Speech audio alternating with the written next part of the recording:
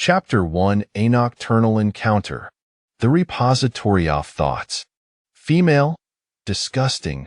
Get lost.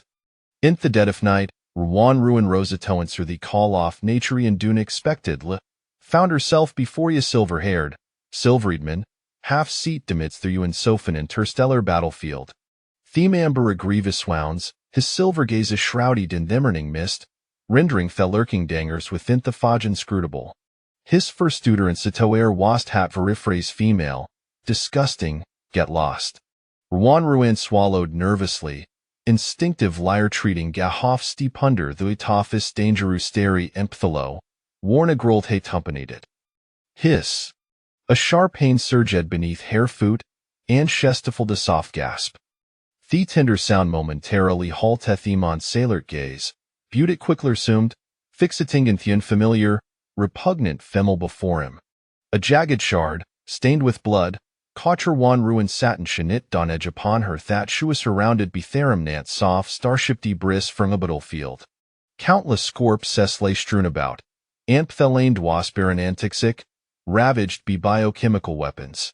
Fortunately, theoria surrounding Thiman was a fishistuge upon solid round, with battlefield ruin spiled at their feet, towering to the high toff her lower leg, stretching 4 miles. Watery out dawdling for, hurry a panget lost. The irritable, disdainful, and furious voice startled Rwan, causing her to clench her small fist singer. Why Dante Ujet lost? That ground is littered with sharp fragments, and I am barefoot where do you expect me to go? Am mito beturned in Tosavi Althir? Shua sakistum to bang shula sodomy and sleeping inthanud. Little did she expect the tamid night trip to Thiristrum wooed, transport her to another world. Fortunately, she had felt a bit light hat night tanda night, gone otherwise, shwood have been left her in around naked. Even in her fury, Rwan Ruin resembled the puffed up kite and nader about in charming, almost like yatoy one could play with will. However, by Yilian, whole dalong standing prejudice against females dueto his mother, did not share the sentiment. Hesiza dasher blade from beside a hymen derla die tach Rwan Ruin with all his might. Indeed, Alfemaliza resurrepunan taragantan conceded. The existence of such a species is a tragedy of life. Everything transpired tus weef lifer Rwan Ruin toriact shuidi ned. Here I ascenter roris theblade shot toward her. She never anticipated that theme on shuas meeten for the fierce time wugenuinely zeek toen life. Just as the blade was a mere 0.01 millimeters from her brow, twirled around air kamato standstill, event that is stanich in Themon's face freezing in thought moment. Welcome, player. Toth 0201 Interstellar Beast World instanced, acquire the item Liula ta clear the instance and return a theory all world. Before your appear daspinning puri white glass orb, alongside dead ialaga boxed hat displayed textream in toe fagaming system prompt. Thesis stem continued to mechanically announce player swa successful a clear the instance within the allotted time you will return a theory, all world dandress verward doff 10 billion RMB. Should you fail to clear the instance within he limited time, y'all will be deemed to have failed the mission, gradually losing gal 5 sin cesan facing total annihilation. Game duration 3 months. Loading system in the instance. Welcome, player, to this instance. Enjoy your gameplay. As the voice faded, Thesina before her rapidly receded, retreating Guntelsha found herself back in Hera Ridge in Albdrum, involuntarily watching herself walk toward Thiristrum. Scoundrel! Donta Pinthador. I don't wantus Thiristrum. I have an urge whatsoever. Panasembleped Harris Hefront to Kaleidig Dathador knob with her left hand, Butitwasalan vein. With that click, Theodore Swungapin, Anshancy gain stewed before the handsome easel verherdman amidst Thuruans. Scoundrel, could you at least give me mementoputamishes? The man scold, emotionless gaze fell upon her, uttering some more the identical phrase female. Disgusting, get lost. Rwaner one knifenly I cold start over. I would choosely buy. This bizarre instance cephalt likey force a transaction. Yet, Thethotoff that 10 billion in cash, Ajum she could never exhaust in her life at time, made it seamless daunting. By Yelian really observed the dazed Fema le before him, noting here an aide Lakita lavender dress adorned with lace, her long, smooth hair cascading to hair waist, air shady of black. Here is resemble twa crystal clear pools, akin to large black grapes, evoking gas strong desirous sweetness. With the peaty tinos and lipsis rachis delectable jelly, she was subtly enchanting. By Yelian's atom sapoline voluntarily bobbed, his silver lashes casting shadows silver scrutinizing gaze. Below, hair exquisite tecular bone, thicker veso furbisum, softly contoured calves, and her pinkish white, adorable feet real captivating. Hey, if you have a the guts, just kill 'em. The female less provocative eatony jolted by Yelian from his momentary distraction, successful igniting his fury. He grow leadenolo, furious stone, damn it. Thean Latuapis ability is for Afim Aleto arriviat, his salata battlefield were. First, thine sufferable Malesho fervently pursue him through irritating means. Second, Theramnant soft the insect trace, employing illigent stones near him before striking him down. Despite the stunning beauty before him, and a flicker of pity stirring within him, he would not permit their possibility to exist. Without hesitation, up and hearing the girl staunt, by Yeli and Picadoo Pasherpshard from the ground and let it forward. Chapter 2. Having already brushed with death, Ruan ruin a depth lie sidestep the projectile. Theshard Clodoreto the ground as hort distant sebehinder, while a teeman's arms lowly fell, crashing to the ground with a resounding thud. Ruan ruin cautious lie selected damadium's eyes, d'object tresambeling Gaston from the de Brazander liditathum. The stone struck the manchist, beat heshhoud no signof reaction. A thoughio were formidable turned sooty hour just a hollow focked. With such a dark expression, did thou think you could scare 'em? She triumphant lie brushed thedust from air hands, ensuring he way truly unconscious before lowering her guard and stepping closer. As he approached, shed his erned the severity of fees injuria she's initially polecomplexiono appeared ashen, as if he were respecter emerged in broad daylight. Even his dapper military uniform was teared, with themist sever wound sexpissing bone, blood-gushing from multiple bulletholes. After enduring yourself so gravely, you still so toke to kill 'em. Such air pugnant familiarity au the producto fa femileswum? Ruan ruin muteredto herself fast he bent down to retrieve the golden emblem the thad caught here in hishist. Gent lyra bing the dirt off the emblem with her thumb. She revealed the obscured inscription. By Yelian. That must be Teeman's true name Mahesh who'd bear Farid to Somali. Themamid should touch at he emblem. A transparent screen appeared in midair, displaying a photo ID. The individual in Thephoda gazed in Tatha lens, with an expression akin to a vengeful spirit from Thunderworld. In the picture, he'd in a black uniform, his silver hair neat lie styled, his scoldrithless, yet exuding Gonero fleethel prowess. Thuffa had doubled leads, Theanly flawashis light pronounced lower three whites. Ruan ruin could not possibly mistaken. Despite the silver pupils making it difficult to distinguish the sclera, she immediately recognized high masada finita lower three whites. After a moment of silence, Ruan ruankelm like included, Sauha tief has lower three whites? I am still a moonscorpion. T'other I toft hep hoto os the individual sinformation. By Yelian, Generaloth Blue Star Imperial Capital. Above Washistadal, and beneath it, a length the list off military honors, seemingly endless, with no further information of Alabe about them. Buzz. Suddenly, the emblem vibrated, and a video call from a contact namdake popped up. Ruan ruin unhesitating lie accept ethical. Generally in, have benunable to reach our star brain, thank goodness for the nameplate. How are you? Are you injured? Where are you? Vural kumatoy orid immediately. Ikerdal dafa baraji of words, Butupan seeing the figure before him, his jaw dropped in astonishment. Oh me! How can Thurb, beautiful female in this world? Her soft, long hair framed her face perfectly, herring kai black eyes gazing innocent liatham, sweet and endearing, striking getchord within Yeshiart. This is truly the creation of the beast god. General Yin? Ruan Ruin tilted her head in confusion and pressed the rotating button, directing the camera toward the Telmanant the ground. Halle bloodied and unconscious. Ario you're referring to him? Upon seeing the bloodied man on the ground, Actus napped back Tori, nearly pinge in excitement. General Yin. Thetis General Yin. Where are you? You wills and Semyanaturskwe.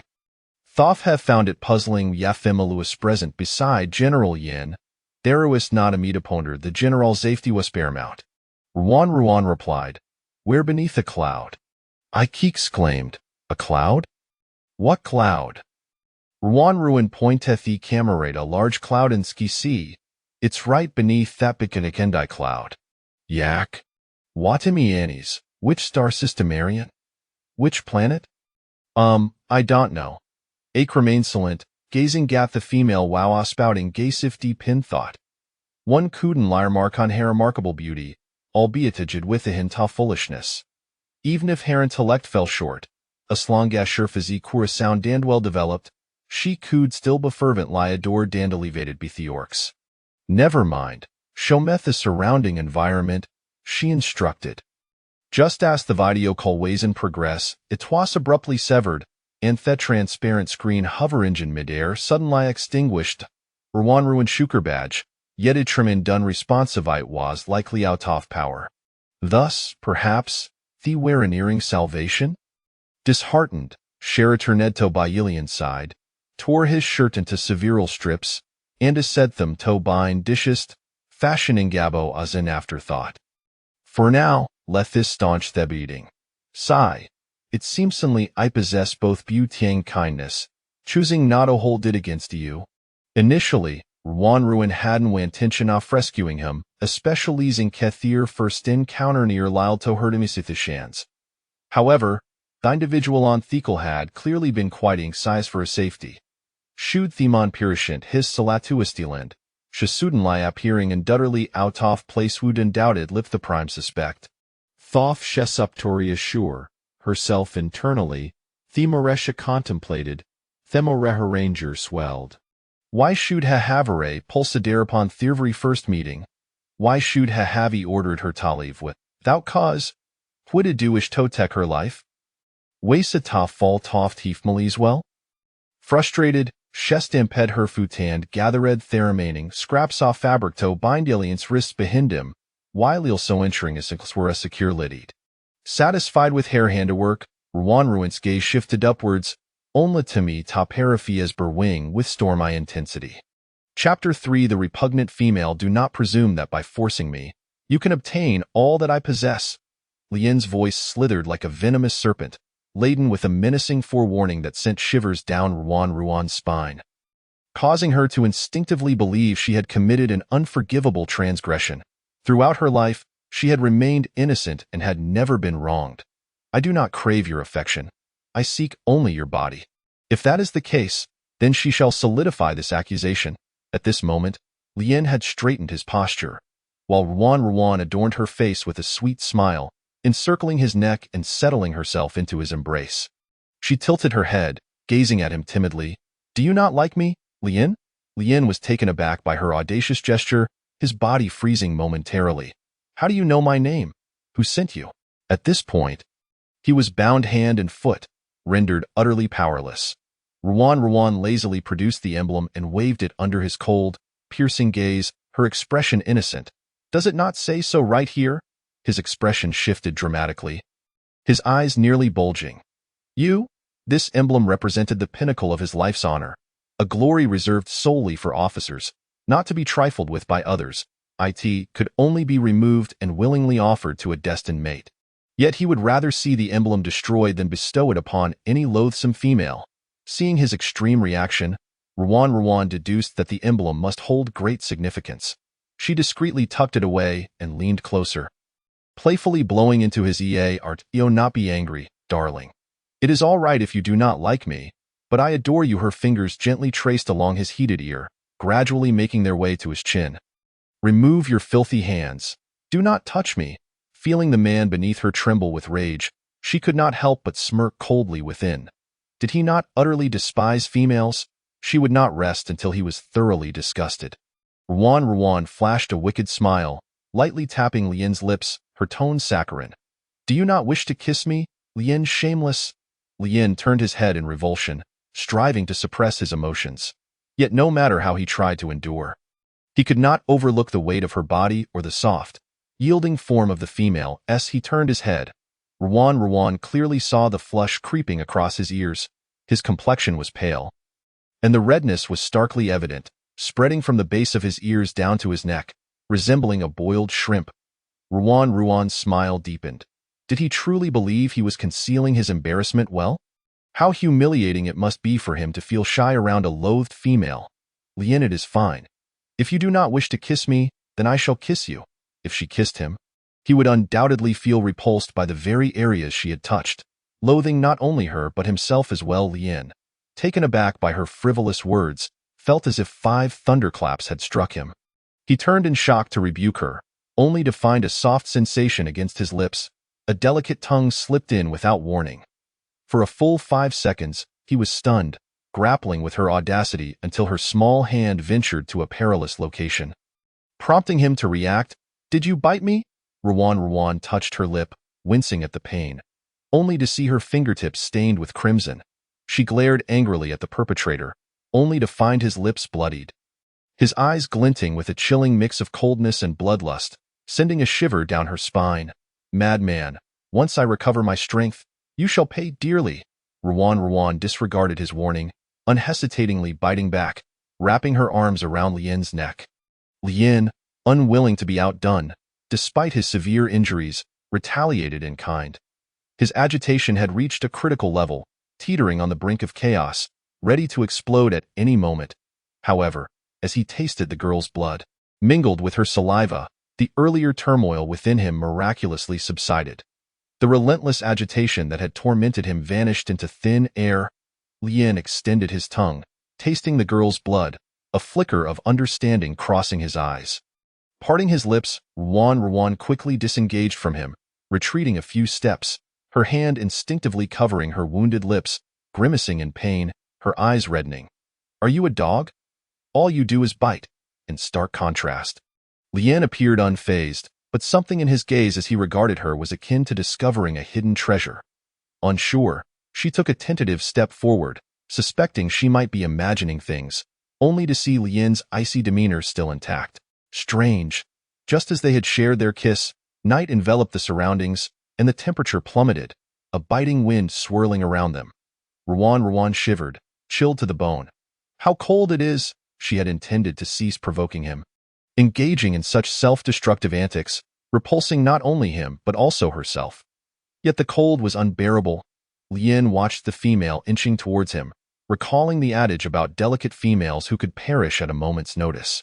Clad only in a flimsy nightgown, he felt compelled to speak. However, as she moved closer, her frostbitten feet returning to his embrace, he found himself unable to resist. Lian radiated warmth like a furnace, and soon Ruan was enveloped in comfort. Regaining her senses, she cautiously lifted her gaze, only to find Lian's cold stare fixed upon her, devoid of any disdain. He merely observed her, neither scolding nor dismissing her, as if silently acquiescing to this newfound closeness. Ruan believed he had finally recognized her strength and no longer dared to provoke her. Before long, the person in her arms fell into a deep slumber.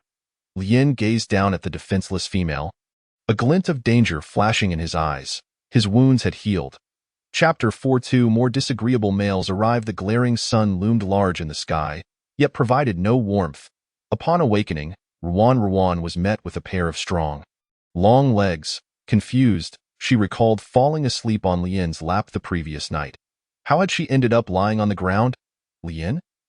Just as she attempted to speak, she realized her mouth was covered with cloth, her upper body tightly bound. Her muffled sounds caught the attention of a man standing nearby. Awake!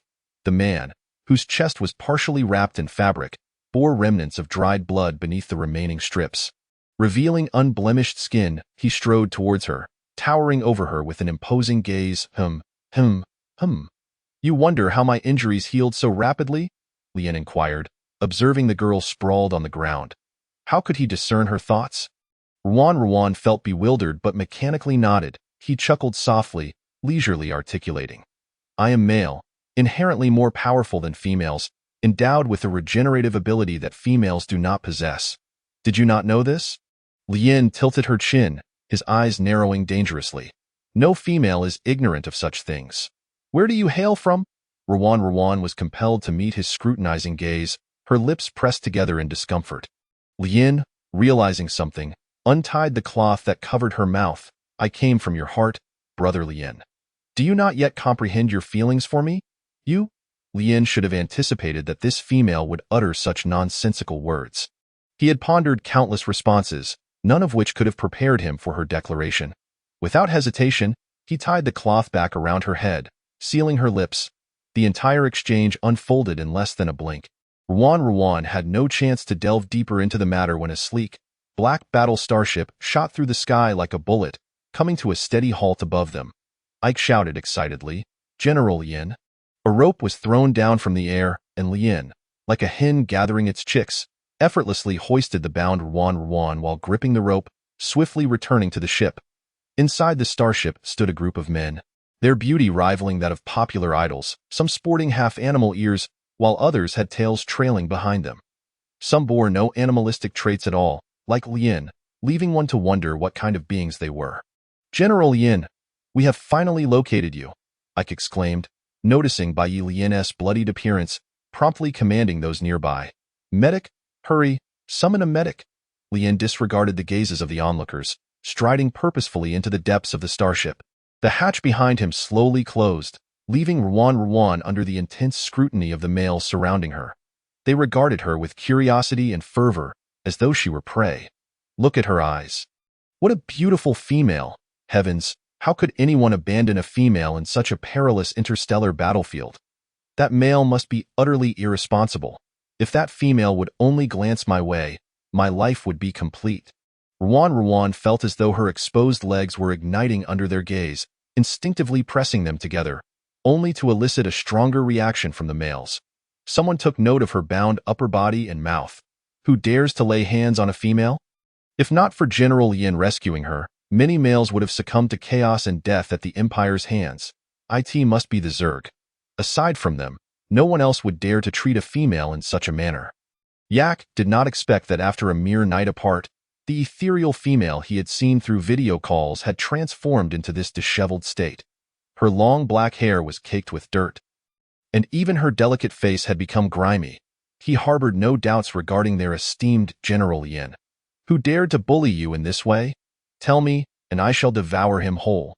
The other orcs were eager to seize the opportunity to display their masculine prowess before the female, stepping forward in unison. Yes, indeed, we too. Yak's earlier anxious demeanor, as he shouted for the medic for their general, had led Ruan to believe they were genuinely concerned for Lien. However, rather than trailing behind Lien in worry, they encircled her, intent on avenging her mistreatment. Isn't she your general? As Lien walked halfway, he suddenly sensed an eerie stillness behind him. Turning around, he found the male orcs forming a tight circle, blocking the female from sight. Do none of you have any work to attend to? A voice, tinged with suppressed anger, rang out, prompting the orcs to scatter like startled birds. Lien regarded the suddenly timid female before him and urged, Hurry up and follow.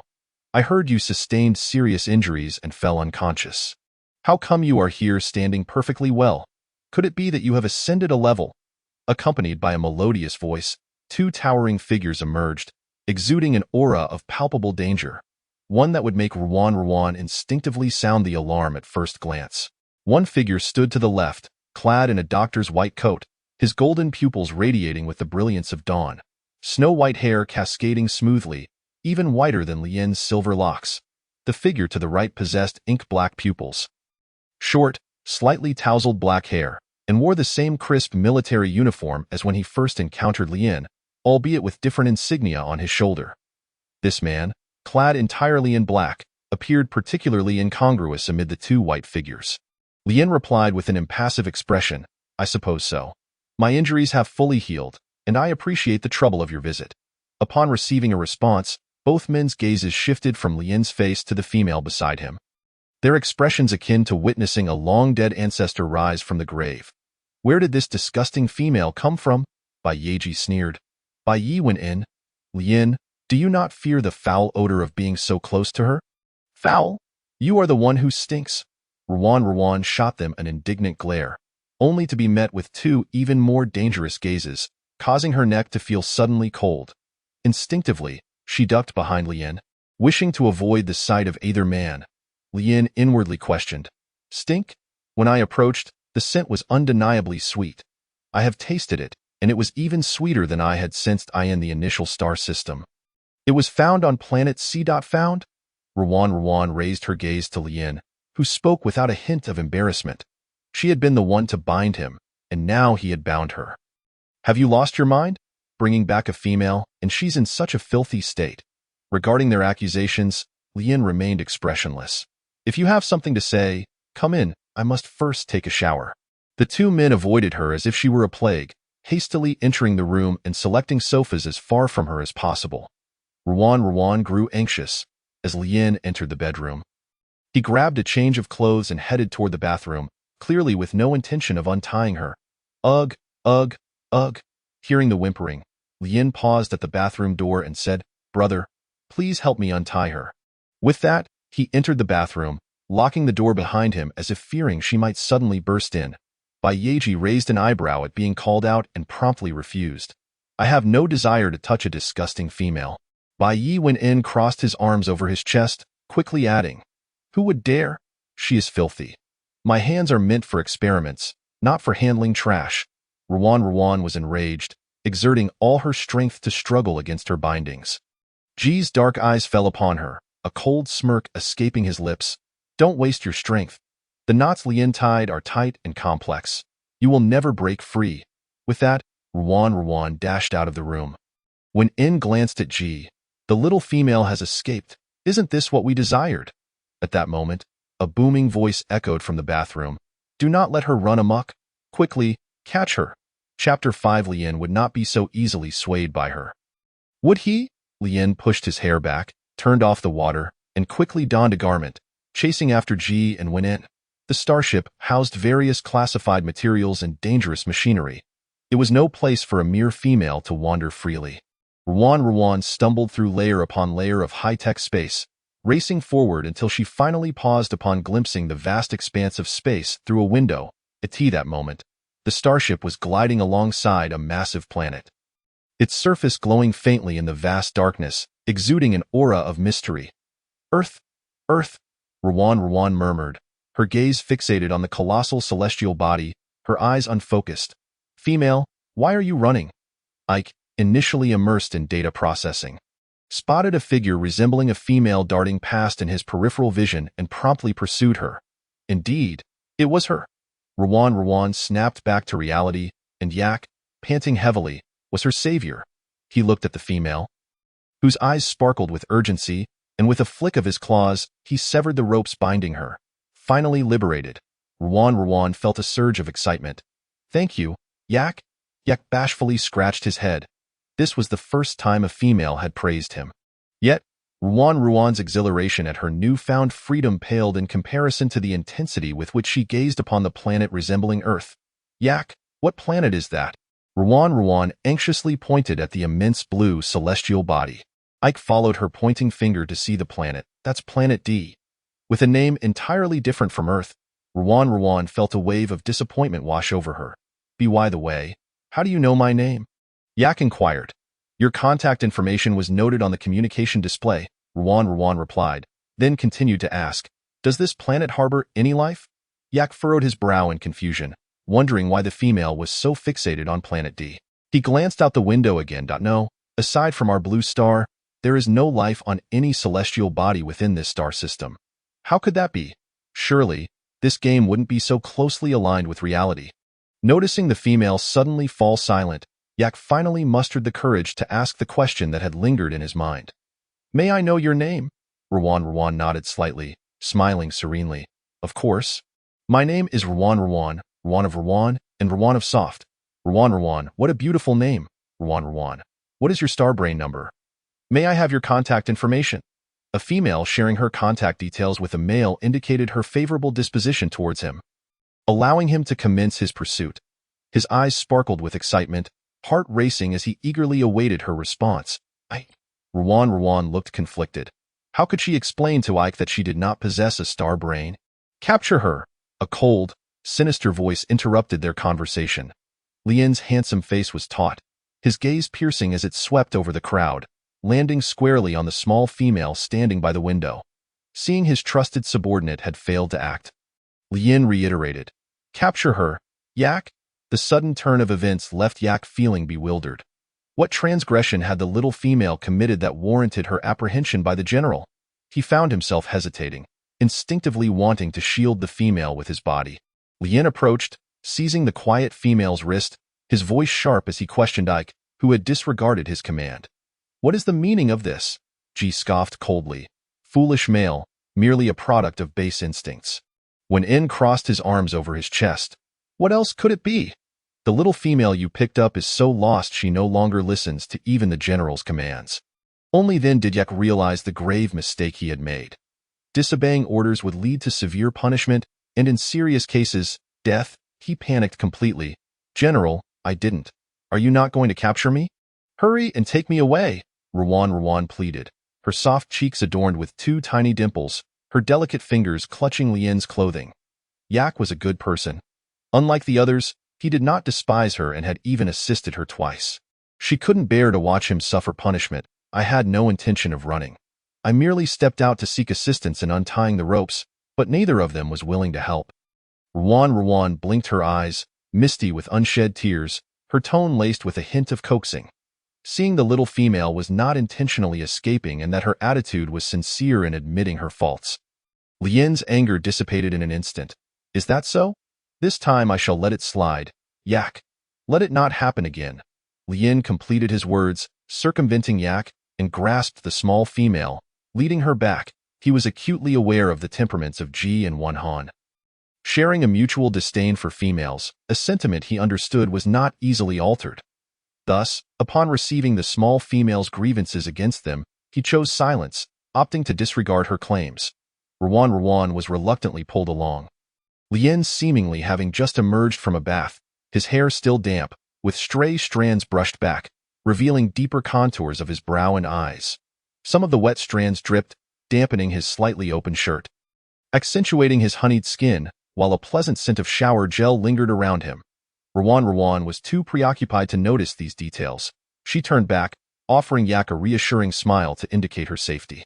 Ike's face was a tapestry of complex emotions, lost in thought. Venhan observed Lien's retreating figure with the small female, his gaze fixating on their intertwined wrists. She was indeed cunning, a truly contemptible female. Ji's dark eyes flickered. There had been a female who had unwarrantedly hidden beneath Lien's bed, only to be expelled. Don't tell me Lien has been bewitched by her.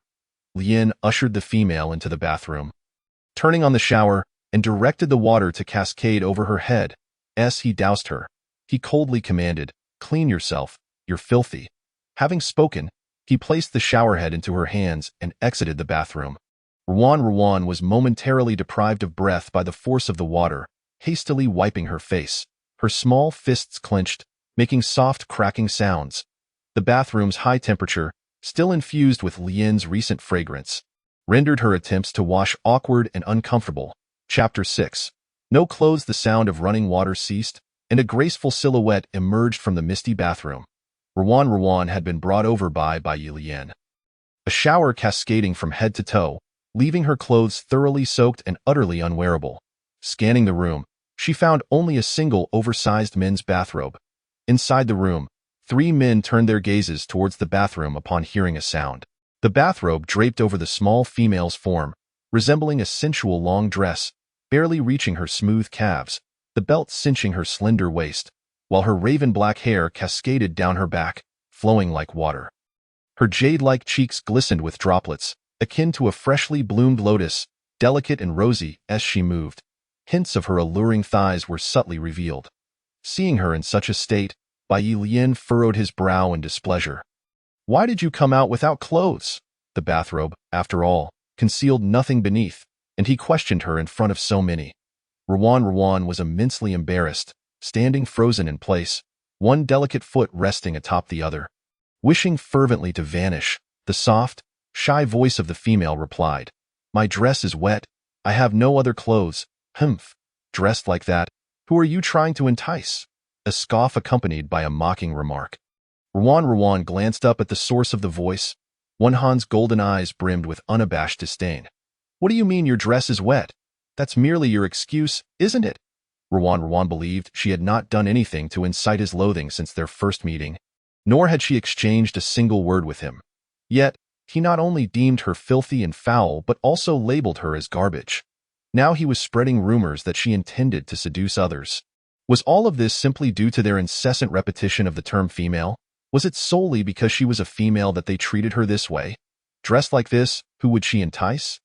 Taking a few steps forward, she scrutinized him from head to toe and retorted, "For someone like you, I wouldn't even bother to entice. I believe you're simply tired of living." Wonhan's eyes flashed with a menacing fury, his golden pupils transforming into dangerous slits as he swiftly seized the female by the neck, lifting her high. "Who do you think you are? Just a contemptible female. How dare she speak to him in such a manner?" The young girl's round eyes gradually turned red, her face flushing a deep crimson, yet her gaze remained locked onto his, unflinching. The fragile female, with such a delicate neck, he could easily snap it with a mere flick. The first rule of female protection: those who maliciously harm females shall face annihilation. Lien's timely voice interrupted Wonhan's tightening grip on the female's neck. "Wonhan, even if you disregard us, what about your own brother?" Wonhan hesitated, a flicker of realization evident in his obscure gaze. "Humph." His eyes darkened, his clear voice laced with suppressed anger as he warned the nearly breathless female, "If you dare to act shamelessly again, I will ensure you vanish without a trace." With a forceful toss, the female was hurled away. Finally gasping for air, Rowan inhaled deeply, her rapid breaths causing her to splutter and cough violently. A pair of large hands settled on her back, gently aiding her in regaining her composure. Rowan looked up, only to meet a pair of cold, devoid of warmth, pitch-black eyes. "You? No wonder you didn't feel the pain of falling. That insufferable white-haired fool just tossed you into the arms of another who detests you." Though the man's embrace was softer than the ground beneath her, Rowan still felt discomfort. Besides, wasn't he also among those who loathed her? Why then did he offer her comfort? Before she could dwell on her confusion, the man beneath her spoke. "Wonhan, be more careful when throwing things. Don't toss everything my way." Wonhan had already left, leaving no one to respond to Bai Yi. Bai Lien leaned against the desk, nearly losing his balance, his gaze flitting back and forth between the two, a nameless emotion igniting within him. This position reminded him of the moment the small female had initiated a kiss. Sitting atop him, it was enough trouble to deal with one. Ji and the others had yet to be sullied by a female, and he would willingly sacrifice himself to protect them. Lien grasped the female's wrist, effortlessly lifting her, the disparity between male and female physiques evident. He lifted her as one would a small cub. He cast a glance towards Ji, who had quickly crossed his long legs after she departed from his embrace. Wonhan had overstepped. If he continued to blur the lines, he would be expelled from the Bai Yi family.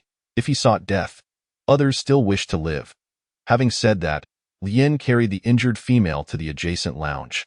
"Killing a female is no trivial matter. I will inform the third brother." Ji's hands curled into fists, as if sensing the residual warmth.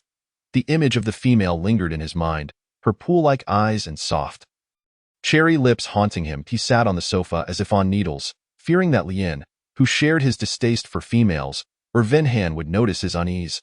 Frustrated, he ruffled his hair, disabling the 99-star warning of loss of control, and retrieved a suppressor that Venhan had prepared for him, injecting it into his neck. His agitation gradually subsided. The suppressor acted like a painkiller, albeit temporary. Should he lose control again, the threshold could reach 100, leaving him at risk of death at any moment. Lost control again? Unbeknownst to him, Wonhan had returned. Observing Ji's pained expression, Wonhan wore a grave look, his lips pressed together in contemplation, before finally arriving at a painfully difficult decision. Return and bond with the female. Ji was taken aback by Wonhan's words, his emotions a tumultuous mix beneath the surface. Why? Since you were capable of developing a suppressor for male loss of control. You could certainly create a remedy to completely free males from it. I trust you'd. Han's medical expertise was unparalleled in the Empire. Having spent 15 years in the laboratory, he had gradually seen his hopes of completely resolving male loss of control diminish to zero. No one knew the feelings that had ebbed from excitement at 100 to despair at 0 within him. I cannot produce it. I lack the capability. His voice rose. Researching the gene that alleviates male loss of control is fundamentally impossible. Han turned his back, concealing the crimson hue in his eyes. We must bond with the female. I will not allow another member of the Bai Yi family to perish due to loss of control. One had already died. He could not permit Ji to leave completely, nor did he wish to endure the pain of losing a loved one again. Though they did not share the same father, they were both born of the same female and had supported each other through life. None could depart. Ji watched Han's departing figure, a self-deprecating smile gracing his lips. He was indeed as rude as ever. Chapter 7. Return to Blue Star. In the lounge, the female sat quietly on the bed, her lowered lashes half concealing her slightly reddened eyes. The purple-red handprint on her pristine neck stood out starkly. During their first encounter, the small female had forcefully kissed him, stealing his first kiss. Logically, he should have felt satisfied seeing her receive her just punishment. Yet witnessing her now, helplessly lifted by Han, he found himself unable to avert his gaze. An involuntary urge to care for her swelling within. Hiss. The rough fingertips smeared ointment on the purple-red imprint on the female's neck. Only when she felt the cool sting did Ruan snap back to reality from her near-death experience. The male leaned in closely, his silver lashes resembling a delicate fan. Quivering gently, he bent down, using his fingertips to apply the ointment, dotting it carefully onto her skin. Is that person your brother? She had previously heard him refer to one of them as brother. Yet she remained uncertain whether he was indeed a half-dash brother. In a wonder, they both exuded such a loathsome aura.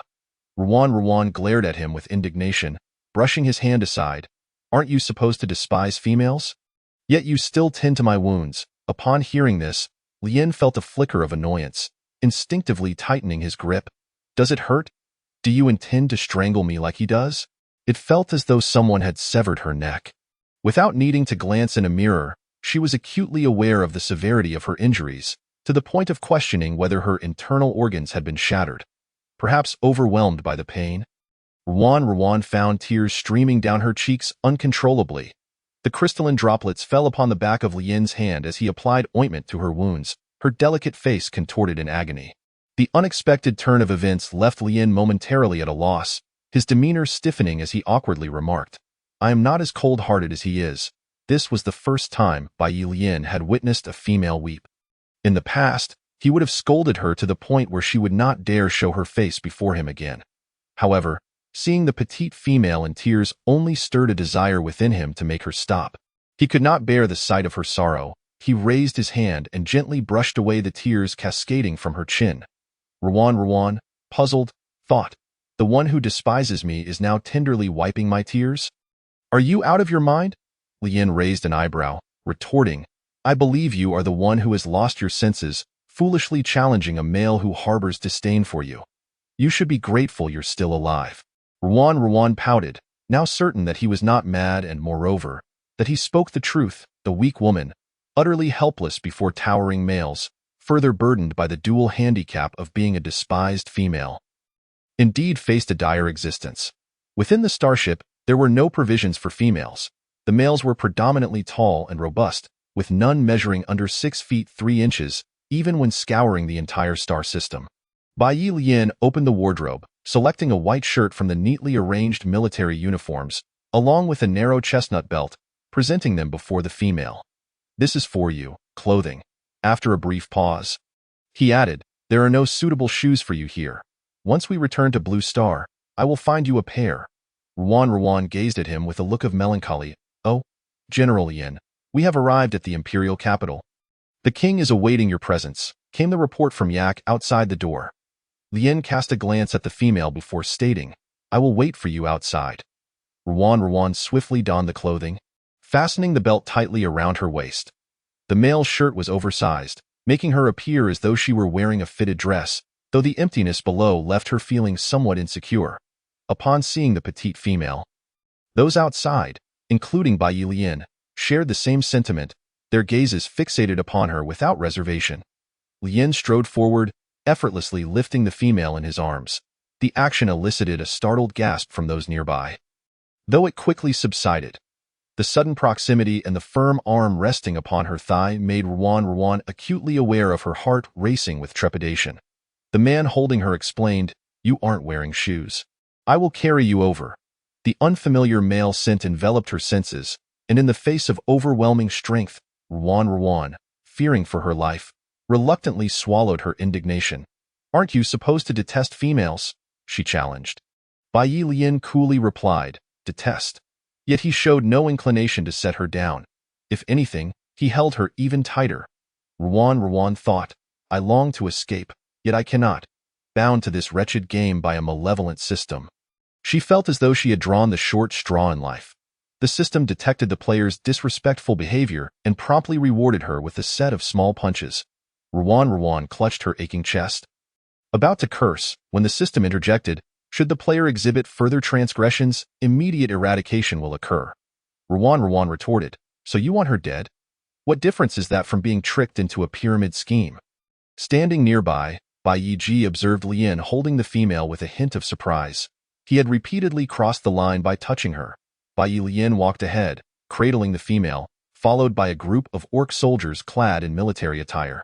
When Han trailed at the rear, his expression darkened, yet devoid of the previous day's turmoil. In the heart of the imperial capital, within a skyscraper brimming with futuristic technology, a hidden figure lurked in the shadows.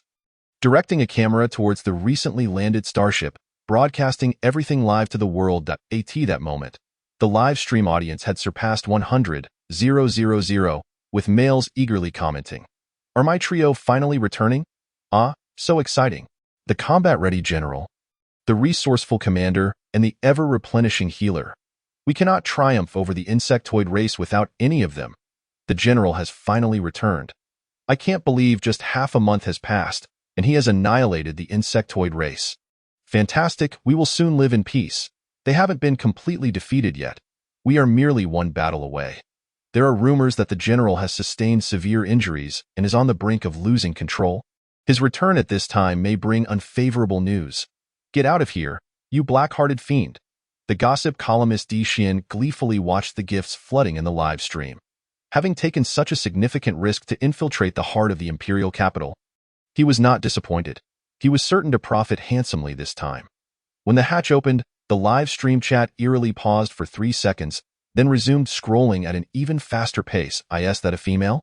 The general is holding a female. Goodness, this world has turned fantastical. The 4 major families are selecting a new batch of males entering the castle this year. A month ago, the king was diligently choosing females for them, so the female in the general's arms is likely one of those selected." Selecting? You have used the wrong term. It's a yearly cycle, and who would still wish to take in new males when there are so few females in the empire? I am female. What the person upstairs said is quite accurate. That a few years ago, I was selected and took in males from the 4 major families. Besides those from my family, I now have, well, 10, 100, 1,000. I'm not even sure how many die. In short, I can hardly remember their names, and I'm feeling overwhelmed. At this rate, I fear I may perish before my partner does. Nonsense. I won't allow you to die. Where is your morality? Where is your dignity, your address, your contact information? I'll add you. Consider it. Upstairs 1 by 3269 Chapter 8. Haikawa strategy. As the off-topic discussion in the chat escalated, the female's distinct visage gradually revealed itself in the live stream. Look at the female. She wore a simple white shirt dress, her small face pale pink and delicate, her eyes sparkling like stars as she curiously surveyed her surroundings. As the males continued to gaze down, they caught sight of the white bandages wrapped around her neck. Even though her skin was concealed, it couldn't diminish their excitement towards her. At that moment, this petite female resembled a snowflake dancing in the winter chill. So beautiful. The live stream erupted with comments. "I want to marry you. Isn't that the mother of my child?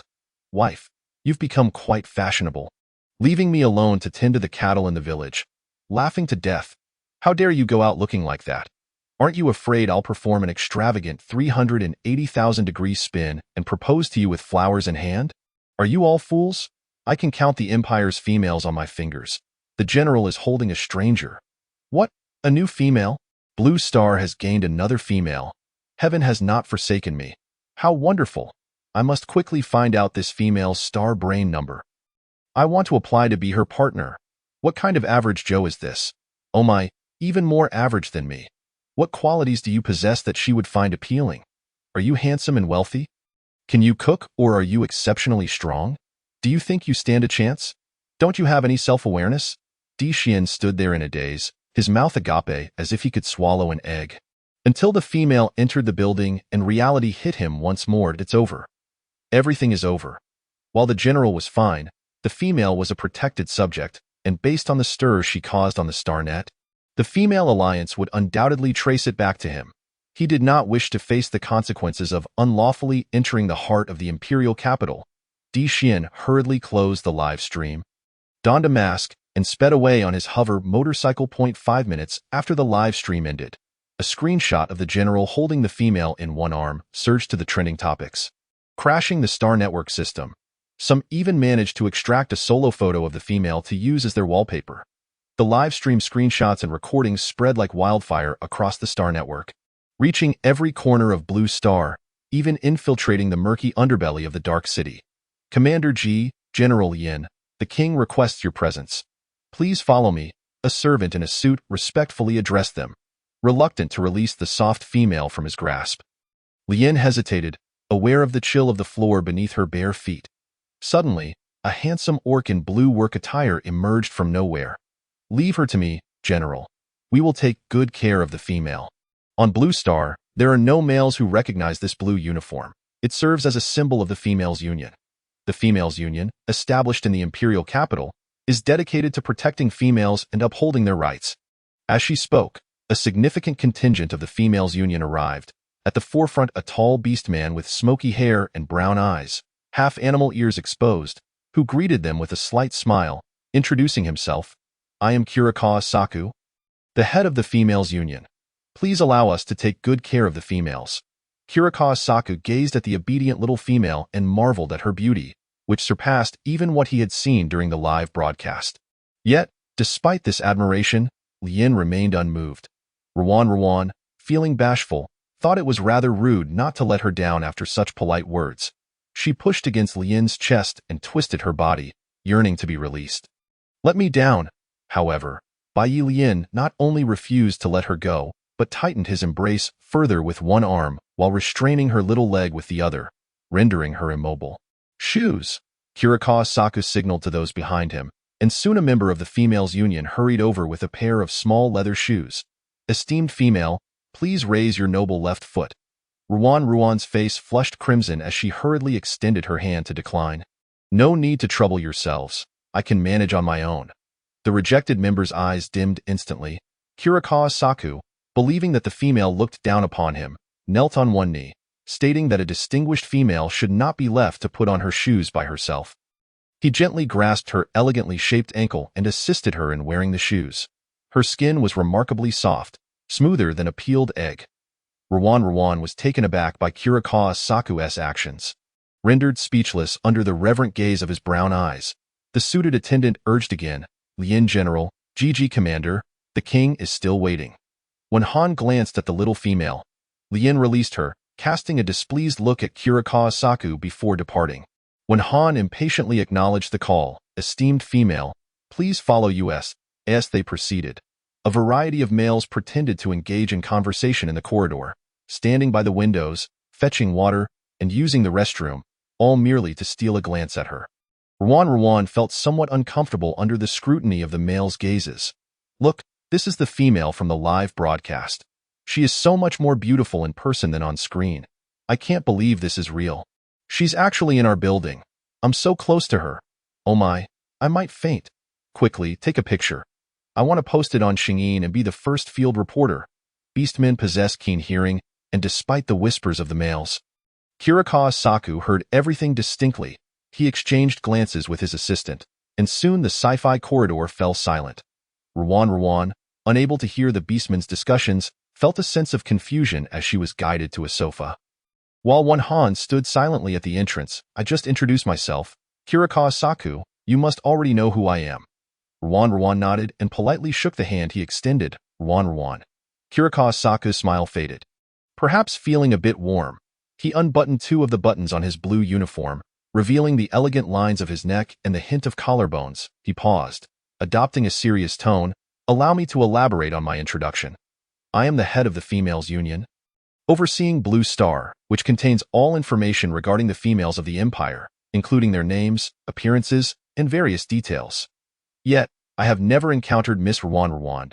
His words resonated, even when Han, who had been standing at the door, turned to cast a scrutinizing glance in their direction. Ruan accepted a cup of coffee that a robot brought, nervously taking a sip. The Blue Star system is robust, with every hidden corner monitored. Especially concerning females, what they did today, where they went, when they left, and when they returned home. Every detail is recorded by the surveillance system to ensure female safety. The moment Ruan stepped onto Blue Star, the surveillance detected an unfamiliar female face and immediately triggered a red alert in the background, capturing the attention of the Females Union. Kirikawa Saku smirked, quietly observing the anxious little female. Now, tell me, where exactly did you come from? Chapter 9. Allocation of Females Captain. We have captured the male who trespassed into the heart of the imperial capital. The tense atmosphere was disrupted by hurried voices at the door as several members of the Females Union escorted a male clad in black. Upon making eye contact with the little female, everyone displayed looks of shock. It's all your fault. If you hadn't appeared out of nowhere, I wouldn't have been caught. The apprehended suspect suddenly began to scream, glaring at the little female with a fierce intensity, as if ready to pounce and tear her apart. Ruan jumped in fright, bewildered by the hostility of this unfamiliar male. Proceed with the legal procedures. Additionally, for the intentional crime against females, life imprisonment. Saku waved his hand, and the team quickly subdued the struggling suspect. The air fell silent for a few moments. Kirikawa Saku pressed further. How did you end up on the battlefield between the Empire and the insect race? And return safely with the general? Ruan hesitated, nervously biting her lip. I forgot. When I woke up, I was already on the battlefield. Where is the star brain? Who is the beast husband? When Bai Lian and Bai Yiji arrived, they caught the tail end of this inquiry, and instantly all eyes were on the little female. There is no star brain, no beast husband. Could she tell them that this world was merely a game instance? That she was a player who appeared out of thin air? How could she explain that? I don't remember anything before. The Empire has no record of you. Could you be an insect? I'm sorry, but I truly can't recall. Ruan firmly asserted this answer, believing it to be far better than fabricating further lies. You don't remember anything prior? You haven't lived in the Empire? Bai Lian seemed to latch onto a crucial piece of information. She was not one of those females who adored him to the point of doing anything to possess him. So, during their first meeting on Sea Star, when the little female claimed to like him and expressed that she would rather not have his heart, even if she gained his body, it was all a ruse. The little female had never known him. How could there be any feelings involved? The realization hit him hard, and Bai Lian's expression darkened. You don't recall anything at all? Ha, did you hit your head, or do you simply lack a brain? How convenient to forget everything yet still remember your own name. He turned to the other three, asking, do you believe her? I doubt it. Why not believe her? Kirikawa Saku countered. Females are delicate. It's entirely possible for some unforeseen incident to cause amnesia.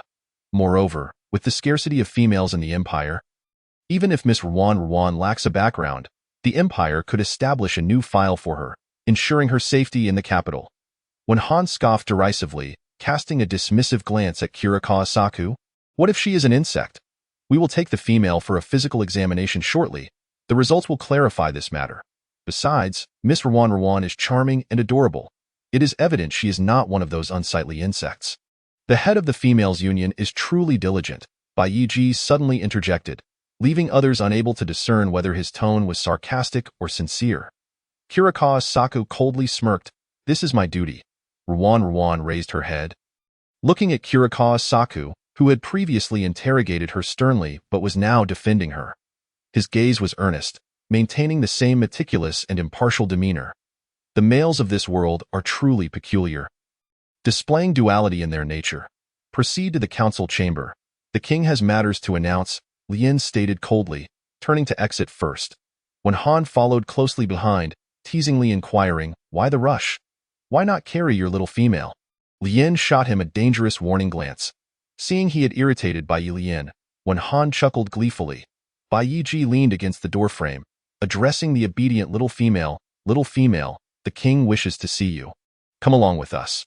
Kirikawa Saku corrected him, please refer to her by name, Ruan, rather than female or little female.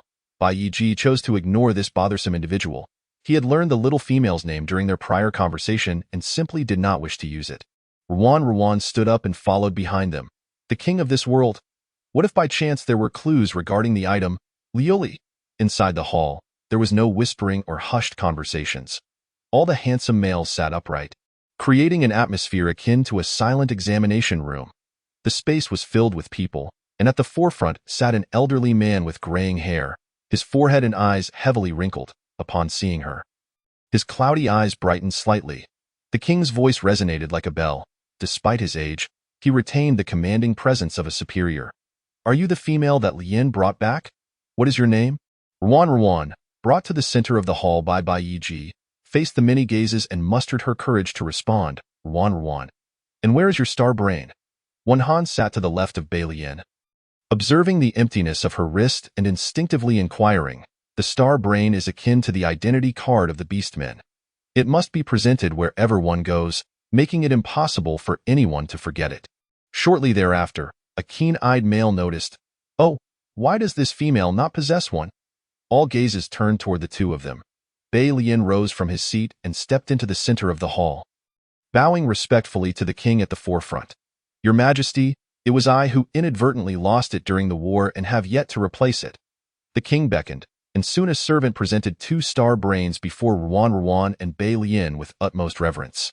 Anything can be lost, as long as you both return alive. That is the paramount concern. Ruan picked up the star brain from the tray and adorned it on her left wrist.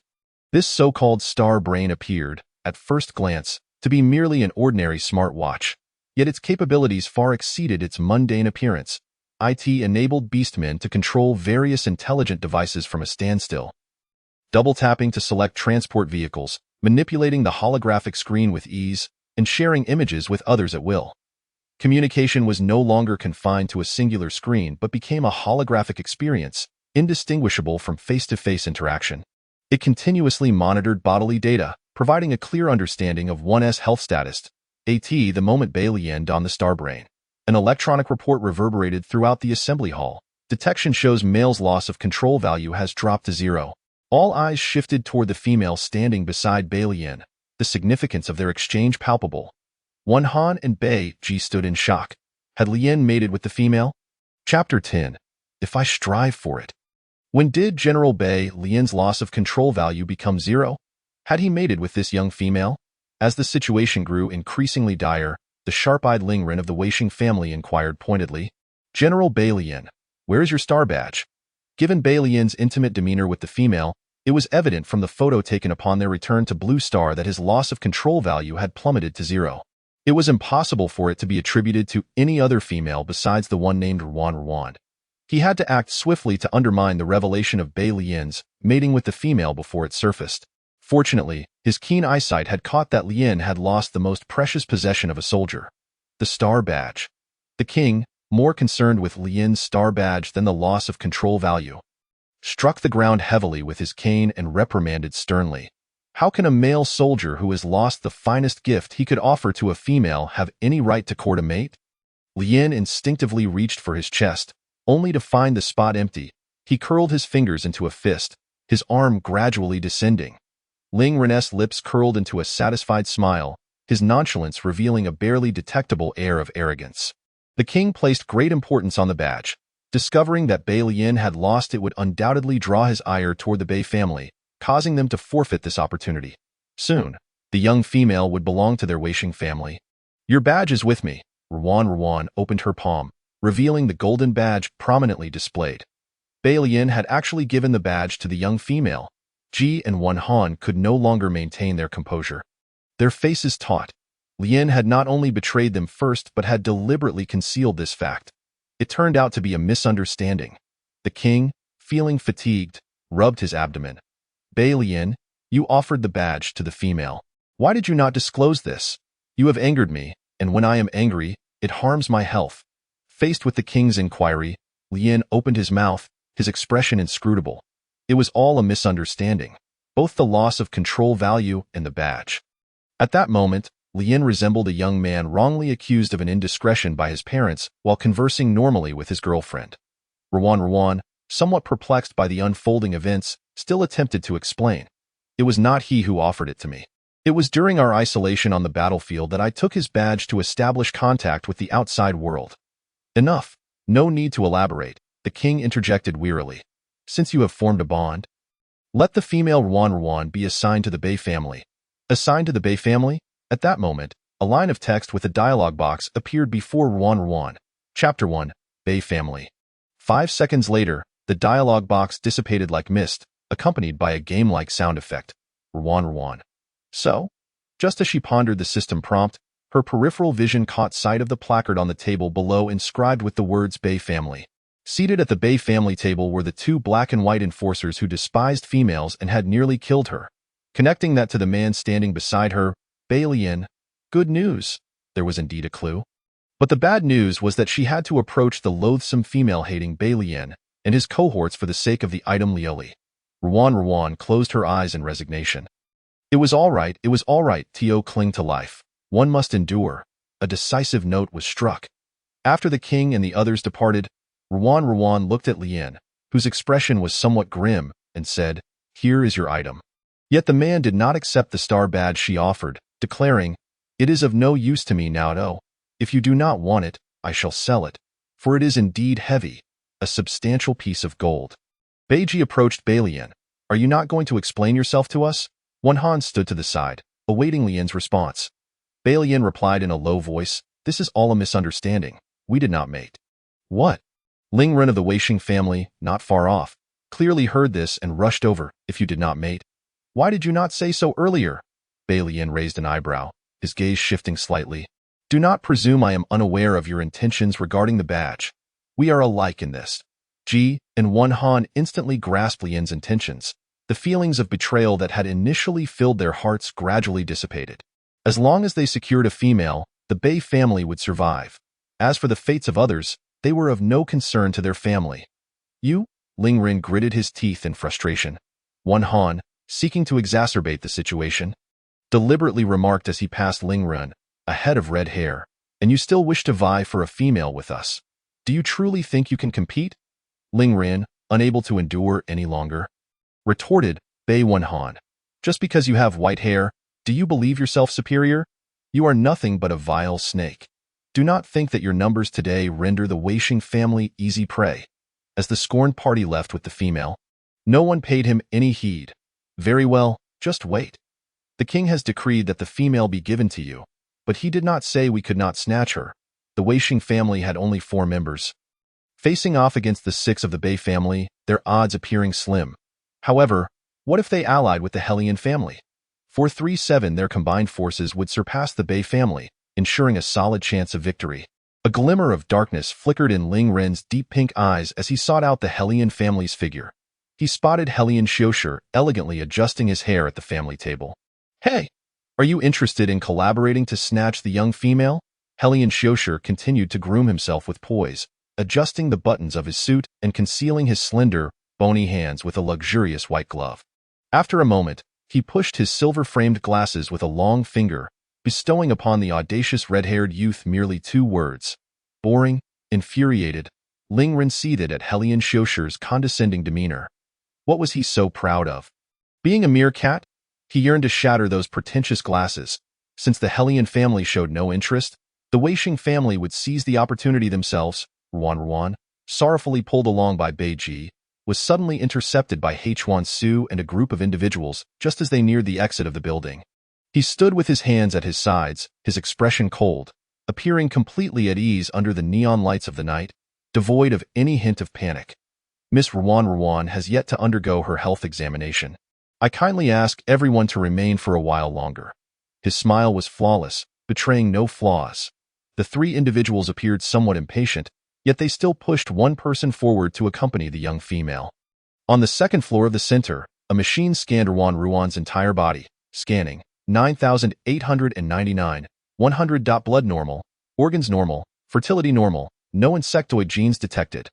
The system confirms the subject as a rare female upon hearing the test results. Both Ji and Su's eyes sparkled with excitement. Females were classified into 3 categories: flawed females, normal females, and rare females. Su manipulated the screen in the void until Ruan's entire data was recorded. Information registration complete. Congratulations, Miss Ruan, on becoming the first rare female in the Empire. Ruan's pupils dilated slightly in surprise. The first? Indeed, there has yet to be a rare female in the Empire. Su turned his gaze toward Beiji, who stood nearby. Females are delicate. You must cherish them, especially rare females. Thank you for the reminder. We certainly will, Beiji replied, stepping forward, his tall frame shielding the female's body as he effortlessly drew her into his embrace. The unfamiliar scent of a male invaded her nostrils, and she felt the intense warmth of another's body on her shoulder. I have no desire to touch a repulsive female in Ruan's mind. The words spoken to her by Beiji, delivered with an air of indifference, suddenly resurfaced in an instant. She bent down to escape his embrace, her movements as fluid as if she were executing a sequence of Tai Chi. Beiji observed her actions, his brow furrowing slightly, yet he made no further attempt to advance. Meanwhile, Su's brow involuntarily knitted in response to Beiji's actions. He regarded her with an expression of utmost seriousness, stating, "If Miss Ruan encounters any difficulties in the future, you may seek my assistance. The Female Alliance will prioritize the safety of the females. Do you despise females?" Su found himself perplexed by her inquiry. Yet he replied, "Not at all, thank you, I will," Ruan said sweetly, waving goodbye to Su. Though her heart had already transformed into a sorrowful ocean. The notion of protecting females, how she longed to report someone for harming her. Yet for the sake of obtaining Liili, she must refrain from alarming the snakes in the grass. The female was taken away by the Bai family. Su suppressed his impulse to follow. Standing by the floor-to-ceiling window, watching the female being escorted onto a spaceship amidst a throng in the hall, as he overheard others discussing her supposed coupling with Bai Lian, he found himself incredulous. Convinced that such a notion was utterly false, the young female should not be tarnished by their claims.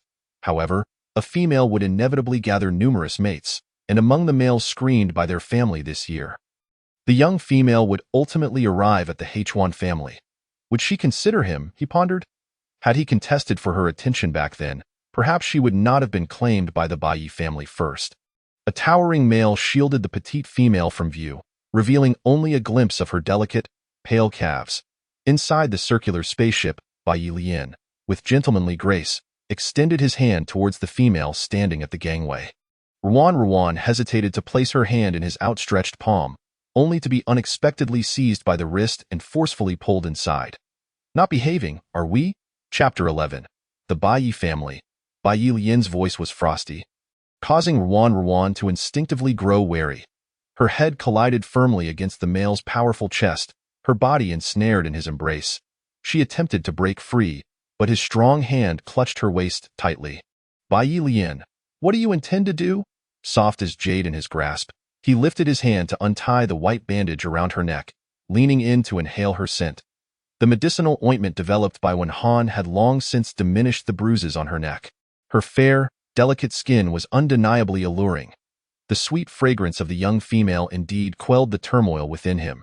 Inexplicably, despite his current calmness rating being at 0, the restlessness within him surged, reminiscent of a score of 98. If not more, Ruan trembled at the intoxicating scent wafting from her neck, her alabaster ears, half hidden beneath her long hair, shamefully flushed. Has he gone mad? I tell you, do not act lewdly. Beiji and Han watched in astonishment as Lian engaged in such conduct.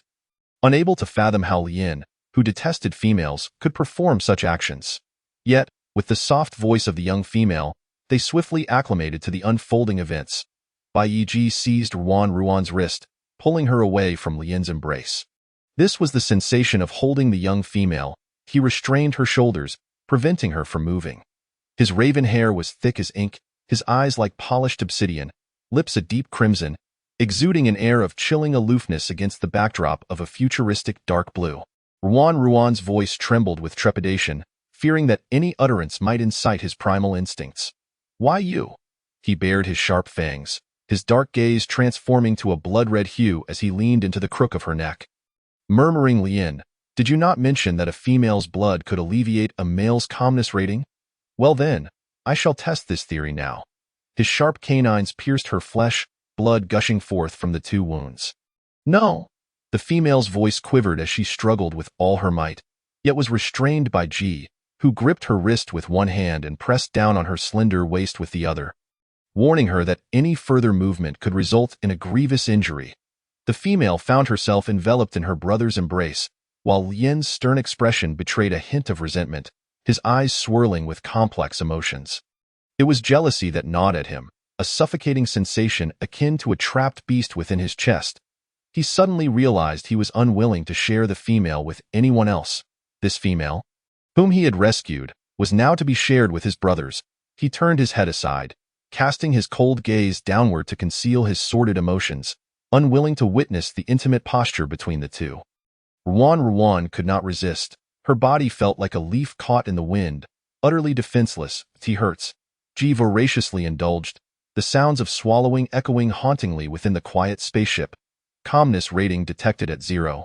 An unknown voice echoed through the starbrain, and Ruan felt her vision blur, having not yet had the chance to fully comprehend the spaceship's interior before succumbing to darkness. Only when the female had fainted did Ji retract his fangs, wiping the blood from the corner of his mouth as his crimson eyes gradually dimmed, returning to their normal black hue. The female's body had grown limp, akin to fish meat upon a cutting board. When Han tugged the unconscious female towards him, extending his tongue to lick the blood flowing from her wounds, the taste was not unpleasant. Devoid of any metallic tang, it surprisingly bore a sweetness. Calmness rating detected at 0, both Ji and when Han simultaneously returned to a state of calmness, when Han, typically composed, revealing a rare glimmer of excitement as he carelessly tossed the unconscious female onto the leather sofa prepared for her arrival. Lien had indeed spoken the truth. The girl lay sprawled upon the dimly lit couch, her inky hair cascading, her blood-stained white garment resembling a toy abandoned by its master. The blood-red beads, severed from their string, trickled down the wound, winding their way, exquisite and alluring, soaking her white shirt before ultimately dripping onto the cold alloy surface, plopping down to form a vivid crimson flower upon the floor. 1 drop. 2 drops, Ji inquired, but Lien, how did you discover that a female's blood could alleviate the calmness rating? 3 minutes later, having learned the full details from Lien, when Han maintained his steady demeanor, she doesn't even know where her home is. Do you truly believe she seeks to become your female master? Bai Lien, has your brain been devoured by the insectoids on the battlefield? Ji was taken aback. You 2 kissed? What a nonsensical focal point. I reckon your brother's mind has also been devoured. After uttering this, the spaceship arrived at the ancient castle. When Han was the first to rise, striding away with his long legs, Bai Shi, who had been seated in the living room, eagerly welcomed the arrival, flashing a smile that revealed his 2 small canine teeth, his light blue hair cascading over him, exuding a disarming innocence. How utterly adorable. Brother, you have finally returned. When Han's lips, typically motionless for a millennium, curved into a rare smile, even the corners of his eyes betraying a hint of fondness as he opened his arms to embrace the rushing figure. Behind him, Lien approached with purpose, successfully drawing Shi's attention. Who is she? A female? He dashed to Lien's side, scrutinizing the young female in his arms.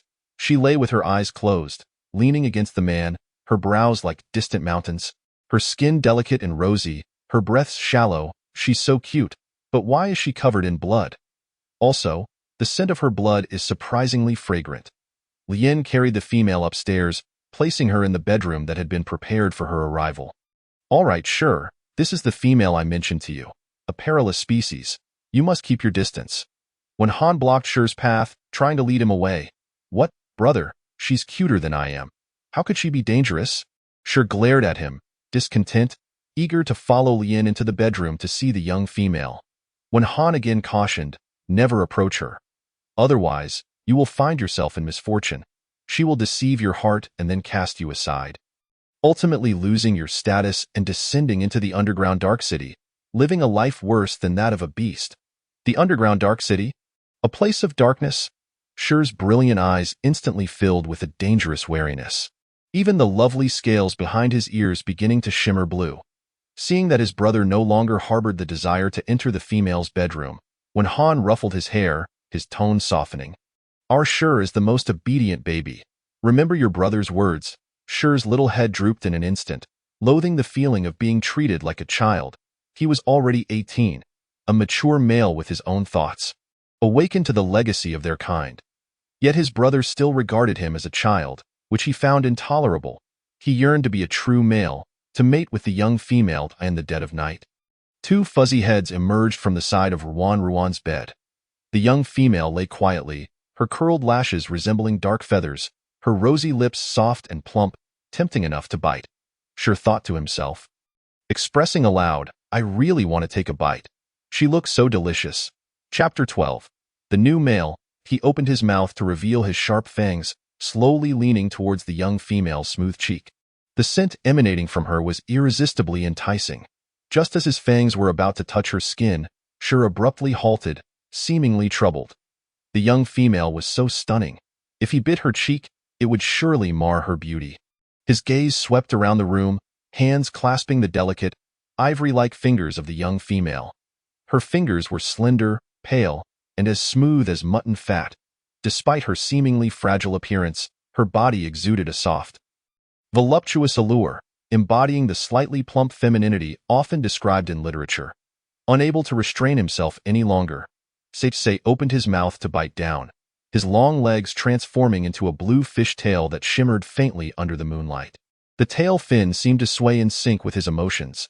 Initially, he dared not apply much pressure, merely grazing her hand with his sharp teeth as if playfully nibbling. Gradually, his courage grew, and he pressed his sharp fangs into her soft flesh, leaving indentations. The sound of his teeth piercing her skin resonated distinctly in the darkened bedroom. At that moment, by Yi Zhang, who had been quietly observing Seichsei while clutching a plush toy, suddenly erupted into a fit of sorrowful tears. His grayish-purple hair fell limply over his shoulders, trembling with each sob, resembling a butterfly ensnared. This sight startled Seichsei, prompting him to retract his fangs. After he withdrew, there were no visible wounds on the female's hand. Only tiny beads of blood emerged where his fangs had grazed. Zhang, why are you crying? Please stop, Seichsei urged, anxiously covering Zhang's mouth with his hand while glancing nervously toward the door. Thankfully, no one approached. Zhang, what is the matter with you? Zhang had always possessed a somewhat reclusive nature, often crying inexplicably, resembling a vengeful spirit. At that moment, Ruan stirred awake, her weakened eyes fluttering open to the eerie, intermittent sobs. Is it because I lost a bit of blood? Who was so kind to mourn for me? Upon noticing the young female had awakened, Seichsei quickly retracted his fish tail, transforming his lower body into human legs. Rushing to her side, Sister, you're awake? Before her stood a pair of clear, bright eyes, with blue hair cascading down, accompanied by a faint scent of ocean flowers. Beside him was a frail young man, his face a sickly pallor with dark circles beneath his eyes. His grayish-purple hair tousled and unkempt. Upon her awakening, he ceased his weeping. His long lashes glistened with unshed tears, and beneath the damp sheen, his smoky purple eyes were hollow and devoid of life, reflecting a sense of profound emptiness akin to that of a dying person. Ruan averted her gaze, mustering the strength to sit up in bed, her hand pressed against her racing pulse as she surveyed her surroundings. She was not dead. How wonderful! The room was adorned in an antiquated style, reminiscent of an ancient European castle. The sudden transition from advanced, brightly lit technology to this aged environment left her momentarily disoriented. She turned her attention to the man before her. Who are you? My name is Bai Seichsei, a member of your future consort. This is the bedroom we prepared for you. You shall reside here from now on. He replied promptly, his voice warm and inviting. Sister, you fainted upon your arrival. What transpired? Images of having her blood drawn flashed through Ruan's mind, causing her complexion to sour as her fingers clutched the bedding tightly. Sister, what truly happened? Seichsei's hand rested gently on her clenched fist, his curiosity tinged with a hint of comfort. Ruan looked up. Despite his tall stature, he bore a slender frame that harmonized beautifully. She sensed that since her awakening, this young man named Sei appeared genuinely kind, unlike the erratic trio she had encountered. But what of the individual beside him? Who was he? She inquired, directing her gaze toward the boy kneeling beside Sei, who had been staring at her with an unsettling intensity, his eyes unblinking. Standing at nearly 2 meters tall, cradling a small teddy bear, he appeared rather peculiar. He is Bai Yizhang, prone to tears and seldom smiles. Perpetually clutching his toy, he either daydreams or remains indoors all day. Sei spoke. Zhang began to cry again, his small pearls of tears falling as he protested. It's not a toy, it's Lime. It has a name. It's called Lime. Sei felt a twinge of annoyance at Zhang's incessant weeping. Had he known, he wouldn't have invited him tonight. Though concerned about the potential consequences of being discovered by their brothers, he still rushed to comfort the young female. Sister, do not fear. This is merely how he is. You will grow accustomed to it. Ruan observed. So, there are 2 young children. Oh, not cry. Lime, and I remember its name now. It is lovely, and your toy is quite adorable. Ruan repeated the name of the toy, gently ruffling Bai Yizhang's hair. To her surprise, the texture of his grayish-purple hair was smooth and soft as clouds, evoking a sense of affection. Really? Really? Zhang's eyes widened in disbelief, momentarily forgetting his tears, as if a myriad of stars had filled his hollow, smoky purple gaze. He fixed his unwavering stare upon the young female, as though imprinting her visage into his memory. Indeed, Ruan affirmed. So, dear child, please cease your crying. Watching their tender interaction stirred a bittersweet feeling within Sei, yet he addressed the young female. Bai Yizhang is the youngest among us. A sibling to Bai Yijie and Bai Yilian, he is but a month younger than I, yet I must yield to him. Why is that? She inquired, intrigued. I do not know. I did not grow up with them. But my brother says Zhang experienced a trauma in his youth, which is why he is as he is. Your brother. At the mention of his brother, Sei's previously somber mood brightened, a smile gracing his lips. Yes, my brother is Bai Wnhn, a skilled physician. You surely must have met him. Sister, you will surely like him and then forget about me, won't you? What are you talking about? The connection between these 2 brothers, one being Bai Wnhn and the other Bai Yilian and Bai Yijie, was perplexing. How could such cold-blooded individuals have such a pure and kind-hearted sibling, resembling an innocent child untouched by the world? Why? When did you take it upon yourself to bring the young female home without my consent? The voice from outside was fragmented, emanating from the living room. Ruan lifted the covers and made her way to the door. Sei, alarmed, quickly intercepted her. Sister, do not go. We will be discovered. Chapter 13. By Sei, she had no intention of eavesdropping. She merely sought to discover the identity of the subject of their conversation. Herself? Ruan gently patted Sei's hand, which was grasping her arm. Do not worry. I shall not step outside. She needed to gather evidence to report to the female alliance. Until now, Sei had been crouched beside her bed, obscured by the bedcovers, and she had not seen his lower half clearly. Now, as he stood, Ruan was taken aback. He wore a loose white t-shirt that barely reached his thighs, revealing long, straight legs that were strikingly pale. In contrast, Bai Yizhang was clad in a simple teddy bear onesie, appearing far more normal than Sei. Ruan sighed, hastily averting her gaze. At home, she dressed similarly to Sei, sporting a large white t-shirt paired with shorts. This was standard loungewear. She reassured herself, but soon, her attention was drawn back to the voices outside. The house is the same with or without you. The presence of the young female is of no concern to you. The voice was distinctly directed at Wnhn. She crouched by the door, carefully cracking it open to peer outside. In the living room below, 3 male beastmen occupied different sofas, all watching a half-beastman clad in training attire who had just returned from outside. His fox-like eyes glimmered a deep violet, and he wore his uniform in a carefree manner.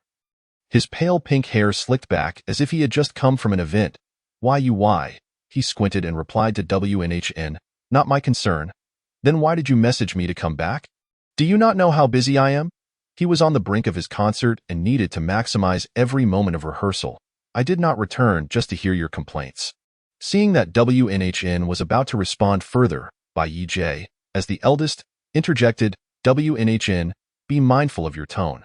Though YUY does not share our close blood ties, we all share the same mother. In essence, YUY is still our brother. YUY seized the opportunity to speak, his emotions flaring. Do not mention that woman. Furthermore, I never claimed him as my brother. Let it go. He rarely returns home. Who among us has any real bond with him? WNHN scoffed, turning away to continue. To us, he is but a stranger. Serpents and foxes have never seen eye to eye. And WNHN and YUY were no exception. Just a stranger? Ah, in my presence, you are even less than a stranger. With a carefree smile, Yui playfully waved his finger, exuding an air of nonchalance that utterly infuriated Wen Han. He despised seeing Yui display such a roguish demeanor, the scent of mischief wafting towards him from afar. Wen Han's eyes instantly morphed into menacing slits, and in a flash, he appeared before Yui, seizing his collar with a fierce grip that sent the cups on the dining table crashing to the ground. When Han's primal instincts emerged in full force, his pale skin revealing gleaming white scales like serpentine hooks, his venomous fangs exposed as he spoke. Do you wish to perish? Yui's once relaxed, fluffy tail now stood rigid, his eyes glinting with an unsettling brightness, as if a wild beast lay concealed within. Ready to pounce at any moment, Shang's head hovered above the petite female, mirroring her curiosity as he peered outside. His brother was about to clash with Yui, yet what captivated him more was the small female beneath him. An intoxicating fragrance invaded his senses, a scent unlike any he had encountered before.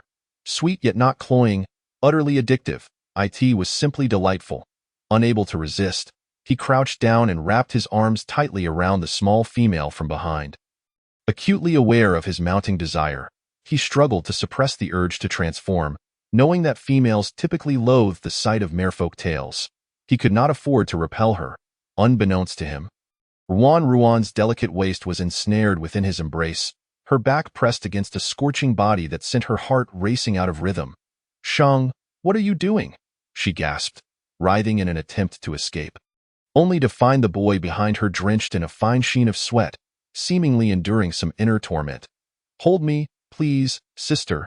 Shang, you mustn't do this. Ruan's voice trembled, her eyes brimming with unshed tears.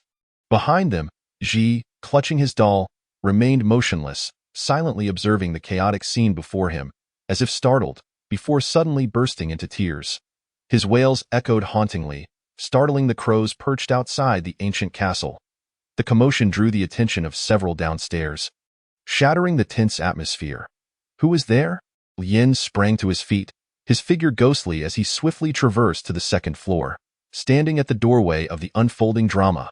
Upon seeing his brother arrive, Bai Yi Ji ceased his cries and darted to stand between Ji and Lien. Others hastened to join them. Behind the ornate door, Shang knelt on the ground, clutching the small female tightly, his arms wrapped protectively around her waist. Instead of releasing his hold upon their arrival, he clutched her even tighter, his gaze filled with wariness. The female, who had been resisting, now slightly parted her lips in fear, ceasing her struggles at the sight of newcomers. Their positions were undeniably intimate, the male's azure hair entwined with the female's flowing dark locks. This scene pierced Wen Han's eyes with profound anguish. Shang, what are you doing? Have you lost your mind? He exclaimed, stepping forward to separate them. The towering male advanced, and based on his instincts, Ruan began to tremble uncontrollably. Stop! Shang held on resolutely, but was forcibly pulled away from the small female by Wen Han. Ruan was thrown into a warm embrace, her waist once again ensnared. Before her stood a man clad in dark blue training attire, and as she nervously recoiled, she found no escape. The man bore a smile, his violet eyes sparkling with mischief, his straight nose and naturally upturned lips exuding an allure that was captivating even at such close proximity, revealing not a single pore upon his flawless complexion. Is this the female designated for us? Indeed, she is worthy of our attention. His voice was melodious, enchanting. He leaned in, inhaling the fragrance from her neck, which was quite delightful. The warm breath sent shivers down Ruan's spine. Let me go. Bai Yi Lian observed Yui's every move, suppressing his urge to intervene. Yui, do not harm the small female. She is advantageous to us, I am aware. Yui replied gently, tucking a strand of hair behind the female's ear. Completely ignoring her trembling form. Chapter 14. Come with me under his touch. The female's radiant visage flushed a soft pink, her long lashes fluttering, her eyes shimmering like stars, utterly enchanting. In that moment, Yui found himself intrigued. It was not merely out of consideration for Lien, but rather an impulse to oppose Han, who so thoroughly despised this female. Meanwhile, witnessing the small female slip from his grasp and fall into another male's embrace. Shang's emotions unraveled. By what right do you seize the small female from me? Because I am your brother, when Han countered, blocking Shang's view of the small female. Unyielding, Shang shrugged off Han's grasp. The small female belongs to us all. I am determined to bond with her now. I want to mate with her. His declaration reverberated in the ears of all present, causing a collective gasp. Ruan had always perceived them as innocent children, but it was evident now that their family was profoundly twisted. When Han's eyes reddened with fury, unable to fathom how his typically obedient brother could utter such words. I think you have truly lost your mind. Do you understand the consequences of bonding? Shang shouted back. I do. It is my choice. You are far too young. When Han's voice was tinged with desperation, his golden eyes pleading as if hoping to reach his stubborn brother. I am not, Shang retorted, eager to prove himself, his crimson eyes betraying his turmoil. That moment, Ruan swiftly averted her gaze, her ears burning with embarrassment. Surely not. Can this be seen? The other males remained oblivious, their gazes unwavering. Only Bai Yishi shielded his pale face with his doll, tugging at its limbs and silently mimicking odd gestures. Yui, seizing the opportunity to mock his rival, remarked, Ah, such suffocating brotherly love. Poor Shang. Yet when Han was beyond hearing anything else, he was consumed by the rebellious image of his brother. Taking a deep breath, he pressed his lips tightly together, striving to quell his rising anger. Bonding with a female is absolutely out of the question. Upon hearing this, Shang's light blue eyes brimmed with disbelief. Why? Hadn't they all kept vigil at her side when she was unconscious? Spending the entire afternoon together, including Ji and Lien, they even personally changed her clothes and leaned close to her neck, engaged in unknown activities. They could all have her. Why was he denied? It was profoundly unfair. Shang's chest heaved violently, his body trembling as he felt an overwhelming sense of suffocation envelop him. Why can't I? Suddenly, the stubborn boy, fixated on Han, appeared to lose his breath, collapsing backward in an instant. Terror engulfed Han. Shang! He deftly caught the falling Shang, kneeling on the ground as he shook him, checking for signs of life. The boy's eyes were tightly shut, his beautiful lashes dampened, his lips devoid of color. Panic surged through him. Wake up, Shang! Don't scare your brother. Yes, hurry, get water. Shang needs water. When Han's expression was frantic as he swiftly cradled Shang and dashed into the adjacent bathroom. Before he could finish speaking, Bai Yiji had already begun filling the tub with water. Isn't anyone going to check on him? Ruan asked, still trapped in her captor's embrace. I am more concerned about you, my little darling. The seductive tone sent chills down Ruan's spine, realizing the trouble she had stirred. When Han's brother wished to mate with her and had collapsed in a fit of rage, as if reading her thoughts. Bai Yi remarked, you have witnessed how precious Han considers his brother. You saw it for yourself. Now, because of you, his brother has fallen unconscious. Your days ahead may be quite miserable. Upon hearing his words, the small female ceased her struggles, a smirk gracing his lips as he grasped her wrist and led her downstairs. Ruan clung to the railing, halting her steps, unwilling to follow him. Her eyes sparkled, clear and penetrating, as if she could effortlessly peer into the depths of his soul. Although I am partly to blame, it is ultimately Han who caused Shang to faint. Yui regarded her slyly, a glimmer of amusement dancing in his pink eyes.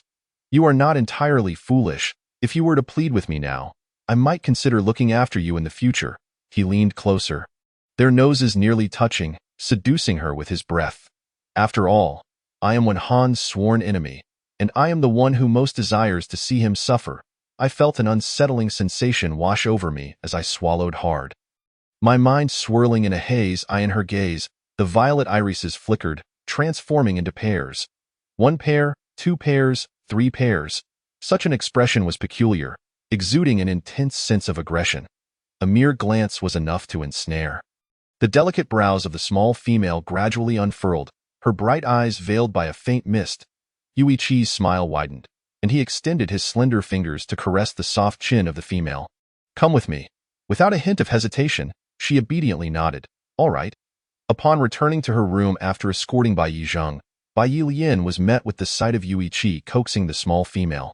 Yuichi had one hand in his pocket while the other affectionately stroked her cheek, his smile wicked and his demeanor carefree, while the small female appeared entranced, her gaze vacant.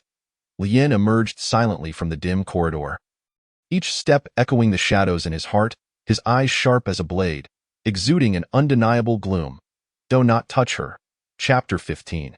Enchanted Yuichi halted his actions, glancing at Lien as he approached. Teasing, "What's the matter, my dear second brother?" Bai Yilian stood beside the small female, addressing his notoriously roguish fourth brother with deliberate clarity. Article 33 of the Female Protection Act prohibits fox beasts from using charm techniques to bewitch females for the sake of winning their affection. "Huh, second brother, have you gone mad with power? Must you constantly remember every law of the empire?" Yuichi retorted. "Besides, I haven't even used charm techniques. I merely made her a tad more obedient." After saying this, he playfully poked the female's forehead with his long fingers, evoking an impression of nurturing a docile pet. This gesture sparked an unusual feeling in Lien's heart.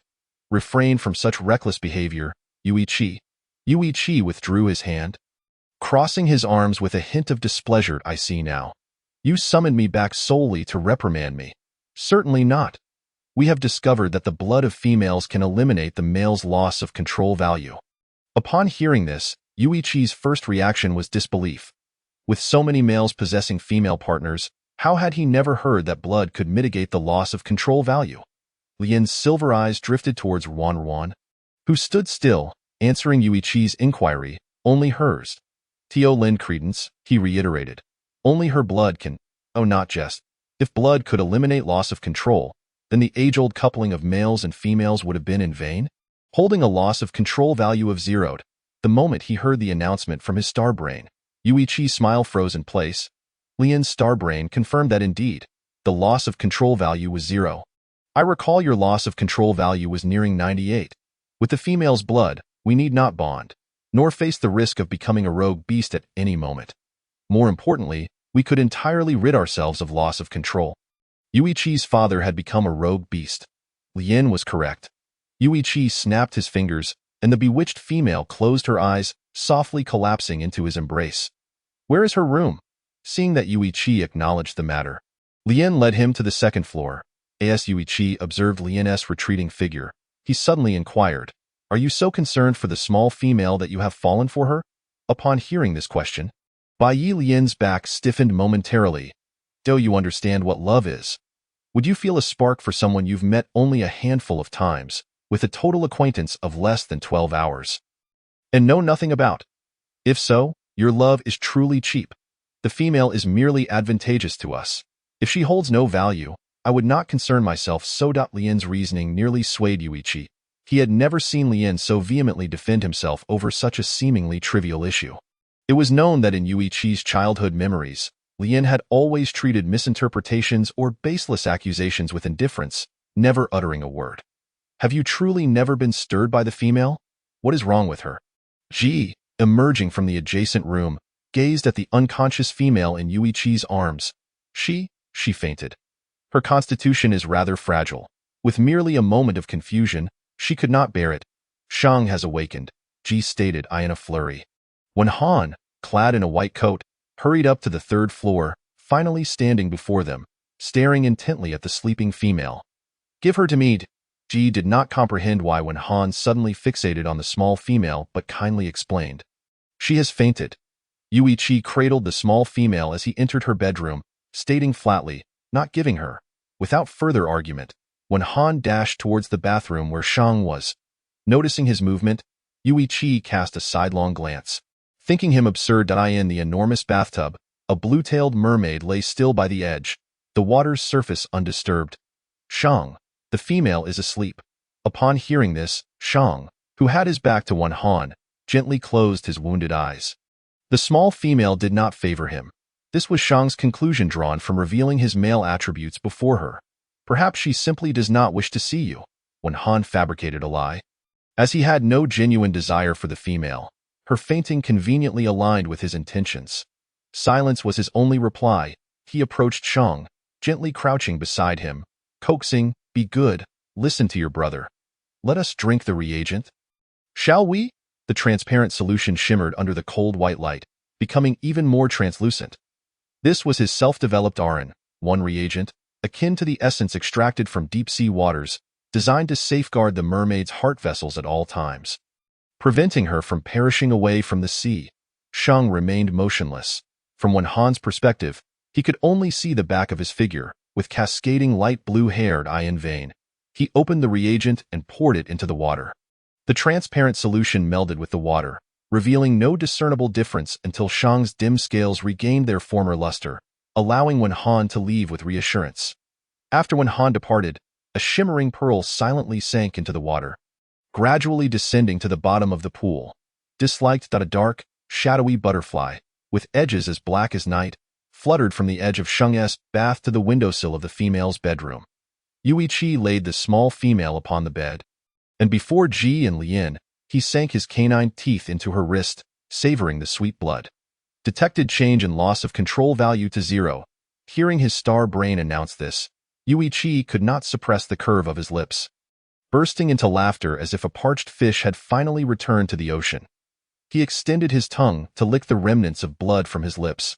After Yuichi departed, Ji immediately seized the female's wrist, biting into the spot where Yuichi had just marked her. Ji's actions astonished Yuichi, as they did Lien. Yuichi laughed derisively. "Ji, could you be a bit more refined? You resemble a dog." Although Ji was peculiar, they thought little of it. "Brother, you play music. What good is it to play with him?" The ringing of a phone interrupted Yuichi's scrutinizing gaze at Ji, and with a swipe of his finger, he answered the call. "Rehearsal time is fast approaching. Your concert is tomorrow. It is utterly irresponsible to vanish at this crucial moment. Do you understand? Where have you been?" The manager's furious inquiry echoed through the holographic projection, while Yuichi leaned against the bed's edge, casually smiling. "1 minute. I'll be right back." Once the call ended, as Yuichi passed by Lien, he patted his shoulder. "Thanks, brother. You truly informed me of this good fortune. I am off. Contact me anytime if needed." After Yuichi left for a while, Ji reluctantly released the female's wrist. He had distinctly felt the agitation within him and an insatiable thirst for blood. His thoughts were suddenly overtaken, as if bewitched, with a relentless craving for fresh blood. Lien, something is off with the female's blood. Chapter 16. Taking Ruan to the deep sea, the two brothers departed. Filled with questions, the moment the door closed, the girl who had been lying unconscious on the bed abruptly opened her eyes. In truth, Yuichi's control technique had only been effective for a brief period. Initially, she had indeed lost her senses. However, she later inexplicably regained her hearing, though her exterior remained as lifeless as a puppet. She had heard every word of Lien and Yuichi's conversation. The revelation that blood could eliminate the loss of control value unraveled the mysteries that had long plagued her. Providing answers at last, she gazed at her bitten wrist, where the 2 puncture wounds were healing at an uncanny speed. Ruan's eyes widened in shock. She dashed to the bathroom mirror, tilting her head to inspect the spot that had been bitten. Her neck, pale and delicate, bore no trace of injury, just as her bitten wrist showed no signs of wounds, not even a scar left behind. Could it be that upon entering the game instance, she had been granted something akin to a special ability as a game character? Ruan accidentally shattered a glass cup on the washbasin, directing the sharp shards toward the wound inflicted by a previous bite. Leaving a trail of crimson in its wake, a soft gasp escaped her lips as the sharp object grazed her skin, each inch devouring her sanity with agonizing precision. Ruan's delicate face contorted in anguish, the intense pain surging like a tide, draining her complexion of color and causing her body to tremble involuntarily. Drops of blood fell to the floor, the harsh light from the wall lamp rendering the wound even more glaring against her fair skin. Despite the room's excellent soundproofing, Zhao Sheng, who lay in the adjacent bath, distinctly heard the sound of porcelain shattering. He transformed his legs and rushed into the little female's bedroom without hesitation, the sight before him piercing his heart, rendering him momentarily paralyzed. Little female, what are you doing? Are you trying to take your own life? Had his affection driven her to such despair? Startled by Zhaoxing's sudden intrusion, Ruan clutched her injured left hand. Her voice frailed that you've misunderstood. I merely broke the cup and cut myself. Upon hearing this explanation, Zhaoxing's heart, which had been suspended in fear, began to settle. Wait here. I will fetch the first aid kit immediately. As Ruan emerged from the bathroom. Zhaoxing returned swiftly, the first aid box in hand. He knelt beside the bed, fumbling as if encountering such a situation for the first time. Yet he could not staunch the flow of blood. Let me handle it. You should leave, in case your brother arrives. No, he urgently interjected. Realizing his emotions were getting the better of him, Zhaoxing lowered his head, appearing startled, his eyelids fluttering like a butterfly taking flight. I meant, don't tell my brother. I have no intention of telling. It's just observing the little female's strong resistance. Zhaoxing's gaze fell, his expression forlorn. He then produced the long-sought hemostatic spray and swiftly applied it to the gruesome wound. A cool mist settled over the injury, gradually halting the relentless flow of blood. See, the bleeding has stopped, he offered a reassuring smile, though the redness around his eyes betrayed his true state. I apologize for my impulsiveness. It's just that your scent can easily provoke a male into losing control. He pressed his lips together and summoned his courage to say, Beastmen are inherently direct and passionate. When they like someone, they will display their masculine strength to seek a mate. I understand you are dissatisfied with me. But, Ruan watched as Zhaoxing deftly wrapped white gauze around her wound, meticulously tying it off in a beautiful bow. He looked up, focused on her as he said, but I still wish to be your partner. After speaking, he appeared exceedingly bashful, the tips of his ears turning a vivid shade of red. Ruan gazed at the gauze adorned with a bow and suddenly remarked, My name is Ruan. The little female had introduced herself. I am Bei Zhaoxing. The wave of indescribable emotion surged within Zhaoxing. Did this mean Ruan accepted him? Ruan regarded Bei Zhaoxing, who knelt before her with an innocent and beautiful expression. She realized that she had misinterpreted his earlier embrace. Yet, she was merely here to complete her tasks in the game, not to cultivate any emotional attachments, especially not with Bei Wenkang's younger brother, whom she found quite disagreeable. Bei Zhaoxing, I'm sorry. The lightness of her words plunged Zhaoxing's mood to the depths. It's all right, I understand. Females generally dislike merman beastmen. Rejection aside, what did it have to do with mermen? Also, you should wear pants at home. Otherwise, you might expose yourself. She waved her hand dismissively, signaling him to leave before Wenkang arrived, as she was not prepared to face him. Why beast form is that of a merman? And I can transform at will. It's more convenient this way. I will wear clothes to cover myself in the future. His voice was tinged with melancholy, his eyes reddened, resembling a small dog abandoned by its owner. Seeing him in such a state made Ruan feel like a villainous fiend. Gently clenching her bandaged left hand, she unexpectedly called to the boy who was nearly at the door. Why do you think females dislike mermen? His surprise was palpable as he turned back quickly, his eyes shining briefly, but it dimmed just as fast. Because mermen require deep-sea water to maintain human form. First, the reagent needed to sustain this form is difficult to procure. Second, most females cannot endure mating with a merman who has a fish tail. Thus, they tend to despise mermen. However, the ocean has been polluted, and mermen have lost their homes. I am the last remaining one. I know you detest me. I will try to appear before you less frequently. How tragic. The little fish living in the ocean had lost their homes. Ruan felt utterly inhumane, as if she needed to slap herself awake while sleeping. Wenkang was Wenkang, and Zhaoxing was Zhaoxing. There was no need to let the enmity of their elders taint the innocent child. So that's how it is. I'm sorry, Zhaoxing. I didn't mean to make you feel that way. I never said I hated mermen. Perhaps seeking to assure him further, she added, really, I had only heard of mermen in fairy tales before and was curious about their lives in the ocean. Her words lit up Zhaoxing's eyes.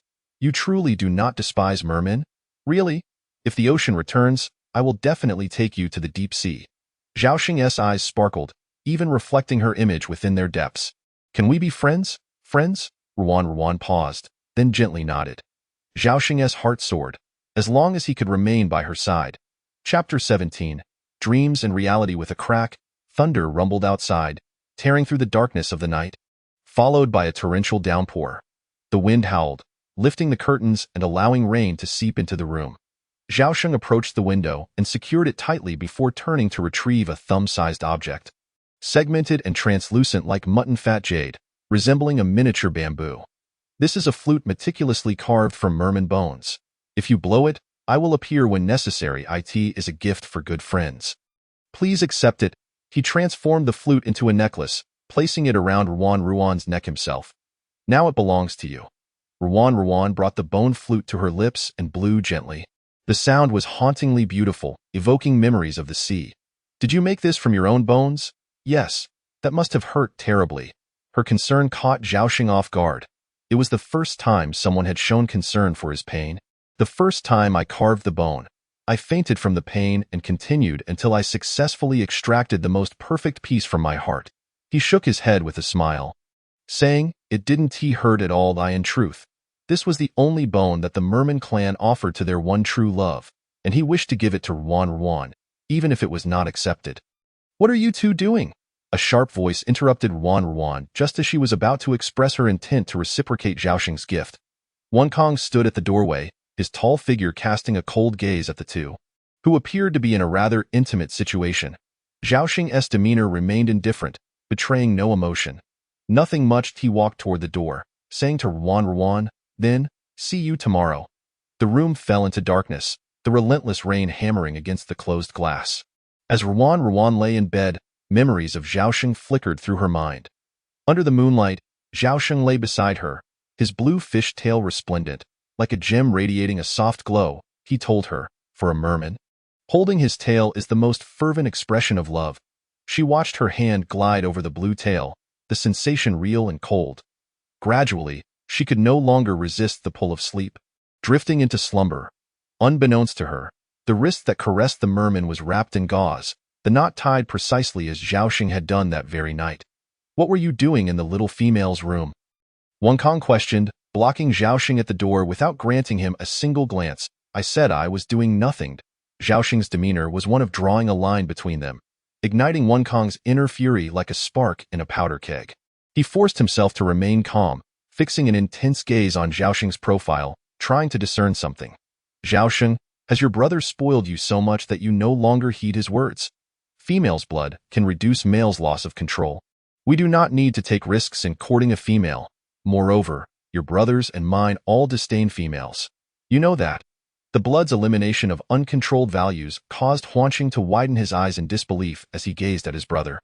Just moments before losing consciousness, he had experienced a dream. In that dream, a small female, much like tonight, had slashed her wrist, and he heard a voice intruding, tending to her wounds and kissing her.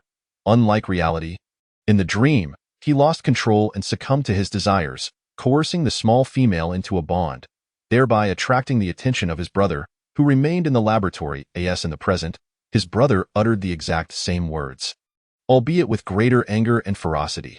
The day after he bonded with the female, his brother deceived him, claiming that if he passed the male assessment, he would no longer obstruct his relationship with the small female. However, upon his return, he was met with the gruesome sight of the small female's bloodied corpse, murdered by his own brother. The dream flickered, revealing the small female being taken to the back garden, engulfed by the blood-sucking roses of Zheng. With no one at home, the small female cried out desperately, but her cries summoned the executioner who would end her life. His brother, Han. The ocean is polluted, and now there is only me, a solitary mermaid. Brother, do you all despise females? Must I become like you? Huanqing, oblivious to when his eyes had turned red, suddenly grasped Han's wrist with unwavering determination. I do not wish for the extinction of mermaids. Extinction, in truth, did not concern Huanqing. He could only resort to such a vile excuse. Han had never wished to witness Huanqing's sorrowful visage, particularly when tears were involved. It had already happened multiple times tonight. A flicker of hesitation crossed his golden eyes, and his cold, hardened expression gradually softened before he finally sighed. Very well, if you become a stray beast, I will not spare the female. Regardless of whether that dream was real or not, Huanqing would not allow it to become reality. This time, he would not leave the side of the small female. The torment was profound. Wan Han, resigned, closed his eyes only to reopen them again. Huanqing had clearly fallen under the enchantment of the female's allure. Much like his friends, and would not awaken until the final moment. He would not permit his brother to fall into the female's trap. Chapter 18. The following day, Ruan awoke from the heat. Her eyes meeting a pair of silvery orbs resembling mist. Then, the cool man bit into the tender flesh of her hand. The pain struck like needles, and the torment of blood being drawn suddenly engulfed her, causing her damp hair to cling to her like a drowning victim upon the grand bed. "You," she began, but was abruptly silenced as Bai Lian captured her lips, enveloping her entirely in his presence. All she could perceive were the depths of his gaze and the delicate silver lashes framing it. "This is your punishment," he declared. "You're insane," Ruan exclaimed, flailing her hands in a futile attempt to resist. "I merely wished to do this." Bai Lian pried her lips apart, plunging inside, wantonly seizing the sweetness within her mouth. The previous night, he and Ji had been summoned hastily to the capital center. Yet throughout the meeting, the image of the small female lingered in his mind. Her astonishing beauty, the softness of her embrace, and the pained expression on her face when held by another male. He found himself reminiscing about the kiss they shared upon first meeting. Why was it that they could indulge in contact with the small female, while he, the first to encounter her, received the least? Most significantly, the small female had deceived him and quickly forgotten him. Ruan struggled to break free, but all her efforts proved in vain. She furrowed her delicate brows, enduring the male's ruthless advance. "Don't move," he commanded, seizing her errant hand and yanking her upright, his grip firm against the back of her head as he continued to ravage her mouth. Feeling a bit overheated, he casually removed his meticulously tailored military jacket, revealing the taut muscles beneath, which exuded an aura of strength and aroused curiosity. He placed Ruan's hand against his chest, cradling her in his arms until she could scarcely breathe, at which point he slowly withdrew. Ruan gasped, her lips parting slightly as she drew in breath, her eyelids reddening from the intensity of her heartbeat. Here she was, held in the embrace of a man, her beauty undeniable. Bai Lian gazed at her alluring red lips, the primal instinct within him threatening to surface. "Brother, what are you doing?" The sudden voice jolted Bai Lian from his reverie. Bai Yizhang had shed his childish pajamas from the previous night. Now clad in dark punk attire, cybernetic leg rings adorning his right leg, the ensemble exuding an air of restrained desire. He looked at Lian, his lifeless dark purple eyes suddenly reflecting a trace of pathological emotion. "Brother, I also..." Bai Lian recognized that his brother was once again unwell. He set the small female down and led Bai Yizhang away, reassuring him, "The small female is ill. I'm merely treating her." Bai Yizhang, lifting his toy high, remained sullen as he stated, "I want to treat the female too." Bai Lian was taken aback by his brother's response, yet he recalled Ji's warning that Zhang should not be stimulated. Only an elder brother could heal the female's affliction. Bai Yizhang fell silent, clutching his toy, suddenly standing still. Sitting on the bed, Ruan understood what Bai Yizhang intended. The thought of being seen by another man while being held and kissed by a man, and then declaring her desire to kiss, made her blood run cold. She hastily wiped her mouth, glaring at Bai Lian. "You wait! I am going to report you for harming females." She flung aside the covers and dashed towards the exit, only to be effortlessly seized by Bai Lian and pinned against the door. His silver eyes bore down with a sense of pressure. "Go ahead if you wish, but if you dare, I will expose the secret of your blood." At that point, all uncontrolled males will require your blood to eliminate their uncontrolled values in order to survive. A reminder: the Empire has over 100,000 males. Ruan's complexion instantly turned ashen. After last night's validation, the conclusion that injuries healed rapidly was erroneous. Only wounds from male blood-sucking healed swiftly, just as Bai Lian had said. Should the value of her blood be revealed, all males in Blue Star would await her blood to eliminate their uncontrolled values. At that point, there would be no protection for females. The Empire's king would surely be the first to order her capture. What awaited her would be a life as a vessel, continuously bled dry. Once all males had been freed from their uncontrolled states, with no restraints left for them, females would be the first to be discarded, leading to potential extinction, and she, the savior of all males, would not escape the Empire's grasp. She would be eternally imprisoned in a laboratory, subjected to examinations of her cornea, pupils, skin tissue, internal organs, and every aspect of her being. She should have played the obedient role all along. Otherwise, she would not face her current predicament. I advise you to obey. Bai Yilian's voice remained icy, capable of freezing one in place. Before he could utter more, a transparent dialogue box appeared in midair. Commander Lian, the strategy meeting for the final assault on the insect race is about to commence, with the king participating throughout. Please join the video conference immediately. I'm on my way, Lian replied, dismissing the screen in midair, gently touching her face. Be good. He then took the ailing Bai Yizheng and departed. Ruan slumped helplessly to the ground. System. How can I find Liuli? The clues were solely about the Bai family, but what exactly was Liuli? After a moment, Bai Yizheng, who had been taken away by Bai Yilian, unexpectedly returned. He approached the female like a marionette and extended an inviting hand. Shall we go? Ruan looked up, her expression troubled. Where to? The roses I planted have bloomed. I wish to gift you a few. Ruan gazed at Zheng's pale palm but did not offer her hand. She lacked the heart for it. Bai Yizheng repeated. Shall we go? No. Ruan's lips parted slightly, swallowing back the words she almost spoke. Huanqing burst in, panting, and forcefully pushed Bai Yizheng to the ground. You cannot go with him. Bai Yizheng fell to the floor with a muffled thud, his gray-purple wolf tail obscuring his eyes, while his toy bear was tossed aside onto the ground nearby. What is it, Huanqing? Bai Yizheng inquired, his gaze stubborn, a look of loathing etched between his handsome brows. He is a monster. Bai Yizheng is not as weak as he appears. He will kill you. With that, Huanqing lunged at Bai Yizheng, grabbing his collar and delivering a fierce punch to his left cheek. Bai Yizheng made no attempt to fight back, collapsing to the ground, his head striking the floor with a resounding thud. Seeing Huanqing suddenly assault Bai Yizheng shocked Ruan, her pupils dilating in alarm as she rushed forward to grasp Huanqing's arm, intervening. Stop hitting him, Huanqing. The gentle touch of the female calmed Huanqing. Yet the dream bore such a striking resemblance to reality that he found it difficult to discern whether he was in the throes of a near-death dream or the waking world. Bai Yizheng, in a moment of urgency, retrieved his doll and retreated to a corner, trembling and weeping. His smoky purple eyes, now glistening with tears, reflected his anguish, his previously impassive face transformed by sorrow. What troubles you, Huanqing? Are we not the best of friends? Bai Yizheng's vulnerable demeanor rekindled a flicker of rationality within Huanqing.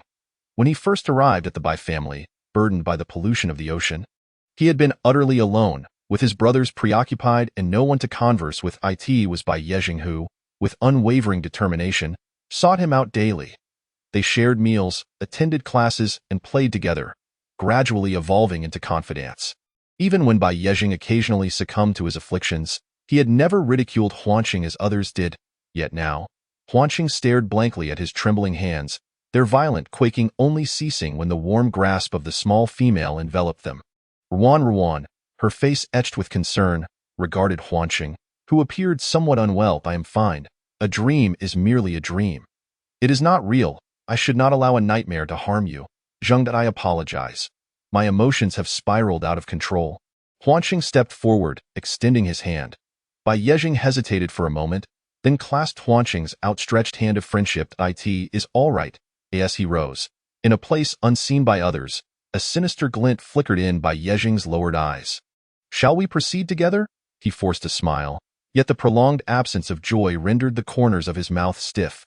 Very well, Zheng, please wait a moment. We shall return shortly. As Huanqing's gaze lingered upon the bruises adorning Bai Yizheng's face. A pang of guilt surged within him. Bai Yizheng was merely an ailing boy, prone to bouts of tears, and even younger than Huanqing himself. Ruan sighed as she observed Huanqing's affirmation and rose to change her clothes. A stroll might yield some clues, after all. The summer sun poured through the gaps in the foliage, casting dappled shadows upon the earth. They meandered beneath the shade of trees, passing a fountain, only to be greeted by an endless sea of roses. Vast swathes of crimson stretched into infinity, akin to nature's exquisite tapestry, breathtaking in its beauty. Bai Yizheng halted, declaring, "We have arrived." Ruan gasped, "How beautiful! Did you cultivate all of these yourself?" "Indeed, I planted each one." "But how long did it take?" The most vibrant roses bloomed deeper within. Let us gather those and create rose water. With that, Bai Yezheng ventured forth, leading the way. The roses towered to about his calf. As Huanqing followed closely, vigilant and observant. Cultivating roses, crafting rosewater and perfumes were Bai Yezheng's passions, so when he expressed a desire to make rosewater, Huanqing harbored no doubts. Bai Yezheng strode ahead, his lips pressed tight. His expression dark, that fellow trailing behind is quite bothersome. Moments slipped by without Bai Yezheng showing signs of halting. The once sunny sky abruptly turned overcast, and the surroundings grew eerily silent, leaving only the sounds of their breathing and footsteps. Ruan rubbed her sore calves. Bai Yezheng, are we not there yet? A torrential rain the previous night had rendered the rose garden muddy, making their progress considerably more laborious than usual. We are close. Bai Yezheng did not look back. Upon her pause, he moved further away from her. Ruan wiped away non-existent sweat from her brow and glanced back. Realizing the castle had dwindled to a mere speck in the distance, they had traversed quite a distance. She exhaled, preparing to resume her pursuit, only to sense something amiss. Huanqing? He was nowhere to be found. She retraced her steps, anxiety swelling within her, calling out, but her search yielded no sign of Huanqing. Meanwhile, Bai Yezheng, who had been a good distance away, suddenly appeared behind the small female. Stop calling. He might have fallen behind and accidentally lost his way. There is only this path, narrow and closely followed. You can see him from afar. How could he possibly get lost? The small female clearly did not believe him. Ha! Are you so worried about that guy? He leaned in closer, his cold hand gripping her chin, forcing her to meet his gaze. Oh, not fret. He is merely asleep. He will be fine. His previously composed expression twisted into one of madness, his laughter becoming sickly and terrifying, as if he had transformed into a different person altogether. How delightful. Finally, we are undisturbed. A chill coursed down Ruan's spine. Are you unwell? I must fetch help. She slapped away Bai Yezheng's pale hand, desperately sprinting back along their path. Yet the roses before her morphed into colossal barriers, instantly obstructing her only escape route. Ruan retreated, a sense of foreboding growing stronger within her. Bai Yezheng, what have you done to Huanqing? Bai Yezheng advanced step by step. Why do you wish to flee? I am quite angry, and do not mention him. His gloomy countenance abruptly shifted to a deranged grin, and he had cast aside the cherished teddy bear he had once held dear. With a wave of his hand, the roses retracted their thorns and surged upward, forming a vast net that ensnared the small female within a cocoon of petals. How about we engage in something entertaining? Release me! The stems of the roses entwined around her limbs, binding her tightly. Beneath the overcast sky, Bai Yezheng hovered above, a pair of wings, black-edged and gray-purple within, sprouting from his back. He flapped his wings, generating a fierce gust, sending rose petals swirling through the air, cascading from above like a gentle rain. The girl lay amidst the sea of flowers, her enlarged black pupils reflecting the image of the fluttering butterflies. Bai Yezheng's long legs descended upon the petals, bringing his fuzzy head close to the small female. The sensation of being petted by another was blissful. He yearned to be touched once more, to bask in that warm feeling akin to sunlight gently caressing his skin, enveloping him in comfort. With an innocent plea, he asked, "May I have another pat on the head? Let me go." The girl weakly struggled against her bonds. The wind tousled his purple hair, and as it danced with the strands of his dark locks, Bai Yezheng's light purple eyes gradually morphed into blood-red slits. The one who had once bestowed upon him warmth akin to sunshine was now ensnared by another. Visions of the small female's unique expression when Bai Yilian had forcibly kissed her flashed through his mind. Bai Yezheng had never witnessed anything like it. She resembled a fish out of water gasping for air. The roses spiraled upward, forming a tight circle around the two ensconced within. The petals emitted faint sounds. So this is what kissing feels like. He clumsily imitated Bai Yilian's actions, pressing his lips to the small female's. But her struggles cast shadows of despair in his eyes. "Do not move." He feverishly placed his hands around the small female's neck, squeezing until she succumbed to unconsciousness, before letting out a satisfied laugh. Huanqing had been trailing behind the female, his amber-blue eyes shrouded in a veil of mist, moving like a marionette, mechanically fulfilling a predetermined task. Gradually, it seemed as if he had been summoned by an unseen force. And he abruptly came to a halt. Bai Yezhing had indeed cast an illusion upon him. Huanqing extended his slender fingers, forcefully crushing the butterfly on his left shoulder, only to spot the floating floral orb not far away. The dream had manifested into reality. Please ensure that the remaining players survive for 3 months, after which they may leave the dungeon and return to the real world. The rewards for completing the game will be distributed uniformly 3 months later. Are there other players in this game? What exactly is Lioli? How did they obtain the pre-sale version? The system has yet to respond to Ruan's inquiries. After delivering its message, it vanished without a trace. Don't come over. Cough, cough, cough. When Ruan awoke, she heard the voices of 2 individuals arguing. Sitting up, she saw Lian and Wenhan each cradling Ji and Changsheng in their arms. Bai Lian, usually so composed, appeared somewhat troubled. The most delicate and precious aspect of a butterfly is its wings. Without them, how could it soar beneath the vast sky? How would it survive thereafter? Changsheng, fully aware of this, still inflicted such harm upon Ji. Bai Yi's already sickly visage turned even paler as he lay quietly and Lia's Wutao Zijua entered. She continued to inscribe something in the medical record. Upon seeing the president of the female alliance, Ruan's heart raced, and her crimson lips parted, ready to divulge the harm inflicted upon the female members of the Bei family. However, she abruptly halted. A sense of dread washing over her. At that moment, the system had merely informed her that someone had submitted a request for Lioli, and all she needed to do was survive for 3 months, which had clouded her mind, causing her to forget the secret of her own blood. What if she escaped, and Bai Lian suddenly went mad, revealing the secret? Would she then have any chance of survival? The penetrating gaze of He Chuansu struck her heart, clearly filled with concern for the safety of the female and the intricate web of events surrounding it. Yet, upon seeing her, he found himself at a loss for words. Clumsily, he peeled an apple, slicing it into small pieces, perfectly shaped to fit the delicate mouth of the female. He hesitantly inquired, "How did you end up alone in the garden? Did those males simply neglect your presence? Did they not even come looking for you when you lost your way?" Ruan gazed at the concerned president of the female alliance, yet her heart was engulfed by fear. Thus, if the secret of her blood were to be leaked, even He Chuansu, who was dedicated to protecting females, would turn into a bloodthirsty predator, much like Bai Lian and his ilk, seizing her blood. Ruan clenched her fingers and finally replied, "No, I was with many others. It was I who got separated." Her voice was soft and tinged with self-reproach, making He Chuansu reluctant to press further, fearing that raising his voice might startle the petite female. "But your wound was caused by my own carelessness."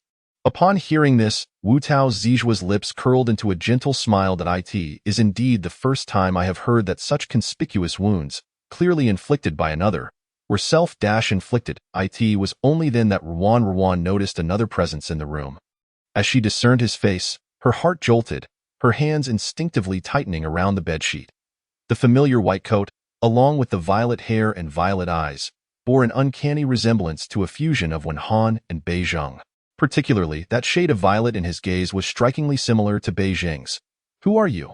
she asked. "I am Wutao Zijua," he replied, "the dedicated physician for females."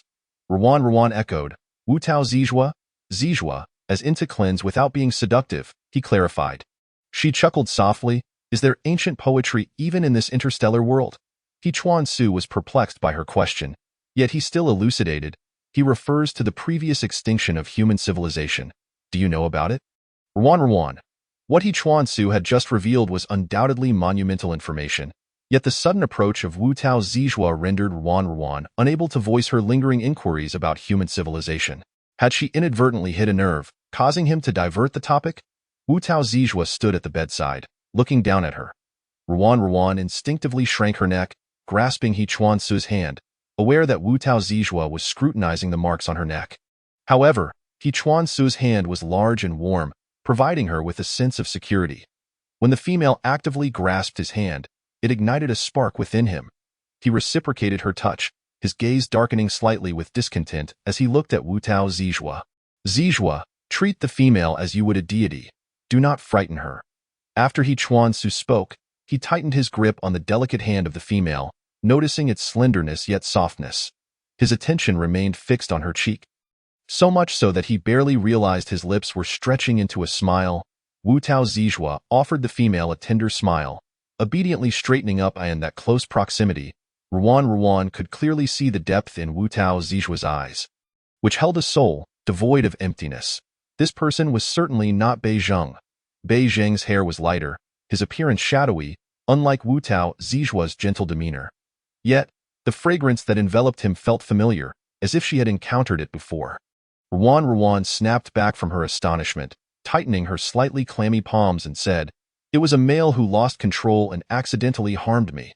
The two males in the room momentarily froze. It was the first time they had heard a female empathize with the pain of a male's loss of control, willing to understand rather than express unfiltered disdain, treating their turmoil as mere entertainment. Wu Tao Zijua's expression softened. "I see. However, Miss Ruan, there is no need to be so anxious. Although there are penalties for a male's loss of control resulting in injury to a female, if the female does not mind, the female alliance will not pursue the matter. You agree, do you not, president of the female alliance?" "Indeed," He Chuan-su responded somewhat reluctantly, observing the small female's demeanor, which evidently sought to protect the males of the Bei family from punishment. However, seeing her grievous injuries ignited a desire within him to confront that reckless male. The thought stirred a bittersweet emotion in his chest as he gazed at the soft profile of the small female, contemplating how fortunate a male would be to have such a kind and gentle female as his partner. "Miss Ruan has just awakened. Allow me to conduct another examination to prevent any unnecessary complications." Wu Tao Zijua maintained a professional smile, clutching the medical record, embodying an attitude of impartiality. "I kindly ask the president of the female alliance to step outside for a moment." Upon hearing this, He Chuan-su reluctantly released the small female's hand, hesitating several times before ultimately stepping outside. Wu Tao Zijua followed behind, locking the door to the ward with his slender fingers. Although slightly intimidated by the amalgamation of Wen Han and Bei Zheng that Wu Tao Zijua represented, Ruan obediently lay on the examination bed as instructed. Wu Tao Zijua pulled the other curtain closed, casting the room into complete dimness. Though somewhat shadowy due to the daylight, visibility was still possible. Once everything was set, Wu Tao Zijua approached Ruan, donning a stethoscope. Her heart raced rapidly. Ruan tightened her fingers and mumbled, "Since childhood, I've had an irregular heartbeat. Is that so?" "Yes, if one were to overlook the female's heartbeat, which was as robust as that of an ox, Wu Tao Zijua might have been persuaded by her tale. Her teeth were pristine and healthy, yet the tip and edges of her tongue were reddened, indicating stagnation in her qi. She often indulged in excessive thoughts, sulking, suffering from mild insomnia, and a deficiency in yang energy due to prolonged illness, resulting in a lack of vitality and blood. These symptoms indeed resonated with her. After arriving at the Bei household, the male's disdainful attitudes towards females had suffocated her spirit. Wu Tao Zijua retrieved a syringe, extracting and preparing an injection. Although his meticulousness was captivating, it startled Ruan, who sat up. "Doctor, what are you doing?" Wu Tao Zijua's voice remained calm. "I will administer a shot. It will take effect immediately." Ruan's delicate face fell at this revelation. She truly needed to receive an injection. Wasn't she supposed to just get some medication? This Interstellar World's doctors were far too diligent. Was a shot the cure-all? "Please just call me Zijua. I am your dedicated physician, and serving the esteemed female is the honor of the Wu Tao family." After administering the injection, he removed the rubber gloves, revealing his long, bony fingers, commanding the machinery with his computer, observing a series of data on the display, checking her internal organs. When Bailian arrived, he found He Chuan-su standing outside the ward, enveloped in an aura of resentment. "Where is the small female?" he inquired, glancing anxiously at the ward behind He Chuan-su. "Bailian, is this how you protect and cherish females?" Upon seeing him, He Chuan-su rose immediately, his brow furrowed, a surge of resentment finally finding an outlet. The news of Ruan's injuries had circulated throughout the Blue Star for a full 10 minutes, and yet it was only Bei Lian who had come. Evidently, they did not care much for the female. How could the small female get lost in your garden? How could she faint alone in the street? Was there not a single person to safeguard her?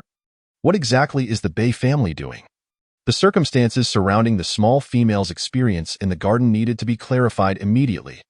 Otherwise, it would not simply be a matter of casual inquiry. He Chuan-su stood resolute at the entrance of the ward, a towering guardian, unwavering until he received answers. And what of the marks on her neck and the self-inflicted wounds on her wrist? How did those come to be?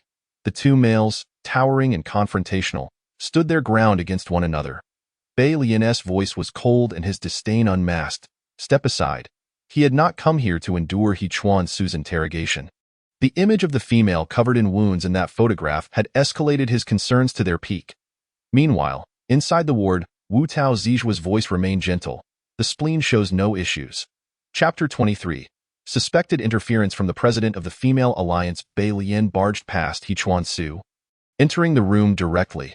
The sight before him caused his pupils to constrict. His once calm demeanor transformed into one of icy fury. What are you doing? Is it not obvious? I am conducting a physical examination for the female. The small female, delicate and charming, bore unblemished skin, entirely unlike the battered figure depicted in the photograph. Haikawa Su followed Bai Lian into the room, and naturally, he caught sight of the little female's pink attire. It was as if he had been struck by lightning. His handsome face suddenly flushed with a deep crimson that swiftly spread to his ears. Wu Dao Zijua chose to ignore the newcomers, remaining undisturbed, and spoke with utmost seriousness. Your stomach has been ravaged by hunger. Drink some nourishing broth, and gradually, you will regain your health. Before he could finish his sentence, he was knocked to the ground by a punch from the silver-haired man who had appeared before him. Wu Dao Doctor. Upon hearing the little female's address, Bai Lian's lips curled into a cold smirk. Doctor? How dare you call yourself that when you recklessly keep company with another's future female master?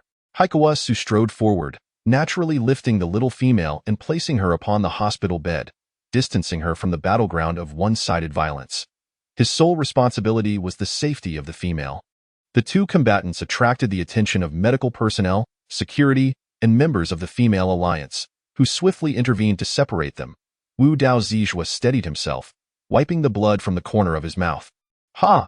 Out of all the medical disputes I've encountered, your excuse is the most absurd. The usually aloof Bai Lian had clearly lost his composure, revealing his beast form during the fray. His silver eyes blazing with fury as he glared at Bai Lian nodded, gazing at the nutrient chamber that had returned to its original state, where a female, wide-eyed and curious, looked back at him. Tightening his fingers, he turned away. He had merely intended to frighten her into obedience, never truly wishing to break her legs or expose the secret of her blood to the world. The hospital corridor was desolate, sparsely populated, with faint echoes of a baby's cries in the distance. Several males surrounded a female who had just given birth, their faces aglow with joy for the new life that had just entered the world. Some held the infant for the female to see, while others affectionately kissed her. This harmonious and joyful scene pierced Bai Lian's heart deeply. Leaning against the wall, he squatted awkwardly on the empty corridor floor, the sharp pain in his chest preventing him from standing upright. Visions of his younger self, being struck by his mother and subjected to venomous curses flashed before his eyes, followed by memories of the terrified female he had coerced to return home with him. Her fear so profound that it had made her bleed. Not long after Bai Lian departed, a tall, white figure hurriedly entered the female's hospital room. Bai Yi was out of control. Come back with me. Even if she were to forget the entire world, Ruan could never forget that chilling voice, Wen Han. Her heart raced uncontrollably, and she instinctively shielded her neck with her hands, the temperature beneath the covers rising rapidly due to her frantic breathing. Before she could fully comprehend the situation, the blanket was abruptly thrown aside, and her body was swiftly lifted away by the newcomer, departing the room at a breakneck speed. Upon his return, Bai Lian learned of Ji's uncontrollable state, causing the steaming porridge in his hands to shatter. What happened? Hadn't Ji's control level already been reduced to 0? How could it suddenly spiral out of control? He stepped over the scattered remnants of porridge, following Wen Han, the tension evident in his otherwise calm demeanor. Wen Han's gaze was frigid, his golden snake-like pupils darkening as they fixed on the small female in his arms. The female's blood cannot entirely eliminate the uncontrollable state. It will only cause the male to become increasingly addicted to her blood, leading to greater torment than during his loss of control. The only antidote is Chapter 25. Bonding. Hearing these two words, Ruan's eyes widened in alarm. She was forcibly confined in the male's embrace, struggling helplessly without making any progress, her expression filled with trepidation. Han, you aren't planning to take me back to bond with G? Are you? When Han's breath was icy, fatigue evident in the slight shadows under his eyes, he let out a cold laugh, stating, "You are the female assigned to us by the Empire. Bonding with us is the most natural thing." The moment he uncovered the female's blanket, a rich fragrance wafted toward him, nearly causing him to lose control on the spot. His expression was stern, and even he himself was unsure of what he had just said. Merely furrowing his brow in discomfort, forcefully suppressing the agitation within his body and the overwhelming softness of the female in his arms. Ruan's mind was in chaos. The individuals who had tasted her blood included Ji, Lien, Han, and even Yu Yi. Did that mean? Within the exclusive lounge of Mist Island, the man before the mirror removed his mask, revealing the refined lower half of his face. He washed away the makeup, tousling his lavender hair at the back of his head until it cascaded down. The upper portion of his purple hair gradually resumed its original light hue under the flow of water. And after drying, transformed into a voluminous, curly hairstyle reminiscent of a wolf's tail. He then shed his white coat, revealing a physique of graceful lines, while his damaged, tattered wings trembled slightly behind him. He took out a collection of cosmetics, meticulously applying them to his face until he appeared pale-lipped, dark-eyed, and bearing a sickly, morbid visage. Finally, he removed his colored contact lenses, revealing his true misty purple pupils. Bai Yizhang observed the images on the monitoring wall, where females were hurriedly carried into the spaceship by his elder brothers, a malicious smile creeping onto his lips. Soft, soft, we shall meet again soon. The spaceship swiftly arrived at the ancient castle, when Han tightly held the female, pacing restlessly in the living room. When he left, Ji had clearly been lying in the entrance. Ji? After searching high and low, they finally found Ji in the female's room. At that moment, Bai Yi appeared deranged, clutching a blood-stained white dress shirt that should have been in the trash, greedily sucking in the scent. He noticed the figure appearing at the door, his bloodshot red eyes fixated on them. "Brother," observing Ji's state, Bai Lien clenched his fists in concern, about to rush in, only to be stopped by Han's raised hand. "Are you so eager to rush in? Do you think you can calm him down?" Ruan was startled by Ji's appearance. He seemed as if he were about to beast out and devour her. In such circumstances, it was evident he meant to send her to her doom. Han, didn't you say that you despised females the most? That you feared being abandoned by a female after bonding? Are you not afraid I might turn your brother into a feral beast? Ruan was gripped by fear. Her voice he spoke in a deep voice and then strode away from the scene. Bai Lien's response caught Han somewhat off guard. If his younger brother were to learn who that female was, and yet Lien dared to declare her intentions to bond with the very female he had just confessed to in front of Shou Shang, it would surely drive Shou Shang to the brink of madness. Within the confines of the bedroom, Bai Yi's gaze fixated on the female's luscious red lips as he tentatively, reverently, and cautiously pressed his lips against hers. "It's merely a drop of your blood. Do not fear." Yet, no matter how careful he was, he could not dispel the long-standing aura of cold ferocity that naturally accompanied him as a warrior born to the battlefield. Taking blood is one thing. "But why are you inexplicably kissing me?" Ruan's eyes brimmed with tears, her long eyelashes heavy with droplets, her shoulders trembling in fear, while her satin-like black hair lay in disarray beneath her.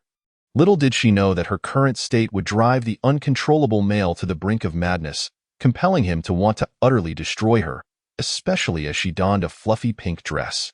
Bai Yi felt a splitting headache as black beast ears sprouted from his head, and a leopard tail swayed in various directions, signaling his agitated emotions. "If the blood draw hurts, just pinch my beast ears hard. I fear no pain. It's quite all right," he soothed the delicate female, finding an appropriate spot on her smooth neck, revealing his sharp canine teeth before sinking them into her flesh. The pain from the blood being drawn caused Ruan to tense up immediately. Big brother, is the female's blood really that delicious?" Bai Yizhang, clutching his teddy bear, licked his lips. The contrast of his crimson lips against his pale complexion made them appear even more strikingly red. The tattered butterfly wings behind him hung down like ragged cloth, losing all semblance of their once beautiful form. Yet, he seemed utterly indifferent to the state of his wings, instead fixating on the expression on the female's face with an obsessive gaze. Bai Yi was jolted back to reality by the call of Big Brother, his blood-red, blood-stained pupils reverting to their original deep black. Reluctantly, he rose to his feet. Meanwhile, Ruan, now liberated, found herself with nowhere to flee. At that moment, Bai Yi's black pupils brimmed with emotion. The beauty of the female's eyes left him dizzy, yearning to transform into his beast form and lick her thoroughly. His throat constricted as the sweet aroma of her blood filled his mouth. Bai Yi refrained from answering his question, and Bai Yizheng, far from being angered, perceived the movement of his brother's throat as the most compelling testament to the exquisite taste of the female's blood. Big Brother, I want to taste it too. In a moment of distraction, Bai Yizheng lunged fiercely at the small female, biting down at the very spot Bai Yi had just marked. The female screamed, for Bai Yizheng's bite was 100 times more painful than Bai Yi's. Her limbs flailed helplessly, yet it was of no avail. Bai Yizheng, do not do this. The intense pain at her neck brought back memories of the garden, causing her to shudder involuntarily, her voice breaking and hoarse as she pleaded, "Please stop squeezing me.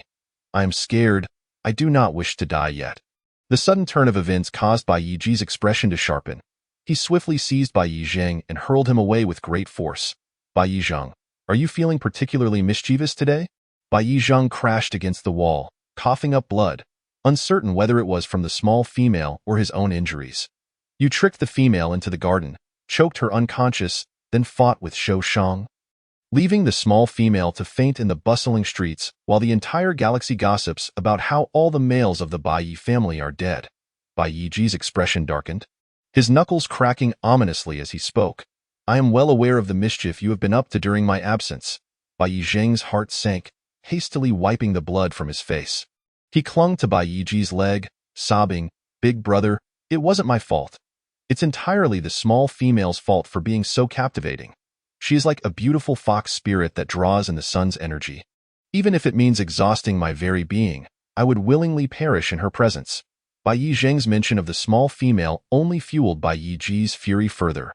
Learning of Bai Yizheng's injuries, he disregarded the king's displeasure and rushed home to check on this younger brother who had been a constant source of headache throughout his life. However, upon entering the room, he found Bai Yizheng lying on the bed, enraptured by a book of beastly romance he had unearthed from who knows where, mumbling, Rua incessantly. It was utterly maddening. The metallic clink of the belt caused Bai Yizheng's sobs to transform into soft whimpers. Bai Yi flicked his tongue against his teeth, drawing the belt from his slender waist, wielding it with a mix of severity and mischief. Damn it, I will not let you off lightly. Chapter 27. A short chapter, Easter egg. Ruan wiped the blood from her neck. The wounds inflicted by the two male beastmen were already healing rapidly. Bai Yizheng's purple wolf tail curled around him, his butterfly wings flickering slightly behind him, tears brimming in his eyes as if they were about to spill over, resembling a small animal that truly understood its wrongdoing. Big Brother. This was Ruan's first encounter with Bai Yizheng's intense emotions. He appeared so vividly human. She clutched her bone flute necklace tightly, wishing to escape this suffocating place. Bai Yi averted his gaze, gripping the belt in his hand and striking down with it. This time, I will not show any mercy. As she passed by Bai Yi, he forcefully obstructed her with his leopard tail, causing Ruan to tumble directly into Bai Yizheng's embrace. Adopting a protective posture, Bai Yi's pupils constricted sharply.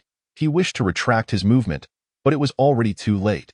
The soldier's belt, of exceptionally high quality, whipped through the air with a crack, tearing into the delicate skin of the female's back, leaving her bloodied.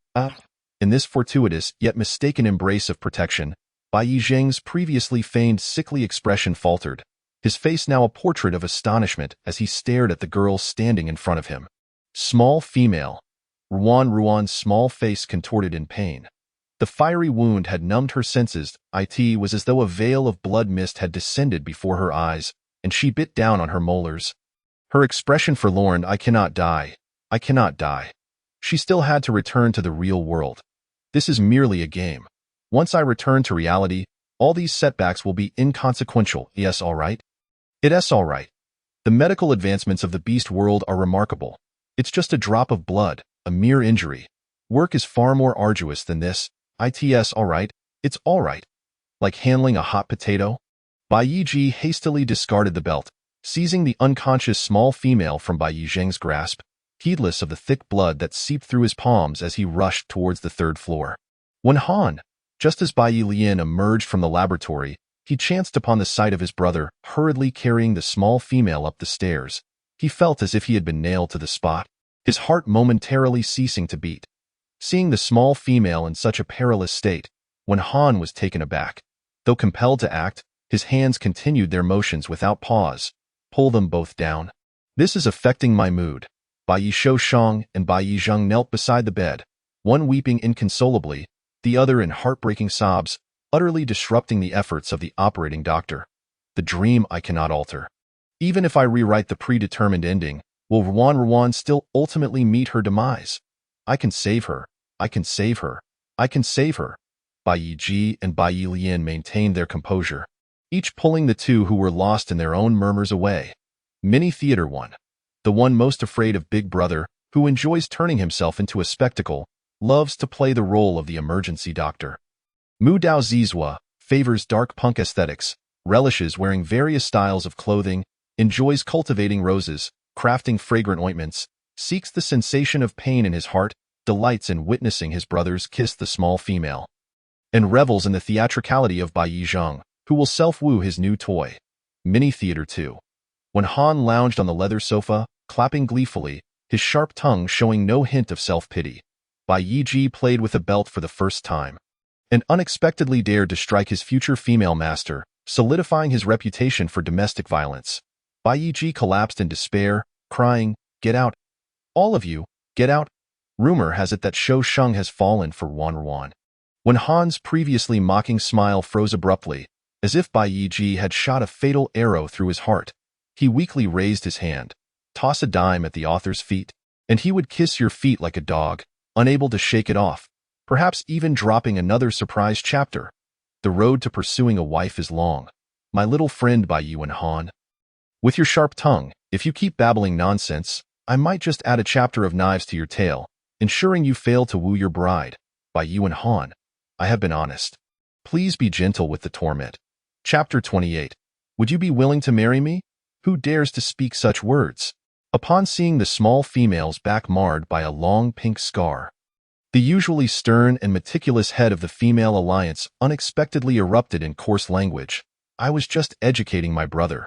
The female herself threw herself at him. Who can you blame? President Kirikawa? When Han's sarcasm deflated Kirikawa's spirit, as he looked at Bai Yizheng clutching his toy, his tone laced with palpable envy, even tinged with a hint of bitterness. The small female is truly good to you. When Ruan awoke once more, the remnants of the conversation she had just overheard lingered in her ears. Aside from a sense of weakness coursing through her body, she felt no pain. Her attire had been replaced with the original white shirt, imbued with a subtle fragrance reminiscent of frost and snow, unmistakably belonging to Bai Yilian. You're awake? A delicate lavender head peeked from beside the bed, only to be swiftly replaced by a soft blue hue. I thought you might never wake again. Shang's voice trembled with a hint of tears, his reddened eyes kissing her gently upon the soft curve of her cheek. It's just that I see you, Shang, Ruan replied, offering a reassuring smile, though her words were abruptly interrupted by a loud pop sound. A wave of sweet floral fragrance enveloped her, causing Ruan's pupils to dilate in surprise, her cheeks glistening with a dewy sheen. The culprit, with an innocent expression, exclaimed, "Shang, I want a kiss too." Shang forcefully shoved the bothersome Bai Yizheng away, coldly warning, Ruan is mine. I forbid you to kiss her." Just as Bai Yizheng seemed on the verge of throwing a tantrum, Bai Yiji stepped forward, covering his mouth and casting him out of the room. Bai Yuan Han pulled Shang closer to him, questioning, "Have you caught Bai Yizheng's madness too?" Shang's eyelids fluttered, and though he quieted, he quickly shook off his elder brother's grasp, kneeling beside the sickbed to hold the coolness of Ruan's delicate hand. When Han furrowed his brow, had he known that succumbing to Shang's pleas would lead to saving Ruan, he would have acted sooner. Ruan vigorously wiped her cheek, previously kissed by Bai Yizheng. "It was Han who saved you," Bai Yilian spoke solemnly. Ruan remained silent, her pair of clear, glass-like eyes slightly lifting, sparkling like the moonlight. Han scoffed coldly, "Had it not been for Shang's insistence, I would have merely watched you perish before me." The Baiyi family was ineffectual in protecting the females, and the king had ordered the immediate transfer of the female to the Helian family without delay. In response to Wanhan's harsh words, Haikawasu maintained a stoic expression, his long fingers gripping a royal decree. Reporting to the king involved cumbersome procedures, typically requiring 7 days for results, but he personally expedited the process to a mere 3. The urgency stemmed from the king's fury upon witnessing news of the female fainting in public, prompting him to hastily issue the decree transferring her to the Helian family. Though he initially intended for the female alliance to oversee her safety, events had spiraled out of control. Now, just moments apart, the female had nearly perished, and he felt a surge of relief and elation at possessing this decree, which would free her from the perilous grasp of the Baiyi family. "Let us go, Rwan. We must depart immediately." Haikawasu's purpose for visiting the Baiyi family was already known to all, while Rwan, hearing this news for the first time, was taken aback. To the Helian family, the Baiyi family had been sidelined, all members confined to a closed training camp for males, with only a week allowed for those passing the male assessment to await selection once more. Haikawasu retrieved a pair of shoes, reverently assisting her in putting them on, reminiscent of their first meeting. Her delicate feet, akin to polished jade, were enveloped by his warm hands, creating a striking visual contrast. Suddenly, Baiyi Lian leaned close to Ruan's ear, employing a mental connection exclusive to the two of them. "Do not think that by going to the Helian family you can escape. Though the addiction to blood may deepen, if you misbehave, I will ensure everyone knows that consuming blood can temporarily stave off madness. Yet mating is the only antidote. Understand?" Ruan nodded obediently, her thoughts racing. Had he been kicked in the head by a donkey? The more one indulged in blood, the more one craved it, ultimately relying on mating to detoxify. However, consent from the female was paramount before any such act could occur. Even if she disclosed her blood-related secrets to the king, he would not permit the males to indulge, for enduring the mating of multiple males would surely lead to her demise. Regardless of the outcome, losing so many citizens and soldiers meant to protect the empire was simply not worth it. Baiyi Lian underestimated her intelligence, believing her to be as foolish as she appeared, only knowing fear. As Ruan was led away by Haikawasu, the previously silent Baiyi suddenly declared, "I apologize. It was my failure to protect you." His towering figure stood in the shadows, emanating a chilling aura laced with an inexplicable sense of sorrow. Baiyi Lian clenched his fists, his icy gaze betraying a fierce determination. "It won't be long. I will retrieve you." Baiyi Wanhan crossed his arms, leaning against the wall with disdain. "Another week confined without returning to my laboratory. What a hassle." Baiyi Shang's light blue eyes shimmered with a hint of humor, yet a profound sorrow lingered. "Leaving is the safest choice." "But Ruan, can we still be friends?" Baiyi Zhang clutched a teddy bear, his hollow gaze never straying from the female. "Wherever you are, I will find you." The once rosy lips of the female now bore no color, her radiant skin appearing even paler under the sun.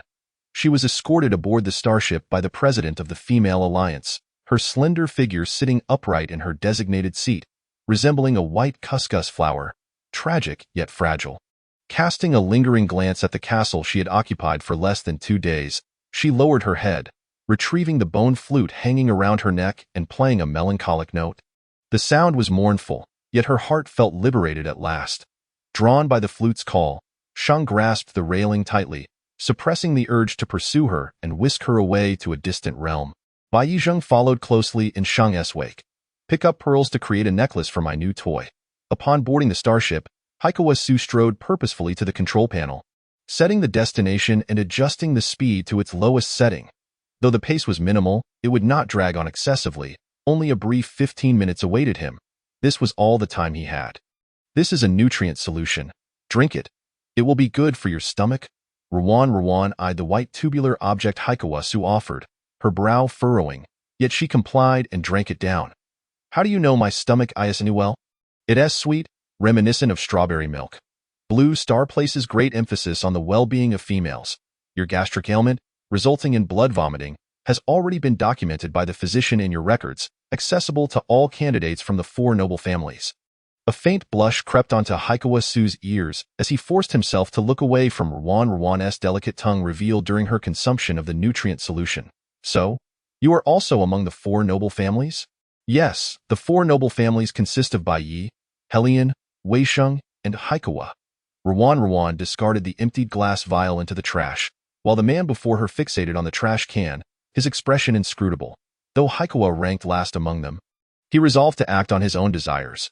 Surprised by the revelation that Haikawa Su belonged to one of the four noble families, Ruan barely had time to process it before the towering president of the female alliance suddenly knelt before her.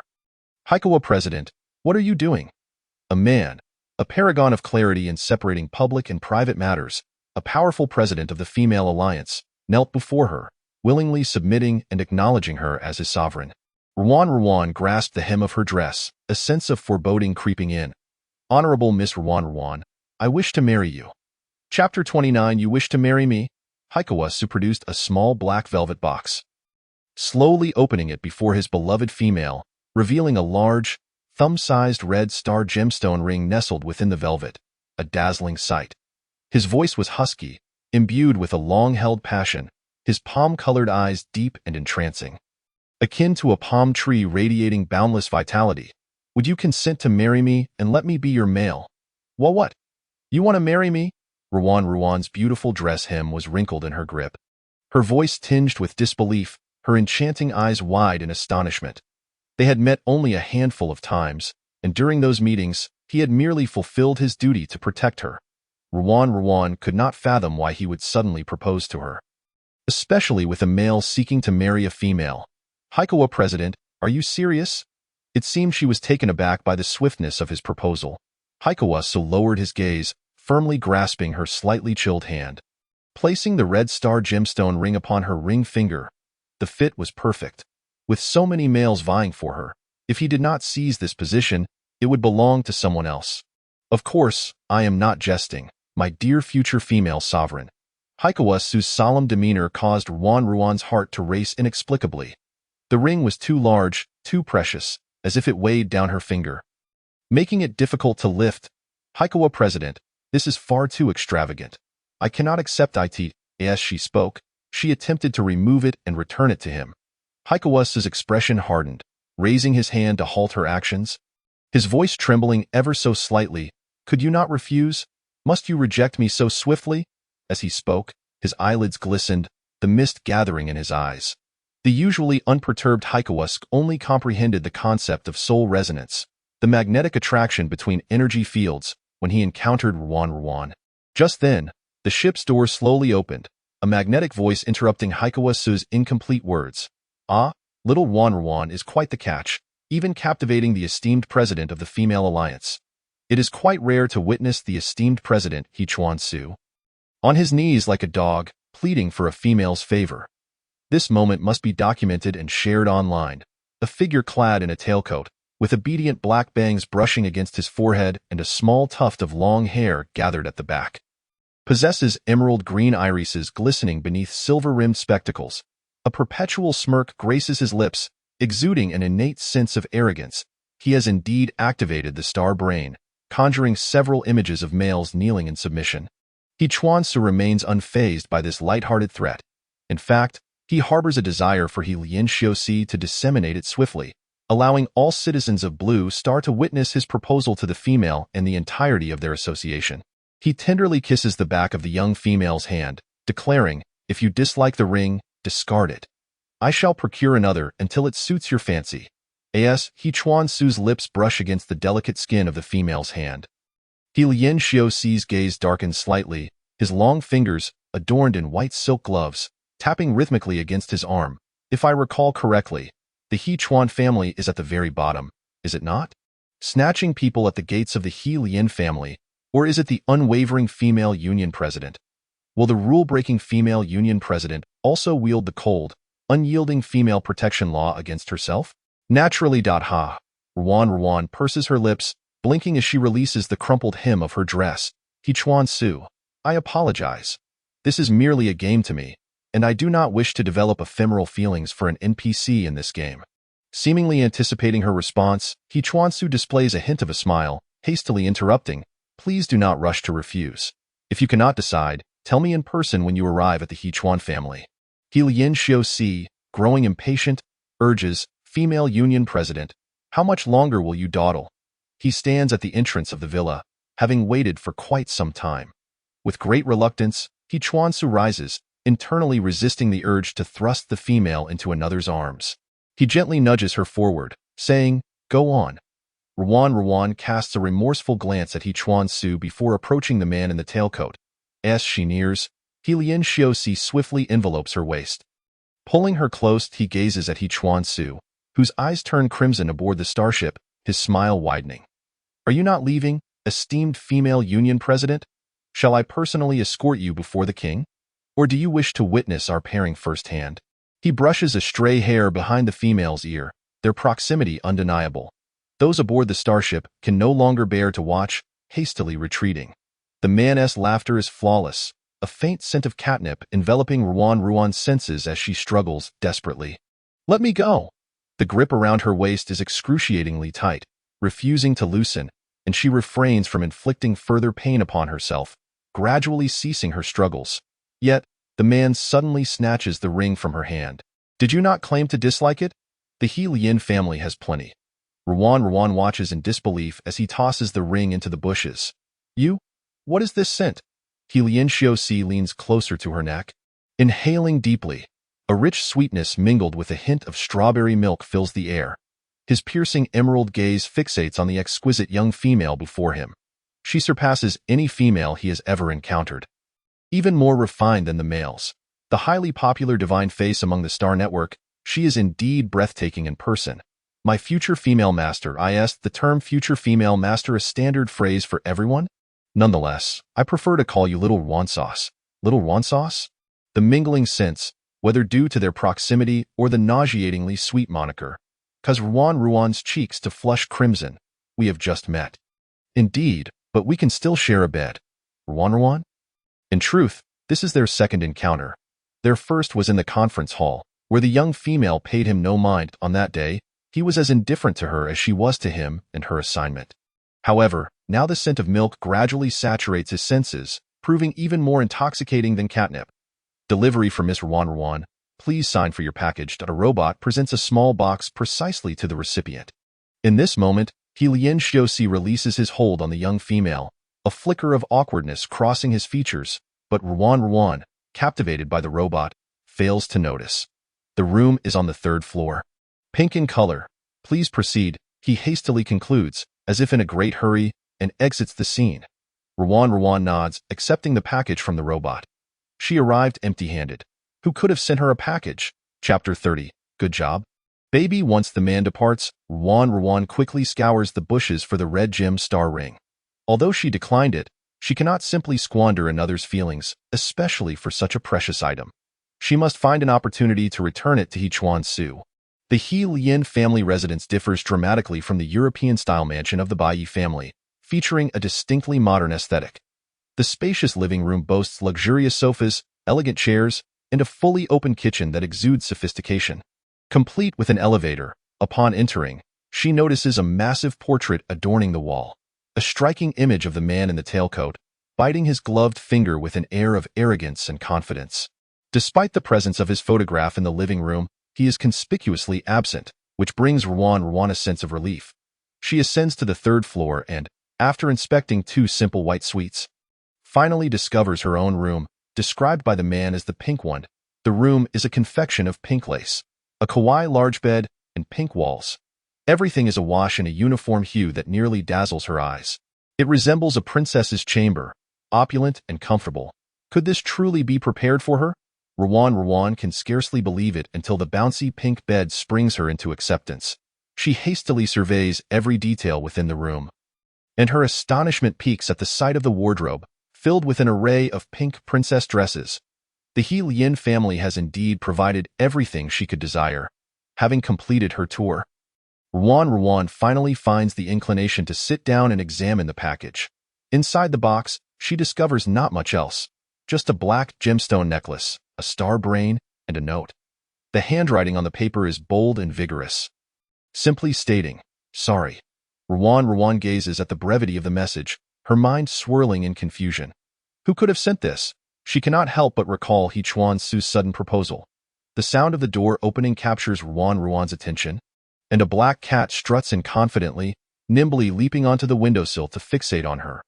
Little Ruan sauce, if it weren't for the other two not yet returning, I wouldn't have to endure this form while diligently watching over you. Yet, as a human, Ruan cannot comprehend cat language, nor can she read minds. She erupts in exclamation, "A little kitty! Oh my goodness! How adorable! Its fur is long and fluffy, akin to a little black coal ball. And those eyes, more translucent than emerald, could capture the hearts of countless old ladies." Her delighted outburst causes the black cat, currently grooming itself, to shudder slightly. What was that sound? What an adorable little kitty! Come here, let me give you a kiss. Come on, come on. Hurry over, little kitty. What is your name? Meow meow meow. Her sweet, coaxing voice transforms He Lianxiu's initial disgust into a calm indifference. That moment. He stands on a high pedestal, gazing down at the relentlessly persistent Ruan. If it weren't for the peculiar scent emanating from her, inciting his uncontrollable desires, he would not find himself in this diminutive, beastly form. Enduring such inexplicable torment. Come down, let your auntie pet you. Don't stand so high, it's dangerous. Don't ignore me, I'd be heartbroken. He Lianxiu curls his legs, or rather, the black cat curls its front paws. Curious to see what antics this two-faced female might conjure. He lazily licks his paws until Ruan produces a cat toy. He is a sophisticated night-walking black cat, an advanced beast man, elevated in species. Such a simplistic plaything would not attract his interest. That's right, baby. So great. You're doing wonderfully. Come here, it's right here. Curse that female, stop it. The adorable black cat hops about, playfully engaging with the toy as Ruan beams with joy. Feeling her heart melt at the sight of the cute little kitty. Come here, let mommy hold you. The young female inches closer to the black cat, unable to resist, her desire to pet the cat reaching a peak. However, the moment she drops the toy, the black cat swiftly leaps back to its lofty perch. Mommy? Sister? Auntie? Mommy? He Lianxiu sharpens his claws, glaring furiously at the little female who has taken considerable liberties with him. Once he transforms back, he will surely make her call him back. Cats can be aloof, and Ruan, feeling dejected, mutters to herself as she heads to the kitchen. Little kitty, don't be shy. Just wait and see how I will pamper you. The refrigerator is devoid of any ingredients, yet this does not daunt Ruan's clever little mind. If there is nothing available, she can simply venture out to purchase some. The black cat lies atop the closet, observing this incessantly restless female. Initially, she appeared so pale and delicate, evoking a sense of pity. Yet now, seemingly invigorated by some unknown stimulus, she is brimming with life and energy, leaving one utterly bewildered. Ruan dashes up to the third-floor bedroom. And the moment she opens her star brain, a torrent of messages floods in. Various notifications pop up, overwhelming her senses, yet the singular commonality amongst them all is her. Countless photographs of her are being disseminated wildly, trending across hot searches, star sounds, and myriad small applications, accompanied by absurd rumors linking her with Lian. What a ridiculous little fool to bring me home. The female alliance captain usurping affection? Nevertheless, amidst all this, the comments section is filled with fervent declarations of love from infatuated males, gradually morphing into frenzied fans. Ruan feels overwhelmed. She never anticipated that she had already become a sensation in the interstellar beast realm, to the extent that even stepping outside posed a dilemma. A dialogue box bearing Shousheng's avatar pops up. Ruan, have you arrived? Followed by an image of a blue suitcase. I'm packing my bags. I'll be heading to the male training camp tomorrow. But fret not, I shall return swiftly. Ruan opens the message and notices 6 ID photos neatly aligned in her star brain contacts, exactly 6 members of the Bai clan. Neither more nor less. Apart from them, she has no other contacts in her star brain, as she lost her previous one, likely in the rose garden, and this new one is evidently a replacement someone retrieved for her. What is happening? A message from Bai Yilian appears. Have you received the items? This message is from Bai Yiji, and only then does Ruan finally grasp who sent her the package. She taps on the void screen, intent on responding, but is inundated with other messages that pop up as if these people were aware she had logged in, each sending her messages simultaneously. Bai Yizheng, I shall surveil you until eternity. I want to keep a Ruan forever in my rose. As my nourishment, a shiver runs down Ruan's spine as she notices the green online status and quickly modifies it to offline. Fearing retaliation, she refrains from deleting the other 5, excluding Shousheng. Meanwhile, Shousheng, waiting for a response on the other end of the line, refreshes the screen multiple times, puzzled by her sudden online presence followed by an equally abrupt disappearance. In the military conference room, both Bai Yiji and Bai Yilian, equally distracted, cannot conceal their disappointment upon seeing the female offline. Commander, General, are you worried that this operational plan may not succeed? There is no cause for concern. The insect race is on its last legs. We shall undoubtedly triumph in this final battle. Ji and Lian curse inwardly, yet their expressions remain unchanged, thinking, that scoundrel. EC, did you consume garlic for lunch? Why does it smell so foul?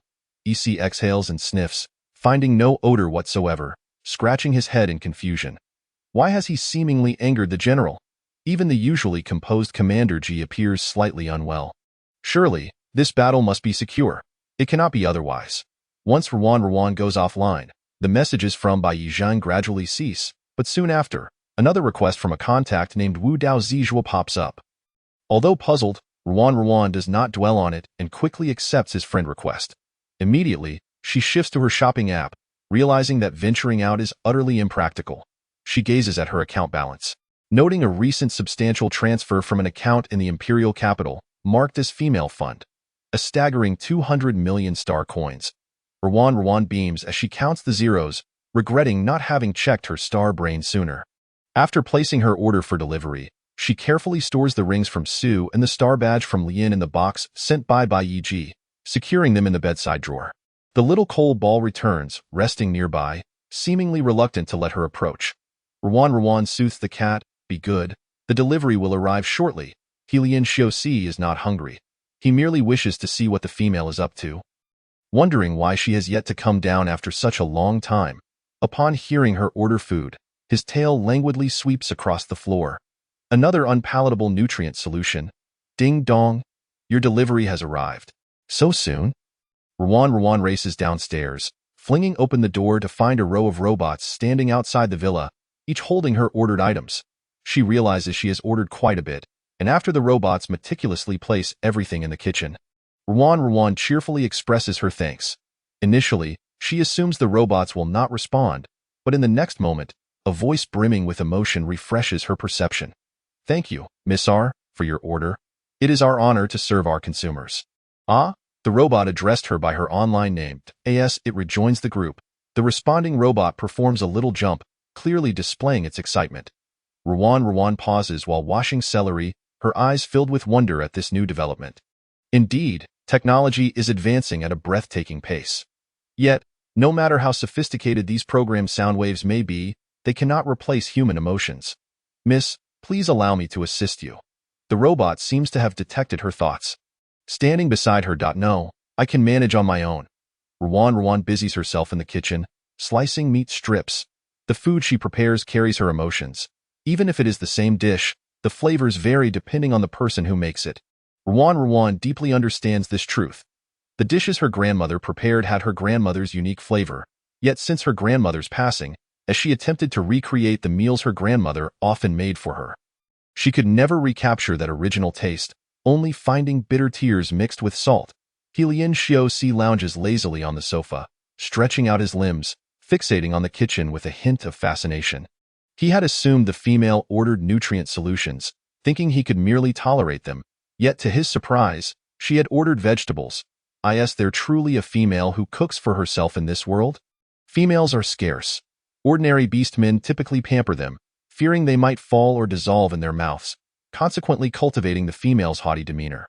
It is customary for males to feed females, dress them, wash their faces, and bathe them.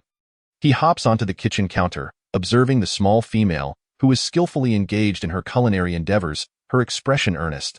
Just recently, news of her fainting in the bustling market, battered and bruised, circulated. It is the first time Lian Xiaoxi has encountered such an independent female who has suffered such severe injuries. Within 10 minutes, the little black cat has scuttled in and out of the kitchen no fewer than 800 times, weaving around Ruan's feet in a manner reminiscent of a family pet. Finally, as the last batch of fish soup is done, Ruan dashes to the dining table, placing the freshly made bowl down, pinching her ears to alleviate the heat radiating from her fingers. At last, it is ready. It smells delightful now. I shall dig in, Ruan exclaims, picking up a tender piece of fish to accompany her rice, devouring it heartily. This home-cooked meal tastes so much better. Her stomach feels so much more content, vastly superior to the nutrient solutions. As she speaks, her pupils dilate suddenly, recalling that to survive, she must cultivate good relations with them. Oh dear. I forgot to invite that man to dinner. Dinner time? Ruan knocks on each door, politely yet somewhat dismissively announcing her presence. With no one responding, it seems the occupants are not present in the villa, prompting her to slowly return to the dining table. This has left Lian Xiaoxi quite anxious. He is already seated at the table, yet the fish is too hot for him to eat. The moment Ruan returns, he discontentedly slaps the table in front of him. Meow. Hurry and serve this young master. I wish to eat too. Ruan gazes at the seemingly dignified black cat, tilting her head in confusion. You wish to eat as well? Meow. Of course. Hurry up. This young master cannot wait. You little greedy cat, your owner doesn't even care for you. Without me, you would have no food. Ruan retorts playfully, yet her actions reveal her sincerity as she places a piece of fish on a plate for the little cat. Also ladling a bowl of fragrant fish soup for it. As she scoops, she muses, I should name this black cat, but I cannot use the word black. Since your owner is not home, he won't know what I call you. Even if he returns, if I call you secretly, it won't be an issue, right? She circles the fish soup in front of the little cat, watching it gulp in anticipation, inwardly chuckling. Little coal ball, do you wish to eat? On a certain day, not long after, Lian Xiaoxi savored the delectable dishes prepared by the soft-hearted Ruin Soft, the cat ears atop his head twitching playfully with his every movement. Meow, meow, meow, meow, meow, meow, meow, echoed the sounds as Ruin Soft mischievously rubbed his plush ears, not forgetting to stroke his fluffy tail. Oh dear, listen to that adorable purring. At this moment, one might ask, little coal ball Xiaoxi, how can you be so cute? And thus, one might respond, because our Xiaoxi is the epitome of cuteness among cuties. The darling of darlings, the sovereign of babies, the ruler of cuteness, the master of sweetness, the most delightful little one, the pinnacle of adorableness. Chapter 32. You may command me for any matter. Meow. Let go of me at once. Ruin Soft set the fish soup aside and delicately placed a crisp lotus slice in her mouth, chewing thoughtfully. As for the name, I have already decided. How about Guna La, God of Darkness? Or Little White? Perhaps Black Cat Inspector? Do any of these appeal to you? If not, then we shall simply call you Little Coal Ball. Curse those names.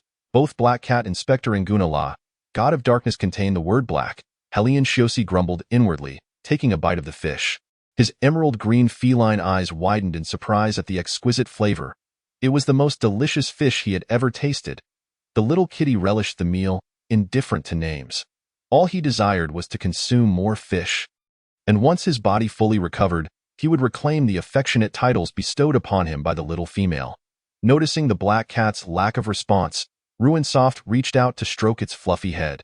It made no protest, its gaze fully captivated by the fish. It seemed she was close to success. After finishing the meal, the outside world had succumbed to darkness while the villa remained brightly lit. Resembling daylight, the well-fed little coal ball sprawled languidly on the sofa, emitting soft purrs. Once the robot arrived to collect the dishes, Ruin Soft stretched lazily and nestled beside the little coal ball. Was the fish delicious? I have many ways to prepare it: braised, steamed, sweet and sour, roasted, pan-fried, in tomato sour soup, boiled, with chopped chili, garlic, spicy, garlic-flavored, fresh pepper, or crispy fried. As she spoke, her eager hands found their way onto the little coal ball, and seeing it offer no resistance, she confidently began to pet the cat. From now on, I will cook for you. Will you promise to let me pet you? All these were flavors Lian Xiaoxi had heard of but never tasted. Well, given how this little female has prepared such a splendid feast, I could reluctantly allow her to pet me, he thought. The warm yellow light illuminated the gentle contours of her face, casting a soft glow that highlighted the delicate fuzz along her cheeks. Okay, the little coal ball purred contentedly, As Ruinsoft's hands sank into its plush fur, she occasionally stroked its paws, then its chin, before finally attending to its ears and tail. How delightful, Helion Shosi sighed. Unlike ordinary beasts, whose ears and tails were exceedingly sensitive and only permitted to be touched by their female masters, he found comfort in the notion that this little female was indeed his future mate. However, unlike other beasts who would blush and shy away from such intimate touches, he found the sensations exhilarating, a source of pleasure rather than embarrassment. Little coal ball, you are the most adorable little kitty in the world. You are so warm and delightful, Ruinsoft exclaimed, her hands subtly wandering downward. What do you mean delightful? Where do you think your hands are going? Meow. The black cat reacted defensively, springing up and dangerously hissing at the little female. Ah? Ruinsoft's right hand bore a long scratch from its claws, the skin around the wound swelling and turning pale as blood trickled forth. Little coal ball, you are quite fierce. I've been scratched by cats many times. But you are the most savage of them all. The black cat's gaze flickered, momentarily guilty, but the remark reignited its anger. Meow. Who told you to touch what you shouldn't? Consider this a lesson. Why are you so riled up? It's not something precious. I've touched the genitals of many tomcats and even assisted in birthing queens. Helion Shosi felt a jolt of embarrassment, the tips of his ears burning, but as a black cat, he could not reveal his true colors. Meow, meow, meow, meow. You've touched so many tomcats, and yet you dare to touch mine? You filthy woman. The black cat stood defiantly at the little female's feet, meowing incessantly, its emerald eyes blazing with fury, leaving no doubt as to the crude nature of its insults. Ruinsoft sighed, clutching her injured hand as she entered the elevator. You scratched Mommy. You are naughty. Mommy is angry now. I will ignore you. We will go to the hospital shortly, and I'll take you for neutering. With that remark, the elevator doors closed, muffling the black cat's increasingly agitated protests. Meow, meow, meow, meow, her hand wrapped in cloth. Though the bleeding had ceased, she still needed a vaccine. Ruinsoft activated her star brain to search for the nearest hospital, only to find a message timestamped at 1614 awaiting her. Miss Ruinsoft, I am your exclusive doctor, Wu Tao Zizhu, here solely to serve you. Please feel free to contact me if needed. The last encounter had ended abruptly, with Bai Yi Lian intervening when she struck Dr. Wu Tao, leaving Ruinsoft with a tinge of guilt. Tentatively, she typed, Dr. Wu Tao, I accidentally got scratched by a cat and am bleeding. How should I handle this? Do I need a vaccine? The interstellar beast realm differs from the human world, so she hoped that perhaps interstellar cats did not harbor any latent viruses, and a vaccine might not be necessary. A swift reply came. Yes, you need one. Where are you? How did you get scratched by a cat? Send me your location. I will come to you. Personal visit? Not wanting to type further, Ruinsoft quickly sent a voice message. No need for that, Dr. Wu Tao. Just send me the location of the hospital, and I will come find you. 3 seconds after sending the voice message, a video call from Bai Yizhen startled her, causing her star brain to slip from her grasp and crash to the ground with a clatter. The profile picture of Bai Yizhen continued to bounce on the screen not far away. Wasn't he supposed to be offline? Why did he suddenly call her? It wasn't until the call rang for several seconds before disconnecting that Ruinsoft dared to pick up her device. Bai Yizhen, missed video call. Wu Tao Zizhu, apologies, the hospital is closed now, and since I have been assigned as your exclusive doctor, I no longer work at the hospital. I serve only you. So, you may command me for any matter, master. Is that how exclusive doctors refer to females? Ruinsoft dismissed the odd title and sent her location. Thank you for your help, Dr. Wateo.in. The dimly lit bedroom. The master had not turned on the lights. The flickering green glow of the screen illuminated his face, casting an eerie green hue on the misty purple wolf tail. Bai Yizhen glowered at the missed calls and the silence of unanswered messages, his gaze drifting to the little female's quick replies to Wu Tao Zizhu's account. His fingers moved slightly, replaying her soft voice in his mind. No need for that, Dr. Wu Tao. Just send me the location of the hospital, and I will come find you. Chapter 33. Aren't you afraid to be alone? 5 minutes later, the doorbell rang swiftly. Here they come. As the door opened, Wu Tao Zizhu, with his sleek purple short hair and straight posture, stood at the entrance, illuminated by the light within, resembling a delicate jade flower. Ruin Soft found herself momentarily entranced by his gentle smile. Dr. Wu Tao. Wu Tao Zizhu nodded. Master. Ruin Soft? Her eyelids fluttered, and her ears flushed crimson. There's no need to call me that. You can just call me Ruin Soft as before. That cannot do. I am your exclusive doctor, so I must address you as master. Wu Tao Zizhu followed the little female into the villa, scanning the living room with an expression of concern. Where are the other males of the Hellion family? Why are you alone? The black cat stood atop a pedestal, glaring down at the intruding male with disdain. Get out, it hissed. Hearing the hissing, Ruin Soft quickly turned to Wu Tao Zizhu, feeling embarrassed. Don't mind it. This cat has a rather foul temper. Little coal ball, go back to your room.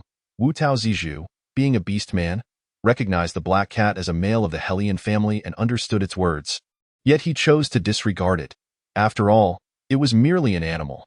You foul female, I am still alive. You dare to bring other males into our home while I am present. Once I recover, you will regret it. Wu Tao Zizhu exchanged glances with the hissing black cat, offering a vague smile before turning serious. Is it this cat that scratched you? Yes, Ruin Soft nodded. Cats are heartless, much like snakes. They are impossible to tame. Wouldn't it be better to kill it and feast on its flesh? Wu Tao Zizhu thought, holding back the dark thought of eliminating this cat beast, for it would eliminate one rival for the little female's affection.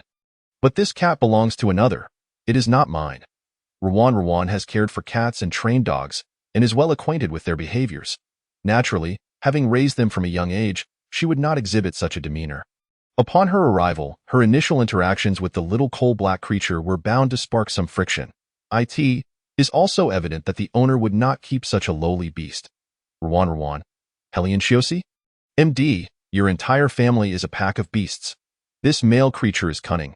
He clearly understands the words spoken yet feigns ignorance. Wu Tao Zizhua deliberately overlooked Hellion Shiosi's dark glare and opened the medical kit. Let me examine your hand. Ruan obediently extended her hand while seated on the plush sofa.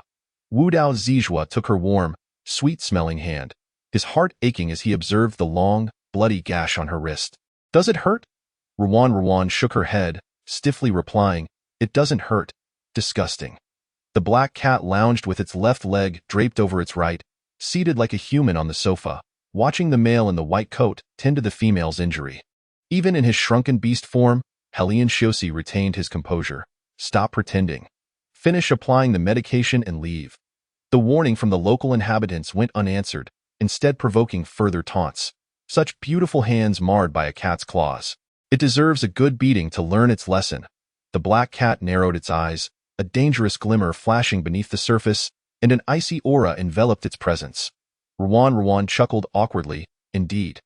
Hellion Shiosi shot a fierce glare at Wu Tao Zizhua before retreating to his room, furiously shouting into the phone, Didn't you say you'd be back soon? Why are you still not here? The voice on the other end was cold and grim. A pack of strays suddenly went berserk. I may not return for a few days. Upon hearing the response, Hellion Shiosi hastily hung up before the other could say more. Outside, the males were brazenly defiling their home, yet they remained preoccupied. Damn it! When will they recover their star tier? When Hellion Shiosi returned to the living room, he found that the male was still seated in the same spot, taking an eternity merely to tend to a wound. Wu Tao Zizhua meticulously wrapped Ruan's right hand with gauze, his slender fingers appearing even paler under the cold white light. Avoid heavy lifting with this hand for the time being to prevent the wound from reopening. By the way, where is the Hellion family's male? Unlike other doctors, Wu Tao Zizhua always exuded an odd aura when treating her, a sensation she had never experienced even with Wang Kong. Ruan steeled herself to reply. The Hellion male is not here. He must be busy with something. Doesn't it frighten you to sleep alone? Wu Tao Zizhua's voice was gentle and unhurried, filled with tenderness. Do you need me to stay and keep you company? Ha! The black cat scoffed, sharpening its claws before pouncing onto the seemingly innocent male and then leaping away, leaving 3 bloody scratches across Wu Tao Zizhua's left cheek. Ruan gasped in alarm. Dr. Wu Tao. The female's exclamation drew Wu Tao Zizhua's dangerous gaze towards Hellion Shio's eye in that moment. He found himself unwilling to harm the creature any longer. Ouch! Wu Tao Zizhua's long, dark lashes fluttered delicately, akin to a gentle breeze. His skin as pale as jade, resembling a precious piece of glasswork, now marred by the injury, evoking a pang of heartache. Seeing that Wu Dao's Zijua not only refrained from retaliating, but also wore a more nauseating expression. Helian Xiuxi's desire to continue waned, only to be unexpectedly kicked by the unguarded female. "Get lost, filthy cat!" Helian Xiuxi rolled on the floor, astounded by the rarity of the female's outburst, clearly indicating her anger. "Dr. Wu Dao, are you all right?" Ruan hurriedly approached, guiding Wu Dao's Zijua to a guest room on the first floor, vigilantly guarding against the black cat to prevent any further attacks. Once the door was shut and locked, she finally felt a sense of relief. Gazing at the wounds on Wu Dao's Zijua's face, she felt overwhelming guilt. "It's all my fault. If it weren't for me, you wouldn't have been hurt. It's all right. It's not your fault." Wu Dao's Zijua sprayed a hemostatic spray on his face. The bleeding ceased, yet the 3 prominent wounds remained. Hearing his cryptic response, Helian Xiuxi outside the door gritted his teeth in frustration. He recognized the other's skill in tea, but was taken aback by the lengths he would go to, sacrificing his own appearance to elicit sympathy from the little female. This was Helian Xiuxi's way of mocking the female's naivety, suggesting she had been duped and was now counting the money for the seller. Wu Dao Zijua parted his lips slightly, regarding the earlier question, Chapter 34. "I will take responsibility for you." He was addressing whether he should stay the night. In the middle of the night, despite her reluctance, Ruan declined. "No need, Dr. Wu Dao. I can manage on my own. Then I shall take my leave." Wu Dao Zijua responded briskly, picking up his bag and maneuvering past the black cat towards the entryway. He paused, glancing back at the little female. "Aren't you going to see me off?" The tall man had one hand tucked in his physician's coat pocket, his brows arched like distant mountains. Invoking a sense of pitied awe, the little female was still deceived by Wu Dao Zijua. Helian Xiuxi watched the two conversing in the distant light, anxiously sharpening his claws. He was protecting the female, intruding into another male's territory without consent, thus challenging the landowner's authority.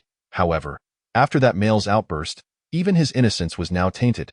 "By the way, has your stomach been bothering you lately?" Wu Dao Zijua inquired. "No," he nodded, producing a card and placing it in Ruan's hand. Advising, "It seems you're nearly recovered, but be sure to eat on schedule. If you feel unwell, visit this hospital." With that, he stepped into the spaceship. "I may be gone for the next 7 days. You must take good care of yourself and avoid further injuries." Wu Dao Zijua remained as unclouded as ever, his figure within the blue spacecraft revealing no hint of sorrow. He seemed impervious to sadness or anger, always displaying a gentle demeanor towards her. "Where are you going?" The male with injuries could not venture out, fearing he might offend the esteemed female. "Apologies, I won't linger." Ruan paused, momentarily dazed, unaware of the strictness of the beast world towards males. "I'm sorry." The spaceship vanished, and the apologies echoed unheard. Helian Xiuxi observed the little female with her head bowed, his own expression darkening to an inky black. How could she be so easily swindled, however, after scratching the little female and having a fierce argument? It was clear they were both at a loss for how to break the ice. The black cat sharpened its claws.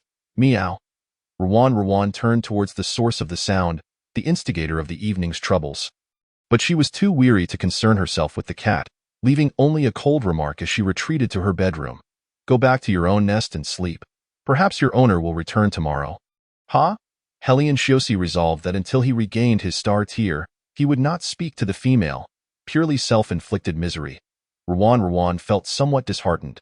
She opened her star brain, hesitatingly editing a message for Wu Dao Zijua, but ultimately left it unsent. It seemed the other had noticed her typing. Soon, 2 messages appeared. "Wu Dao Zijua, what's wrong? Don't be upset tonight. I am the beast world. It's perilous for a female without a male's protection. I am only concerned for your safety, so please don't overthink it." Upon reading his subtly veiled words, Ruan's guilt deepened. In truth, a male's appearance is a primary condition for a female's affection. Now that my face is ruined, no female will want me. The dialogue box froze at this statement. "I'm sorry. What can be done about this?" "Rest assured, I will compensate you. I will take responsibility for you." Ruan paused before continuing to type. "Don't be sad. I mean what I say." On the other side of the screen, Bai Yizhang felt increasingly frantic. At this point, the little female ought to take responsibility for him and accept him as her mate. right? I don't want your money. I only desire your love. Rowan. Love is non-existent. That's too extravagant. I will find a doctor to help with your scars. I truly apologize. If you're still upset, go settle the score with that black cat's owner. Wu Dao Zijua replied with a fine and a crying emoji. Rowan reciprocated with a hug emoji. Seeing such a downcast expression, was he missing her? The little beauty, accompanied by a charming voice, refreshing breeze, and a male entered the room. The individual leaned casually against the window frame, his muscular arms exuding power as he effortlessly leapt inside. After half a month of touring, your arrival had overshadowed everything. I haven't shed a tear, so why are you crying? Rowan. Huh. Did he have poor eyesight? When had she cried, despite having only met briefly before? She recognized him by his flamboyant pink hair. Bai Yi? What brings you here? The other seemed to deliberately ignore the little female's inquiry and suddenly drew near, his exquisite features and slightly upturned fox-like eyes glimmering with mischief. Enough chit-chat. I'm in heat. Give me a taste of your blood. As the words fell, the tall, imposing male in performance attire seized the delicate wrist of the petite female, pinning her against the edge of the bed. Leaning down, he began to draw blood from her neck. A familiar pang of pain coursed through her, causing Rowan to furrow her delicate brows and instinctively curl her fingers, aware of Yu Yi's enchanting abilities. Rowan feared he might once again bewitch her, compelling her to submit to actions detrimental to her. Thus, she refrained from resisting throughout the encounter. The male's potent hormones invaded her senses, and her gaze fixated on the pink diamond earring adorning his left ear, her thoughts drifting. The foolish man continues to drink. The more he imbibes, the more addicted he becomes. When Bai Yi had drained his fill, the petite female succumbed to a deep slumber. Her thick lashes glistened with droplets, remnants of unshed tears adorning her cheeks, her brow slightly knitted, evoking a desire to smooth her furrowed expression. The female was surprisingly docile tonight, offering no resistance. Bai Yi silently observed the slumbering form beneath him, reflecting on her demeanor. He found himself inexplicably compelled to wipe away the tear stains on her soft cheeks. Noting how her skin reddened slightly with the slightest touch, he cleaned the blood from her neck, gently lifted her onto the bed, and tucked her beneath the covers, feeling an unsettling sense that she should not have appeared so vulnerable tonight. Who had caused her such sorrow? He pinched her soft cheek, murmuring, "What a predicament you found yourself in." Hearing footsteps approach, Yui leaped from the window, his voice melding with the cool summer breeze. 7 days of intensive training felt interminable. Upon entering, Helian Shiosi was greeted by the sight of the wide-open window, the white curtains billowing in the wind, revealing the enveloping darkness of night. The female truly had a carefree spirit. Seemingly unafraid of other males intruding, he hopped onto the bed, burrowing beneath the covers, finally settling into a comfortable position nestled against the nape of the petite female's neck, drifting into a deep sleep. Chapter 35. I hear the petite female has been assigned to the Helian family. Seize her. Emotions surged swiftly, only to dissipate just as quickly. Rowan lay upon the plush bed, her drowsy eyes fluttering open to the sunlight streaming in, casting a warm glow as the clouds danced across the sky. Beside her, the black cat exposed its soft belly, rolling over in sheer comfort. Rowan mused. How blissfully unaware it is, that little head of its. Rising, she completed her morning routine and selected a pink princess dress from the wardrobe, its hem brushing just above her knees. The layers of the skirt cascaded like a cake, crafted from exquisite silk adorned with delicate lace trim. A grand bow graced the back, while the lace straps revealed her elegant swan-like neck and collarbone, her long, lustrous arms exposed to the air. The back featured an intricate hollow strap design, complemented by matching pink-heeled leather shoes. Resembling a dainty flower fairy descended into the mortal realm. This was the most understated ensemble in her wardrobe. Helian Shiosi had already awakened, and upon seeing the refreshed appearance of the petite female, his eyes sparkled with astonishment. One could not deny that his taste was indeed exceptional. Meow the black cat strutted over and settled beside her, appearing slightly clingy. This creature, who had marred others' appearances, Rowan ignored it. Placing an order on her platform, intending to subsist on nutritional liquid today, she had stockpiled a case, also purchasing a variant labeled, exclusive for cat beasts. In this world, There were no cat foods or pet cans, likely due to the evolution of beastmen. After consuming the nutritional liquid, both she and the cat lounged on the sofa, basking in sunlight. Ruan recalled the wounded visage of Mist Island Ziju from the previous night and the promise she had made. Sighing softly, could she truly remain undisturbed until 3 months hence? In this tranquil moment, a towering shadow fell upon her, and she remained blissfully unaware with her eyes closed. Sister, auntie, mama? A deep voice resonated as if whispered in her ear. Ruan's eyes fluttered open, unexpectedly colliding with a pair of emerald green ones. He was without glasses, his gaze unobstructed, the familiar scent of catnip wafting towards her. Confusion arose within Ruan regarding the sudden appearance of this man. "Where have you been?" Helian Shosi grasped the petite female's wrist, pulling her into his embrace while his other hand firmly encircled her slender waist, mimicking their initial meeting. "What an adorable little kitty mew. Come here, let your sister give you a kiss." Ruan, caught off guard by the man's imitation, stood frozen. "What do you mean?" Helian Shosi scoffed. "Little Wanchan, I mentioned we could sleep together even upon first acquaintance. How was your experience last night?" Her eyelids fluttered, recalling the events of the previous night and all the coincidences. Could he possibly be that black cat? Lost in thought, her cheeks flushed crimson. Noticing her reaction, Helian Shosi gripped her chin, compelling her to meet his gaze. "Sister, auntie, mama, what are their antonyms? What are they called?" He pressed. "Speak. Misname once, and you shall be punished." Ruan pursed her lips tightly. Although she had addressed him as such the previous day, he was indeed a cat, and as an animal, he could not articulate it. "I merely said that, and I had no idea you were that black cat." Helian Shosi disregarded her explanation, forcefully pressing his lips against hers. Kissing her soft mouth, Ruan protested. How can he cheat like this? Once released, she gasped for breath, urgently exclaiming, "Brother!" The term, uttered in her soft voice, carried an unintended connotation. Helian Shiosi's feline tail entwined around her calf. Relishing the sound? Yes, and what else? She closed her eyes, suppressing the ticklish sensation on her leg, continuing, "Uncle, continue." Ruan blinked, struggling to articulate the final term. How could a normal person use kisses as punishment, especially from a relative stranger? Helian Shiosi, having already discerned her hesitation, lazily regarded the petite female perched on his lap. "Struggling to say it?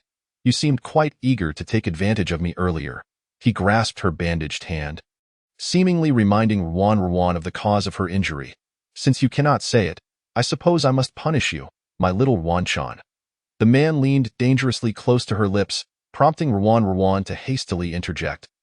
"I will say it, I will." Meanwhile, outside the villa, for heads of varying colors crouched by the wall, attempting to glean insight into the defenses within.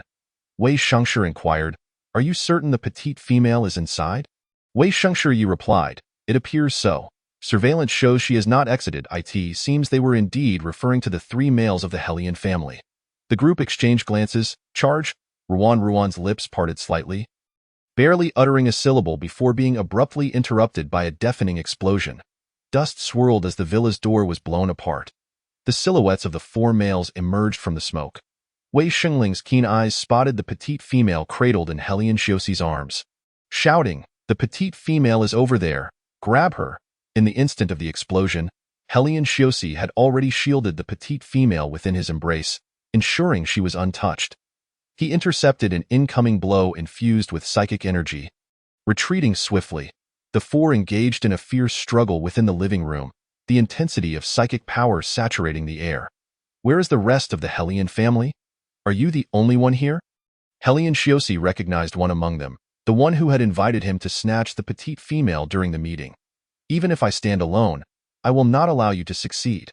With yellow hair and greenish-yellow eyes, Wei Shangshi retorted, "Let us not jump to conclusions. The outcome remains uncertain. Let us teach this arrogant cat a lesson and show him our strength."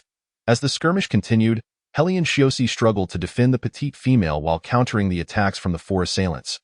Gradually feeling overwhelmed, a stray bullet whizzed by, striking him squarely in the shoulder, eliciting a muffled groan. Ruan's pupils dilated in shock. "Helian Shiosi, if you can't win, just throw me out." She believed she had yet to reach a point where Helian Shiosi would risk his life for her. A golden-haired male darted to the side and snatched the petite female away. I got her. Retreat? Upon receiving the news, the group wore malicious grins, following Wei Shengshi lead.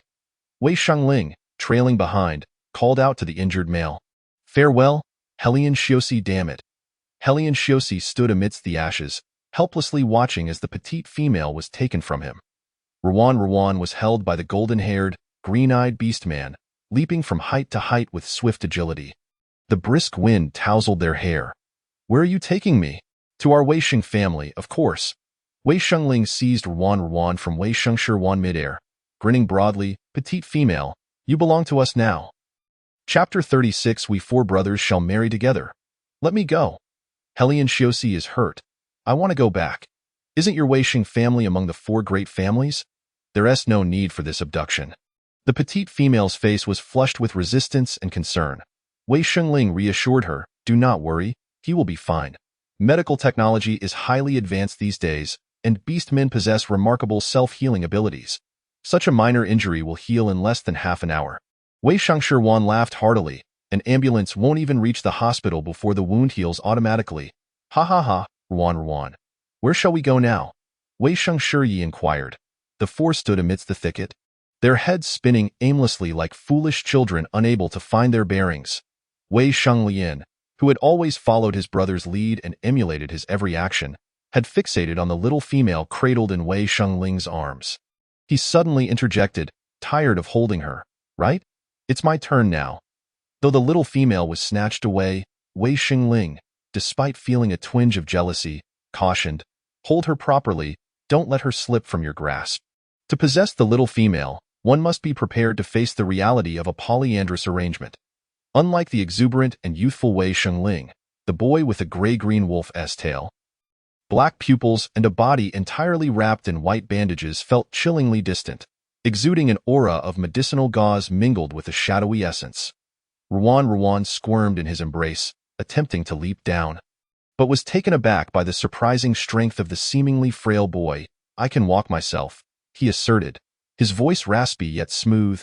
No, how can a noble female walk on her own? Ruan felt a wave of annoyance. Wei Shengshi, scratching his head, asked again. So, where are we headed? Wei Shengling decisively declared, to the mall to buy some clothing and accessories for the little female. Wei Shengshi chimed in. That's a splendid idea. I want to adorn my little female master, making her the most esteemed and beautiful female in all of Blue Star. Wei Shenglian responded with a thoughtful, and the four swiftly set off towards the grandest female-exclusive mall in the imperial capital. Within the mall, numerous male beastmen could be seen, each carrying various packages, evidently purchased for their own female companions. Upon noticing the female cradled in Wei Shenglian's arms, chaos erupted among the crowd. As many male beastmen swiftly whipped out their star brains to record videos or even initiate live streams. The rarity of a female so soon being claimed by the Wei Sheng family suggested that the Helian family had already ceded all their females to their beast husbands. The last time Ruan encountered a video of this precious female was when she was being escorted away from the Bai family by President He Chuan. Have you lost your connection? The latest buzz is about the precious female behaving intimately with Helian Shioshi at the Helian family's doorstep. The discussions among the surrounding males caused Ruan's brow to furrow. Being covertly filmed was hardly a pleasant experience. Yet, many adoring beastmen trailed behind them, eyes sparkling with excitement. So cute, so beautiful. Look at me, baby. Ruan, indeed, was that stunning, capable of slaying hearts with but a glance. Once the females finished acquiring their beast husbands from the four major families, she would strive to ensure her presence was acknowledged. Unlike other families, the Wei Sheng family exhibited a brotherly bond and an unspoken understanding, their pride unabated by the fervent attention from the males. Yes, that's right. Let all of Blue Star witness how vital the female is to the Wei Sheng family, and how considerate the males are. Wei Shengling beamed as he entered a high-end custom store, declaring, this, and that. Wrap them all up. Wei Shengshi was equally industrious, pointing at a wall of tools. Which one do you fancy? Without waiting for Ruan's response, he promptly instructed the attendant. I'll take them all. Wei Shengshi then pointed to a diamond the size of a pigeon egg within a cabinet. Is there one larger than this? Though Wei Shenglian held the female, he too was busy, as if his arms bore no fatigue. I'll take all the wedding dresses. The four of us brothers are getting married together. After all, the attendant was left in a state of shock, nearly causing sparks to fly from the card reader. Despite their extravagant purchases, the four still felt unfulfilled, pondering aloud before suddenly exclaiming in unison, "Let us buy out the entire mall for the little female." Rowan was left speechless, overwhelmed by the lavishness of the Ford. Not only her, but also the beastmen surrounding them, including netizens across Blue Star. So wealthy? How infuriating. The cunning Wei Sheng family. It's wonderful. As long as my treasure is happy, I am content. Is that enough? Give me the female's contact details. I want to gift her a building. To the one upstairs, I heard you're scheming all the way from F-16 City. I'm not joking. I wish to give my most treasured possessions to the little female. She deserves only the best. A notification chimed as 13 billion star coins were received. Wei Shengling tapped his wrist adorned with a star brain against the female's wrist, and a transfer alert echoed. Rowan observed her star brain, where a new contact appeared, a photo of a red-haired friend labeled Wei Shengling. "I mentioned during our last meeting that I would take you," he stated. The other three males quickly followed suit. 13 billion star coins received. Wei Shengshi waved his star brain. "Little female, this is your welcome gift." Wei Shengshi pushed aside Wei Shengshi, leaning closer to the little female. 13,000,000,000,000 star coins received. And I too. If it's not enough, just ask, brother. Finally, Wei Shenglian took his turn, scanning his star brain leisurely. 13,000,000,000,000 star coins received. What mine is yours? Rowan gazed at the total amount received. Ignoring the trailing zeros, the leading digits forming a prominent 520, what should she say? Should she feign modesty and declare, "Money is merely a cold number to me. I desire love above all"? Rowan smiled brightly and pretended to be demure, saying, "Thank you, you are all so kind." In reality, she felt almost frantic, wishing to gather all the money and wallow in cash. No one dislikes money, especially not Rowan from the 21st century. The generous gifts from the Wei Sheng family had truly touched her heart. The four, scratching their heads, felt an unusual sense of shyness at receiving praise from the female for the first time. Yet her happiness eclipsed their own by 100-fold. Their situation was being live-streamed by the beastmen trailing them, with comments flooding in, spending lavishly just to elicit a smile from the beauty. During a training break, the 6 members of the Bai family, far away in the beast husband training camp, noticed the trending topic and the live stream featuring the explosive popularity of the Wei Sheng family. They watched in envy as the 4 brothers, excluding Wen Han, basked in the affection of the little female. Had they known that a mere few star coins could change her impression so drastically, they would have acted sooner. As they prepared to take action, their instructor called them to order. Culinary class is starting. You all hurry and put on your aprons to come cook. Chapter 37. Dressed to impress. Meanwhile, in the heart of the imperial capital, He Lian Xiushi had long since recovered from his injuries. Just as he exited the main district, he stumbled upon the live stream featuring the little female. The sight of her radiant smile pierced his heart, causing his eyes to redden. This fickle woman had swiftly cast him aside. After all, she was the keeper of his first kiss. He Lian Xiushi's frustration stemmed from his 2 younger brothers being unable to assist him. The Wei Sheng family had taken advantage of their situation, leaving him to fend for himself. Yet, the king did not inquire about the loss of the female, instead questioning whether he had formed a partnership with her. Naturally, the answer was no. Upon hearing this, the king reprimanded him as useless. "So, this is how we're playing, is it?" After their shopping spree, noon had arrived. The 4 had reserved a private room, preparing for a luxurious lunch with the little female. Intending to return afterwards, they regarded this as their first date, hence the meticulous attention to detail. Rowan was sent to the makeup artist, under the pretense of creating a sense of ceremony. "Miss Rowan, even without makeup, you are stunningly beautiful. With just a touch of powder, I fear no one in all of Blue Star could rival your beauty." The male artist, embodying a classic European appearance with brown hair, had been chattering away since their introduction, his awe barely concealed. Rowan remained silent, allowing him to work on her, her thoughts drifting to her reality. Having lost her mother at a young age, she often faced debt collectors due to her father's gambling habits. There was a moment when she and her sister were nearly sold off by their father, only to be saved by their grandmother. When her father fled, leaving her elderly grandmother and young sister behind, she thought they were doomed. Yet, one day, a group of men visited, and her sister, 9 years her senior, gently stroked her head, saying, "Little Ruan, I'm going to work. You take good care of grandmother at home, and I'll earn money to support you both." That moment, she understood nothing, merely nodding in a daze. After her sister left, the debt collectors ceased to come. But her sister never returned home. All that remained were the sporadic remittances every 6 months, signed by Ruan Tian, her sister. As she grew older, she realized the sacrifices her sister had made for her and their grandmother. But by then, it was far too late.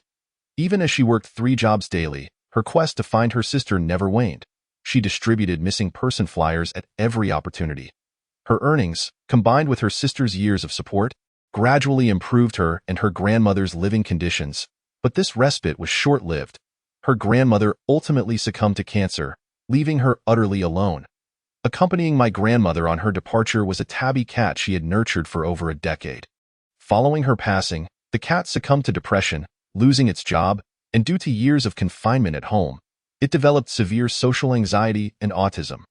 The most distressing moment occurred when it ventured less than 200 meters from home, gasping for breath, nearly spiraling into madness. Subsequently, in the dead of night, it wandered into this gaming realm. "Miss Ruan, your quest is complete." The voice of a male orc jolted Ruan from her reverie.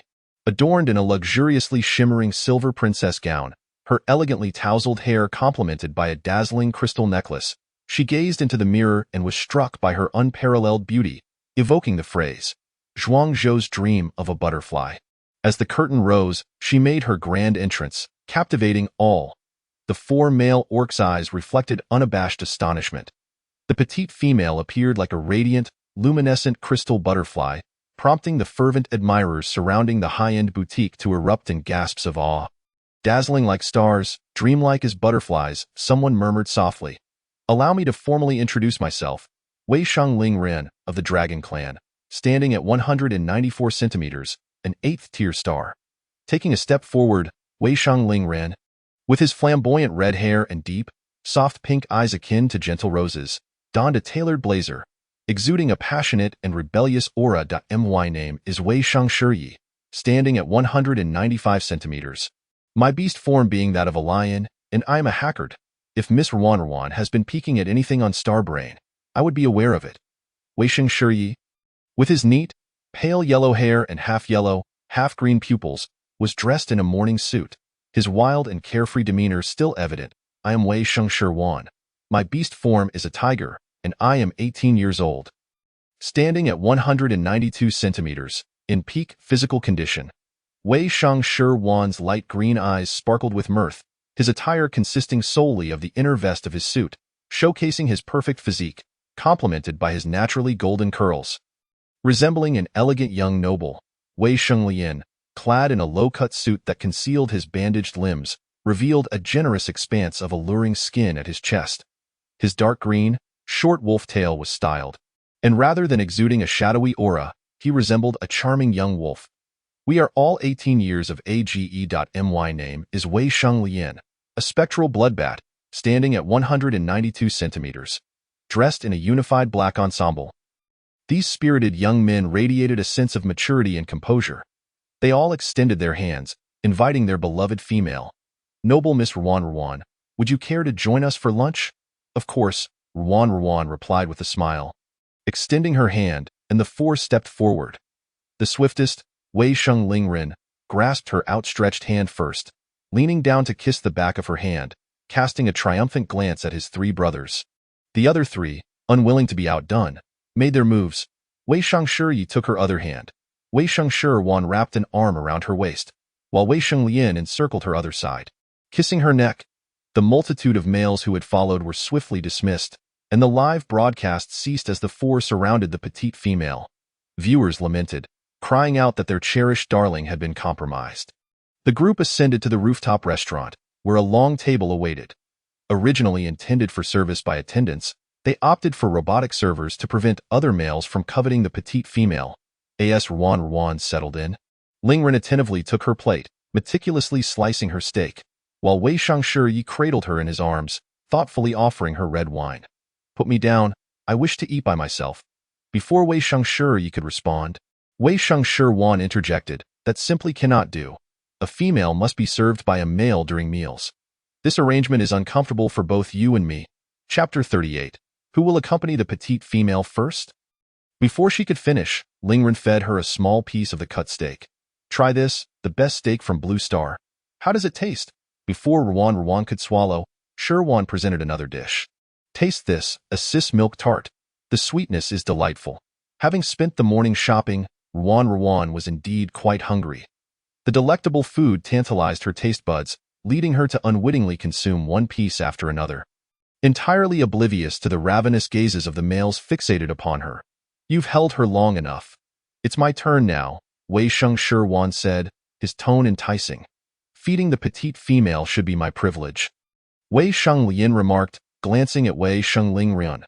The softness of the female in Ling Ren's embrace, coupled with her intoxicating scent, made Wei Shangshi reluctant to let go, inciting a quarrel among the four brothers over the perceived unfairness of the distribution of attention towards the petite female. Meanwhile, Ruan appeared oblivious, silently enjoying her steak. On the return journey to the Weisheng family residence, their bickering continued unabated. Just after disembarking from the spaceship, they erupted into arguments in the villa's living room, even dragging Shiyi, who had been dutifully attending to Ruan, into the fray. Ruan sighed, realizing that no resolution would be reached today. The Weisheng family's abode was reminiscent of the Hellion family's, boasting advanced technological decor, albeit with a different layout, and lacking the exaggeratedly large portraits. Suddenly, Wei Shanglingren proposed, "How about one day for each of us?" Wei Shangshi agreed, "That sounds like a feasible idea." Wei Shanglian chimed in, "Let us employ the most fair and just method." The four then engaged in a game of rock, paper, scissors. Lingren, scissors. Shiyi, scissors. Shirwan, paper. Lian, paper. Wei Shangshi and Wei Shanglian suffered dismal defeats, leaving only Wei Shanglingren and Wei Shangshi. Rock, paper, scissors. Lingren's fist met Shiyi's scissors. It was evident that Lingren had secured the claim over the petite female. He effortlessly lifted her from the sofa, declaring, "I shall accompany the petite female for a midday nap. No one is permitted to disturb us." Wei Shangshi reclined with his arms behind his head, exuding a wild charm. "It's not like tomorrow won't be mine." Wei Shanglian remarked with a shadowy smile, "In 2 days, she shall be mine." Wei Shangshi, whose already curly hair seemed to frizz even more in frustration, exclaimed, "Damn it, I'm last in line. I have to wait so many days to have the petite female." Ruan suddenly found herself enveloped in the warm embrace of the sun, her body instinctively ceasing to struggle. "You are quite light. Rest assured, I shall ensure you grow plump and healthy," he stated confidently. The female offered no response to this brash declaration, yet Wei Shanglingren remained unfazed as he carried her into the room that had been prepared for her. The spacious room was devoid of overly saturated colors, featuring a refreshing decor. A lamp was situated on the right, with a bedside light also present in the left cabinet. A first aid kit lay waiting, and the wardrobe was filled with garments, jewelry, and cosmetics meant for her. Wei Shanglingren chattered incessantly until he noted an unsettling silence in the air. Turning his gaze towards the petite female, he found her eyelids drooping, neither fussing nor making a sound. It seemed that since she had emerged from the princess gown, she had adopted a more subdued demeanor. "What's the matter? Are you unwell?" he inquired, placing his forehead against hers, finding it cool to the touch. The petite female appeared lethargic. "It's nothing." However, Wei Shanglingren suddenly had a thought, his expression shifting to one of concern as he lifted the hem of her gown, intending to remove it. "Did that male in the changing room bully you?" Ruan grasped his mischievous hand. "No, I'm just a bit tired. A nap will suffice." The petite female did not exert much force, yet the male surprisingly complied, halting his actions. "Are you tired? Then let me help you bathe, and afterward, we can rest." As he spoke, he swiftly unzipped the back of her princess gown. "Why must I be your female partner? Why are you treating me so well?" The sudden question interrupted Wei Shanglingren's actions, and even amidst a crowd of military academy students, his normally audacious demeanor faltered, his cheeks flushing with embarrassment. Ultimately, he was still a fledgling youth. "Well, it's simply because I like you." In stark contrast to Wei Shanglingren's tongue-tied stammering, Ruan remained composed and unperturbed, casually inquiring, like, "What do you mean by that?" Wei Sheng Lingren found his words tangled, his ears turning red. "I don't know. I just like you. Like the person you are. And if I were to become your partner, then what? Become partners?"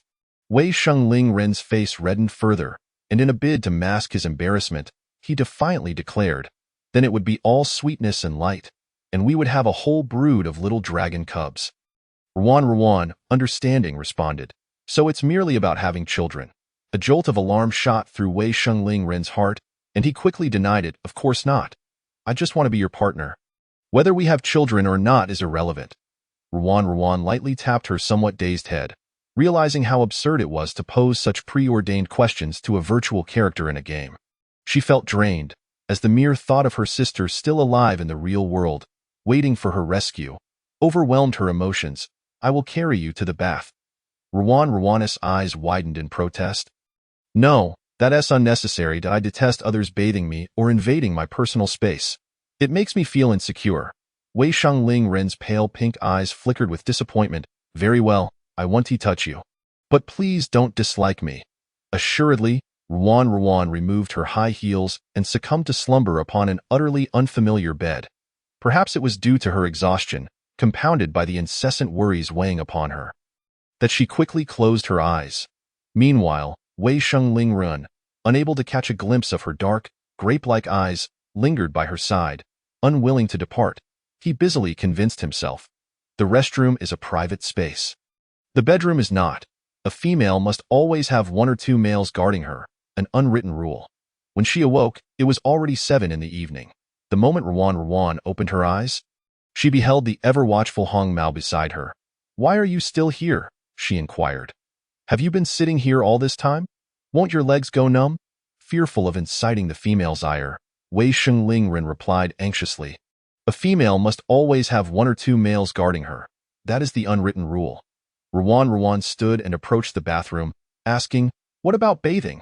Upon hearing this, he hastily waved his hands. "That, of course, is not the case." A mocking laugh resounded from the doorway as Wei Sheng Shiyi, who had been standing there for an indeterminate time, derisively remarked, "Lingren actually has such a humble day. If your friends find out, they'll surely laugh their heads off." Wei Sheng Shiwan emerged from behind Shiyi, ostensibly defending Lingren, yet dripping with sarcasm. "What do you know? This is simply a reaction of self-doubt upon encountering someone one admires." With the little female absent, Wei Sheng Lingren unabashedly revealed his true self. "Get lost. Stop embarrassing yourselves here. Let me remind you, the little female is now under my protection." Observing his reckless demeanor, the two brothers exchanged disdainful glances and departed. The warm, golden light illuminated the enticing curves within the bathroom, while the gentle sound of water mirrored Wei Sheng Lingren's restless heartbeat. He stood frozen, utterly unable to restrain his gaze. From the moment he first encountered the little female, Wei Sheng Lingren knew he must become her mate. As the sky turned a deep blue, the long table downstairs was already set with steaming dishes. The appearance of the little female captured the attention of all the males below. The freshly bathed little female exuded a captivating allure, her skin radiant and dewy, her previously styled hair cascading smoothly by her side. With delicate legs peeking beneath her purple dress, Wei Shanglian murmured softly, "I don't want what's on the table. I want—" His gaze fixated on the enchanting figure, prompting Wei Shenglingren to cover his eyes. "Just wait. Today, she is mine." Wei Shengshiy's nose twitched. "So fragrant, so sweet. What an alluring scent." Wei Shengshiyi cast him a disdainful glance. "Are you a dog? You can smell it from so far away." "We are beast men, brother." Wei Shengshirwan's words stirred an inexplicable feeling in Wei Shengshiyi. He maintained a stern facade, yet secretly inhaled the ard in an instant. He caught a whiff of the sweet, cloying scent wafting from the little female. Wei Shenglingren pinched his nose. "No smelling allowed. I warn you, today the little female is mine." As usual, Wei Shenglingren repeated this assertion, while Wei Shengshiyi, already impatient, engaged him in a playful rivalry. However, the males at the dining table soon turned crimson, their gazes evasive, each hiding their own guilty thoughts. But soon, they sensed something amiss. Where is the little female? Why hasn't she come down yet? The staircase was a spiral, presenting a blind spot from their perspective, leading directly to the backyard. Wei Shengling ran hastily advanced, finding no one on the stairs where the little female had just descended. The little female is missing. His gaze darkened in an instant. Wei Shanglian swiftly approached the door leading to the backyard, plucking a barely perceptible strand of hair to his nose for a scent. It's an illusion. The two individuals from the underground dark city. Upon hearing this, a heaviness settled in everyone's hearts, for they understood the implications of the underground dark city, yet they felt no fear. Wei Shangling cursed under his breath, his expression grim. That bastard Helian Xiosher is in heat, seeking help so soon. Wei Shanglian let droplets of blood gather at his fingertips, dividing the hair into 3 parts, imprinting them upon the foreheads of the other 3. Go! They had not ventured far when they hastily pursued the scent. It would be troublesome if the little female were taken to the underground dark city. The 4 pairs of eyes gleamed with intensity, shooting forth like arrows released from their bowstrings. Sister, you're moving too fast. Wait for me, Ruan. As Ruan descended the stairs, she caught a fleeting glimpse of a figure outside the window. A face she would never forget, even in her dreams, her sister. She had unexpectedly encountered her long-missing sister, Ruan Tian, within a game instance.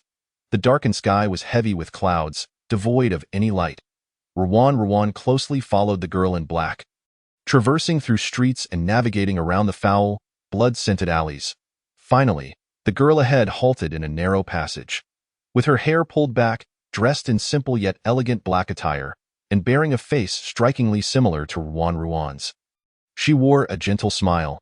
Even her sharp questions seemed softened. Why have you been following me? I am Ruan. Upon catching sight of her sister's face, tears cascaded down Ruan's cheeks, her voice trembling, her eyes warm yet unwilling to blink. The other's gaze lingered on her face for a moment, eyes widening suddenly, before she enveloped Ruan in her embrace. Ruan? Sister, my dear sister, sister. Ruan Tian's gentle hands caressed her face, inspecting her from left to right, overwhelmed with joy.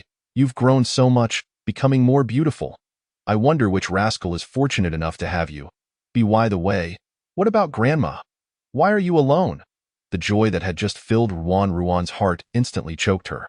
Grandma, I'm sorry, sister, I couldn't protect Grandma. She is gone. The girl sobbed intermittently, her head lowered, resembling a child caught in wrongdoing before a parent. Her sorrow was profound, and gentle hands rested upon her head, reminiscent of many years ago. Grandma will protect us from above.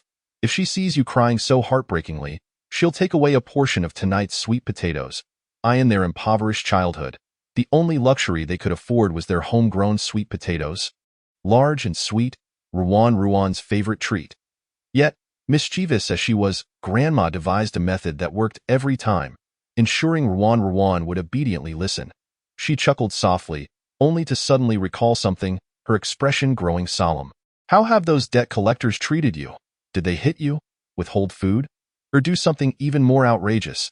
She gripped her sister's wrist tightly, trying to glean some hint from her face. I saw those people. They seemed like a rough crowd, clearly not good-natured. Before Ruan could finish her inquiry, Ruan Tian abruptly interrupted. Let's not speak of those matters, little Ruan. Sister is back now. Isn't that enough? Ruan's eyes reddened, and anger surged within her at the thought of what her sister might have endured. For all these years, I could not find you. Where have you been? Not a single word sent my way. I burned down their place with a barrel of gasoline. If I can't live well, then neither will anyone else. Ruan's heart raced at her sister's anguished cry. The once gentle visage twisted into a haunting visage, revealing the darkness buried deep within her soul. But even in the underworld, they won't let me go. My life is so bitter. It's all your fault. Had I known, I would have let them take you away. She pointed at Ruan, unleashing her utmost hatred. Dio, you know, they were after you back then, not me. If I hadn't seen how small you were, I wouldn't have begged them to spare you. It's all you. It's all because of you. You have doomed me. Ruan Tian's twisted expression bore no resemblance to her former self, and Ruan pleaded in fear. No, please, sister, don't. Chapter 40. No antidote. Crying and desperate voices echoed through the alley, as if the heavens sensed her despair, and suddenly, fine rain began to fall. The sound of shoes striking the ground resonated from another alley, as two tall, imposing males with an air of dominance approached the corner. A female clad in a light purple nightgown faced the wall, trembling as she wept, her lips mumbling, "Sister, please don't." Upon catching sight of the female's face, their eyes flickered, but they quickly regained their composure. Rwan, a black cat leaped from the eaves, transforming into Hellion Xiushi, who promptly embraced the little female, alarmed by her abnormal reaction. "Ian and I, weren't we only supposed to use illusions to lure her out? What else did you do? How could the little female end up like this?" The sound of a lighter igniting filled the air as Hellion Ian and I held a cigarette between his long fingers, the faint glow illuminating his sharply defined features against the darkness. "You should ask Inu. He handled this matter." Hellion Xiushi's cat-like eyes shot toward Hellion Ian and I, who bore an uncanny resemblance to him. "It was merely some minor bimo powder. It doesn't qualify as an illusion." Hellion Xiushi's voice escalated. "Bimo powder? That's meant for rabid, feral beast men. Have you gone mad?" A wave of regret washed over him, regretting seeking their assistance. "Bring me the antidote. Mingyu, there is no antidote. Xiushi, no antidote? What should we do? If this continues, the little female will die." Hellion Mingni exhaled a puff of smoke, and amidst the swirling mist, he calmly added, "She won't die. But she might go mad." Hellion Mingyu did not understand why Hellion Xiushi was so agitated over a female he had only encountered once. She was merely a female. If she died, so be it. Wasn't it enough that females turned into feral beasts? It was the fault of the domineering females, so what did it have to do with her? Hellion Xiushi's eyes churned with emotions, which ultimately coalesced into a laugh, self-deprecating, helpless, sardonic, silent, and sorrowful. "Hellion Mingyu, you have disappointed me greatly. Have you truly absorbed all that nonsense about etiquette?" Since childhood, Xiushi had raised the two of them, the twins, in their hearts. He was the elder brother, the authority, and their closest kin. Hellion Mingyu paused, bitterly speaking. "The bimo powder will plunge one into the depths of their inner fantasies. I only used a trace, and with a bit of mental energy to guide her out. Once the effects wear off, as long as she wishes to awaken, she will surely do so as long as she wishes to awaken." The small female in his arms suddenly cried out, "I want to go back. My sister is still waiting for me." Hellion Xiushi immediately checked her condition, cold sweat beading on his forehead, his face turning pale. "Softly awaken. I am the black cat you hate the most. As long as you wake up, you can hit me at will." Rwan. Such an affectionate sentence surprisingly came from the highly cultured elder brother, causing the two brothers to furrow their brows, a wave of discomfort rising within them, a mildly nauseating sensation. Hadn't he, the elder brother, only taken care of the little female for a day? When had he developed such deep feelings for her? Suddenly, Hellion Mingni frowned, glancing towards the distance. They were closing in. "Let us go." The four members of the Weisheng family stood at the underground entrance, watching helplessly as the ones who were almost caught entered the dark underground city with the little female. Weisheng Lingren gritted his teeth. To seize the female, they disregarded the law and brazenly brought her into the perilous underground city. Weisheng Shirya looked at the serious expressions of the others. "What can we do? Should we go in or not?" As the words left his mouth, the surrounding air became thick with silence, the four of them exchanging glances, falling into a brief silence. The twins of the Hellion family were a source of dread throughout the Blue Star. Said to have reached the unattainable 9th tier, they had established the gloomy underground city, where no male was permitted to step foot, a place devoid of light and safety. The primary reason for prohibiting males was that the underground city was filled with feral beasts abandoned by females, who harbored hatred for both the females and the males who compared favorably against them. The crazed beasts, though lacking a star tier, were stronger than ordinary males, making them difficult to tame. "Naturally, we must go in.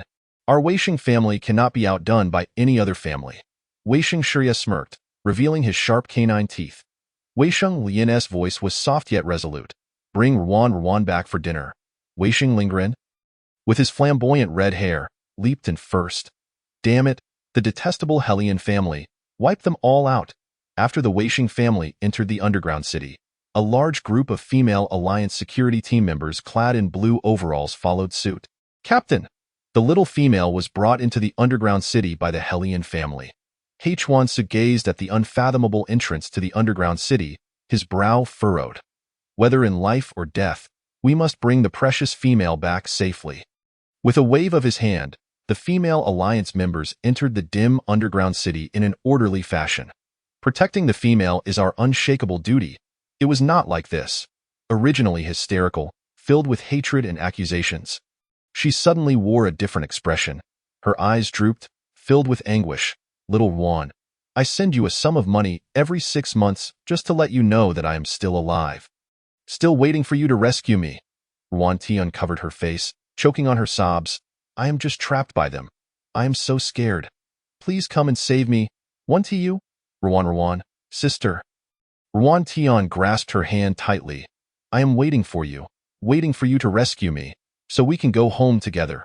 After she spoke, her figure began to dim, gradually becoming translucent.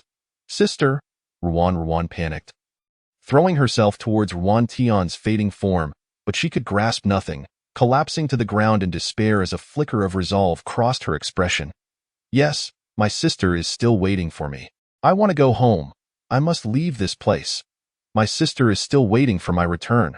The female in his arms began to mumble incoherently, and Hellion Shiosi anxiously held her, asking Mingyu, why do I feel like she is getting worse? Hellion Mingyu checked her forehead. The effects of the drug had completely dissipated, and she would be fine. Damn system! Let me go home. Cursed system, by what right do you imprison others' bodies? Let me go back. Detection of player exhibiting negative violations. Electric shock punishment is being prepared. Chapter 41. Must care for the female. In the underground dark city, the curled-up little female suddenly began to tremble violently, having been caught in the rain. After the robot changed her clothes, Hellion Shiosi hurriedly wiped her body down with warm water. The previously cold body suddenly became increasingly hot. Little Ruan was burning up. Go find the best doctor you have. Hellion Mingni and Hellion Mingyu exchanged glances and silently walked out the door. Brother, those feral beasts have only just stabilized. I wonder how they will react upon seeing the little female again. Before Mingni could respond, Hellion Shiosi's furious roar echoed from within. Where is the doctor? Why hasn't he arrived yet? 1 electric shock. 3 electric shocks. My sister is still alive, but I cannot go back. In the illusion, Ruan lay in the dark alley, enduring soul-rending electric shocks. With each tear, her soul grew weaker. Players attempting to arbitrarily change the rules will face punishment. The person on the bed suddenly opened their eyes. Breathing rapidly, little Ruan, you're awake. What met her gaze was a wholly unfamiliar room. At that moment, Hellion Shiosi sat by the bed, looking at her with urgent concern. How did I end up here? Wasn't I in the alley? That alley still had her sister. The female's eyes drooped in disappointment, and Hellion Shiosi, feeling heartbroken, embraced her, wiping the cold sweat from her forehead. It was just a dream. It's all right, everything is over. Dreams are all illusions. All illusions. The female seemed to have cried all her tears dry, her gaze vacant, allowing the male to hold her, like a lifeless porcelain doll. Soon, the summoned doctor was waiting at the door. Hellion Mingni instructed the attendant beside him, blindfold him and let him in to give the injection. The attendant blindfolded the doctor with a black cloth, tying a tight knot behind his head. Confirming that no light would leak through, Hellion Mingyu personally assisted the doctor to the little female's side, directing, Here's the arm. Inject it here. Just 1 injection, and the fever will break immediately. However, the brothers were somewhat surprised to find that the little female had already awakened, lying on the bed, her eyes blankly fixed on the ceiling, seemingly unaffected by everything outside. This is bad. Many males have barged into the underground dark city, and some feral beasts have been provoked into a frenzy, already engaged in battle with them. This news had all the males present on high alert, and Hellion Shiosi stepped forward, his expression tense, emanating a sense of vengeance. Mingni and I will deal with them. You stay here to look after the little female. Just as he was about to leave, Hellion Mingyu was unexpectedly stopped by his elder brother. He must have misheard. Was he really being asked to take care of the extremely anxious little Ruan? Hellion Shiosi's eyes darkened. He intended to personally eliminate the clingy tail that was bothering the little female. After they left, the room fell silent. Hellion Mingni mistakenly believed that as long as the doctor's eyes were covered, He would not realize that the patient was a female, yet they overlooked the most significant flaw. They had never approached the little female. Perhaps, if they had, they would have noticed that even with their eyes covered, they could not block the uniquely sweet scent emanating from her.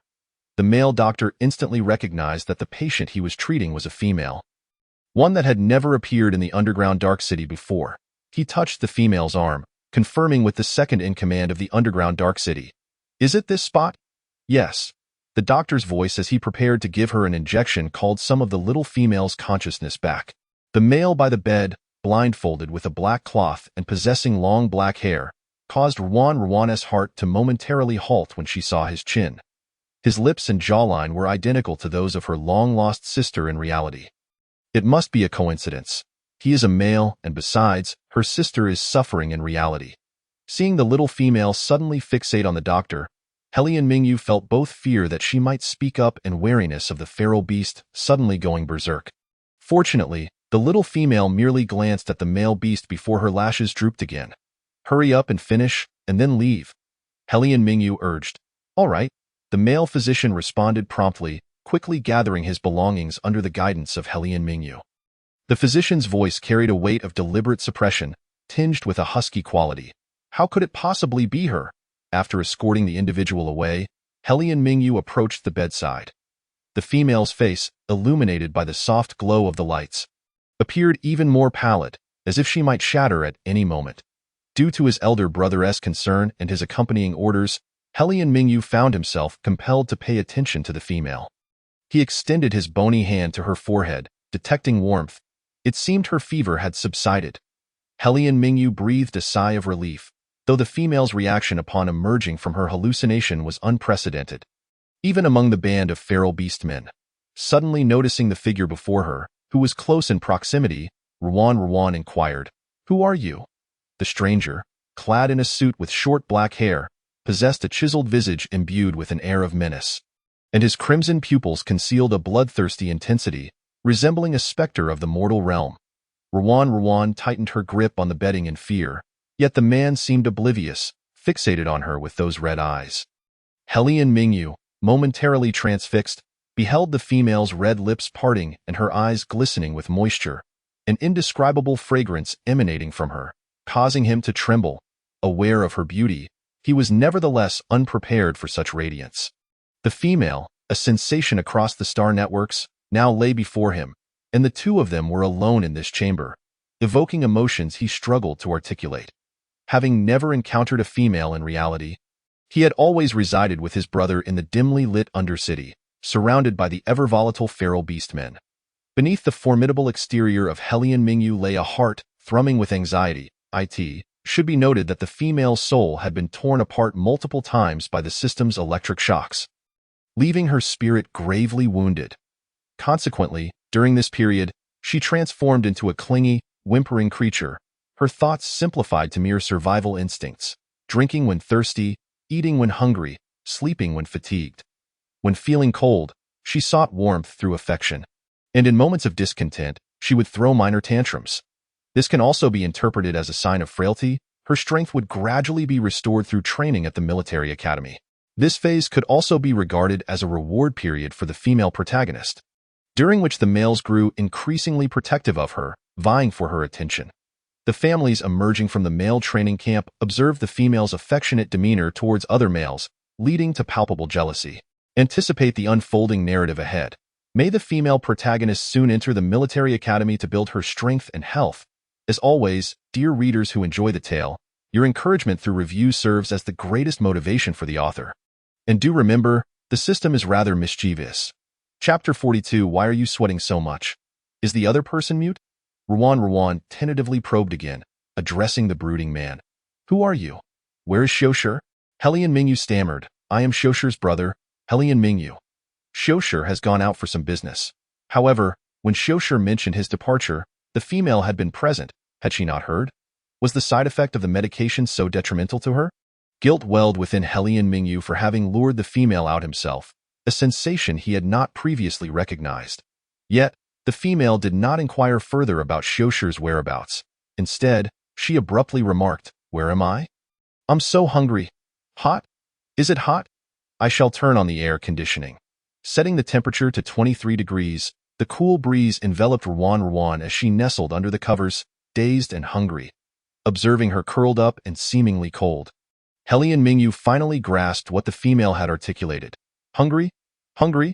I shall fetch you some nutritional supplements. Upon obtaining the supplements, he presented them to her with a stiff tone. Drink up. No, I want you to feed me.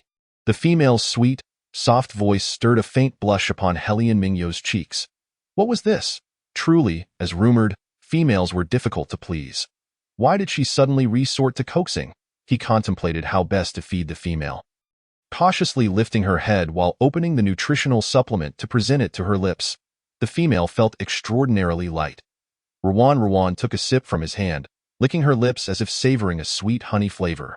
Once finished, she drained the entire contents of the supplement, supported by Helian Mingyu's hand. During their first exchange, Helian Mingyu transitioned from struggling to understand the female's words to effortlessly grasping her meaning. Still sweet? How could anyone use reduplicated words? Having dwelled in the shadows of the Undercity, where brutality and the darker aspects of humanity reigned, he had never encountered such expressions. He fixated on the female's lustrous lips, his throat involuntarily constricting as she finished the supplement. Suddenly, the female shivered, her misty eyes locking onto the imposing figure at the bedside. Cold, hold me, please, warm me. She extended her hands toward him, seeking his embrace. Helian Mingyu grasped her delicate wrist but recoiled as if scalded, quickly releasing her. His expression hardened, his crimson eyes scrutinizing her without mercy. Though you know who I am, had it been any other time. The man's terrifying demeanor and captivation would have rendered Ruan mute with fear. Yet, having just recovered from her fever, her thoughts were muddled. Sister? Sister? The man furrowed his brow, initially believing she mistook him for her male partner, only to realize she recognized him as a female. What an absurd jest! Did he truly resemble a female? Is it cold? Has it started snowing? The female on the bed curled up in her cocoon, visibly shivering. Helian Mingyu, skeptical yet compelled, turned off the air conditioning and slipped his hand beneath the covers. The interior was frigid as ice. The moment his hand penetrated, the female, sensing warmth, coiled around him like a water snake. He promptly adjusted the air conditioning to 30 degrees, shedding his outer coat and half sitting on the edge of the bed, allowing the female to cling to him. Having never interacted with a female before, his countenance turned ashen, and despite enduring the situation for a short while, he was drenched in perspiration. Meanwhile, the female, oblivious to the discomfort, greedily absorbed his warmth. I, in the height of summer, who could withstand such torment? At that moment, an alarm blared outside, shattering the darkness and illuminating the distance with flickering flames. Ruan jolted awake, her drowsy voice asking, "What is happening outside?" Helian Mingyu replied in a low tone. "That is the sound of a fire rescue. Oh," she murmured, sinking back into slumber as Helian Mingyu cautiously slipped away. Flames roared, and fireballs occasionally plummeted from above. When Helian Mingyu arrived, the battle was nearing its conclusion. Helian Xiushi and Helian Mingyu stood atop a height, while the Wei family, along with a group of males, had long since exhausted their strength, bearing numerous wounds of varying severity. Observing the circle of vigilant males below, he raised an eyebrow and remarked, "So many have gathered." His voice captured the attention of Helian Xiushi and Helian Mingyu. "Why are you sweating so profusely?" Helian Mingyu casually inquired. "Hot," he replied. The serpentine nature typically remained cool. Even in summer, their bodies would not overheat, especially given their star-tier status. Helian Mingyu's companion, Helian Mingni, appeared skeptical, yet the current circumstances did not permit further discussion. "Not long ago, you were quite brazen. What has caused you to wilt now?" Helian Xiushi gazed down upon them with a cold, mocking smile. "Wei Sheng, spitting blood, cursed, you arrogant wretch. If you possess any skill, face your grandfather in a duel." Helian Mingni snorted, his dark eyes glinting ominously in the shadows. "You are not worthy." This remark ignited fury among those present, and aside from those severely wounded, the others resumed their battle against the feral beastmen. Haikawa soon knelt on the ground, bloodied fingertips, his ash-gray hair singed at the tips, tirelessly repeating the command issued countless times that night. "Hand over the female, and I shall spare your lives." Each female had a dedicated team responsible for ensuring her safety, and Ruan had been directly assigned to Haikawa Su. Witnessing the despair of the female, who had been taken to the mall earlier by the Wei family, was far more harrowing than seeing her sobbing hopelessly in the alley. Haikawa Su called upon his team to respond swiftly, but alas, they were few in number. The spectacle had drawn on for too long. It was time to conclude. Capture them and take them away. It's the command of the feral beast men. The swarm advanced, and the males, overwhelmed by sheer numbers, were quickly subdued. Hellion Shosher, why are you capturing them? The female's voice was soft, piercing through the distance and resonating within the hearts of those present, compelling them to turn toward the petite figure who had appeared behind them. She was slender, her skirt billowing in the wind, appearing both fragile and resolute amid the flames. What are you doing here? Hellion Mingyu exclaimed. Why did you not keep watch over her? The previously subdued feral beast men, upon sighting the female, exhibited signs of imminent frenzy. Numerous feral beastmen leaped toward the female standing atop the platform, prompting Hellion Shosher to extend his hand in urgency. Hurry, come here, it's dangerous over there. Ruan shook her head. Let them go. Chapter 43. Let them go. Did I see correctly? Is that a female? It seems the leader is quite invested in her.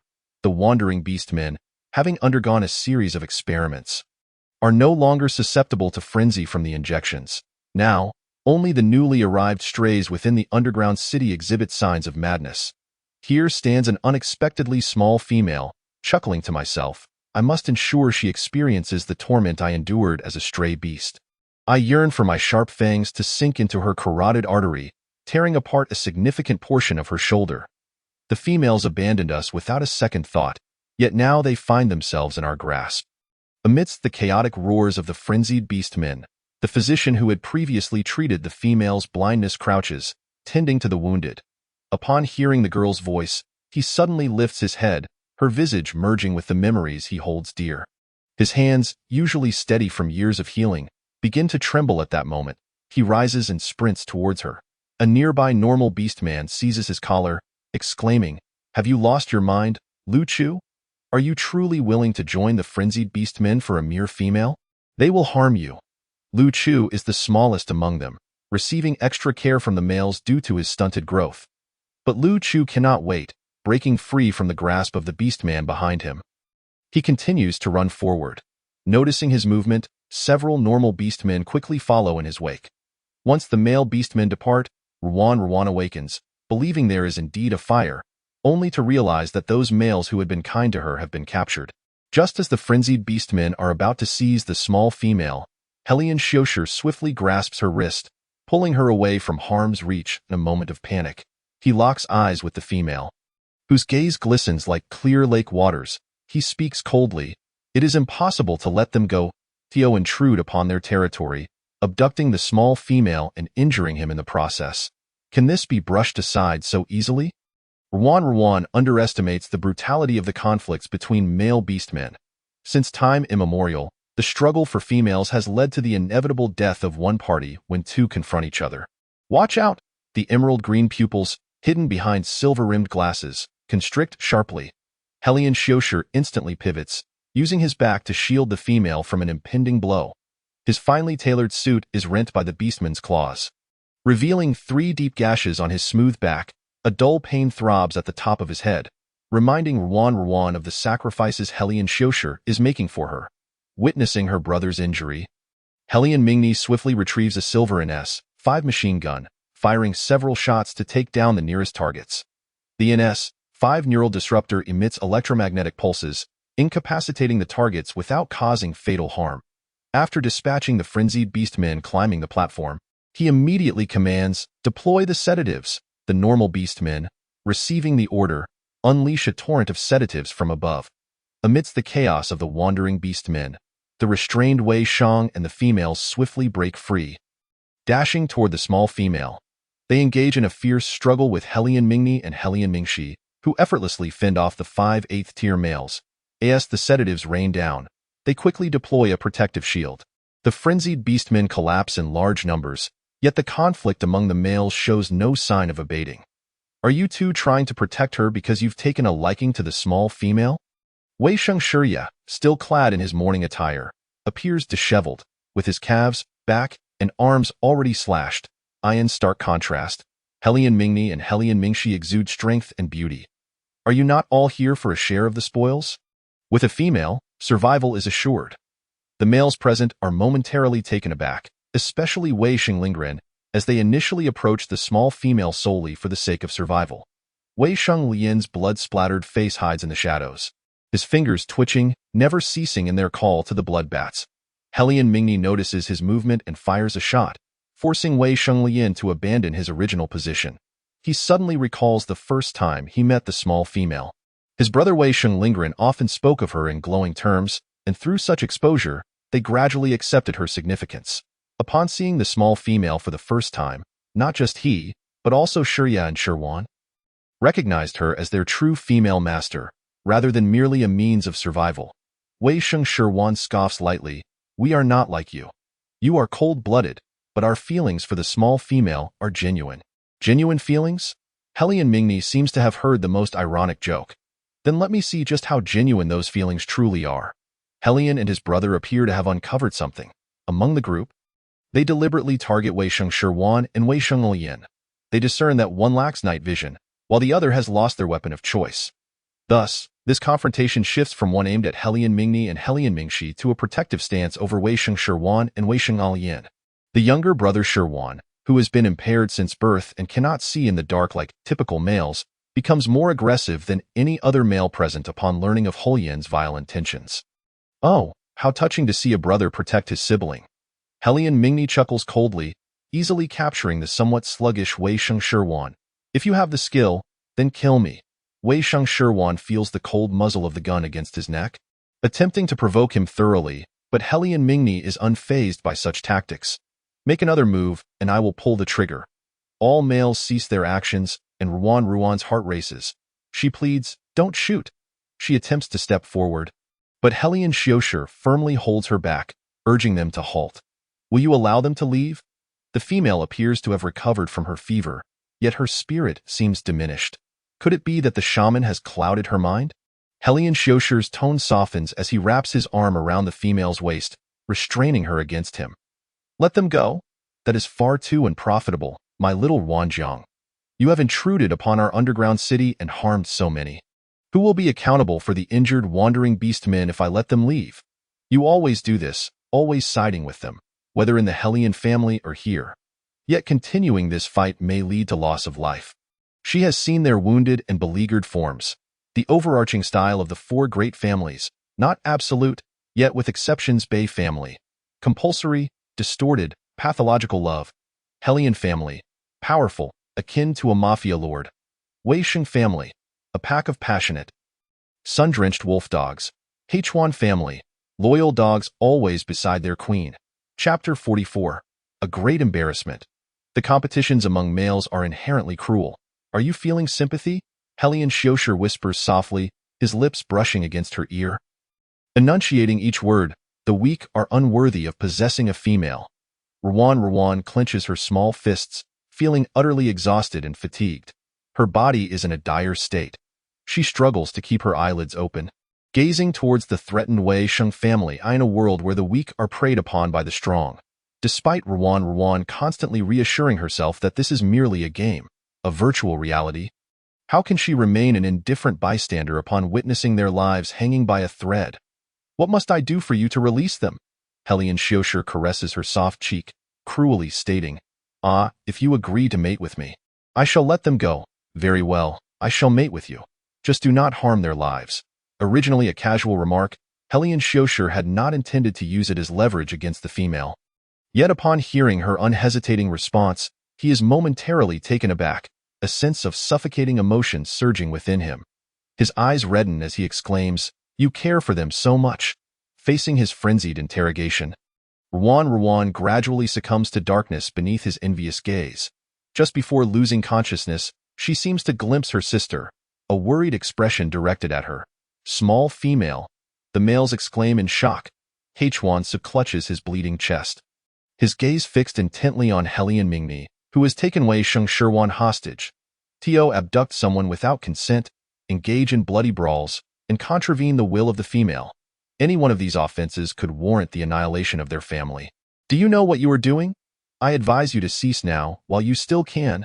Helian Mingni, however, seems to find this a grand jest, his laughter low and husky. Oh? Then we are in the same boat. Your intrusion into the underground city in violation of the females will are equally culpable. Will we not both face extinction together? The fainting small female inadvertently pulls Helian Mingxi's thoughts into disarray, prompting him for the first time to interrupt his twin brother. Hey Chuan-Su, are you the male affairs department? You are merely a manager of females. These matters lie beyond your jurisdiction. With a wave of his hand, he signals for someone to approach and administer a temporary loss of star-tier mental power to the Weisheng family. Take them away, one by one, and confine them. The Weisheng family, filled with despair, hatred, and unwillingness, can only be led away by the guards. Helian Mingni gazes at his brother Mingxi with an inexplicable expression, realizing he has matured. Helian Mingxi coldly turns away, stating, I merely do not wish to waste further time with you. It is tiresome to hear your incessant prattle, as twins. I know your thoughts as well as my own. Upon hearing his words, Helian Ming's gaze flickered with a peculiar light, and a sudden surge of concern for the small female surged within him. He found himself amused by the sight of his foolish younger brother's back, fully aware of his thoughts, allowing him to issue precise commands without hesitation. Yet, did Mingyu not realize that he could also sense what lay in his heart? Ruan regained consciousness almost instantly after fainting, finding herself cradled in Helian Xiushur's arms as he continued to stride forward. Ruan, a few muffled, hoarse voices trailed closely behind them. Did you let them go? She inquired. Upon seeing the small female awaken, Helian Xiushur felt a significant portion of his heart settle, yet he remained vigilant. They are temporarily with us. Once you have recovered, you shall escort them yourself. He paused, adding, or rather, you may choose whom you wish to accompany. Helian Xiushur gritted his teeth, stifling the hoarse sob that threatened to escape, yet it still betrayed him. Ruan seemed to sense his suppressed anguish and asked, You appear to be quite distressed? Helian Xiushur fell silent, realizing that affection cannot be forced. Such an approach would only lead to mutual suffering. Rather than endure this, he would prefer to bear the burden alone. Just as they entered the room, Ruan suddenly felt a sharp pain in her abdomen, a warm flow surging forth. That familiar sensation signified the arrival of her monthly cycle. No wonder her emotions had been so tumultuous and her body so weak these past few days. It hurts, my stomach hurts. Upon hearing her soft lament, Helian Xiushur's heart, which had just been heavy with sorrow, quivered anew. Where does it hurt? He felt a dampness beneath his hand. A strong metallic scent of blood filled the air as he glanced down to see a substantial amount of crimson staining her dress. The vivid red seeping down her smooth legs, piercing the eyes of the three males present. Helian Xiushur wept, Ruan, do not leave me. I forbid you to die. From now on, whatever you say shall be my command. I shall never oppose you again. Ruan looked on in confusion, a large question mark hovering above her head. What was he rambling about? Helian Mingyu, witnessing his brother's profound sorrow, assumed the female was on the brink of death. Clenching his fists, he stood silently beside them, his thick lashes casting shadows over his downcast eyes. Sensing his brother's turmoil, Helian Ming's heart began to twist with anxiety.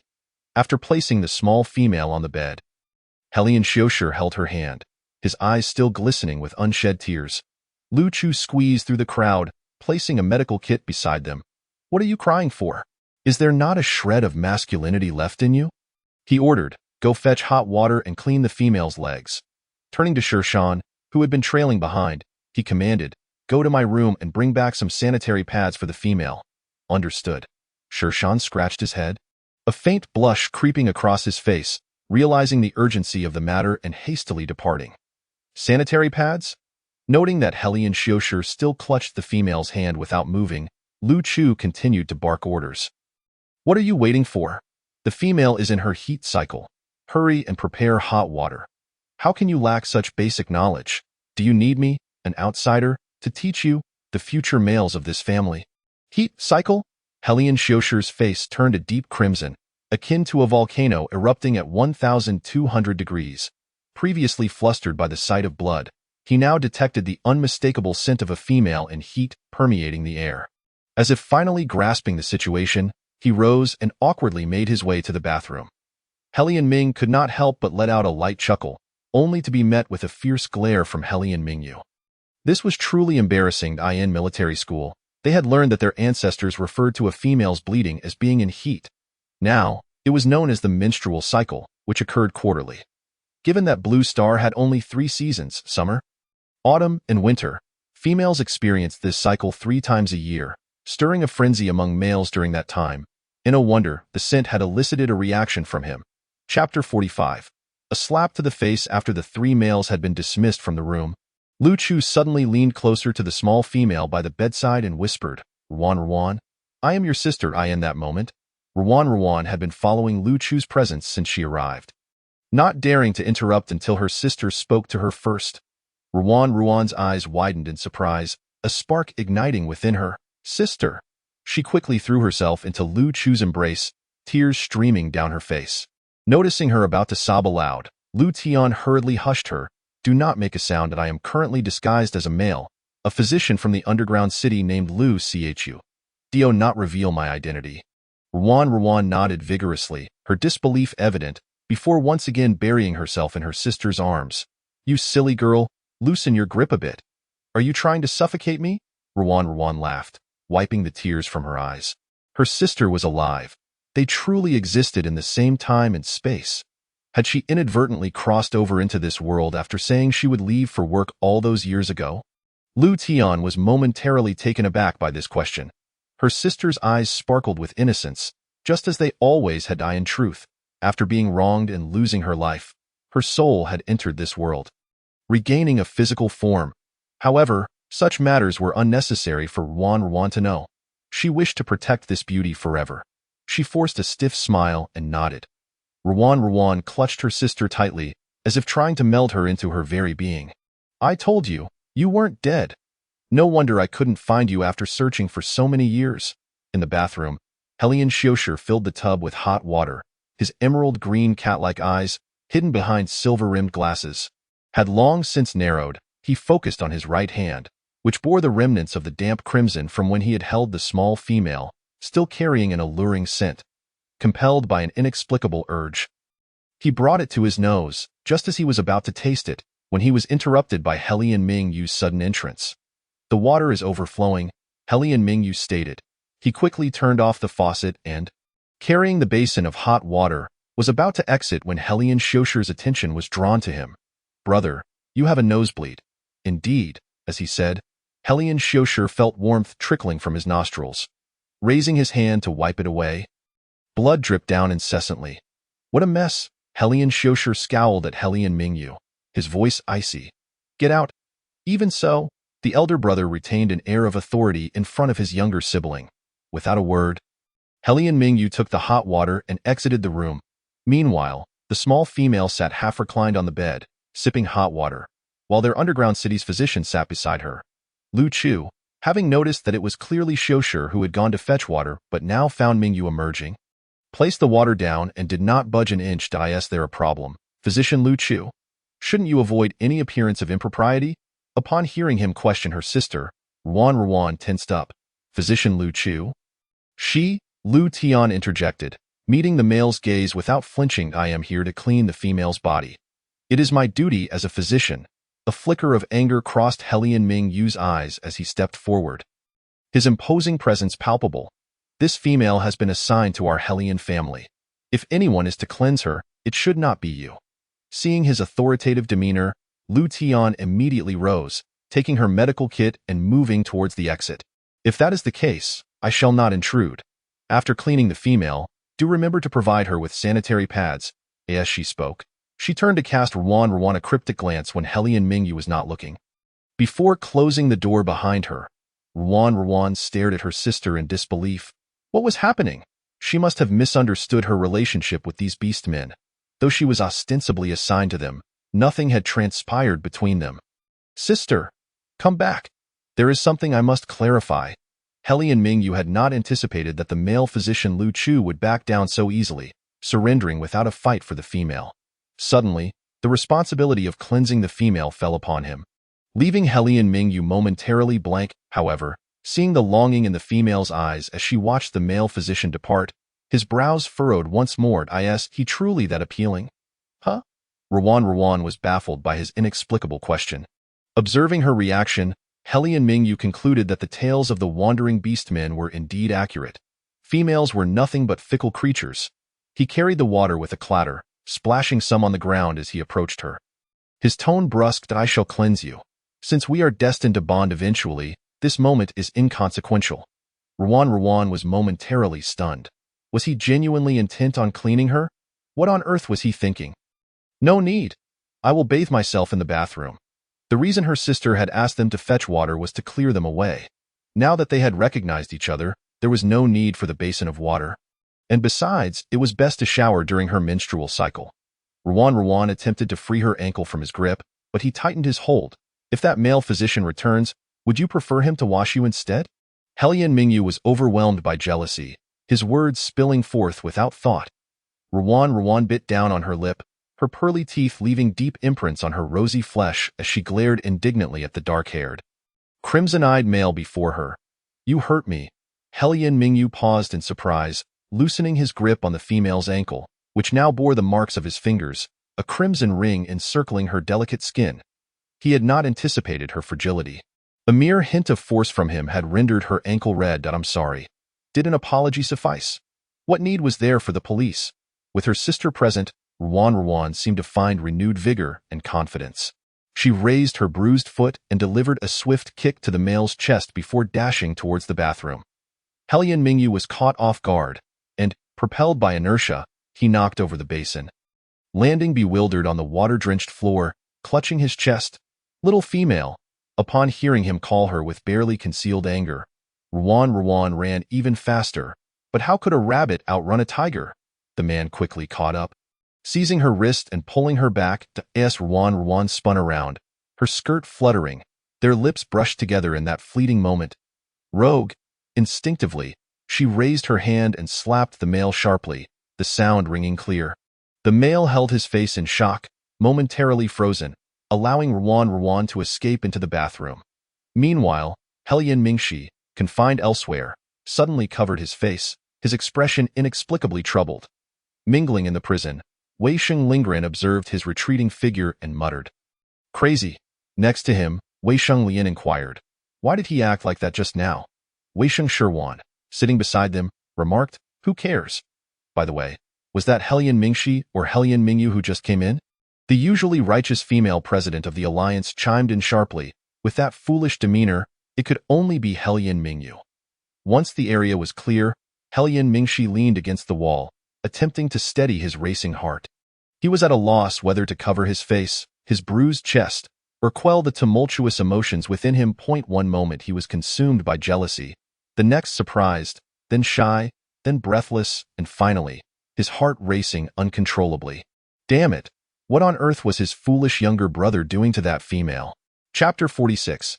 The bathroom kiss. Hellion Mingyu lifted his head, his features, previously obscured by tousled hair, now clearly visible, despite having just received a slap. He wore an oddly mischievous smile. His fingertips brushed over his lips, recalling the soft sensation of the little female's sweet breath, so close that it ignited a desire to kiss her fiercely. The tingling sensation of her small hand against his cheek made him ponder. Perhaps if she were to slap him more often, it wouldn't be so bad. The air was thick with the scent of her physiological state, mingled with the recent events, overwhelming his senses. Rowan, having locked the bathroom door, leaned weakly against it, but the shocking scene before her delivered a heavy blow. Hellion Shiosi was bare-chested, his clothes strewn carelessly aside, revealing smooth, muscular skin, defined abs that could serve as a game board, and her eyelashes fluttered as the heartbeat she had just calmed began to race once more. I'm sorry, I didn't know you were in here. The sudden intrusion startled Shiosi, who was on the brink of losing control. He took a deep breath, pressing against Rowan's shoulder. Due to genetic inheritance, each male in the Hellion family would transform into a smaller, beast-like form when losing control. While this prevented fatal consequences, it was a perilous state that caused them to lose their star rank.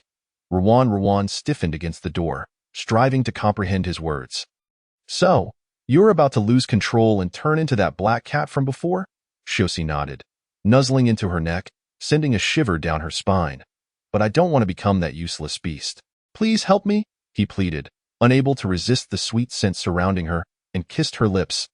This kiss was devoid of playfulness, filled instead with raw aggression. Xiuxi leaned against the door, his focus on Ruan. A small strand of hair falling across his broad back, illuminated by the warm golden light of the bathroom, creating an alluring atmosphere. Meanwhile, just a door away, Hellion Mingyu felt his heart plummet. Little female. Open the door! The loud banging echoed through Ruan's chest, yet Xiuxi remained oblivious, continuing to kiss her. Open the door! Xiuxi tightened his grip on Ruan's delicate neck, redirecting her gaze back to him. Don't get distracted. Use those beautiful eyes to look at me and see how I'm kissing you. With the heightened senses of a beast, Hellion Mingyu heard every subtle sound coming from within. After what felt like an eternity, he felt his blood run cold. Hellion Xiuxi, the little female is in her physiological state. You cannot force yourself on her at this time. He expected silence, but instead, the sound of the lock turning reached his ears. Hellion Xiuxi, now dressed, adjusted his silver glasses, reflecting a glint of darkness that obscured his true emotions. He placed a hand on Mingyu's shoulder, feigning cheerfulness. How could you think of your brother in such a beastly manner? Now, be good and let the little female bathe. Mingyu blinked his crimson eyes, brushing off Xiuxi's hand, striding away without a backward glance. Xiuxi smirked, following behind Mingyu, intending to change out of the clothes that bore the scratches from a crazed beast.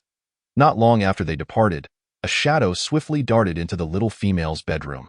The room was a chaotic mess, filled with the scent of her arousal, overturned water basins, and the occasional drop of blood on the floor, all signs of the recent turmoil. Hellion Mingxi directed his gaze toward the bathroom, where the sound of water splashing echoed. Mingyu, you beast! A surge of psychic energy erupted in an attack, and with a loud crash, the bathroom door fell askew. Inside the bathroom, the only occupant was the female bathing. Ah! The loud noise startled Ruan, who instinctively crouched down, hugging herself tightly. But it was too late. Every color was absorbed by Mingxi's gaze. Get out! Get out! Hellion Mingxi's mind went blank, momentarily stunned before he quickly turned and fled. Slamming the door to the female's bedroom behind him, he had clearly sensed his brother Mingyu's tumultuous emotions, undeniably in heat. He had assumed Mingyu was forcing himself on the little female in the bathroom, causing a mix of anguish and delight within him. Ruan hastily changed into fresh clothes, applying the sanitary pads her sister had sent, and rushed out to confront the one who had intruded upon her privacy. Fortunately, he stood outside her room, not having left. She approached and delivered a firm punch to his back. Hellion Mingyu. You peeping Tom, you pervert. I'll kill you, kill you, kill you. The female's feeble strength felt more like a playful nudge than a punch. Mingxi turned to capture her flailing arms, his expression darkening. Who are you shouting at? You, Hellion Mingyu. Who else could it be? Don't think that pretending to forget your name will let you off the hook. The freshly bathed little female, flustered and dripping with water, looked ethereal in the male clothing she wore, accentuating her delicate beauty. Her dark eyes burned with fury, yet her cherubic cheeks made her resemble a pet throwing a tantrum. Hardly worth concern. Hellion Mingxi couldn't help but smile slightly, as the female mistook him for his brother. He wrapped an arm around her waist, pulling her closer. Yes, I did see you. What will you do about it? You shameless. It seemed she truly could do nothing. His iron-like arms were as immovable as a mountain, no matter how hard she struggled. Ruan's face flushed crimson with indignation. I merely slapped you. That was only after you first took liberties with me. What about Hellion Xiuxi? He kissed you. Why didn't you slap him? That's because Ruan's response faltered as she realized. The question she had just posed was echoed back at her. And as she turned stiffly, she found herself face to face with a man who was a mirror image of the one holding her. Not just identical in face, but in clothing, stature, height, and even voice. What in the world? As she stared wide-eyed, her head swiveling back and forth in disbelief, Hellion Mingxi's crimson eyes gleamed with an eerie light. Many often confused them, yet her reaction to their mix-up was the most entertaining he had ever seen. Chapter 47. You two no need to look further. We are twin brothers. Twin brothers? At that moment, atop the high platform in the underground city, Ruan believed she was delirious from a high fever, which led her to perceive double images before her eyes, seeing two Hellion Mingius. Once she regained her composure, she angrily questioned the stern man before her. "Are you my brother or my younger brother?" Hellion Ming and I, who had previously shown no interest in females, now found this little female exceedingly intriguing. Perhaps it would be amusing to play a game. Guess who? Noticing the proximity between her brother and the little female, Hellion Mingyu furiously stepped forward to grasp the female's wrist. "Listen well, I shall say this only once. He is my brother Ming and I am the younger brother Mingyu. If you can't tell us apart in the future, I shall." Hearing that he was the elder brother, Ruan did not continue to listen to what Mingyu had to say. However, the outcome was rather surprising. The one who intruded upon her bathing sanctuary was not the one who had slapped her. "Mingyu, you are the elder brother, yet you are so shameless as to barge into the bathroom while I am bathing, and you even broke the door." The little female only spoke to her brother. Initially, Mingyu was somewhat irked, but upon hearing this, he could no longer contain his frustration and began to question his older brother alongside the female. "What is wrong with you for entering a female's bathing area to see her bathe?" Truly a perverse act, he failed to notice why his brother was the first to see her. Unaware of what Hellion Mingyu was contemplating, Ruan could only echo, "Exactly." Hellion Ming and I was so infuriated that he laughed. "Do you know what he is thinking? He is thinking about you." In that instant, Ruan's ears flushed with heat. Faced with the female's suspicious and rejecting gaze, Mingyu felt as though he could never cleanse himself of the shame. "He is lying to you. Do not listen to my brother's nonsense." Hellion Ming and I shot a fierce glare at Mingyu. "Shut up. If I hadn't sensed your arousal, I would never have entered." This left Hellion Mingyu utterly deflated. He had forgotten he shared a bond of sensation with his brother. Ruan, observing Mingyu's reaction, began to suspect that what Ming and I had said could indeed be true. His brother had sensed his arousal, which prompted his indiscreet entry. "How did he sense it?" Mingyu replied, "That's none of your concern." "None of my concern." She could hazard a guess.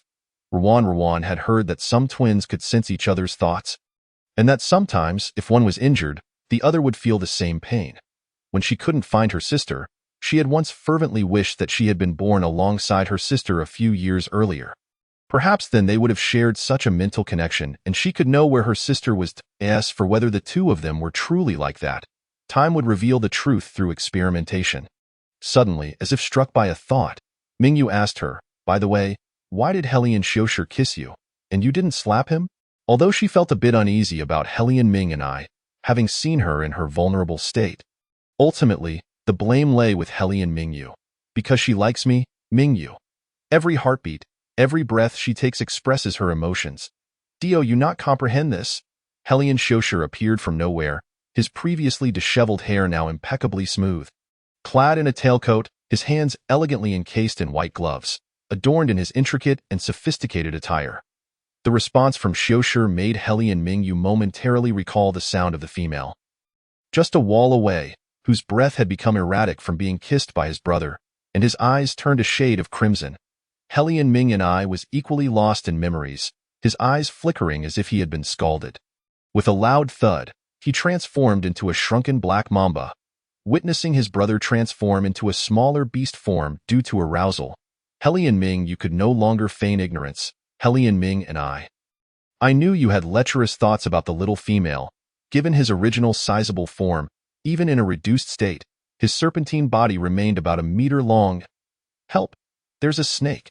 The pitch-black scales glistening with a cold sheen and the fearsome red eyes of the snake sent Ruan into a panic. Her greatest fear was snakes.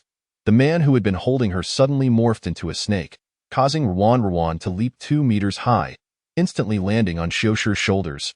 "Help!" Hellion Shosher securely cradled her petite form, preventing the black mamba from rising to approach the little female, and coldly warned, "Ming and I, females do not like snake beasts and are terrified of them. Do not approach her."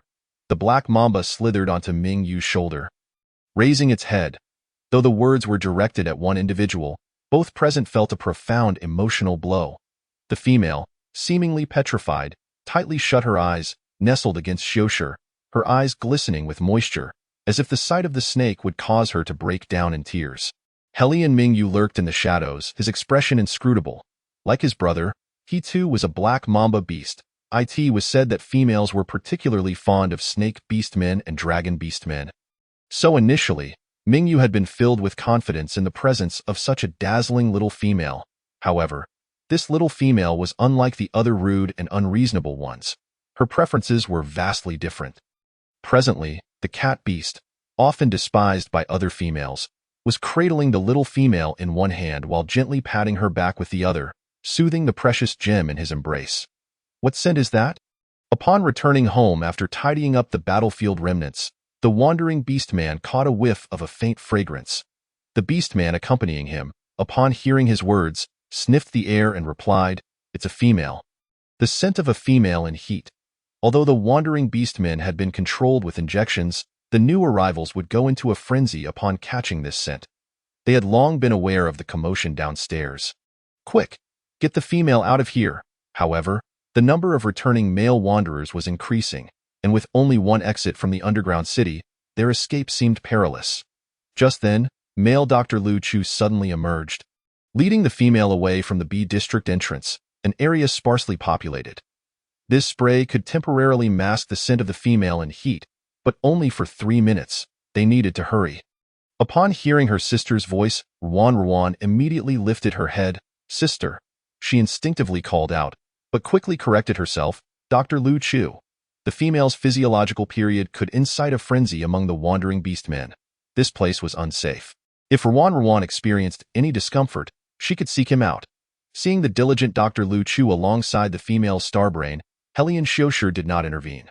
Lu Chu was their most trusted physician, far superior to that so-called female-exclusive purple-haired doctor. At the sound of a beep, the three of them swiftly departed. Ruan watched the receding figures, extending her hand. "Isn't sister coming with them?" Noticing her gesture, Ruan Tian signed to her, "Be good." "Okay," Ruan replied. The reason the two sisters knew sign language was that there had been a deaf-mute grandfather in their village when they were young, and they occasionally visited him, gradually learning a bit. Thanks to Dr. Lu Chu's reminder, they soon left the underground city. Hellion Mingyu casually activated his starbrain to summon a starship, and only once seated within the enclosed vessel did everyone finally breathe a sigh of relief. Aside from Ruan, who remained vigilant, keeping a watchful eye on the Black Mamba, Hellion Mingyu noted her gaze and remarked, "He is a beast man. He will not harm a female without cause." Yet, his tone carried a hint of disappointment. "Is that so? Snakes are creatures that, even if they don't harm, I cannot bring myself to like," Ruan thought. Hearing his explanation, the female not only refrained from speaking but also concealed herself entirely behind Xiushi. Mingyu felt an overwhelming sense of frustration, gripping his brother's cold serpentine body, their eyes locking. "Brother, with such an unappealing appearance, how could you possibly win the affection of the little female?" Hellion Ming and I responded. It was the first time he encountered someone who insulted another while simultaneously condemning themselves. By the way, what about Wei Sheng and the others? Ruan finally recalled that she had forgotten about them. Those individuals, one had suddenly proposed to her, and 4 others had showered her with endless affection. Knowing the dangers ahead, they had still come to rescue her without hesitation, leaving her feeling both touched and overwhelmed. Yet yearning to escape. "Xiushi, you mentioned sending them away personally, but we left in haste. Just look." Ruan's small hand clasped around Xiushi's arm, pleading with him. Hellion Xiushi seemed unable to resist the innocent gaze of the little female and reluctantly acquiesced to her request. "I will arrange for their release." "Thank you, Xiushi," Ruan replied, a dimpled smile gracing her face. After expressing her gratitude, she felt her eyelids grow heavy and was swiftly drawn into slumber. Hellion Xiushi gently cradled the little female's head, placing her in a comfortable position, while the twin brothers gazed enviously at the little female's affectionate demeanor toward Xiushi. The following day, Ruan awoke on an incredibly large bed. The first thing she did upon waking was to enter the bathroom to freshen up. Grasping the pink and white cat paw toothbrush that had been prepared for her, she eagerly initiated a video call with her sister. The call was quickly connected, revealing a figure with neatly cropped short hair. "Dressed in masculine attire? Sister?" Ruan called sweetly. "Are you just getting up, you little lazybones? It's already 9 in the morning." Her sister replied with a playful smile before immediately asking the question that had lingered in her mind. Sister, why didn't you come with me yesterday?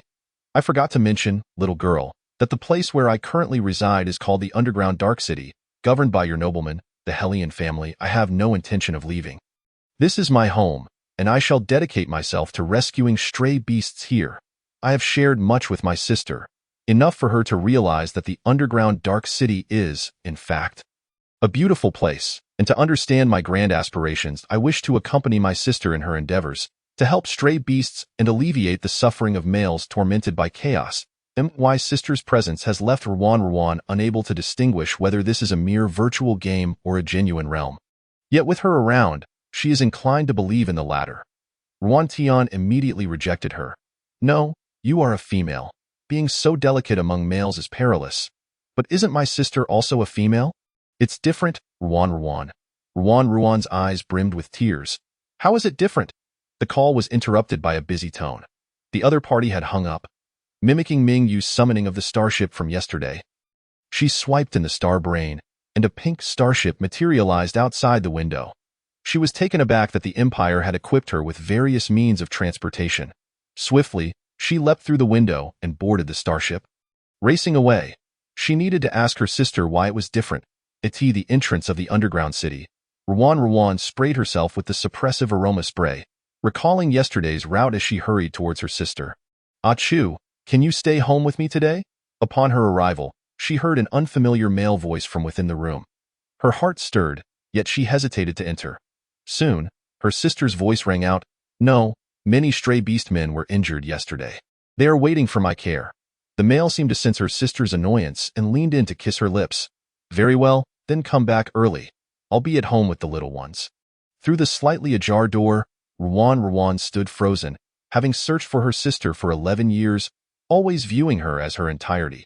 Yet now, she realized that what she considered her all had something even more intimate.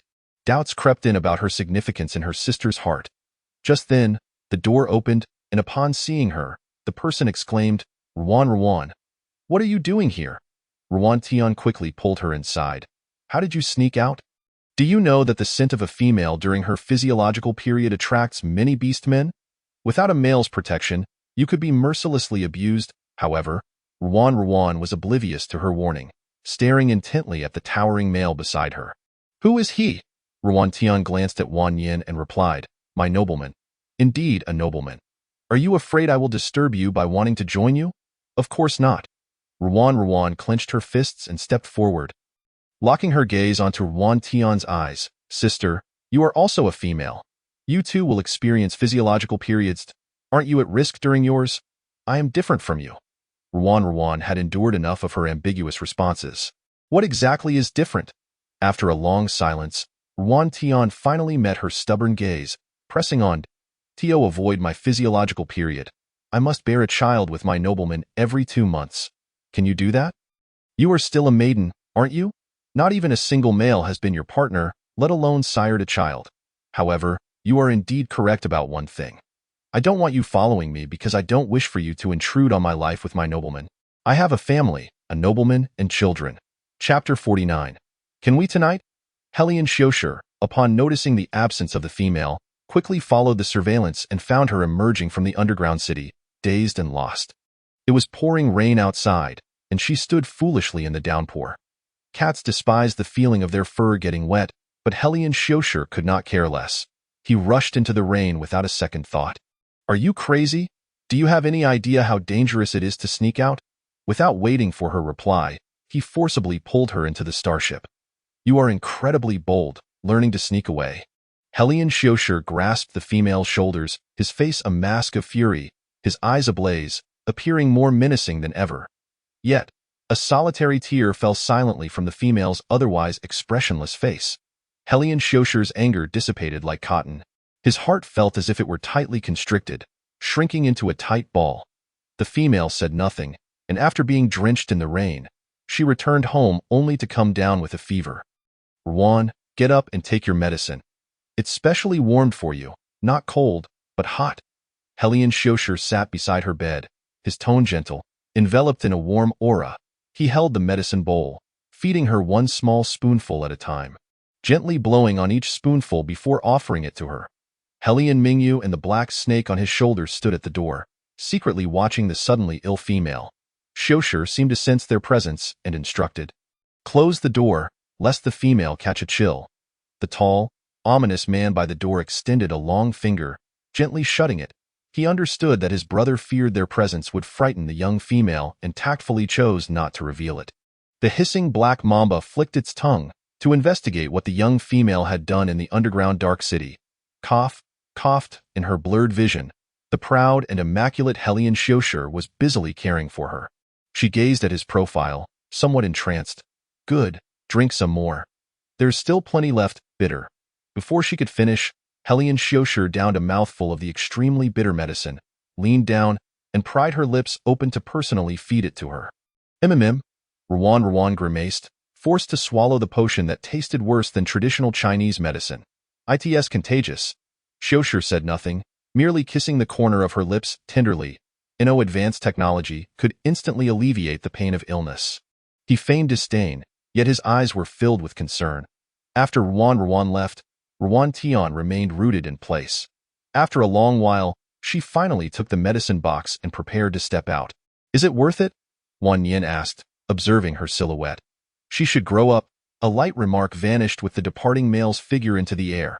The rain outside continued for 3 days before finally clearing. Throughout that time, Helian Xiushi had tended to the female without respite. Now that Ruan had recovered and her physiological period had entirely passed, Xiushi accompanied her for a stroll outside the Red Maple Manor. A rain in autumn brings a chill. The little shoes crunched on the fallen leaves, and she picked up a red maple leaf, raising it high. The leaf, the brilliant red of the maple tree, and the clear blue sky behind formed a marvelous tableau. "This red maple grove is truly beautiful." Ruan smiled, revealing her sweet dimples. Xiushi followed closely behind her. She admired the scenery while he admired her. "If you like it, I shall give you this Red Maple Manor. After all, I have many houses." Ruan turned back, smiling. "I couldn't possibly occupy so many houses." "You could if you lived with me." Xiushi thought. "Do you still intend to keep your promise of becoming my partner?" Ruan, clad in the autumn attire Xiushi had procured for her, felt warmth in her little hands beneath the cloak. Momentarily taken aback by his unexpectedly distant question, she recalled her sister's current family in her earlier years. Aside from searching endlessly for her sister, caring for her ailing grandmother, and working to earn money, she had never considered what she truly desired. But now, everything had changed. Ruan's greatest torment during her physiological period was the overwhelming fatigue, soreness, and severe cramps that left her feeling as if half her life had been drained away. Coupled with her recent cold, Helian Xiushi remained gently by her side, consistently caring for her, his demeanor stable and doting. She found herself beginning to harbor feelings for him, even though this virtual game was not a genuine world. Even if it were fake, even if Helian Xiushi standing beside her were merely an illusion, whoever said one cannot fall in love with an illusion? Who could know that an illusion could possess feelings? Ruan's eyelashes fluttered, a hint of anxiety creeping in. "So, can we tonight?" "What?" The little female actually agreed to become his partner. Xiushi was stunned by this overwhelming surprise, a pang of warmth swelling in his chest. He excitedly rushed forward, lifting her in his arms and spinning her around, then reverently kissing her soft lips. "I'll wait for you in the room tonight." Ruan's face flushed at the suggestive words. Although he had not appeared before her for 3 days, Helian Mingyu had been secretly watching her from the shadows. Now, he hid in a nearby red maple tree, observing the pair, seemingly perfect for one another. His hatred intensified, his already crimson eyes growing even redder. Helian Xiushi was about to become the little female's partner. He could not endure remaining in the shadows, forever deprived of sunlight. Upon hearing this news, he stumbled into Helian Mingyu's room, exclaiming, "The little female is going to become partners with Xiushi tonight." Upon hearing his brother's words, Helian Mingyu abruptly raised his head, completely unfazed. "What does it have to do with me?" he retorted. "You must control your emotions tonight. Do not be too sorrowful.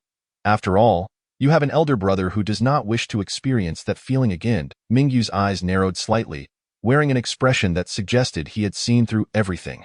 "Do not pretend to be indifferent. Could it be that you've reverted to your beast form these past few days, and you blame me for it?" That day, It was your sudden arousal towards the little female. Not my doing. When his brother exposed him, Mingyu remained unperturbed, casually twirling the stylus in his hand, feigning nonchalance while secretly uttering words that struck at his brother's heart. What are you trying to stop? Shoshi is our brother. We should be happy that he is bonding with the female. After all, it will eventually be our turn as well. There's no rush. Hellion Mingyu smirked slightly. You are right. He closed his notebook, watching the person who had suddenly left in the past. He would explode at the slightest issue. Why the sudden change in temperament?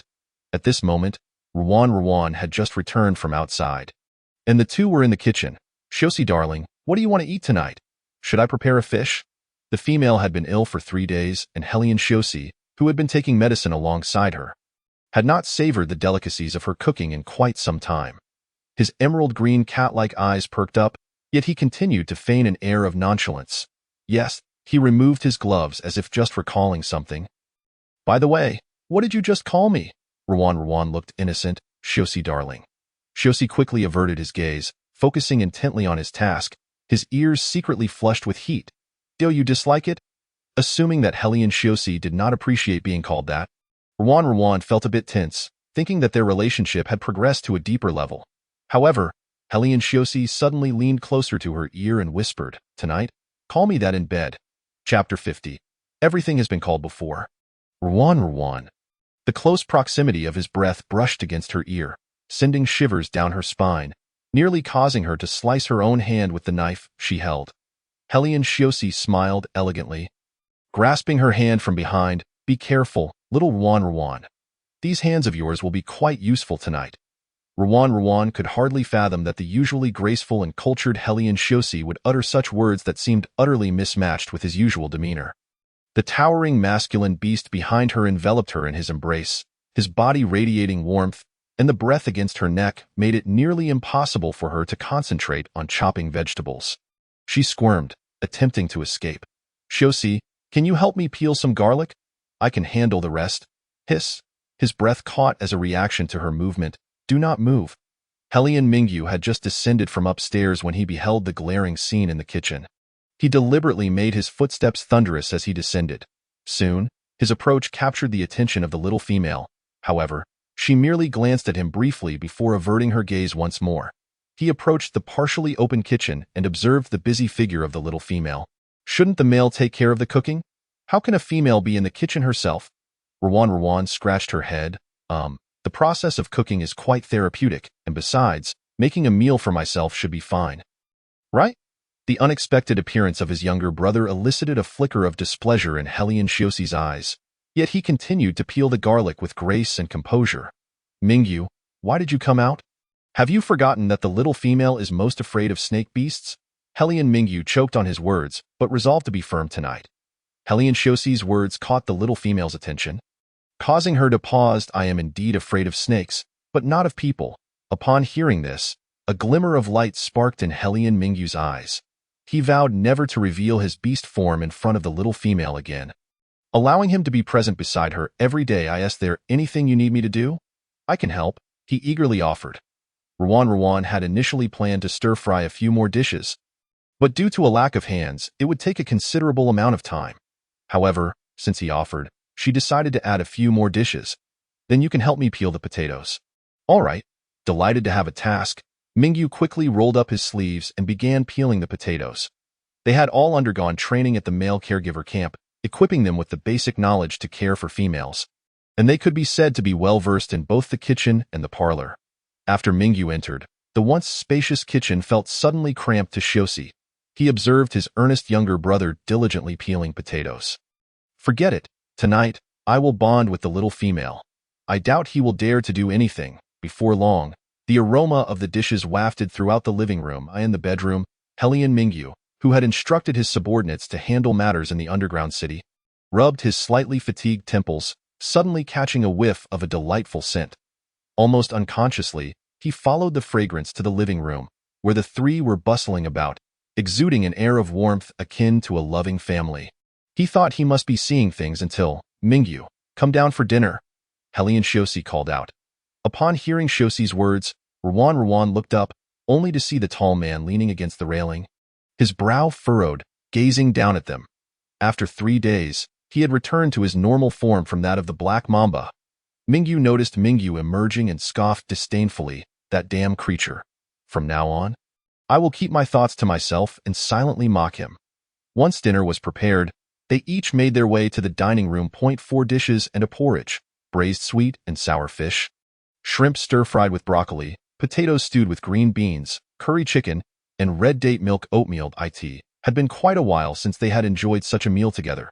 As they took their seats, Shiosi sat to Ruan's left, Mingyu faced her directly, and Mingyu settled in directly across from Shiosi. None of them spoke, and an oddly eerie silence enveloped the room. Shiosi remained quiet due to his refined upbringing. Elegantly serving the female, Mingyu was silent because he was initially casting sidelong glances at Mingyu on his right, inwardly mocking him for inevitably embarrassing himself again. The moment he tasted the meal prepared by the female, his eyes widened in astonishment. It was exceptionally delicious. Just as he was about to compliment her, he noticed that his brothers were all trying to maintain their composure in front of the female, eager to impress her, so he held back his praise. Mingyu took a bite and was also pleasantly surprised by the delectable food, but remaining true to his character, he said nothing. Ruan could no longer contain herself. Glancing at the three of them, she nervously asked, "Is it not tasty?" The moment the female spoke, the three seemed to find their voice switches activated. Mingyu scooped a large spoonful of curry chicken, devouring it eagerly. "Delicious, super delicious." Mingyu maintained his aloof demeanor. "Not bad." Noticing Mingyu placing a piece of green bean into his mouth, Ruan asked, "Is this green bean good?" Mingyu swallowed his food hastily. "It's good. Not tough at all. This bean is fantastic." Upon hearing his earnest reply, Ruan beamed with joy. Shiosi smirked slightly, serving Ruan a piece of fish. "What my darling made is naturally the best." Ruan immediately returned the gesture, offering him the most tender piece of fish. "You eat this. This fish is specially made for you." Shiosi adored fish, yet he was willing to share his favorite dish with her, signifying her important place in his heart. "Darling?" The two opposite them lifted their heads from their meals, their gazes flitting back and forth between the two. Had their relationship progressed to the point of calling each other darling? Ruan felt her cheeks flush under their intense stares. "What's wrong?" Hellion Mingyu questioned. "He calls you darling?" Hellion Shiosi swiftly interjected. "Oh right, I forgot to inform you both. Tonight, the female and I are bonding. You two better keep your distance, or if you choose to linger and eavesdrop, don't blame me for not warning you." What a blunt way to convey the message. Ruan immediately stood up. Her face flushed as she hastily excused herself. "I have finished eating. You all enjoy your meal. Wait for me, little Ruan. I'll accompany you outside for some fresh air." Hellion Shiosi grinned, following the little female. As they passed the robot, he instructed it to clear the table. After they left, Hellion Mingyu also rose and headed upstairs. Hellion Mingyu found himself utterly unable to continue eating. His eyes reddened as he forcefully snapped his chopsticks in half. "I won't leave. I insist on staying by the little female's side." In his fury, he transformed into his beast form and devoured the entire braised fish in one bite, leaving not a single shred behind. "What do you mean it's specially made for Shiosi? Whoever eats it has it made for them." Chapter 51. The vast estate, illuminated by the streetlights, appeared resplendent. Ruan's small shoes crunched on the stone steps as she gazed at the crimson maple forest bathed in the glow of the streetlights. "Running out without a coat, you'll catch a cold, and I do not wish to drink that bitter medicine again." In an instant, Ruan recalled the scene of Shiosi feeding her medicine mouth to mouth. "Who asked you to feed me?" Unbeknownst to her, someone was lamenting in a pitiful tone. "It's bitter, very bitter." Shiosi, seemingly furious and embarrassed, reacted to the female calling his name with a hint of annoyance. He removed his suit jacket and draped it over the little female's shoulders. "It's chilly at night." After Shuji spoke, Ruan began to feel a chill, likely due to the relentless downpour that had persisted for 3 days. The autumn night, newly arrived, felt particularly cold. They walked side by side for a while before taking a seat on a long bench within the estate. Shuji enveloped her slightly cool hand with his warmth, remarking that in a few days the temperature would rise again. "For now, allow me to be your portable heater," he said, drawing her waist closer and effortlessly positioning her to straddle him, as the soft calls of the female echoed. Hellion Shuji casually removed his silver-rimmed glasses, leaning down to passionately capture the petite female's lips in a fervent kiss. The temperature, already warm, surged within the cold embrace of the night. His voice, now husky and tinged with desire, resonated deeply. Standing by the expansive window on the second floor, Hellion Mingyo's expression darkened as he fixated on the couple entwined on the bench below, lost in their kiss. From his vantage point, he could clearly see the delicate shoulder of the female exposed, while his brother, the beast, had already undone his shirt, revealing a broad expanse of fair skin. The petite female's hands rested upon his brother's firm chest. In a sudden rush of emotions, Hellion Mingyu crouched down, cradling his head. By the time he composed himself and stood again, the bench below was now empty. Despite his initial desire to look away, he felt a surge of anxiety at their absence, fearing for the female's well-being. Hellion Shuji carried her back to her bedroom, which mirrored the pink decor of their villa in the heart of the city. Gently placing her on the bed, he leaned in to kiss her, but Ruan halted his advance. "I haven't bathed yet. I'll carry you to the bath," he replied. "No, I'll wash myself." Taken aback by her refusal, Shuji feigned a pout, his voice laced with a charming allure. "Oh, come on, Ruan. We'll be honest with each other soon enough. Every inch of your body will be known to me." "It does seem that way," Ruan conceded, swayed by his persistence. In the spacious bathroom, the bathtub was reminiscent of a small bedroom. Shuji pressed a button, and warm water filled the tub. Ruan reclined within, while Shuji encircled her from behind. His lips were a deep crimson, and without his glasses, his eyes sparkled with an intensity Ruan had never witnessed before. Hellion Mingyu soon discovered their whereabouts. Crouching by the door, his ruby eyes devoid of light, now merely reflecting emptiness. Listening to the sound of water splashing within the bathroom, he felt his entire being go numb. Memories of their first meeting flooded back.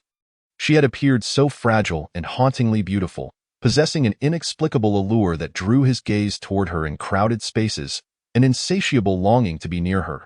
A voice interrupted his thoughts. "Where's the female?" Hellion Mingyu did not look up, his tone dripping with sarcasm. "What brings you here now to stop this?" Hellion Mingyu scoffed. "Hearing things I shouldn't, and perhaps you could control your emotions?" "They're affecting me." That.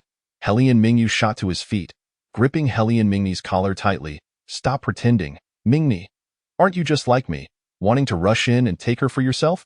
Yet you hold back, fearing our elder brother's authority. But he is our elder brother, our protector, who never abandoned us in our darkest times. What right do we have to intrude?" Faced with Mingyu's frantic questioning, Mingyu finally confronted his own feelings, his crimson eyes reflecting a flicker of sorrow. "So what if I do?" Hearing the admission ignited a spark in Mingyu, his eyes blazing with desperation. "Isn't it none of your business? Isn't it only a matter of time before it concerns you too? Why act so hypocritically now? Even if I am hypocritical, it is far better than eavesdropping and imagining myself in the scenario," Mingyu replied lightly, shattering all of Mingyu's defenses. As the long night unfolded, dawn eventually approached. "Please don't come near, I beg you." "Help!" The figure on the bed seemed trapped in a nightmare, murmuring softly.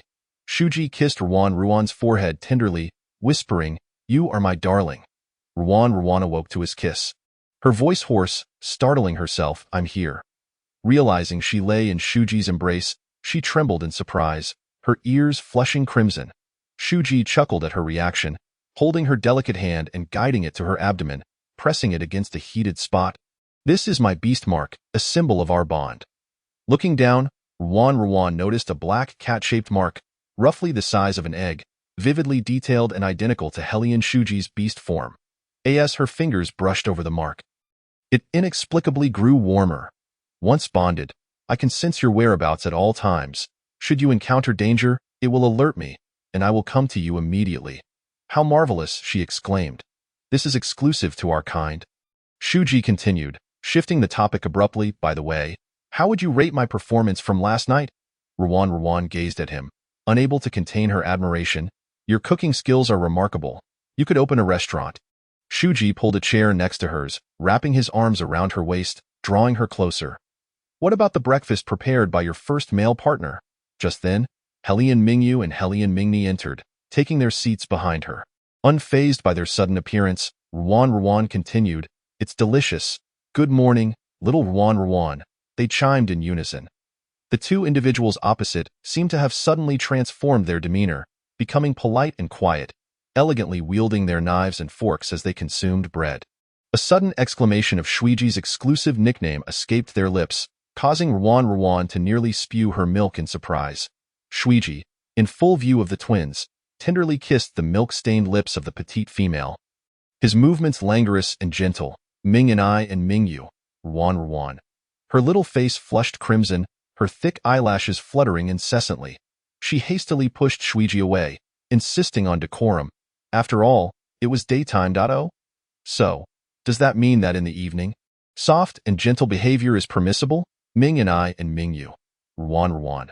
Mingyu bit down on his teeth in frustration, while Lien Shuiji resembled a peacock suddenly flaunting its colorful plumage. Yet, constrained by their desire to compete for the next partnership with the female, they could only swallow their bitterness, suppressing their primal instincts. Lien Shuiji saw through his two brothers' thoughts, but chose not to expose them. Simply asking, "Have you handled everything?" The person seated opposite Ruan responded, "It has already been resolved." The two fell into a momentary silence, making it somewhat difficult to distinguish who was who. Ruan couldn't help but question whether the person who had just stopped her at the door with a baffling remark was truly her brother Mingyu. Understanding her confusion, Shuiji explained, "A paparazzo captured a photo of you standing at the entrance of the underground dark city in the rain, and there has been some negative commentary about you online. I have ensured that all of it has been dealt with." Mingyu's efficiency was remarkable. Not only was that photo and the accompanying commentary obliterated, but all information pertaining to you on the Star Network had vanished without a trace. "This, I hope, does not bother you." In response to his apprehension, Ruan offered a reassuring smile. "Of course, it doesn't bother me. Ignoring my private life is for the best. By the way, the military academy begins tomorrow, and I will personally escort you there." Upon hearing this, Ruan found it hard to believe, pointing at herself with a puzzled expression. "Me?" Shuiji replied, "Yes. Nanny, is it true that I cannot escape the fate of attending school even after coming here? The uniform for the Central Military Academy has already arrived, and the robot has packed your belongings. Tomorrow, you need only bring yourself." "Belongings?" Ruan thought something seemed amiss. "Is the school a boarding institution?" Shuiji explained, "It becomes a boarding institution after 7 days. Prior to that, the cultural curriculum is attended as a day student. After 7 days, regardless of gender, all will enter the military academy for militarized management." "Will you be going too, Shuiji?" In response to the innocent question from the petite female, Shuiji cast his gaze downward, a hint of sorrow in his eyes. "I am already 32 and graduated long ago. I cannot enter the military academy, nor can I always be by my female master's side. The military academy is designed for youths aged 18. Ruan, with a furrowed brow and a sorrowful expression, protested, "But I am also in my 20s. Shuiji gently rubbed her face. "Yet your identification states you are 18. The data from the instruments cannot lie, my little fibber." Ruan quickly changed the subject. "Shuiji, you look quite young. You hardly resemble a 32-year-old. That is because beast men have long lifespans, potentially reaching 500 years. How wonderful," Ruan sighed, resting her chin on her hand, a hint of reluctance in her tone. "Shuiji, can I not attend?" Shuiji tightened his grip on her hand, ultimately stating, "It is a decree from the king. If you do not attend, everyone will perish." Chapter 53. The king, seemingly for the country and the people, is in truth ruthless and merciless. From childhood, having witnessed his mother taken by the king and his father murdered, he has experienced the harshness of life while hiding with his two brothers. Now, although they have established their own power, it is still far from sufficient to completely overthrow the king. Till this day, they have gradually uncovered more of the king's grotesque nature. He established the female protection law, but was the very first to violate it behind closed doors, committing countless heinous acts. The young king burned, killed, plundered, and pillaged, leaving no female unscathed. It is said he was a stray beast, which justified his brutal treatment of females and the murder of males. Yet these are merely rumors. No one dares seek the truth. The female protection law, which appears to safeguard females, is riddled with significant loopholes upon closer inspection. The king decreed that a single female may have multiple husbands, ostensibly to protect the female, but who could withstand the torment of so many husbands? The king warns beastmen to cherish females, yet mandates their entry into the military academy, treating them equally to males. And after 7 days, subjects them to perilous militarized management, under the guise of encouraging females to exercise and not become complacent at home, believing it beneficial for childbirth. How could the breeding tools comprehend the king's vile intentions? They are trapped within a beautifully crafted cage set by the king himself, perpetually forming partnerships and bearing offspring. Regarding the king's proposal of physical training, not only do they view him as considerate and concerned for them, but they also regard him as the empire's finest leader. However, having experienced militarized management firsthand, Shuiji is acutely aware of its brutality. Many have perished within its confines, and some females have even disappeared. Lien Shuiji gazed at Ruan, blissfully unaware, her innocent smile a stark contrast to the grim reality they sought to change. Ruan, oblivious to Shuiji's thoughts, assumed he was in a quandary. Promptly stating, "All right then." Shuiji tousled her hair, "It will only last a month. They will arrange for a Tier 10 beastman to protect her within, ensuring that his soft little one returns safely." Observing their light-hearted conversation, Mingyu silently leaned back in his chair. Tomorrow, the petite female would depart, marking the end of their brief time together. With numerous males at the military academy, the chances of securing the next partnership undoubtedly favored others. Yet, he found himself consumed by envy. Envy for those males who could possess the petite female. On the 3rd floor, in the music room, a framed photograph rested on the table, showcasing Shuiji holding the hands of 2 identical boys. All smiling at the camera. In the picture, Shuiji appeared to be around 10 years old, while the look-alike boys seemed to be about 4 or 5, dressed in short suits and vests, a clear reflection of their older brother's style. Noticing the female's gaze, Shuiji approached and turned the frame over. It was an old photograph, laden with unpleasant memories. At that time, Ming and Mingyu were still very young, innocent and naive. Yet, they ultimately transformed into the bloodthirsty beings they least wished to become. Driven by vengeance against their family's killers. Seeing that he preferred not to dwell on it, Ruan instinctively shifted her gaze, instead eyeing an opulent cabinet filled with trophies. "Are these all your awards?" Shuiji? Upon entering, she had noticed an array of musical instruments in the room, and the inscriptions on the trophies indicated they were for music competitions and accolades. "Yes. Are you a musician?" "Just a small hobby." He regarded his female master earnestly. "If you like these trophies, I can give them all to you. My honors belong to you." The solo piano piece love letter filled the room. His long fingers danced gracefully across the keys, reminiscent of an elegant black cat prancing upon the piano. Ruan rested her head on Shuiji's lap, closing her eyes to listen. The cool autumn breeze wafted through the crystal-clear windows of the music room, stirring the translucent white curtains and tousling the hair of both the man and the girl, creating a whimsical dance that eventually drifted away into the fiery red maple forest. In the afternoon, Ruan was busy in her room, engaged in a DIY project, preparing to frame the beautiful red maple leaves she had collected. Just then, a knock echoed from the bedroom door. "Come in." Upon seeing the visitor, Ruan raised an eyebrow. "What brings you here?" "Tomorrow you will head to the military academy, and I wanted to say a few words to you." The tall man stood beside her and suddenly knelt down. His eyelashes quivering, the corners of his eyes dusted with a faint blush as he slowly spoke. "Can you slap me again?" Ruan. "Who are you?" Although it was expected that the female would not recognize him, he still felt a tinge of melancholic disappointment as he softly replied, "Brother, Mingyu." Previously, he had mentioned that if the female failed to recognize him, he would impose a harsh punishment, but saying it and doing it were 2 different matters. Ruan, taken aback, halted her task of pressing the maple leaves. "Did I hear you correctly? You want me to slap you? Are you out of your mind?" His jaw tightened. No seeing the female unmoving, Mingyu leaned closer while still on his knees, his gaze pleading as he earnestly locked eyes with her. "Please, slap me." "Why would you make such a strange request? One does not hit faces." Ruan had no intention of indulging this suddenly deranged man. "I am not human. I am a black mamba."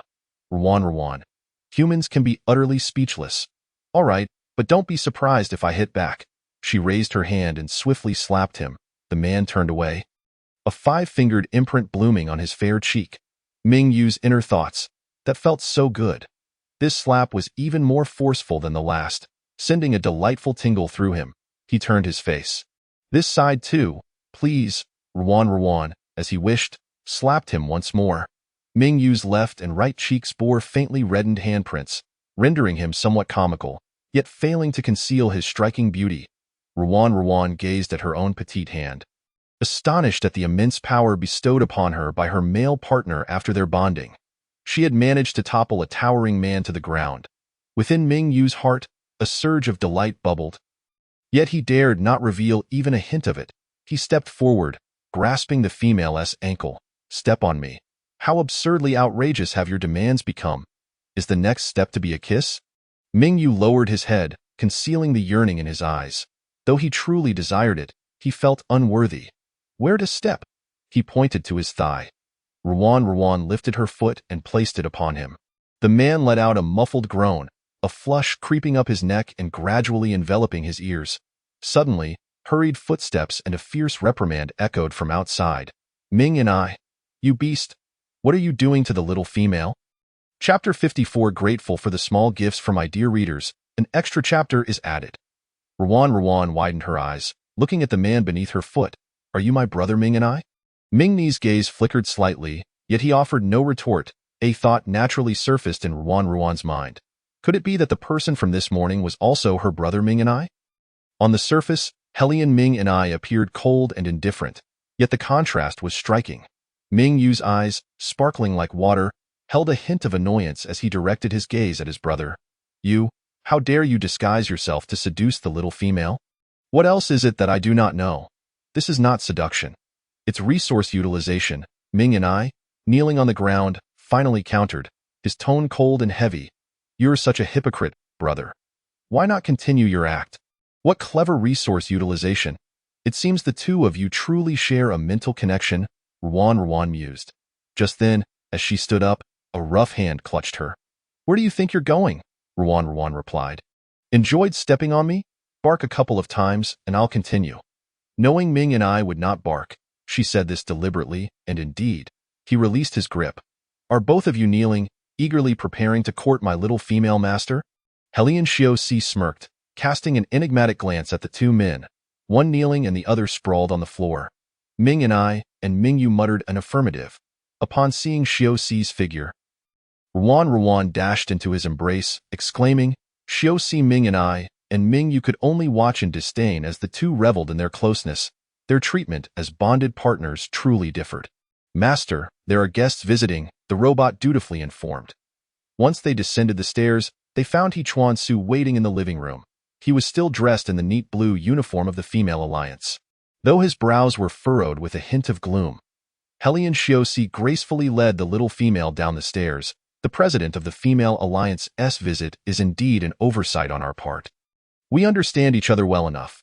There's no need for such formality, He Chuan Su replied, his cold gaze landing on the hand that Hellion Xiaoxi had draped over the female. Miss Ruan, seeing you safe brings me relief. Ming and I's voice dripped with frost. It seems the president of the Female Alliance implies that our Hellion family is some sort of ruthless entity. He Chuan Su fell silent. Since emerging from the underground city, he and the Wei family had been deeply concerned for the little female's safety. They were all aware of the Hellion family's intentions. Yet after the tumultuous battle in the underground city, they had not disclosed it. They all bore guilt, but out of concern for the little female, they tacitly kept this matter under wraps. Ruan. Go upstairs to rest. We have matters to discuss. Xiaoxi gently pinched her cheek. She nodded, scampering up the stairs. Once the female was out of sight, the light in He Chuan Su's eyes gradually dimmed. They had tried to visit many times before, but were always turned away. The Hellion family was exceptionally secretive, leaving no space for even a whisper about the little female. Now, it seemed the news of the female had vanished into thin air. Today, however, they had suddenly permitted his visit under the pretense of Female Alliance business. I know the president of the Female Alliance is also concerned for the little female's safety. Thank you for your diligence. But there's no need for excessive worry. I have bonded with Ruan, so please rest assured, President He Chuan, Hellion Xiaoxi stated, elegantly seated on the sofa, legs crossed, as if discussing something utterly mundane. The facade of He Chuan Su's politeness crumbled, his voice rising suddenly, betraying his emotions. You two have bonded? Indeed, they had kindly informed him he could see the little female, only to reveal they had already formed a bond with her. What was this? Luring him into their home to slay him? No need for concern. I will oversee the future partners of my little female master. After all, her protection is paramount, and any male beneath my rank shall not be permitted. She is too innocent and easily deceived. Helian Shiosi had witnessed He Chuan-su propose to his little female, yet as Ruan's first male partner, he must ensure the winds of male dominance were cleared. The position of Ruan's male partner was not one just anyone could occupy. As for He Chuan-su, he was indeed a candidate worthy of consideration for the little female, though he was slightly weaker. Further observation was warranted. 9th rank? How unfortunate, I just ascended to the 9th rank a few days ago. Since returning from the underground city, He Chuan-su had been engulfed in profound remorse. Had it not been her suitor who had taken the little female, but rather someone with ill intentions, he would have completely lost her that night. Upon returning, he felt the rank of stars blazing. He had fought for 3 days and nights against another male on the verge of ascension. And through endless pain and struggle, he finally broke through to the 9th rank. He vowed to himself never to make such a mistake again. Regarding He Chuan-su's ascension to the 9th rank, Helian Shiosi was somewhat taken aback. Is that so? Then congratulations are in order, dear President of the Female Alliance. As Ruan's first male partner, I must oversee matters concerning her male partners.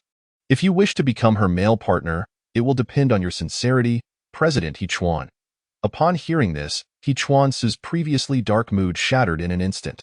He raised his head, determination gleaming in his eyes. I will strive earnestly to win Ruan's affirmation.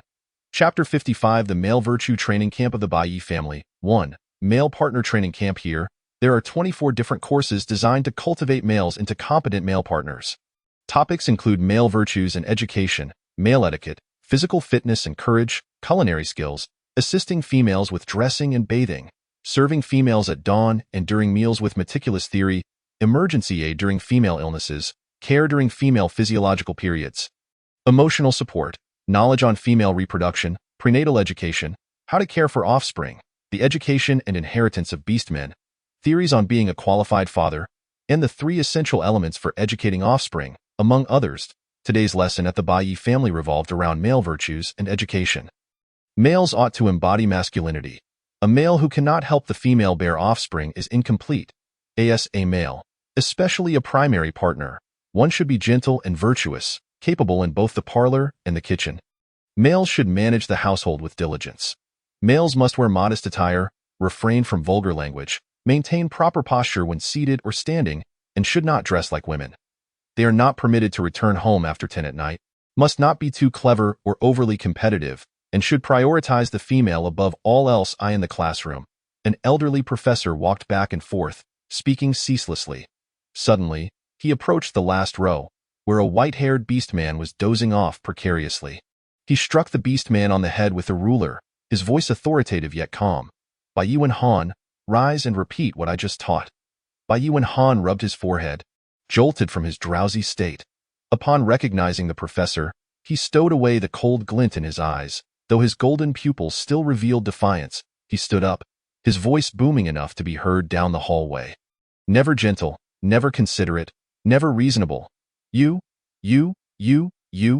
are simply hopeless. The professor, infuriated, exclaimed, What I asked you to recite are the 3 cardinal principles and 4 virtues of a male. Which 3 are you reciting? Go stand at the back as punishment. When Han seemed to have experienced this countless times before, he kicked his bench aside and left the classroom. The professor, trembling, approached the podium, slammed his hand on the desk, and exclaimed loudly, Bai family. After a cold snort, he continued, You have entered and exited the male partner training camp countless times, yet have never graduated successfully. The males who entered the training camp alongside you have long since graduated. Now they have offspring running everywhere while you have been sent back. It infuriates me. Is it not enough to insult females outside, or to resort to violence? Is there not a shred of male virtue left? When a female appears before you, that is affection. You should kneel in gratitude instead. Numerous similar remarks abound, yet the Bei family has long since grown indifferent to them. Hairasheng, with his long hair cascading down to his waist, leans over the table, idly toying with 3 figurines resembling Bubble Mart characters, absorbed in a game of stacking. Beiji, standing tall, appears to be attentively listening in class, embodying the image of a diligent student, while secretly indulging in depraved fantasies of subduing the delicate female beneath him. As for Bei Zhang, he is beyond description. His eyes devoid of life, clutching a teddy bear, exuding an aura of lethargy that has rendered him the professor's least favorite. Reminiscent of an elderly man contemplating his own mortality, Bei Lian, with a straight posture, wears the blue and white training camp uniform, which fails to conceal the cold, battle-hardened essence that defines him. However, the females who have intruded into my home, hiding beneath my bed, and installing pinhole cameras in my room, is an egregious violation of privacy, not an expression of affection. The professor scoffed, deepening the creases on his face. Absurd. This is merely a manifestation of their heightened interest in you. You ought to feel fortunate and elated. Such nonsensical reasoning. At this rate, which female would ever desire you? Even as a general, failing to adhere to masculine virtues would still garner reprimand. The professor, unable to contain his frustration, pressed a hand to his heart, taking a sip of hot tea before spitting out the leaves in disdain. Old professor, do not be angry, Bei Yui remarked, leaning casually against the table, his pink hair exuding an air of flamboyance. The rare comfort offered by another momentarily halted the professor, who was about to commend another's child, only to have his mood shattered by the subsequent remark. Releasing pent-up frustration is merely for amusement. Yui quipped. The professor retorted furiously, enough. Bei Yui, with a visage akin to that of a woman, you inherently defy masculine principles. Get out, all of you. Class dismissed. Wow, class is over. Hirasheng was the first to bolt for the exit, racing ahead of everyone else. And no sooner had the words left his mouth than the classroom was instantly devoid of students.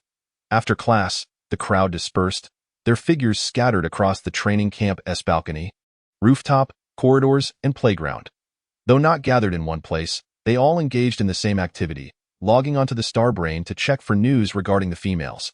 The training camp's rigorous schedule left them with little time to browse the Starbrain, often limited to a mere 10-minute break. Yet, to their astonishment, today, there seemed to be a complete absence of any information concerning the females. Hirasheng shook his Starbrain, doubting its functionality. Could it be broken? The internet is poor. I need to switch it. But this was a closed training camp. Where could he possibly go to make a switch? For the same reason, the group congregated at Hirasheng's playground. With the exception of one Han, Bei Lian stated, my sources have traced it back to the Hellion family. Since the females had ventured into the Hellion family, they had entered the masculine training camp, leaving them completely in the dark about her life there. I hereby request to advance my assessment, Bei Lian declared. Ji, Yui, Zhang, Hirasheng. 1. Upon application, all subjects commenced examination.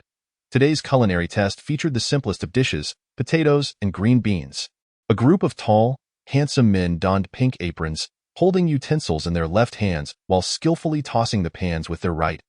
Beiji exuded a cold demeanor, as if he were not sought on vegetables, but strategizing on a chessboard. Bei Lian, with his silver-haired elegance, stirred the contents of the pan, appearing as serene as an ink wash painting. Bei Yui's naturally charming smile lent an air of delight to his culinary endeavor. Bei Hirasheng resembled a little blue angel in an apron, his stir-fry embodying hope. Bei Zhang, looking ill and utterly distressed, sobbed while flipping the vegetables. Cooking is so hard, even more so than planting flowers. One Han, clad in transparent protective goggles, was fully equipped, safeguarding his waist length, silky white hair while flipping the vegetables, as if confronting unknown experimental viruses in a lab.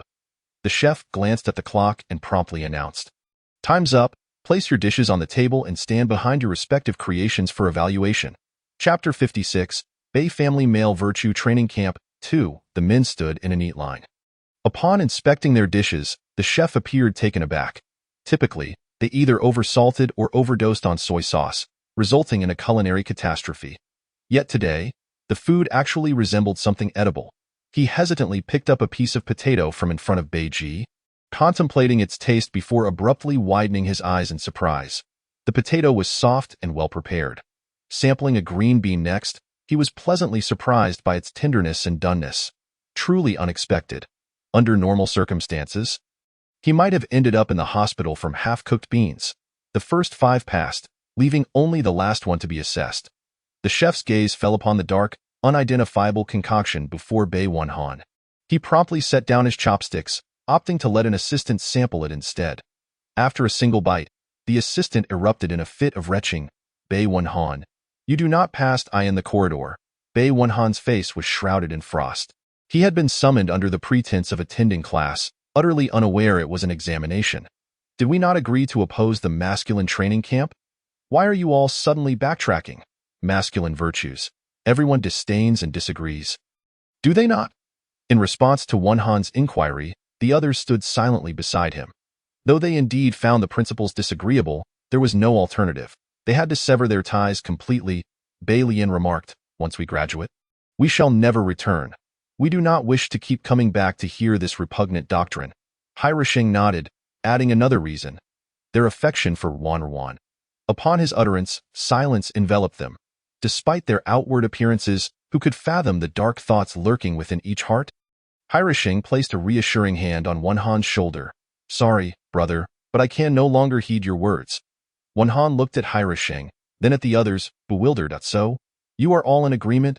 Beiji interjected. Remaining here is not a solution. Must we once again rely on blood-stained white shirts to survive? They were akin to mad dogs, obsessively sniffing out traces of blood, their shirts nearly worn to tatters. Beijing added, do you wish to perish here? Let me die.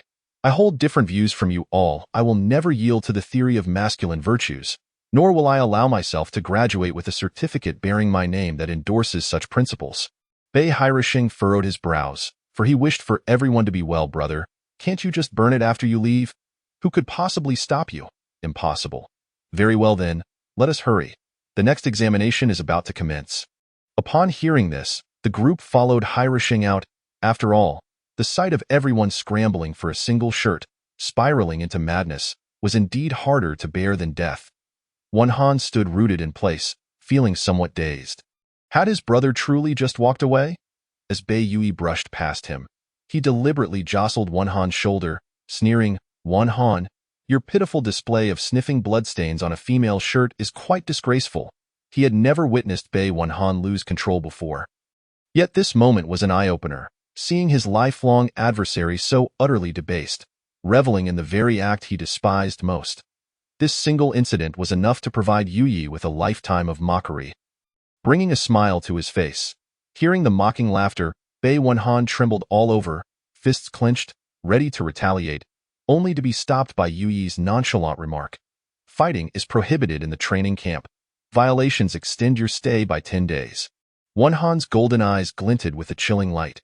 You are the same, aren't you? Reveling in the presence of female shirts. We are all willing participants, thoroughly enjoying it. And you? Yui paid him no mind. Departing instead. The virtues and upbringing of masculinity. Having only just sent them off, the old professor was taken aback to see them return. Even more surprising was the sight of their examination papers, all filled to the brim with a 0 error rate. Had their dispositions changed? Could it be due to the female assigned to their family? The old professor observed these rascals who had previously engaged in verbal sparring with him in class, now adept at maintaining silence, leaving him to lament his wasted breath. Pausing for a moment, he accepted the final paper that drifted into his hands. The sheet was entirely blank, save for 4 prominent characters, a bunch of dog shit. The professor bellowed, Bei Wenhan, as long as I am here, you shall not graduate.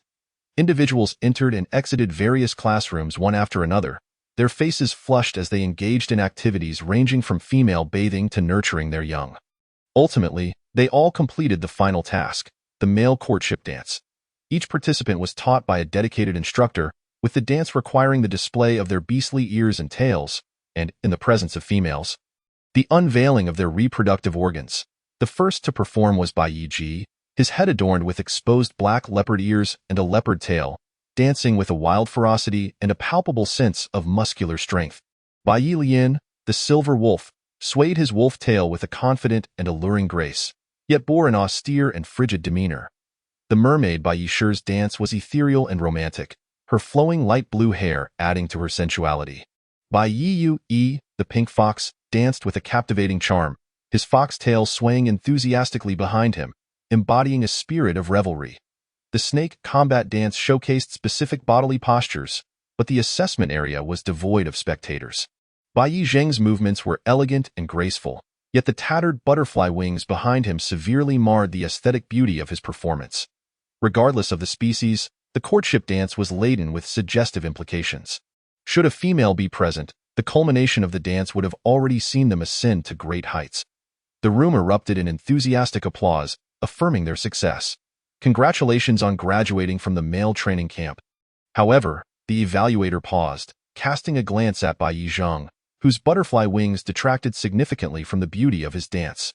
Yet, considering his imperfections, he was reluctantly approved. After the others departed, Bai Yi Zheng lingered in the corridor, finally succumbing to the pressure and bursting into tears, lamenting how difficult the dance had been.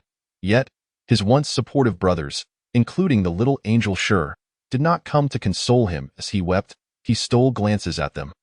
Realizing they were oblivious to his distress, engrossed in their own thoughts, Bai Yi Lian remarked, "Tomorrow, the military academy will welcome the little females, and there will be no bothersome Hellion family." Sure cheered as they boarded the departing starship, exclaiming, "Wonderful! I can finally meet the little females." Turning back, he added, "Brother, let us go. Even though you failed all your subjects, it's all right. As long as you don't harm the females, you won't be brought back in." Bai Yi Wenhan observed, while Bai Yi Yui laughed so heartily he could hardly contain himself, yet he received a sharp glare from Wenhan. "I truly look forward to the little females at the military academy."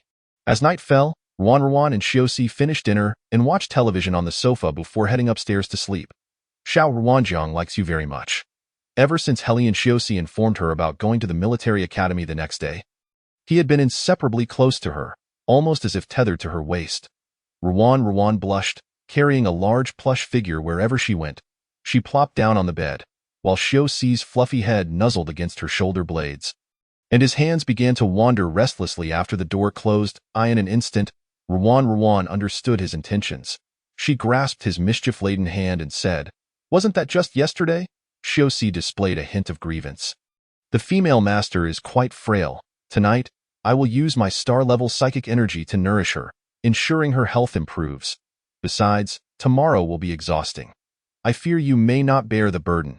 He pressed a gentle kiss to her soft lips, determined that the female master must recover swiftly, necessitating his daily efforts. "Tonight, I will not be as impulsive as I was last night." They understood that such intimacy was essential for nurturing their marital bond, and in the presence of someone they cherished, restraint was even harder to maintain. "Then please refrain from leaving marks. The military academy's uniform is a short skirt." With permission granted, Xiaoxi eagerly lunged forward. "Good pet." Even though the night air was as cool as water, it could not dispel the fervor radiating from their figures. Hellion Mingyu, listening to the sounds emanating from the adjacent room, felt he could no longer tolerate it. His eyes turned crimson as he covered his ears. How infuriating! Could my brother not be a little gentler with that female?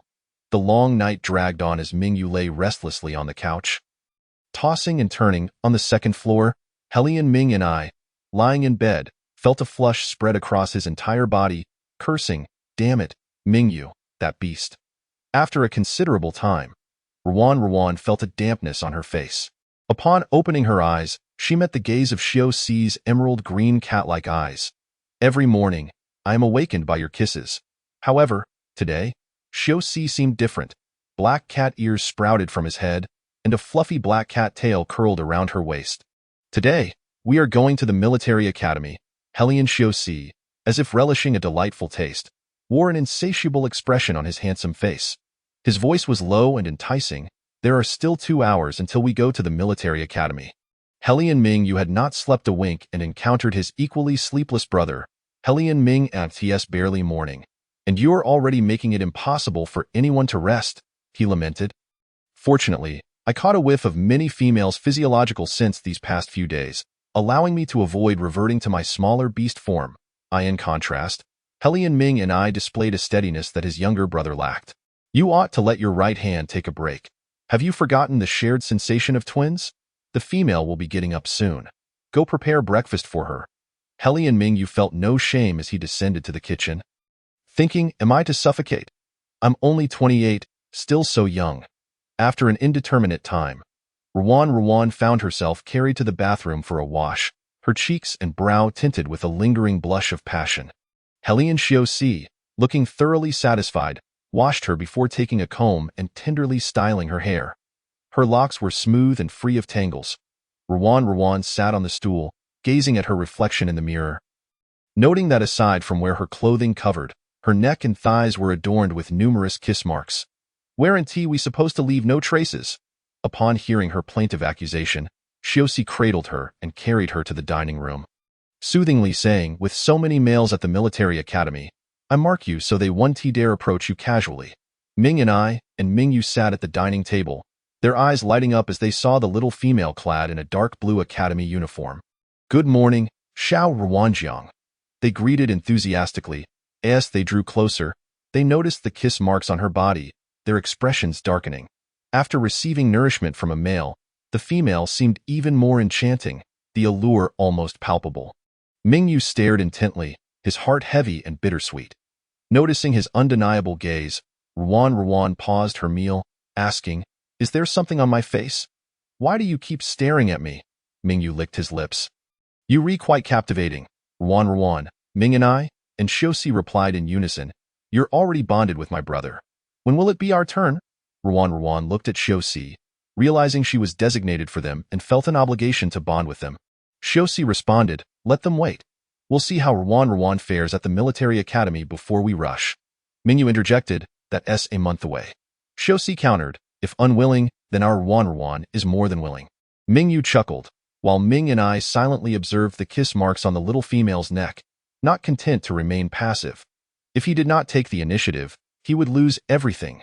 As the meal progressed, Helian Xiaoxi suddenly leaned closer to Ruan, his fluffy cat tail curling around her thigh. "You enjoy touching my tail and ears, so how about I remain in beast form from now on?" Ruan quickly covered his mouth, her face reddening. "Don't say that, Xiaoxi. We're in public, with your two younger brothers here." Helian Xiaoxi extended his tongue to lick her soft palm, causing her to shiver and retract her hand hastily. "Fine, I won't speak. I'll just act. Why must the later arrivals not take precedence? Because the earlier ones fiercely competed for their place." Ruan had no desire to be the understanding girl. She snatched her small bag and dashed into the starship. Helian Xiaoxi followed with a smile, while Helian Ming and Mingyu glared at their departing figures. Both brothers being serpentine beasts, lacking the fluffy ears and tails. Mingyu, frustrated, stabbed his fork into the table, grumbling, "How infuriating. We lost from the very beginning. If he were to reveal his tail, the little female would surely be terrified." The starship soon arrived at the military academy entrance. As Ruan prepared to disembark with her small bag, she was abruptly pulled back by someone gripping her wrist. Helian Xiaoxi, seemingly transformed, looked at her with deep concern, his grip on her hand feeling slightly cold. "Ruan, you must protect yourself at the military academy." "Yes, I will," she replied with a smile, just as she turned to leave, only to be pulled back once more. "Who is it?" This time, he embraced her waist, Helian Xiaoxi fixating on her dark, grape-like eyes. "Remember, the males will seek out those of strength. Only then will I consent. Do you understand? I do not forbid you from engaging with other males. You need protection, and having multiple males is advantageous." This statement was delivered through gritted teeth, suppressing a torrent of emotions that had built up over countless days and nights. In this world, who would be so understanding as to share their beloved with others? Ruan gazed at him, a sense of suffocation rising within her. "Could you not wish for anyone else?" "I only want to be with you, just the two of us." Her words ignited a fervent tremor within the hearts of the three males. If even one of them held such significance in her heart, how monumental must that weight be? Helian Xiaoxi found himself momentarily bewildered by the sudden rush of sweetness. He understood that it sufficed for him to be the one she had resolutely chosen. He tenderly ruffled the soft, plush hair atop Ruan's head and reassured her, "Be good. It's just the two of you in this world. We would be devoured by all the predatory males if we do not take care of ourselves." His resolute gaze stirred a violent quake within Ruan's heart. It felt akin to a farewell speech. "Remember, do not consider any male below the 9th rank, nor those of poor character, nor anyone who treats you poorly. If you encounter danger, Prioritize your own safety by any means necessary. Should anyone bully you, remember to fight back. Do you understand? Rowan nodded vigorously, embracing Helly and Shiosi tightly. Dive remembered everything. We must both live well. At the entrance of the military academy, Ruan's appearance drew the unbridled gazes of numerous males. With a resolute heart, she stepped into the academy. The kiss marks on my darling. So beautiful it makes her even more alluring. Since the females disappeared from the Star Network, she had not been seen again. She had become even more enchanting than before. So adorable. One wondered how many males she had chosen as partners. Numerous males clad in military uniforms activated their star brains, preparing to film videos for the internet, only to discover that all content related to females could not be uploaded. Many males gathered around her. Inquiring, little female, do you not have a beast husband accompanying you in the academy? Would you consider me? I can protect you, and me. I possess immense strength. My prowess in bed is exceptional, surpassing even those who left marks on your body. Ruan frowned and replied, I will not consider anyone below the 9th rank. As her words fell, one male trailing behind could not help but marvel. Even your frown is so beautiful. I long to taste it. What a pity, the 9th rank is so high. There must be few males in the Empire who can attain it. Oh, females have such lofty demands. Can you smell it? She carries a potent aura of a 9th rank male. As Ruan approached the entrance of the teaching building, she was met by a throng of enthusiastic males from the same faction as her, rushing towards her. Ruan, a group of males from the Wei family stood before her. Panting slightly, just as they were about to inquire whether the Hellion family had mistreated her, they caught sight of the shocking pink and purple marks adorning her skin. Wei Xingling's breath nearly stilled. Who did this? Wei Xingye's face darkened like the bottom of a pot. How could you possibly partner with them? Wei Xinglian's voice dripped with resentment. It's all your fault, Lingren. If it weren't for your rank advancement, the little female would not have been snatched away. Ruan looked at them helplessly. Please, stop arguing. The intense scent of cat beasts was unmistakably from Hellion Shiosi. Wei Xingye wore an expression akin to that of a farmer whose cabbage had been ravaged. His face twisted with fury. Did they force you? I will kill them, Ruan denied. No, I like Shiosi, I like Shiosi, I like Shiosi, I like Shiosi. Her repeated declaration shattered their morale. It turned out that the female favored the Hellion family, while they from the Wei family had initially snatched her away from the Hellion family, effectively tearing apart those who held affection for one another. Unbeknownst to Ruan, their hearts had long since misconstrued the situation. A sense of crisis dawned upon the Wei family, and jealousy dissipated as they immediately surrounded her, their eyes slightly reddened. Then do you like us? At that moment, a formidable group of males strode in from the opposite direction. Bai Yi and Bai Lian, clad in impeccably tailored military uniforms, led the way, followed by others in academy uniforms. With just a glance, Ruan felt her blood run cold, and she instinctively took a half-step back. Wei Xingye noticed her unease immediately and steadied her. What's wrong, Ruan? Are you unwell? Ruan, her face pale, shook her head. No, the class bell has rung. Let us return to the classroom. She feigned composure.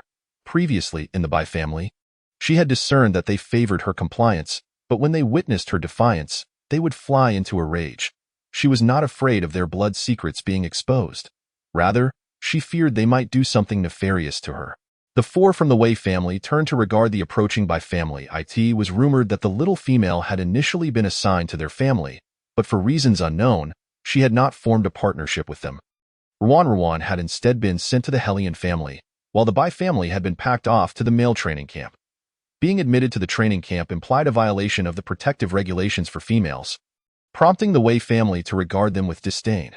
The Bai family maintained a level gaze, casting only a fleeting glance in Ruan's direction as they hurried past. The female had been assigned to a classroom alone, and Ruan's class comprised merely 3 individuals. Upon her arrival, she had already been 3 minutes late. She offered her apologies to the professor, who merely waved her in, allowing her to take her seat. Her desk was by the window, and as soon as she sat down, her mind wandered.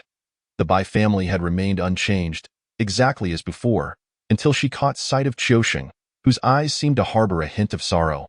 Classmate, could you please rise and introduce yourself? Classmate? The professor's voice brought her back to reality.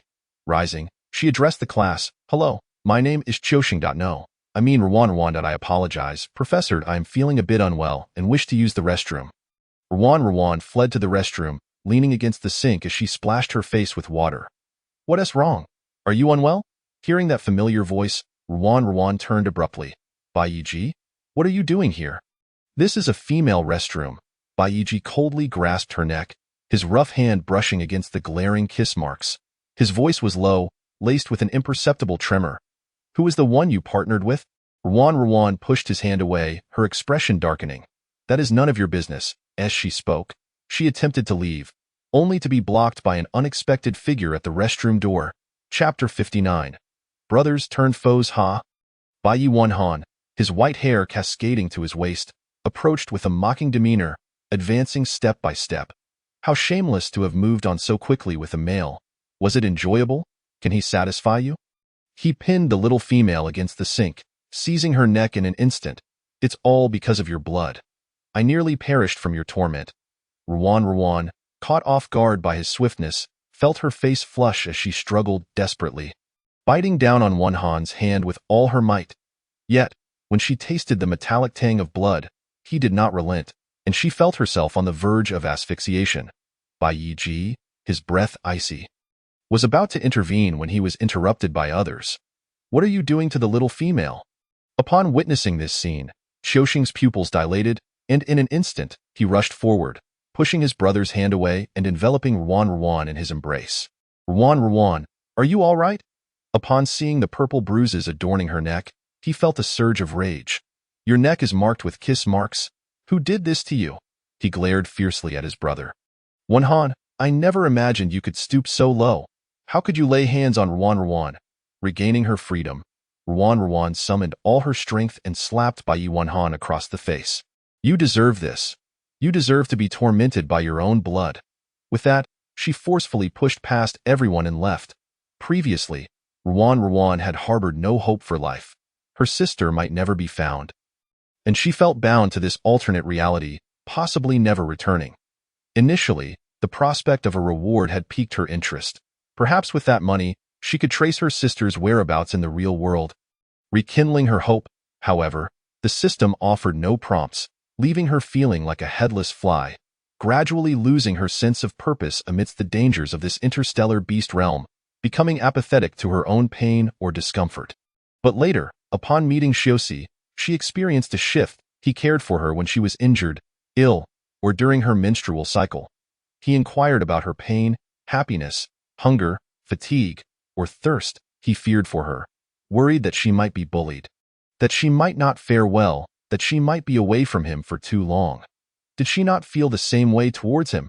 She had finally discovered the essence of living, gradually reclaiming her sense of self. Even if this world might be a fabrication, she was willing to dwell within this sweet web with Xiuxi, reluctant to awaken from it. With reddened eyes, she strode forward, recalling Xiuxi's words. If anyone bullied her, she must remember to fight back. In the past, she had endured bullying at school, having been a timid and submissive person. She had been utterly alone, with only her grandmother. She could not confide in her about her struggles. At that time, no one guided her along her life's path. But now, she understood that when faced with injustice, she must learn to resist. For herself and for those she loved. No wonder Rwan had always feared you. You have truly disappointed me. After fiercely admonishing Wanhan, Shang chased after him. Rwan, I apologize on behalf of my brother. I'm sorry, I had no idea he would resort to violence against you. Had I known he dared to bully you, I would have avenged you without hesitation. He spoke urgently, anxiously observing Rwan's reaction, determined to ensure that not even a hair on her head would be harmed. Rwan paused, her eyes seemingly filled with boundless sorrow. Thank you, Shang, that I know you are different from him. Shang immediately replied. I saw the kiss marks. His eyes were red-rimmed, a hint of trepidation in his demeanor. So, it was that group of males surrounding you this morning. Please don't distance yourself from me because of my brother. Are we still friends? Shang slowly lowered his head, attempting to touch her hand, but Rwan evaded him. But of course, we are friends. However, I must return to class now. She took a step back and turned to leave. Bai Yishang watched the slender figure of the little female retreating down the corridor, softly murmuring, I'm sorry. Previously, I always thought he merely despised females, which is why he prevented me from being with you. I never expected he would lay a hand on you. I'm truly sorry." When Ruan returned to the classroom, she was immediately met with 3 intense gazes.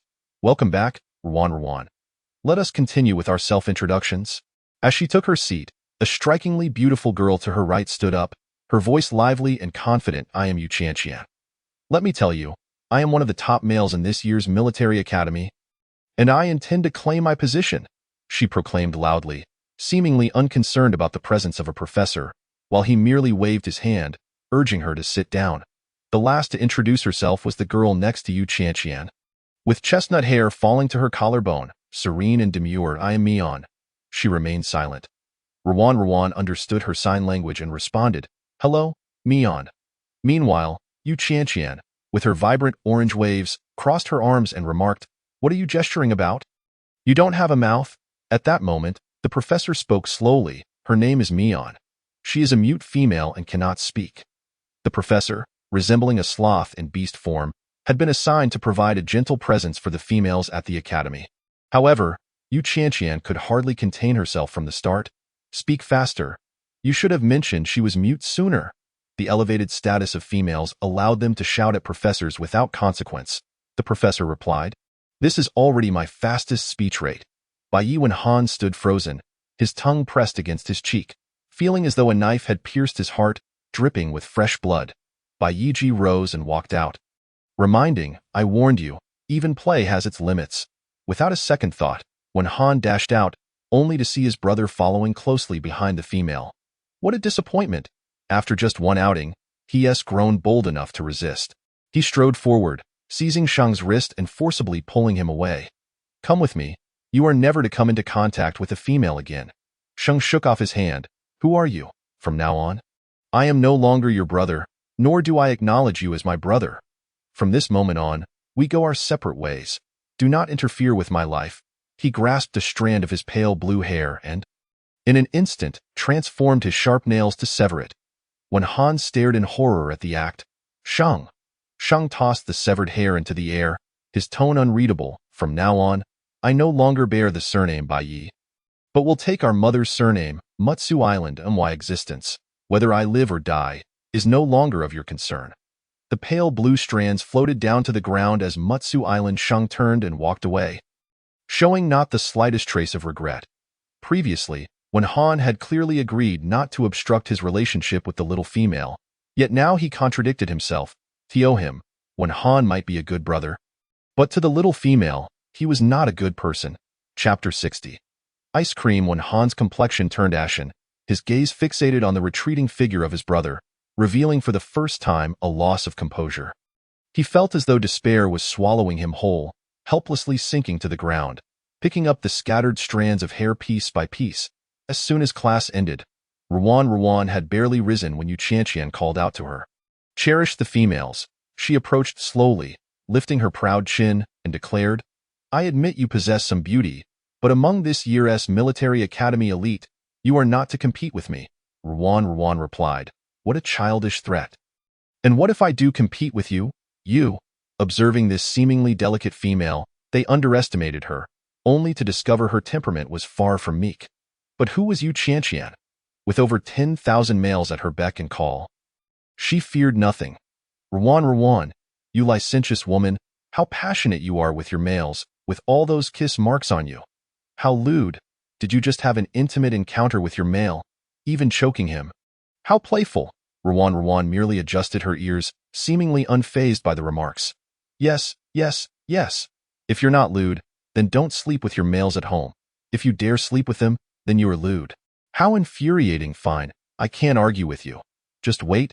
You want to get any of those males." Yu Qianqian huffed, stamping her foot before storming out. A commotion erupted in the corridor, instantly surrounding the first-year class where the females were. As they rushed to catch a glimpse of them, hoping to secure a position among the males, Ruan, hearing her name, Ruan looked up to see Wei Shang and his friends waving at her from outside the window. Ling Ren released an overwhelming aura of a 9th-tier male, causing the surrounding males to flee, leaving the corridor suddenly empty. Upon spotting the little female, Ling Ren enthusiastically pulled her along. "Soft, let us go downstairs and get you some ice cream." Ice cream? Rowan's eyes brightened instantly. She hadn't had any since arriving in this world. She smiled sweetly and readily agreed. Okay. Before they could depart, Yu Qianqian stepped forward, separating the two. Seeing a stranger female rushing up, Ling Ren, considerate of Rowan, released her wrist. Yet the female remained relentless, sticking to them like glue. Get any closer, and I'll make a move. Yu Qianqian indeed halted, grinning at him. What's your name? I've taken a liking to you. You shall be my 10,086th mate. A suppressed laugh escaped from the side as Wei Sheng covered his mouth, stepping forward to pull Rowan away. The other two friends quickly surrounded her. Let us go, ignore her. However, Wei Sheng held onto her other wrist, entangled with Ling Ren. We're leaving, don't mind her. But, Wei Sheng, Ling Ren, Wei Sheng urged from behind. Hurry up, otherwise, we won't make it in time for ice cream. What? We might miss the line. Rowan immediately nodded. Okay. Seeing the four of them show no inclination to help, Ling Ren grew anxious. Don Ti go. Wait for me. Yu Qianqian stepped forward, blocking his path, flaunting her most alluring features. What are you waiting for? If you wait any longer, you might miss out. As she spoke, she lunged at him. Wei Sheng quickly dodged, causing Yu Qianqian to stumble forward, nearly falling. She patted her racing heart, exclaiming, You despicable male. You almost made me fall. I'll make you pay. Yet the males had already fled, and Yu Qianqian followed, only to find them enjoying ice cream on the playground. Fuming, she approached. How dare you reject me? Do you know who I am? Rowan rubbed her chin, pondering for a moment before replying, You are a battle-hungry wolf. This statement struck a chord with Sherwan, who burst into laughter. Haha, Rowan, I never expected you to be so humorous. Yu Qianqian, however, misinterpreted it as a compliment and, rubbing her nose, replied haughtily, Humph, it's good that you know. Seeing she still wouldn't leave, Wei Sheng's tone turned serious. Our Wei Sheng family has already allocated females. You are from the Wei Sheng family? This year, the four great families had been assigned rare females by the king. And all females were forbidden from competing for the males of the four families, as it was the king's decree. Why didn't you say so earlier? I want ice cream too. Get me one. The crowd was taken aback by her sudden change of heart, while Ling Ren was utterly baffled. Go find your males. Humph, stingy. She huffed and swaggered into the ice cream shop, trading her beauty for a treat. Did you see that? Now that's called strength. Yu Qianqian licked her ice cream and asked, Who is this? Why is he always hanging around? The crowd turned to see a boy in a uniform, dressed in shades of light blue, standing nearby, his expression somewhat apprehensive. Noticing everyone's attention, Sheng softly called out, Rowan. Sheng? Why are you here alone? Yu Qianqian, seeing him stammering, reminded her of the sloth-like professor and, without hesitation, answered for him, He is here looking for you. Can't you see? Upon the conclusion of her words, she was met with several fierce, dangerous glances from the males present. Yet, she appeared oblivious, her attention solely on the unfolding spectacle. Rowan approached Shou Sheng and inquired, What's wrong, Shou Sheng? Why has a strand of your hair gone missing? Shou Sheng, who typically boasted soft, flowing light blue hair, now sported a conspicuous, neatly cut section on the right side, a stark contrast. He pressed his lips together, his voice somewhat hoarse. It's nothing. I just accidentally snipped it while using scissors. Shall we indulge in some ice cream? I can buy you one, sure. The four from Wei Sheng cast unfriendly glares at this suddenly appearing male, questioning his motives for feigning weakness in front of the females. Were they attempting to elicit sympathy? Earlier that morning, they had witnessed that this blue-haired beast was from the Bai family. Yet his interactions with Rowan seemed devoid of any issues. The group remained vigilant, trailing closely behind Rowan, their hostility towards the male named Shou Sheng palpable. He, acutely aware of their scrutinizing stares, lowered his head and took small bites of his ice cream. So, this is what it means to be the partner of Rowan. Not to my taste. He looks like a child. Tia. Yu Qianqian remarked, her voice reaching Rowan's ears. I really want to shove the ice cream in her mouth. What should I do? Suddenly, an idea struck Yu Qianqian, and she dashed towards a large banyan tree not far from the teaching building. With broad shoulders and a slim waist exuding an undeniable sexual tension, the man with flowing white hair was undoubtedly a captivating figure, precisely her type. Her eyes sparkled as she approached the tall man, boldly declaring, "Be my partner. Get lost, oh?" Yu Qian, clutching her ice cream, sprinted away, dismissing the notion of a celestial being as nothing more than a beguiling specter. His voice was haunting. Bai Yi and Han had been fixated on the location of the female not far away. His expression dark as ink. Chapter 61 Second floor balcony. The remaining four from the Bai Yi family had noticed the situation surrounding Wen Han. Bai Yilian inquired, "What's going on?" When Han was caught in a compromising position with a female, and Shou Sheng witnessed it. Bai Yiji's tone was somewhat frosty. Immediately following his words, the atmosphere around them grew several degrees colder. Bai Yi Zheng's gaze was locked onto the distant figure of the young female, yet he coldly summarized when Han's actions. He had it coming. Bai Yiyu commented with a teasing tone. One who often treads near water will inevitably get wet. However, his fate was indeed within my expectations. Though the four feigned displeasure at the treatment of the female, an almost imperceptible sense of schadenfreude regarding when Han's abandonment by his younger brother lingered in the air. After the break, classes resumed, focusing on the fundamentals of firearms.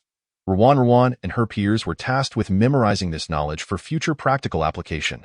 As someone not originally from this world, Ruan struggled to grasp the concepts surrounding firearms, a challenge compounded by her unfamiliarity with the subject matter. Fortunately, with the help of her smart brain, she was able to record everything in real time, alleviating the need to manually transcribe notes and miss out on critical information. After class, Mian approached her, her smile warm as she gestured, Ruan, would you like to join me for a meal in the cafeteria? During lunch, the military academy implemented a closed system, prohibiting everyone from returning home, thus necessitating a visit to the cafeteria. While the academy provided the females with more private dining spaces, Ruan preferred to avoid crowded areas that might attract attention. She had already decided to consume the nutritional liquid that Xiaoxi had prepared for her. I'm sorry, I'm having nutritional liquid for lunch and won't be going to the cafeteria. Mian smiled in response, that's fine.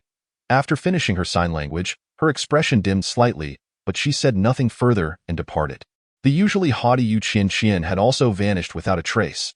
Suddenly, the four from Wei Sheng appeared outside the door, cheerfully exclaiming, Ruan, let us go to the cafeteria together. We'll serve you lunch. Noticing the classroom was empty, they entered without hesitation. Ruan picked up her neatly packed small bag, offering them an apologetic smile. I'm sorry. I'm having nutritional liquid for lunch and need to head to the lounge. Last night, Xiaoxi had been rather vigorous and relentless, leaving her with barely any sleep, having only managed a few minutes of rest when she fainted in between. Coupled with the mentally taxing classes that morning, she felt utterly exhausted. Is that so? The four from Wei Sheng expressed regret, lamenting that they couldn't personally feed the small female lunch today. Wei Sheng Ruan stepped forward, naturally taking the small female's hand. Then we'll accompany you to the lounge, no need. You all go ahead and eat. Ruan, if it weren't for wanting to personally serve you, we usually wouldn't bother with such mundane food. Ling Ren stepped forward, pulling her along. They too disliked crowded places. If it weren't for their eagerness to feed the small female, they typically resolved their meals with nutritional liquids. Ruan's gaze fell upon their intertwined hands. Instinctively withdrawing her own, grasping the strap of her bag, she allowed them to escort her downstairs. Ling Ren and Ruan exchanged a fleeting, empty-handed grasp, reluctantly watching the small female enter the rest building. Although they didn't get to serve her lunch today, the brief contact with her delicate, soft hand was worth it. The military academy's schedule differed significantly from the outside world, with only 2 classes in the morning, 1 in the afternoon, and dismissal around 4 in the evening, interspersed with long breaks. The midday break was particularly lengthy, and the academy provided each individual with a private lounge, though the accommodations for females were comparatively more luxurious. Ruan arrived at her designated lounge following the room number. Upon opening the door, she was met with 4 uninvited guests. Bai Yizhang lounged on her bed, Bai Yiji stood by the window, while the other 2 occupied the doorway. Yui chuckled, little darling, you've finally returned. Ruan thought she might be mistaken and swiftly shut the door, attempting to flee, but before she could escape, she was yanked inside by the occupants. Her small bag fell to the ground as her back collided painfully against the door, eliciting a soft whimper. What do you want? As Yui noticed her discomfort, he immediately grew anxious. What's wrong, Ruan? Did you hurt yourself? Let me take a look. He reached out to inspect her back. Ruan, fearful, raised her hand to slap him but was seized by Bai Yilian, who firmly grasped her wrist. Let go. His grip was strong, and Ruan found herself unable to break free. In frustration, she raised her leg, aiming for a strike, but it was easily thwarted. Yu leaned in slightly, closing the distance between them, their breaths mingling in the air. Oh, during our time apart, you've learned to scratch, Haven Tu. But this level of strength is hardly sufficient against us. Uncertain of their intentions, Ruan was terrified. Let go of me. Yet her struggles were futile. His large hand confined her, leaving her utterly immobile. His gaze darkened as he fixated on the visible mark on her neck. I noticed it the first time we met this morning. What is this mark? Bai Yilian nonchalantly redirected his attention, inspecting the beast mark on her lower abdomen, the distinct cat beast insignia glaringly evident. Ruan's eyes widened in shock as she thrashed violently, but her strength was no match for him. What do you want? Let me go. Bai Yilian scrutinized her intently, his expression growing increasingly ominous. A cat beast? Only one? Bai Yizheng reached out, his fingers brushing against the exquisitely detailed black cat on her abdomen. I wonder what my beast form will look like on top of this. Chapter 62. Bai Yilian could no longer contain himself, teetering on the brink of losing control. He grasped the back of the female's head and captured her lips in a kiss. The kiss was breathtaking, effortlessly igniting passion. His heated breath brushed against her temples, and Bai Yilian's eyes glimmered crimson, bloodshot with intensity. Why are you being so disobedient? Have you already forgotten how I advised you against forming a partnership with someone else? You compel me to reveal the secret of your blood, don't you? Ruan's eyes glistened with tears, her disdain for him unmistakable. Whether she feigned compliance or not, he would not relent. Do as you wish. I have no desire to live. Hearing the small female express such a lack of will to survive sent a jolt through Bai Yilian's heart. Her loathing gaze felt like a plunge into an abyss. You know I won't disclose your secret. You're quite clever. However, in order to reign in this chaos, I also won't let you go. Ruan gritted her teeth. If you dare, I will turn you into a stray beast. Bai Yilian's eyes glimmered with cold light as he leaned closer, fiercely sealing her soft lips once more. In the hospital, he had caused her to spit blood. Seeing others revel in happiness in the hallway had ignited a base desire within him to build a home with the small female. Just as he contemplated treating her well and enjoying a future together, he discovered that during his absence, she had already formed a partnership with someone else. The jealousy drove him nearly mad. Finally relinquishing her lips, Ruan gasped for breath. Her eyes reddened as she opened her mouth to scream, "Help! Release me! Why must you treat me like this?" She trembled all over, tears falling drop by drop. Desperately crying out for help, she wished to call for aid using her star brain, but her wrist was held high above her head by Bai Yilian, rendering her unable to reach it. Seemingly sensing her thoughts, Bai Yilian effortlessly removed the star brain from her wrist, shutting it down completely and tossing it onto the bed.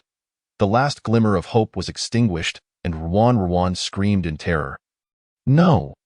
Once the others had departed, Bai Yizheng entered the room, kneeling beside the bed, gazing at the serene sleeping face of the female. Why? Why had she chosen to bond with someone else? Not a single message in response. Was it not a promise that Wu Dao Zijua would be responsible for him?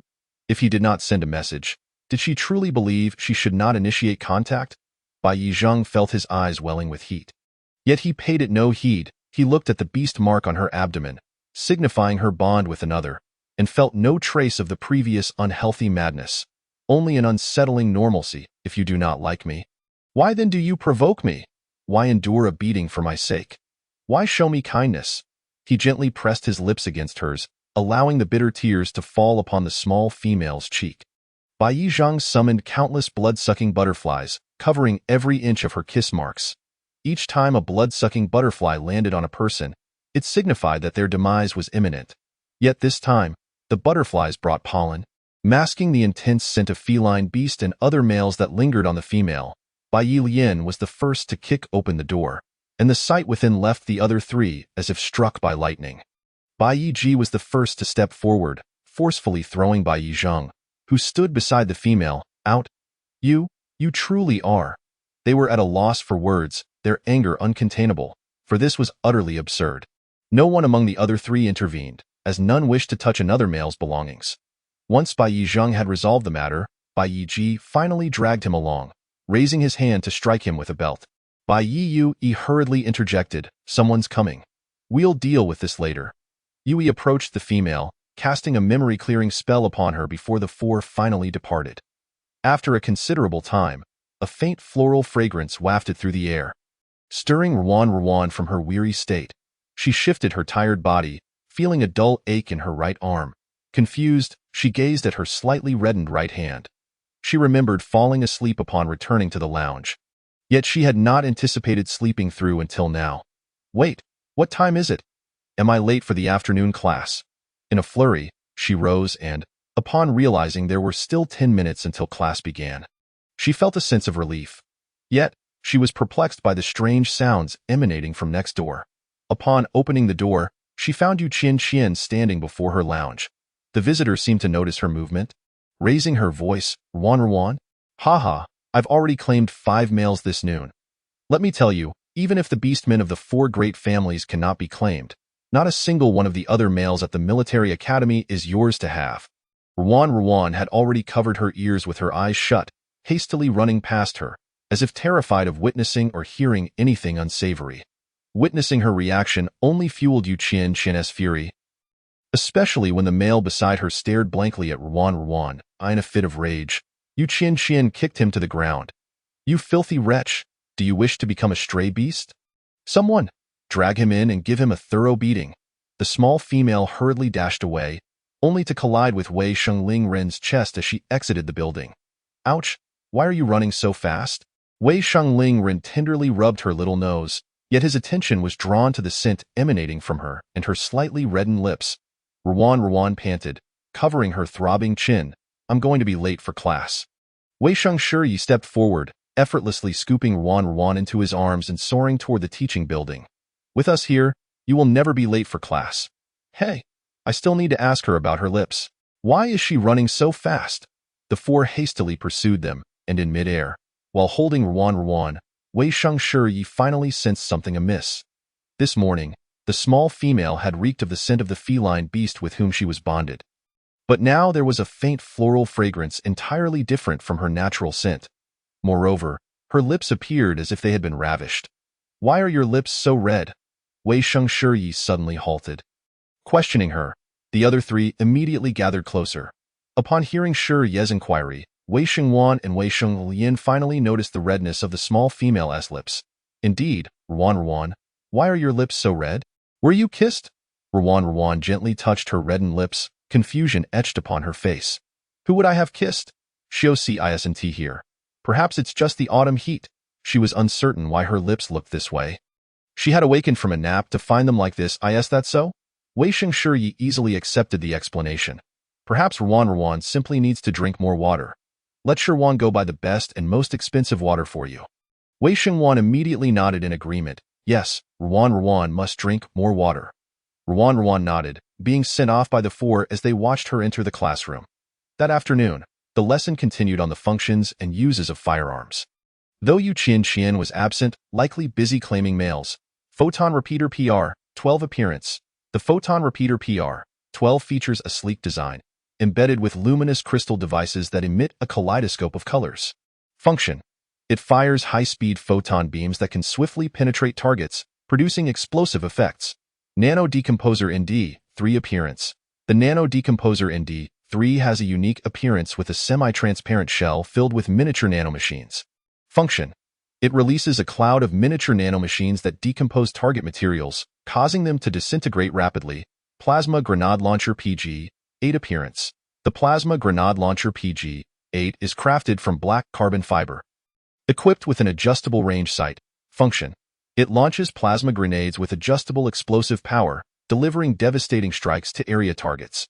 Ruan diligently took notes until the class bell rang. Mian approached her, saying, Ruan, see you tomorrow." Ruan smiled in response, "See you tomorrow." The 4 from Wei Shang had long awaited her at the classroom door.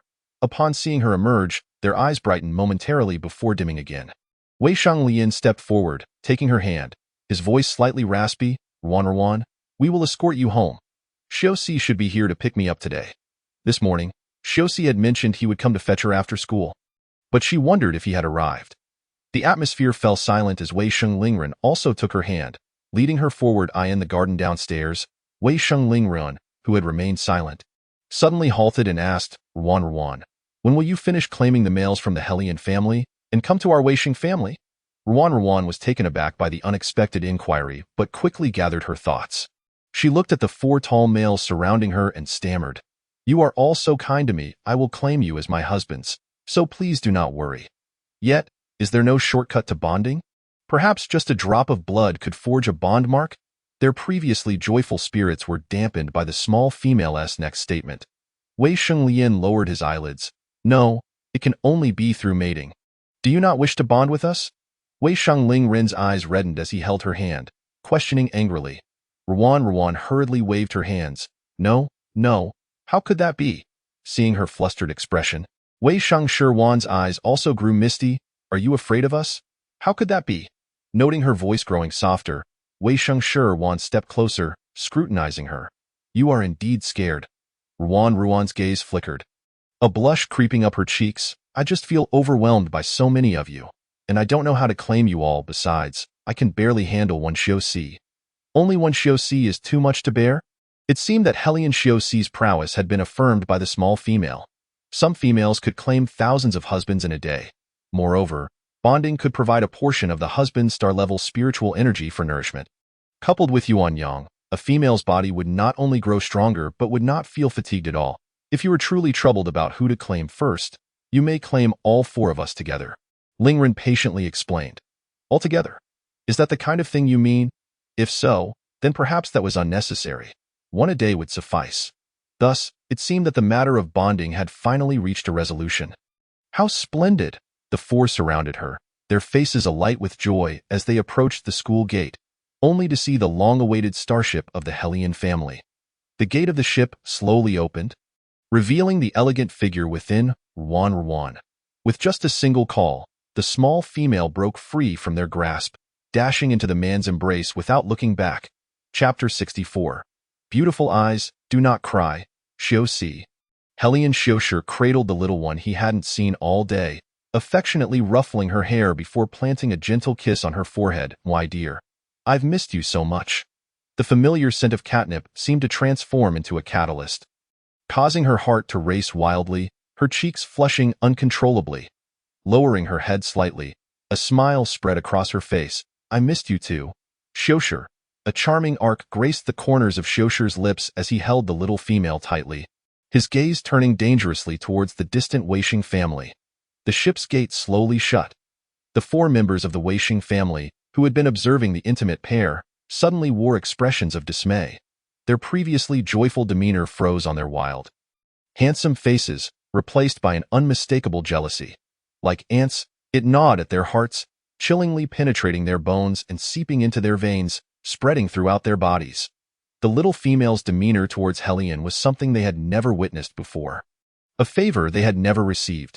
Meanwhile, Zhaoxing had spent the entire day in the company of the Wei Sheng family, attending classes and remaining inseparable. Ever since witnessing the little female laughing and chatting amicably with the Wei Sheng family on the playground, Zhaoxing had dared not approach her again. At last, when school was over, after the Wei Sheng family escorted the little female away, she boarded Hellion's starship. Zhaoxing watched her vanish from sight, his heart heavy, only to be met by the arrival of the Bei family's starship before him. The gate opened, revealing the cold, detached visage of Bei Wenkan. Zhaoxing, it's time to go home. Zhaoxing seemed oblivious, stepping onto his own starship, heading in the opposite direction. Bei Wenkan glared at his retreating figure, fury igniting within him as his knuckles cracked ominously. Inside the starship, Hellion Xiuxi immediately caught the distinct scent emanating from the little female. His gaze fell upon the dark bruises encircling her neck, his pupils dilating in shock. What happened? Who did this? Ruan met his anxious eyes, biting her lip. A madman. Does it hurt? Xiuxi tenderly caressed her neck, his eyes filled with concern. The grievances she had bottled up all day seemed trivial until someone showed care. It was as if she had found a safe harbor, and the emotions she'd been holding back poured forth in tears. Hellion Xiuxi embraced the suddenly sobbing little female, his expression dark as ink. As if a tempest of danger brewed within him, Who dares to treat you this way? Ruan paused before responding. It was Bei Winkhan. No wonder the little female had suddenly been reassigned from Bei to their family. Xiushi gently brushed her silky black hair aside, his tone cold and menacing. Don't be afraid, I won't allow my dear wife to suffer even the slightest grievance. He tenderly kissed away her tears, finally placing a solemn kiss on her eyes. They're beautiful, don't cry. Mingyu, who was stirring a pot, caught a glimpse of Helian Xiushi returning with the little female in his arms and began to cook with renewed vigor. As they drew closer, Mingyu realized the little female had fallen asleep in Xiushi's embrace. How did she fall asleep? At his sudden question, Xiushi shot him a warning glare. Hearing the commotion, Mingni rushed down from upstairs, seemingly eager to catch a glimpse of the little female he hadn't seen all day. When both men noticed the bruises on her neck, their hearts sank. The little female had been bullied on her very first day at military school. Unable to voice their outrage without disturbing her, Mingyu swallowed his fury. Mingni, his long fingers holding a cigarette, concealed his expression in the smoke, making it difficult to discern his feelings. After Helian Xiushi returned from the room where the little female rested, both men looked up in unison. You two, go teach someone a lesson at Bei. If you do well, I will let you interact with the little female ahead of schedule. Mingyu's eyes suddenly ignited with a crimson hue as he tore off his apron. Who? Bei Winkhan. In the late hours, Winkhan sat in his laboratory, brooding over the specially formulated serum for Zhaosheng. This disobedient younger brother was proving quite troublesome. When he turned, a sack filled with realgar was suddenly thrown over his head, plunging him into unconsciousness. Helian Mingni's snake-like eyes fixed menacingly on the figure lying on the ground, dark and bloodthirsty, as he shouted, before he reveals his true form, strike hard. Strike? Helian Mingyu's eyes burned with a dark red flame, the bloody hue resembling a sweet, viscous stain, his expression growing increasingly frenzied. Dare to bully the little female? I will skin you alive. The twin brothers, no longer pretending to be the meek pups they displayed in front of the little female, unleashed their years of pent-up murderous intent from the underbelly of the city. They were both serpents, fully aware of each other's vulnerabilities, and thus, their strikes were all the more ruthless. Ruan rubbed her eyes, groggily feeling herself nestled in a warm embrace. Xiushi, I'm here. How did I fall asleep? Her voice was a soft, dreamy murmur, tempting enough for him to want to devour her whole. Xiushi thought this and acted upon it, capturing the little female's cherry lips with his own, filled with tenderness, releasing her only when her eyes glistened with a hint of red. Get up. It's time for dinner. Mingyu has been preparing it for a while. As Xiushi carried the little female downstairs, Mingyu and Mingni had already completed Xiushi's task and returned, both wearing satisfied smiles, seemingly having vented their frustrations. Good evening, Xiaoruan. They greeted her with warmth. Ruan stammered in reply. Good evening. Xiushi sat at the dining table, picking up a knife and fork to feed her. Xiushi, I can do it myself. Why is it that every time you return from military school, you end up in my arms even for meals? I haven't seen you all day. Let me do something for you, please? His voice was soft, laced with a hint of suppressed grievance. All right. Ruan unconsciously opened her mouth, accepting the food he offered. Damn. Every time she saw Xiushi like this, her heart softened. Helian Mingyu stared blankly at the little female's slightly parted red lips, the spoonful of porridge he had just scooped lingering in midair. Helian Mingni glanced at his brother, equally entranced, and kicked him under the table, snapping Mingyu back to reality. All the bruises on the little female had vanished, revealing her delicate and alluring neck. It was evident that his elder brother had found the marks unsightly and had specially applied ointment to erase the traces. Including the kiss marks, he wondered if his brother had also treated the areas covered by clothing. The little female was truly beautiful. Helian Mingyu continued to be lost in thought, while Mingni, aware of his twin's thoughts, could only wrestle with his own jumbled emotions. At that moment, Xiushi abruptly halted his actions, declaring, Tonight, you two can choose one person to accompany the little female while she sleeps. Chapter 65. Helian Mingni and Mingyu were taken aback. Contact with the little female ahead of schedule. So soon? Sleeping? How exactly? Ruan was equally astonished, her eyes wide as she stared at the still elegant and composed man.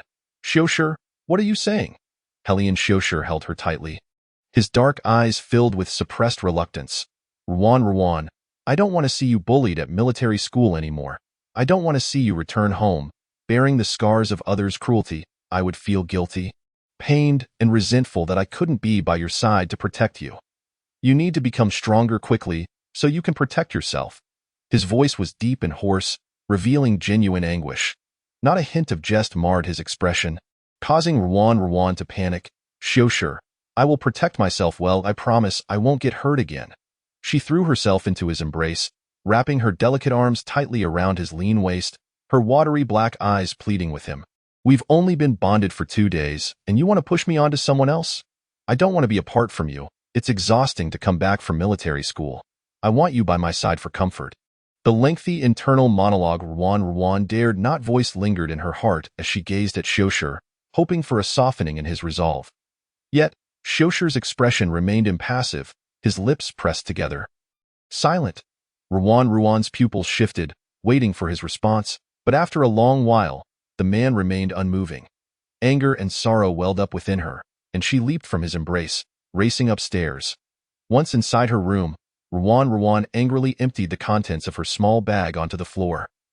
Creating quite a commotion, she stared at the pile of jewelry that had suddenly appeared. Pearls, gemstones, and fragments of diamonds, along with a white rabbit plushie with red eyes.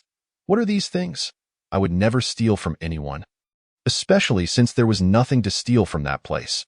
Who could have possibly placed these valuable items in her bag? Yet, no one had touched her belongings today, not even the Weisheng family. How could so many precious items appear out of nowhere? Confused, she gazed at the pile of treasures, planning to inquire about them at school the next day. Shoshir watched the little female's frustrated figure as she cracked nuts. Finally letting his own shoulders slump in defeat. 01. Take the nuts to the little one. Yes, master. The robot, having received its instructions, entered the elevator while delicately balancing a plate of freshly shelled nuts. Meanwhile, the two twins lounging on the sofa in the living room exhibited none of the desolation that permeated the atmosphere.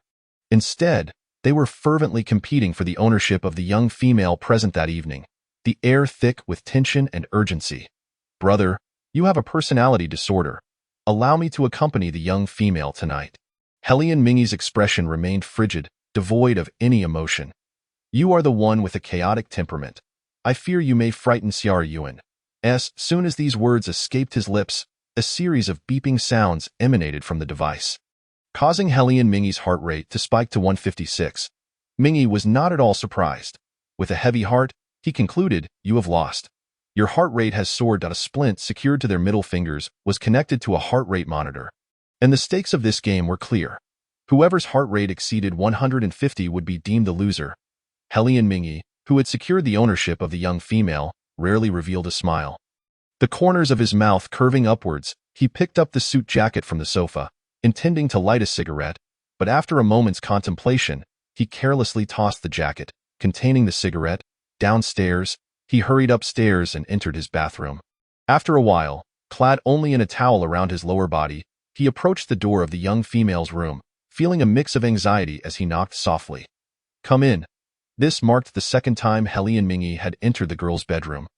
An intimate domain. The sweet fragrance of her youthful body mingled with the scent of camellia shower gel, indicating that the young female had just bathed, dressed in a black spaghetti strap nightgown. Her dark hair cascading around her shoulders, revealing the subtle curves of her chest. In an instant, Helian Mingy felt a rush of blood surge through him. His throat tightened as he inched closer to the bed. Ruan paused in her hair drying, lifting her gaze to meet his. Droplets of water glided down the contours of his chiseled chest and defined abdominal muscles. It seemed that Ruan finally grasped the situation. Leaping off the bed in alarm, what are you doing here dressed like that? The fierce expression on the man's sculpted face softened slightly as he knelt before her, presenting himself humbly in a hoarse voice. His ears tinged with a faint blush, he said, I am ready, esteemed female master. Please indulge. Ruan gazed silently at the man kneeling before her, inquiring, did Shoshir truly consent?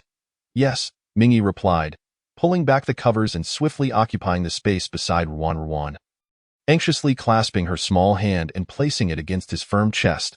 His skin felt cool, unlike Shoshir, who could provide warmth at any moment. The sudden proximity of the man rendered Ruan momentarily speechless. She instinctively withdrew her fingers as if scalded and averted her gaze, declaring, "Tonight, let us merely cultivate our feelings." Nothing more. Upon hearing her words, the man's luminous eyes dimmed instantly, his voice tinged with a hint of melancholy. "My feelings for you have already reached 100. There is no need for cultivation. Point 100. Ruan looked up at him, noting her alluring reflection in his crimson, dazed eyes. Her lips parted slightly as she hesitantly asked, "Do you like me?" Helian Mingi cautiously entwined his fingers with hers, caught off guard by the question, his gaze darting elsewhere. Inhaling the intensified sweet fragrance of the young female, he felt his throat involuntarily constrict. "I do." Ruan's eyes widened in surprise, awkwardly responding. "So are you my brother or my younger sibling?" "Younger sibling," Mingi replied. "Mingyu." Aside from the pleasant scent of shower gel, a faint trace of tobacco lingered on him. He was deceiving her. Only an older brother would smoke. In an instant, Ruan saw through his ruse, but chose not to expose it. A seductive glimmer ignited in Helian Mingi's red eyes. "Actually," he paused, then continued, "let us engage in other activities tonight to foster our connection." "What activities?" "Content not approved. All deleted."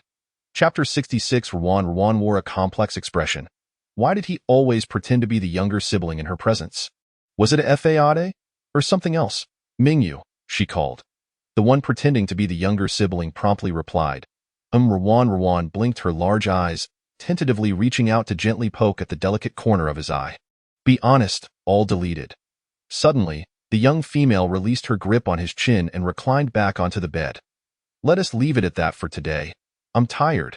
The room was plunged into darkness in an instant, and Helian Mingi remained in a stupor for quite some time, until the gentle sound of her breathing confirmed that she had indeed fallen asleep. Was his presence truly so unappealing? Ruan. He called. There was no response from the girl beside him. He elongated his call, Ruan. Noticing her complete lack of movement, Helian Mingi cautiously drew closer. Beneath the moonlight, the young female's features were soft, her skin delicate and inviting. This was Helian Mingi's first close-up view of her. Compelled by an unknown force, he pressed a fleeting kiss against her lips, quickly retreating. Her skin was smooth, more so than that of their serpentine kind. Helian Mingi felt an overwhelming sense of nervousness. Ultimately, a nearly 2-meter-tall man awkwardly gathered the young female into his embrace. Resembling a cat sneaking a treat, if he could, he would wrap her in his serpentine tail and ensconce her in his den. Entwined forever, never to let her go. The following day, Ruan awoke to find herself staring into a pair of red serpent-like eyes. While her heart raced with surprise, she did not scream. After all, every morning, Helian Shosher's feline eyes would transform to resemble snake eyes, akin to a rattlesnake. Thus, for Ruan, accustomed to this sight, the fear had diminished. Mingyu, good morning, baby. Mingi's voice was laced with the rasp of a sleepless night as he leaned down to kiss the young female's lips. Baby?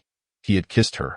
Ruan's cheeks flushed crimson, and just as she was about to speak, she suddenly felt a wave of urgency and dashed to the bathroom. Trembling, Ruan fumbled with the toothpaste. Squeezing it all over the sink, the towering figure of a man appeared behind her, smiling as he took her toothbrush and began brushing her teeth. It is said that sleeping beside a stranger serves as the best catalyst. If they were to engage in more intimate activities, there would be no barriers left. Helian Mingi's gaze was deep and contemplative as he observed the young female's pearly white teeth and delicate pink tongue. Lost in thought, once Ruan finished washing her face, Mingi suddenly scooped her into his arms, capturing the lips he had yearned for day and night. This marked the first true kiss between the two. Mingi felt himself burning with heat, his heart pounding like a drum. After what felt like an eternity, he finally released her, and Ruan, blushing fiercely, exclaimed, "Military Academy. We'll be late." Observing that the young female did not rebuff him, Helian Mingi's eyes sparkled with joy. His once unsettled heart found grounding, a sense of contentment washing over him, tinged with sweetness. "We won't be late." He carried the young female downstairs, and as he opened the door, he was met with the sight of a coiled black mamba. A snake!" Ruan screamed, tightening her hold on the man. Mingi chuckled in satisfaction, kicking the obstructing snake aside. It crashed against the wall before falling to the ground. Quickly scurrying beneath the sofa, Helian Mingy, you bastard, you dead fool. My little female has been tainted by your saliva. Woe is me. Helian Mingyu spoke in the language of beasts, which Ruan could not comprehend. Only the beastkin could understand one another. Helian Mingy, mimicking Shosher's previous comforting gestures, gently patted Ruan's back, soothingly murmuring, "Do not fear. I have driven it away." Ruan lifted her head, scanning the area, confirming that the snake had indeed vanished. But still anxiously inquired, "Where is Shosher? Why isn't he here?" "Shosher went to the underground city last night. He has matters to attend to today. I will take you to the military academy." Although the young female felt a tinge of disappointment, she quickly responded, "All right, let us take breakfast with us. We can eat on the starship. There are snakes here." Helian Mingy swiftly packed the breakfast, leading the young female away, the fluidity of his actions reminiscent of flowing water. Meanwhile, Ruan, frightened and hiding beneath the sofa, caused Helian Mingyo's pure heart to shatter into pieces. Alone, he wept with his serpentine tail, reminiscing about everything his twin brother had done to the young female the previous night. Engaging in such activities was torturous for the other half of the twins. The only remedy was for both brothers to partake together. However, for the young female, they had to take their time. Thus, Mingyu suffered through the night, his entire being flushed with heat, akin to a thoroughly steamed crab. He endured, sweat pouring from his forehead, only to succumb to his desires and revert to a smaller beast form. Cursed Helian Mingy, damn that Helian Mingy. Bai family. Bai Wankong sat on the pristine floor of the laboratory, his lips stained with blood, his gaze sharp and menacing. Who dares intrude upon my home? Upon reflection, aside from severing ties with Shou Sheng yesterday, he had not engaged in any other actions, nor did he harbor grudges against anyone else, except for his long-standing rival, Bai Yuyi. Logically speaking, neither Shou Sheng nor Yuyi had reached the point of taking such drastic measures for the sake of the young female, so who could it be? Suddenly, a thought struck him, his golden eyes brightening. Young female. In the stillness of the night, Bai Yiji encountered Wen Han, who was in a disheveled state within the confines of the laboratory. His eyes were encircled by dark bruises, and his body bore numerous imprints of varying sizes, while his neck was marred with bloodstains of a deep crimson hue, as if he had been grievously wounded. Bai Lian's voice was cold and clear. "Wen Han, what has transpired?" "It's nothing," he replied. Having received his answer, Bai Yiji, clad in a sharp black military uniform, turned away first. "Take care of yourself. As an instructor, we must arrive at the military base ahead of schedule. We shall take our leave now." Bai Yi and Han gazed somberly at their departing figures, tending to his wounds in solitude. It appeared that since leaving the Shengfu training camp, both his caring elder brother and younger brother had undergone significant changes. Chapter 67. The Jade Sap Fruit. Ruan, carrying breakfast, was escorted to the military academy by Helian Ming. Upon entering the school gates, she was suddenly enveloped in an embrace by a rushing figure. In her line of sight, soft blue hair fluttered with the motion, and a familiar scent of the ocean enveloped her. She could distinctly hear the soft sobs of the person clinging to her shoulder. He was crying. "Ling Shang," she called, but he offered no reply, only holding onto her tightly as if to embed her into his very being. "Why are you crying?" "I'm not crying. I simply miss you too much." Ling Shang's gaze flickered to a group approaching from a distance, and he quickly added, "Can you stay with me today?" Rising to his feet, he did not loosen his grip on Ruan. His eyes red and brimming with grievance. Though Ruan felt a pang of sorrow in her heart, her resolute demeanor remained intact. "But we have classes today. However, I can spend time with you at other moments," she conceded. Ignoring her protests, Ling Shang immediately tugged her along, urging her to run. "Stop!" The Weisheng family, having just arrived, witnessed the blue-haired male swiftly whisking their future little matriarch away. Ruan barely had time to open her mouth before they found themselves in the classroom. She silently closed her jaw as Ling Sheng pushed her inside. She had thought she was the only one burdened by the harsh realities of the world, attending classes as if on a battlefield. Too cautious to allow herself to be unwell, little did she know that Ling Sheng shared her plight. Meanwhile, around the corner of the hallway, "You're quite fast. What are you dragging Ruan off for?" The four members of the Weisheng family intercepted Ling Shang, scrutinizing him. "Ling Ren, with his flamboyant red hair, smirked mockingly. Is this a contest for affection? Ruan has already agreed. Once we collect the Hellion family's males, they will come to our Weisheng family. Weisheng Shiruan folded his arms, appearing emboldened by Ruan's presence, unafraid of anything. However, Ling Sheng remained silent, casting them a casual glance before departing. He had long understood that Ruan would have many males around her, so he paid no heed to their jealous warnings. But had Ruan truly promised to bond with the Weisheng family after the Hellion clan? The morning classes swiftly passed, and Ruan had grasped the intricacies of firearms to a satisfactory degree. During the lunch hour, several male beastmen would intentionally linger outside the classroom of the females. Today, however, the corridor was bustling with an additional 40 to 50 males. Qian, they called out. Yu Qian rose haughtily from her seat, casting a dismissive glance at me and Ruan. You re no match for me. My charm surpasses yours. Ruan, uninterested in engaging in her provocations, continued to pack her bag. Yu Qian, who despised being overlooked and not being the center of attention, kicked Ruan's desk, tauntingly declaring, Hey, all the males belong to me. Don't you dare try to take them from me, understood? Ruan sighed, expressing her disinterest. Apologies, but we have no interest in playing such trivial games of vying for males. Is it so hard to admit you can't compete with me? Yu Qian retorted, her tone rising in frustration. Yes, you're the best. No one can compare, Ruan replied, her words dripping with sarcasm. Expertly evoking Yu Qian's SIRE.AS tensions escalated. The usually quiet Mian suddenly stepped forward, standing between them and gesturing animatedly in sign language. Everyone, let us not quarrel. I've brought some gifts for you. Let us all get along. She opened 2 palm-sized red gift boxes, placing them on Ruan and Yu Qian's desks. Inside the boxes were round balls the size of a clenched fist, shimmering in a yellow-orange hue, translucent and exuding a faint, enticing fragrance. What is this? Ruan inquired. Not knowing Mian could only communicate through gestures, Mian replied in sign language, This is a jade sap fruit. What is a jade sap fruit? Ruan asked. Yu Qian, who couldn't comprehend sign language, exclaimed in astonishment, A jade sap fruit? Where did you, little mute, acquire such a precious fruit? The jade sap fruit was exceedingly rare. Found only at the summit of the frigid X, 4-star snow-capped mountains, yielding but a single fruit each year. Consuming it not only enhanced beauty but could also lead to a remarkable transformation, bestowing an ethereal grace upon the body. Such a rare item, and you can give away 2 of them? Yu Qian, accustomed to being spoiled, did not react as most would upon encountering a treasure.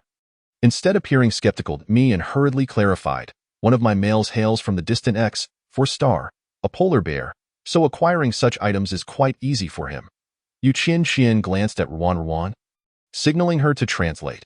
Ruan shrugged, stating, She says one of her males is a polar bear from X, 4, so it's easy for her to obtain these.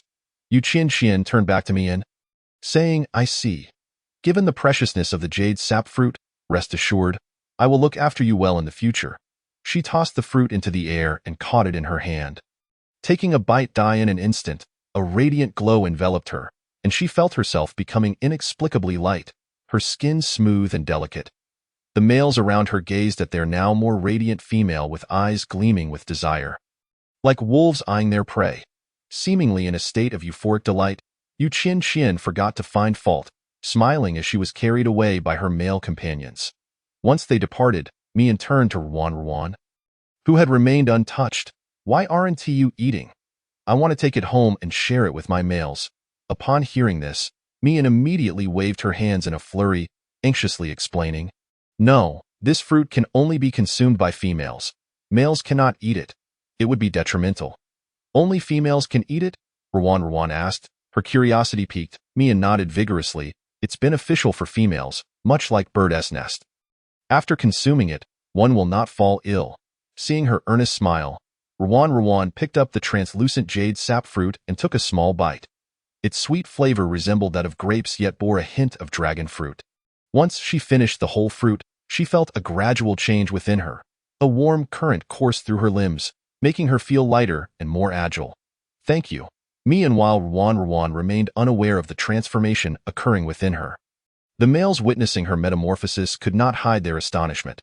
Outside the corridor, Weisheng Lingren, Weisheng Shiyi, Weisheng Shiwan, Weisheng Lian, and Wu Dao Lingsheng watched as the little female became increasingly beautiful, their hearts racing with excitement. Additionally, two others, Bai Yu Yi and Bai Yi Zheng, pretended to casually pass by the female classroom, noticing the enchanting change in Ruan. Chapter 68.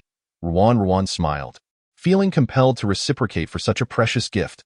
She rummaged through her backpack, retrieving a small handmade bunny keychain crafted from red maple leaves. I'll give you this. You remind me of this little bunny.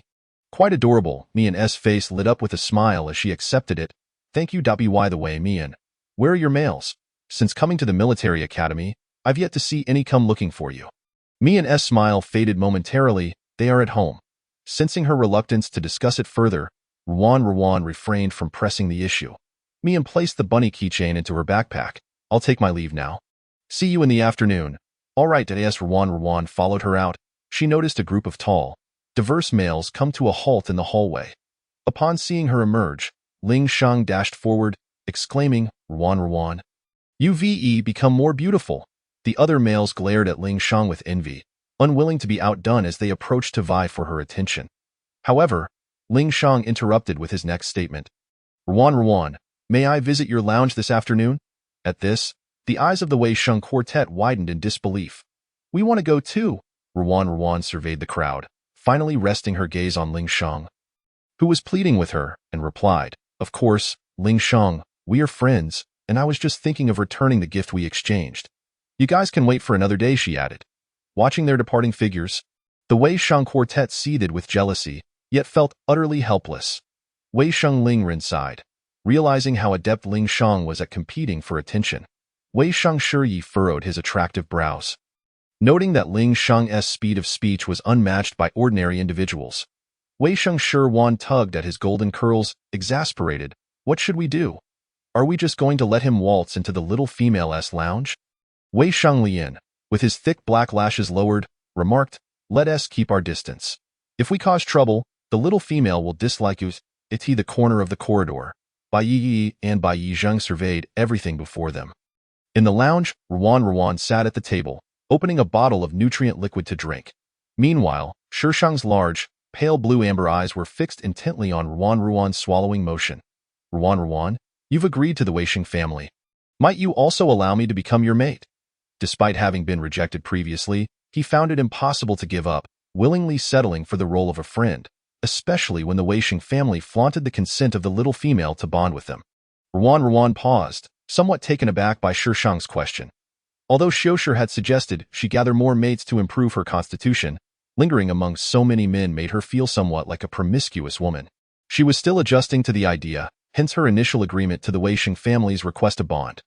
When Shishang had asked before, she had just arrived in this game and was still in a precarious situation. But now, all right, really, Shishang's eyes sparkled with joy. Not only had the little female allowed him into her private lounge, but he also glimpsed her flawless, fair skin. This meant that she hadn't engaged in such activities with anyone else the night before. More importantly, she had consented. Shishang cautiously moved closer, wrapping his arms around her slender waist from behind, resting his chin on her shoulder, and with a hint of playfulness, he inquired, Ruan, when will you bond with me? Ruan tensed up, especially at the sounds of Yu Qianqian and her mate's passionate exchanges next door, her face flushing deeper. How about tonight? Shishang's eyes lit up instantly, his tone brimming with excitement. Tonight? Great. He eagerly pressed a sweet kiss to Ruan's cheek, exclaiming, I'm so happy, Ruan. You have no idea how difficult it has been to watch you be so intimate with other mates. Ruan's delicate eyelashes fluttered, a ripple of emotion stirring within her. She gently stroked Shishang's soft hair and said, Please don't cry so easily in the future. You look so much better when you smile. Shishang grinned, snuggling closer to her. No, I want to cry. Not only will it make you feel tender-hearted, but I can also collect many pearls to give to you. With a flourish, he produced a pile of pearls and stuffed them into Ruan's arms, declaring, I've prepared these for you all along. I also have a villa full of pearls, all for you. He nuzzled her palm affectionately, his voice dripping with sweetness. Now that I'm earning money, The pearls made from mermaid tears and the rare shark silk are treasures that are hard to come by in Blue Star. Because I'm the only mermaid in the world. However, Ruan need not worry. He had already prepared many sets of shark silk for her. Shishang leaned against her, inhaling her increasingly sweet fragrance. I've made you many outfits, including some intimate garments, 100 times more comfortable than ordinary clothes. You must wear them for me tonight, or perhaps I could tear them off myself. Surrounded by his warm breath, Ruan's heart raced at his words. Let us rest. We have a football activity this afternoon. Her gaze flickered as she hurried to the large bed. I'll hold you to sleep. Shishang followed closely behind, climbing into bed after her. But we won't do anything. He was content to embrace her, who had long been distant, his eyes growing warm. He nestled into her neck, playfully asking, will you kiss me? Just a little to get some interest for tonight. Kiss me, won't you? It is said that men can be spoiled while women are ethereal. Shishang didn't know who had taught him this. Ruan, unable to withstand it, turned around, and their faces were mere inches apart. Their breaths mingling as their heartbeats echoed in their ears. She gazed at his attractive lips, her voice soft and slightly nervous. Then close your eyes. Listening to her, Shishang slowly closed his brilliant eyes. Ruan leaned in, pressing her red lips against his. His lips were full, their softness reminiscent of cotton candy. One bite was sweet enough to entice her for another. Just as Ruan extended her little tongue to explore his mouth, Shishang suddenly opened his pale blue amber eyes, his fierce nature surfacing as he swiftly turned her beneath him. Once the little female fell asleep, accompanied by the sounds from next door. Shishang, with his smooth shoulders flushed, pressed his tail against her, its fin gently swaying. He eagerly anticipated the night.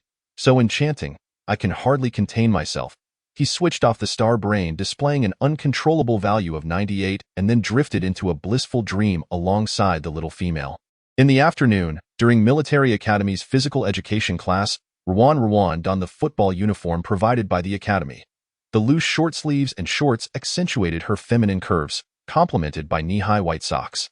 The moment she appeared, all the males erupted with excitement. By the gods!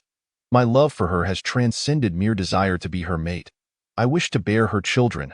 Mother, how has she become even more beautiful? The scene was electric, spiraling out of control. The military academy promptly dispatched guards in training uniforms to distance the males from the two female teaching buildings.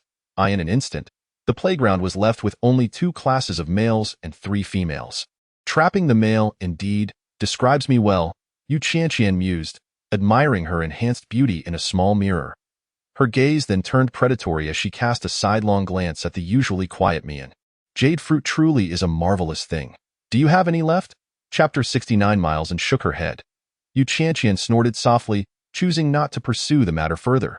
She cast a jealous glance at Ruan before retreating to the shade of a large tree. She settled onto a male's lap, surrounded by a circle of admirers. The professor merely glanced toward Yu Qianqian's direction and did not intervene further. The males engaged in a fierce football match while the females only needed to jog and kick the ball to fulfill their exercise requirement. The autumn afternoon was particularly sweltering. Halfway through the lesson, Ruan wiped the fine beads of sweat from her forehead, intending to return the football to the equipment room while seeking some water to drink. With only 3 females present and their training considerably more relaxed, Ruan and her companions enjoyed a bit more rest than the males. She walked along the shaded path of the military academy. She licked her dry lips. Ever since waking up at noon, she had felt incredibly thirsty. After a few steps, a sudden dizziness washed over her, and she shook her head to clear her vision before continuing toward the water source at the equipment room. However, after just a few more steps, she felt an unbearable heat seeping through her limbs. She stumbled and fell to the ground, so hot. Ruan propped herself up on her elbows, struggling to rise, only to feel an intense burning in her lower abdomen. This feeling, I'm poisoned. Alarm bells rang in her mind as she fought to stay conscious, stumbling forward on the rooftop of the military academy. Mian, who had appeared unexpectedly, observed the girl below as the effects of the drug took hold. Hidden in the shadows, her expression was shrouded in darkness. Aren't you the one who likes to act aloof? I'll drag you into the mire, and what can you do? She smiled dreamily, crushing the red maple rabbit pendant in her palm into fragments. allowing the shards to drift away into nothingness. For the first time, someone has likened me to a rabbit. It must be known that Mian's group of male admirers viewed her much like they would the Lord of Hell. She relished tormenting others, and as a flawed female herself, she could not bear to see anyone else thrive, especially someone as cherished as Ruan. The mere sight of her ignited Mian's fierce desire to destroy. Why should she be held in such high regard? Why should she remain untainted? Why should she only bond with one male? Why is she flawless and incomparable in beauty? Wasn't she the one who despised Yu Qianqian's tendency to bond with males at any given moment? She would turn Ruan into the very embodiment of the behavior she loathed most. Me eagerly anticipated witnessing Ruan seize any male in various situations to form bonds at every opportunity. After much effort, Ruan finally reached the water source, eagerly opening a bottle to pour over her head. She gulped down the chilled water, which provided a fleeting sense of clarity, before hurriedly activating her star brain to call for Xiushi. Help! Ruan bit down on the soft flesh of her mouth until she tasted blood, refusing to relent. But in an instant, the girl lost her grip on consciousness. She pressed the blurred buttons on her phone repeatedly, mumbling incoherently. "What are you doing here?" Bai Yuyi, who had been lazily hiding in the equipment room, was awakened by the voice and found the girl he had longed for standing before him. She appeared flushed and seemed to be in distress. A hint of unconscious worry creased Yuyi's brow as he reached out to check her forehead. "You have a fever." The man suddenly appeared behind her. And Ruan instinctively clung to him like a lifeline. "Help me. I'm so hot. So hot." The heat made her want to strip, but her sportswear consisted only of a short sleeve and shorts. Removing them would leave her with nothing. Bai Yuyi's body stiffened instantly, and he quickly raised his hand to halt her movements. "Little female, are you out of your mind? Do you know what you're doing?" The petite female has completely lost her lucidity. Engrossed in her own thoughts, her eyes are glazed, and her cheeks are tinged with an unnatural flush. Suddenly leaning in, she resembles a traveler who has discovered an oasis in the desert, greedily kissing the man. Drawing from his coolness, surprised by the petite female's initiative, Yuichi's eyes widen in astonishment, and his lips can no longer maintain a roguish smile. He feels himself unraveling. You initiated a kiss with me. Do you even know who I am?" He grips her shoulders, pushing her away as he scrutinizes her with a dangerous gaze. Yet, Ruan abruptly pulls away from the coolness, overwhelmed by discomfort, tears streaming down her snow-like and jade-like face. A sight that evokes sympathy. You are. Yuichi's clear, vine-purple eyes are stained with crimson. Before him stands the woman to whom he has given his first kiss. He swiftly pulls her up. Playing with fire can lead to self-immolation. In the southwest corner of the military academy, in a seldom visited equipment room, two heated bodies are entangled in a fervent embrace. Bai Yuichi never imagined that even his first kiss was obtained through the beguiling arts of the Fox clan. Taken from the petite female who craved it, yet, the first time in his life was forcibly initiated by her. The moment the equipment room doors swung open, Heli and Xiushi beheld the disheveled pair. Just concluding their rendezvous, the petite female's features were flushed, her lips slightly parted, panting as she leaned against the man whose collar was carelessly undone. Heli and Xiushi's pupils quivered, his heart pierced by countless needles of agony. Not only he, but also the president of the female alliance, Huan Su, along with Heli and Mingni, and the four members of the Weixing family, Bei Zheng and the Bei siblings, Lian and Ji, who had rushed to the military base upon hearing the petite female's anguished cries for help, and Bei Wenhan, who had received a distressing call from the injured petite female in the laboratory. Wenhan was merely curious about the inexplicable words the petite female had said to him and hurried over. He clutched his still aching chest, gazing at Bei Shosheng, who had just arrived, his eyes wide with disbelief. The bond mark had manifested. A pink, smiling fox appeared on the petite female's abdomen. Ruan had regained consciousness. Her lustrous black eyes surveying the tall men at the door, her awareness slipping into darkness. Although it appeared her heart was shattered, in truth, her indifference was feigned. The moment Ruan fainted. The group of males instantly grew tense, moving closer. Ruan. The petite female collapsed against Bai Yuichi's chest, cradled in his arms. She has been poisoned. Her consciousness is clouded, which is why she was with me. The situation was urgent, so I assisted her, Yuichi explained, looking down at the perspiring petite female in his embrace, puzzled as to why he felt the need to elaborate. After all, apart from Xiushir's black cat, he was the second male to bond with the petite female. Helian Xiushir simply stepped forward to take the petite female from his arms, saying nothing as he turned to leave. Chapter 70. Dislike. The crowd followed him to the Helian family's Maple Manor, passing through without obstruction, as the Helian family did not impede their progress. The tall, strong males gazed at the petite female, who lay unconscious on the bed, their hearts heavy with sorrow. This time, Bei Zheng was devoid of any adornments. Not transforming himself into an indistinct figure, his face was remarkably clean, showcasing features far more exquisite than when he had feigned being a mist-cloaked figure. The petite female had been poisoned by a substance known as vermilion tear. This toxin was incurable. It would eternally accompany the host, causing unbearable agitation during episodes, and only through mating with a male could the poison be temporarily alleviated. However, it would recur every 1 to 2 days. Weisheng Xia questioned, such frequent episodes? Weisheng Shirwan added, so, the petite female must mate with a male daily to detoxify? Beijing nodded, releasing the petite female's wrist. Vermilion tear, the most potent poison from Blue Star. But there is currently no trace of it left on the planet. Helian Mingni's eyes darkened with fury, his piercing gaze sweeping over the males in the room. Who poisoned the petite female? Such despicable tactics. Will she not become a mere machine for consumption? Do you suspect us? Weisheng Lingren snapped, stepping forward to rebut. Helian Mingyo's crimson eyes were cold and terrifying. Who else would approach her at the military academy other than you sycophants clinging like a dogskin plaster? I suspect that your inability to attain her led you to resort to such vile methods.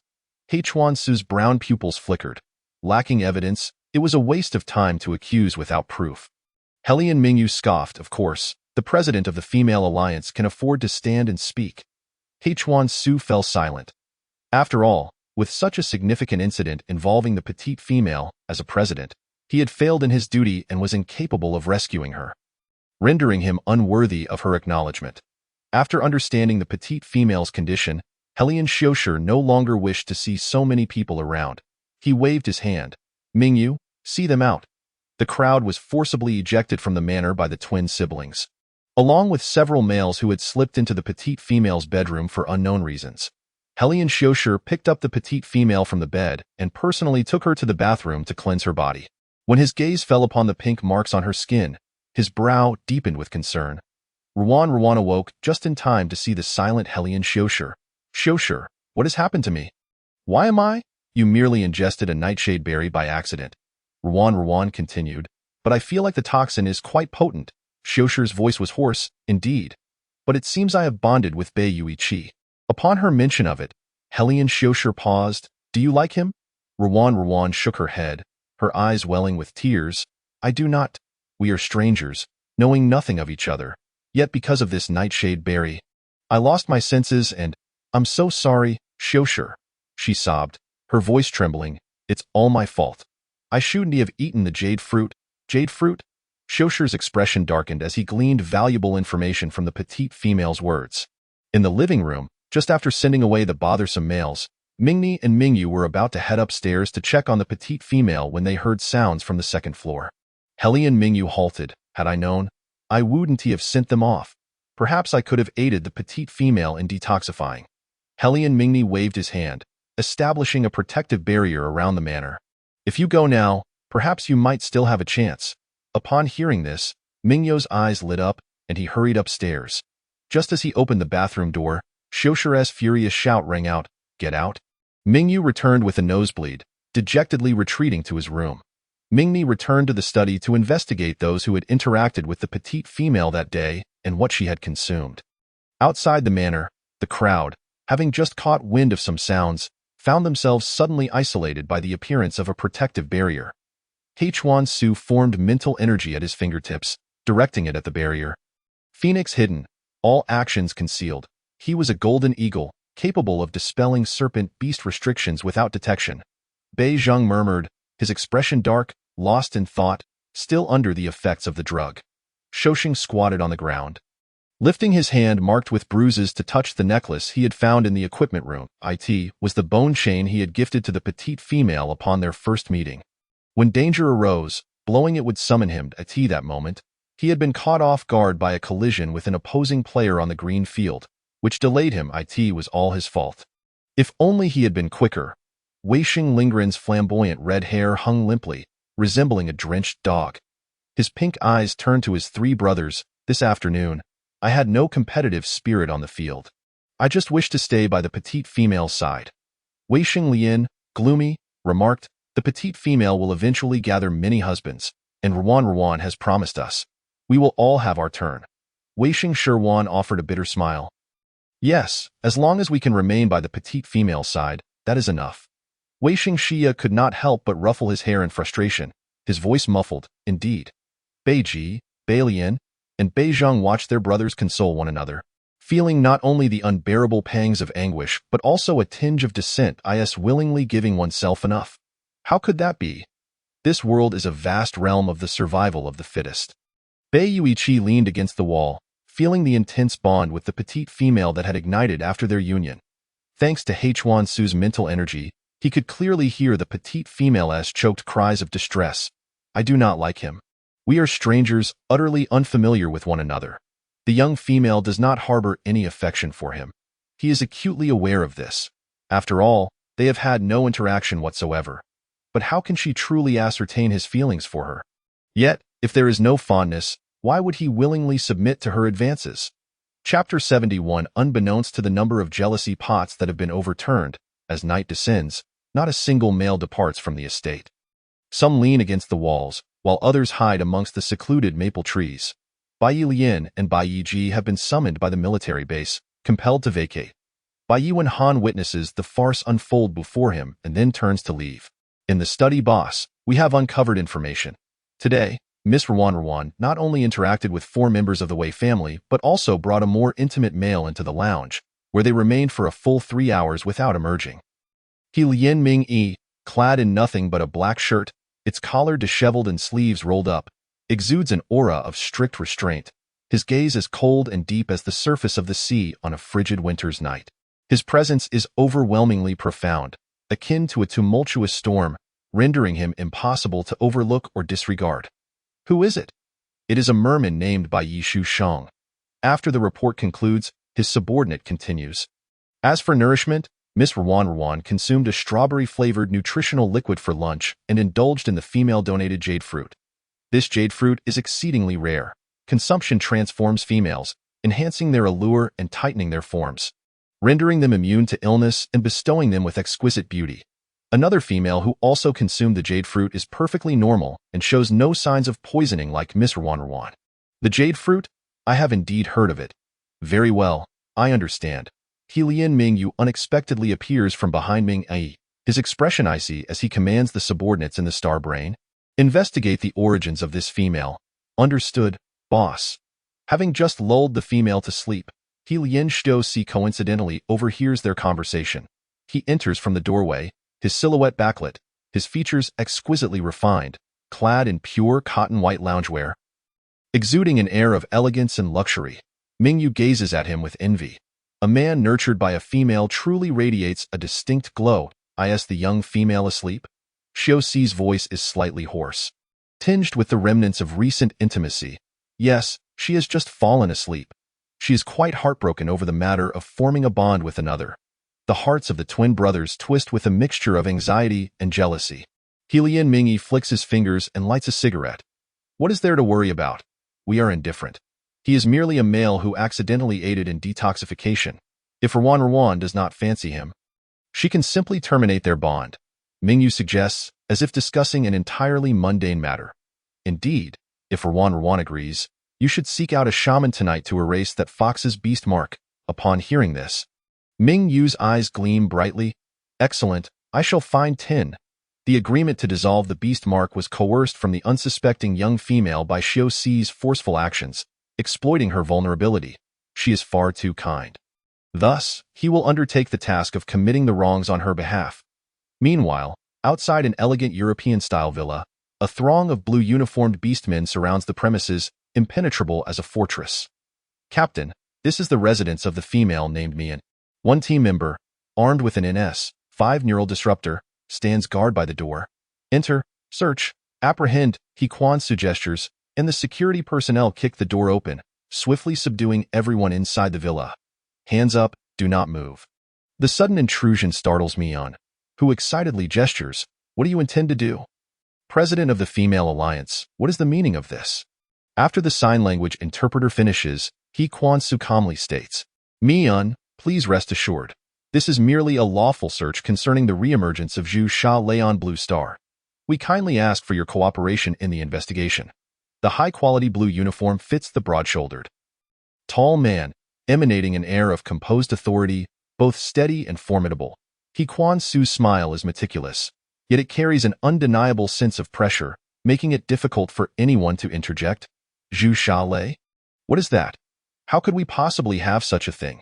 After a moment, a team member approaches to report, Captain, we have not discovered Zhu Sha Lei. Hearing this, Mian quickly steps forward. Is it appropriate to search a female? President of the Female Alliance, I demand an explanation. Zhu Sha Lei is a banned toxin on Blue Star, posing great danger to females. I am merely concerned for their safety. Nonetheless, Mian, please ensure your protection and be cautious not to fall victim. He Quan-su's gaze darkens. The usual lines required by his duties now carry a distinct undertone of warning. After they depart, Mian glares at the foremost among the blue-uniformed beastmen, her eyes brimming with malice. She kicks the nearby male, tearing off one of his ears, only ceasing once her rage is quelled. The beastman she has humiliated has already had his tongue severed, unable to emit a single sound. You did well. Fortunately, you licked clean the remaining Zhu Sha Lei, or we would have had no way out today. Ruan, oh Ruan, who would have thought that the president of the Female Alliance would turn against you? Mian digs her nails deep into her palm. It seems that mere Zhu Sha Lei cannot harm you. However, I have an even grander gift prepared for you. He Quan-su leads his team down the expansive streets of Blue Star. According to surveillance, the female named Mian exhibits highly suspicious behavior. However, she has interacted with many females, and it remains uncertain how the toxin stealthily infiltrated her body. They cannot overlook even the slightest trace as they approach another female's home. Yes, Captain, Ding Dong Master, there is a guest. Hearing the doorbell, He Lien Mingyu assumes the shaman has arrived. He joyfully opens the door, only to slam it shut with a loud bang, as if nothing had transpired. What happened, Mingyu? Who was at the door? A soft voice calls from the staircase. The young female, clad in matching white loungewear like Xiu Si, appears as a picture of a loving couple. When did you purchase these matching outfits? Why was I not informed? He Lien Mingyu, witnessing this, feels the jealousy boiling within him, gritting his teeth. I want to wear matching outfits with the young female too. Meanwhile, He Lien Mingyi sits with his long legs crossed. An imposing presence on the sofa, he gazes helplessly at the jealousy-fueled Mingyu before interjecting. My loungewear is rather old. Please bring me a new set as well. Chapter 72 I have come to find my wife. He Lien Mingyu raises an eyebrow, retorting, Your old one? You only purchased it a few days ago. As they bicker, Xiuxi embraces his young female partner, unconcerned. It is merely clothing. If you desire it, go buy it yourselves. Are you hungry after waking? I shall carry you to dine. Ruan, nestled in He Lien Xiuxi's broad embrace, gazes at the exquisitely prepared meal on the table but feels no appetite. She slightly parts her lips, hesitating. Xiuxi, do you blame me? Mingyu looks at the small, fluffy figure with her head bowed, appearing utterly adorable, wishing to cradle her in his arms until dawn. Why would we blame you? We only feel heartache for you. The person who poisoned you is truly despicable. Once we uncover their identity, we shall exact a brutal revenge for Ruan, poisoned. Ruan's brow furrows slightly. Didn't Xiuxi say I only consumed a cherry tomato? And isn't the cherry tomato the same as the jade fruit? Xiuxi replies, No, it is merely a toxin similar to the cherry tomato. We have yet to determine its exact origin. Ruan's eyelashes flutter downwards. So, she had wrongfully accused Mian? The jade fruit is not a cherry tomato, and she is not the one who poisoned her. But today, aside from the nutritional liquid, I only ate one jade fruit and nothing else. Silence envelopes the room. Indeed, the findings align with Ruan's account. The nutritional liquid is guaranteed as it is handled by Xiuxi daily. The answer is evident, yet many unknown factors remain, and it may not be that straightforward. They must first gather evidence. Fortunately, this toxin does not harm the body. It merely requires mating with a male when it manifests, a matter they can handle, leaving Ruan unconcerned, as if she had not been poisoned at all. Mingyi sits across from her, offering reassurances that echo her thoughts. Xiaoxi pinches her small face affectionately. Indeed, Ruan need not worry too much. The rest shall be taken care of by us. Ding dong. Mingyu rises to open the door. This must be the shaman. I have come to find my wife. This time, the door does not slam shut. It is held open by the visitor's hand. Upon hearing that voice, Ruan's spine stiffens immediately. Xiaoxi wraps her in his embrace, providing a sense of security, though not fear. Let him in. He was eager to discover the intentions of this fox beast. After receiving permission, Helian Mingyu reluctantly released his grip on the door. The newcomer rubbed his bruised hand, revealing delicate pink fox ears and a bushy foxtail, still clad in the football attire from the afternoon. Exuding an air of flamboyance, I am here to find my wife. His eyes shimmered like rippling water, the enchanting gaze of a fox directed toward the petite female nestled in the man's embrace. Seemingly intent on seduction. You have slept with me. Do you not intend to take responsibility? Mingyu positioned himself in front of him, obstructing his view of the petite female. Apologies, we have already arranged for a sorcerer to sever the beast bond for the petite female and do not intend to take responsibility for you. What? Sever the bond? Beiyu's hands instinctively tightened, the knuckles turning pale as disbelief washed over his face. I refuse to believe it. The petite female could not possibly be the kind to casually turn a male into a stray beast. Ding dong. Master, we have a visitor. Mingyu's eyes sparkled. Regardless of belief, the sorcerer had finally arrived. They could finally sever the beast bond for the petite female and expel this insufferable fox beast. He hastily flung open the door. The person outside appeared somewhat taken aback by the door's abrupt opening, but quickly responded with a polite smile. Hello, I am looking for Ruan. May I trouble you to let me in? Upon hearing the familiar voice, Ruan's gaze flickered. Shang, let him in, Mingyu. Before Mingyu could step aside, the slender figure clad in light blue dashed inside. Ruan. He rushed to her side, hesitating only when he noticed her being embraced by someone else. Ruan, are you all right? I was so worried about you. Seeing the concern etched on his face, Ruan felt an overwhelming sense of guilt. I am so sorry, Shang. I broke my promise again. Shang smiled, his demeanor a stark contrast to the earlier despair he had shown outside the manor, as if he had quickly adjusted his mindset. It's all right. I can wait. How could I blame you for an unexpected incident? The little mermaid cared not for discomfort. He only knew that Ruan was the very water his life needed, even if that water corroded him at every moment. She was his indispensable source. Impossible to be apart from, even for a second. The three from the Helian family scrutinized the blue merman, Bei Shang. This was the one for whom Ruan willingly brought into the lounge for 3 hours? Observing closely, aside from being somewhat understanding, who could tell if beneath his skin he was truly as naive as he appeared? Ding dong. Master, we have a visitor. Irritated, Mingyu strode to the door and opened it, only to be met by the sight of 4 different-haired beastmen standing outside, their eyes filled with anticipation. They had just seen others being allowed entry into the villa one by one. Damn it, do you think the Helian family is someplace easily entered? Helian Mingyu, a phosphorus-type personality, was quick to ignite, but extinguished just as fast. Mingyi reprimanded him with the authority of an elder brother. Mingyu, how can you treat guests this way? Mingyu scoffed lightly. What kind of guests are they? Just a bunch of starving wolves coveting the petite female. Weisheng Lingren casually rested his hands behind his head. Unbothered, we care about Ruan. We just want to see how she is doing. She is perfectly fine. You need not concern yourselves. Mingyu attempted to shut the door but was suddenly compelled to halt. Ding dong. Master, we have a visitor. Fuming, Helian Mingyu turned around and flung open the door, cursing, what the hell? Is this never ending? Outside stood a group of elderly men in sorcerer's robes, staring at him in shock. Mingyu rubbed his nose sheepishly and awkwardly opened the door for them. Sorcerers, please come in. I have been waiting for you for quite some time.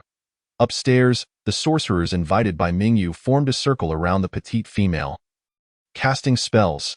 Everyone anxiously awaited the outcome, while Beiyu stood to the side, fists clenched tightly. Were they really going to allow a soon-to-be stray beast to remain here? Did they not fear that once the bond was severed, He might go berserk and harm the petite female? Heli and Mingyu seemed to read Beiyu's inner thoughts and reassured, do not worry. Our underground dark city has been specifically designed to handle berserk stray beast men. There is no need to fret. We have a dragon fruit protocol tailored for you. After its application, he will surely behave. Beiyu. Chapter 73. Do not let unscrupulous beastmen take advantage of the situation. As an idol, Beiyu was always surrounded by fans, fervently adored and celebrated.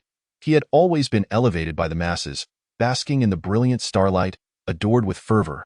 Yet, in the presence of the petite female, he lost that idol glow, and the drastic fall from grace sent his emotions plummeting like a roller coaster. With veins bulging on the back of his hands, he kept a vigilant watch on the sorcerers casting spells. He had already devised a plan. Should the bond loosen, he would immediately employ the forbidden seductive technique of the Fox clan to compel the petite female to acknowledge her feelings for him. After going back and forth no fewer than 50 times, the obstinate sorcerers finally ceased their incantations. Strange. This is not right. How can this be? Sitting in the center, Ruan felt somewhat bewildered. What is it? Heli and Xiushi exchanged glances with the others and discreetly signaled for them to step outside. Sheng promptly ran to Ruan's side, accompanying her. Ruan, look, I brought you the bone flute I gifted you. Ruan's gaze was instantly captivated by the exquisite, translucent bone flute necklace. How did it end up with you? You dropped it in the lounge. I picked it up. Sheng spoke while straining to listen to the sounds outside. At this distance, beastmen could hear everything clearly. The petite female is unable to sever the beast bond. This is our first encounter with such a situation. The sorcerers exchanged glances, their decades of professional experience rendered futile, leaving them feeling utterly humiliated. Upon hearing this answer, the males each harbored their own thoughts. How could it be impossible to sever it? Are you sure you are not mistaken? Heli and Mingyu was momentarily taken aback, then exploded in fury. I specifically hired 10 sorcerers, and yet you all are of no use? Mingyu, Heli and Mingni cautioned, signaling him to be mindful of his words, though his tone and expression were as cold as ice. One of the more composed sorcerers sighed and explained, the parasitic techniques applied to the spiritually blessed blue star females under the beast god's protection typically work, but Miss Ruan, her body seems to possess an unusual barrier, which is quite peculiar. In other words, any magic applied to her proves ineffective. It is not that the parasitic techniques have lost their potency. Even if we sought 100, 1,000, or even 10,000 sorcerers, the result would remain unchanged. Receiving this unexpected answer, Beiyu, who had previously been pacing anxiously like a headless fly, now leaned casually against the doorframe, his collar slightly undone.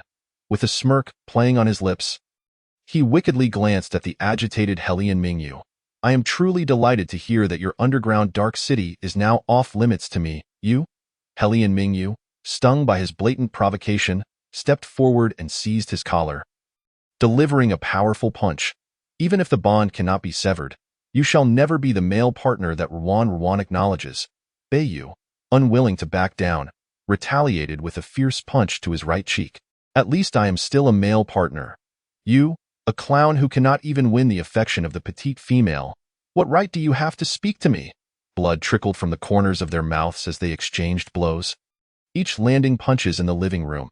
After a prolonged silence, Heli and Xiushi, his expression clouded, finally made a move. Get outside and fight, not here. His gaze lacked warmth, his tone devoid of emotion. Upon hearing the sounds of fighting, Ruan emerged to find Xiushi looking somewhat forlorn. She instinctively recalled the sad visage of the little black cat, stirring a pang of sympathy in her heart. What is it, Xiushi? You seem rather unhappy. What did the sorcerers say? Heli and Xiushi wrapped his arms around her waist, his lips parting slightly. The sorcerers mentioned that your body structure differs from that of other females, making it impossible to sever the bond. Impossible to sever? Ruan felt a jolt of surprise. Could it be because she was not from this world? As the petite female stepped out, the two brawlers downstairs immediately ceased their fighting. Though both bore the marks of their encounter, Heli and Mingyu rushed to her side, offering reassurance. It's all right, Ruan. Just ignore him. From now on, we shall be especially cautious, ensuring no unscrupulous beastmen take advantage of the situation and bond with you. Due to the presence of others, Xiushi refrained from elaborating further. Mingni understood his intent and nodded in agreement. Since I am bonded with the petite female, I am her male partner, Beiyu. A hint of bruising at the corner of his mouth could not conceal the alluring charm radiating from him. His gaze burned with intensity as he looked at the petite female. I will protect her well and cherish her. The more individuals protecting her, the less danger she faces. Beiyu's proactive pledge stirred some hesitation in Xiushi regarding whether to accept him. Upon hearing his words, Ruan peeked out from Hellion Xiushi's embrace, her large eyes filled with innocence as she asked, "Is what you said true? Do you wish to protect me? Does that mean you will no longer drain my blood? Will you still employ enchantments to beguile me?" Baiyu hurriedly assured the small female. "I promise I will never do that again. My previous actions were a moment of folly, influenced by the words of my brethren. Blood-sucking? Enchantment?" The three members of the Hellion family were utterly astonished, never having imagined that the seemingly normal male would secretly consume the blood of the small female. "Are you out of your mind? Blood-sucking? Especially that of a female? Is this the behavior of a human? And using enchantments? What did you do to charm her? Enchantments are forbidden, you scoundrel." Hellion Mingyu exclaimed, stepping forward to deliver a powerful punch. "I merely sought to quiet her. I have never harmed her."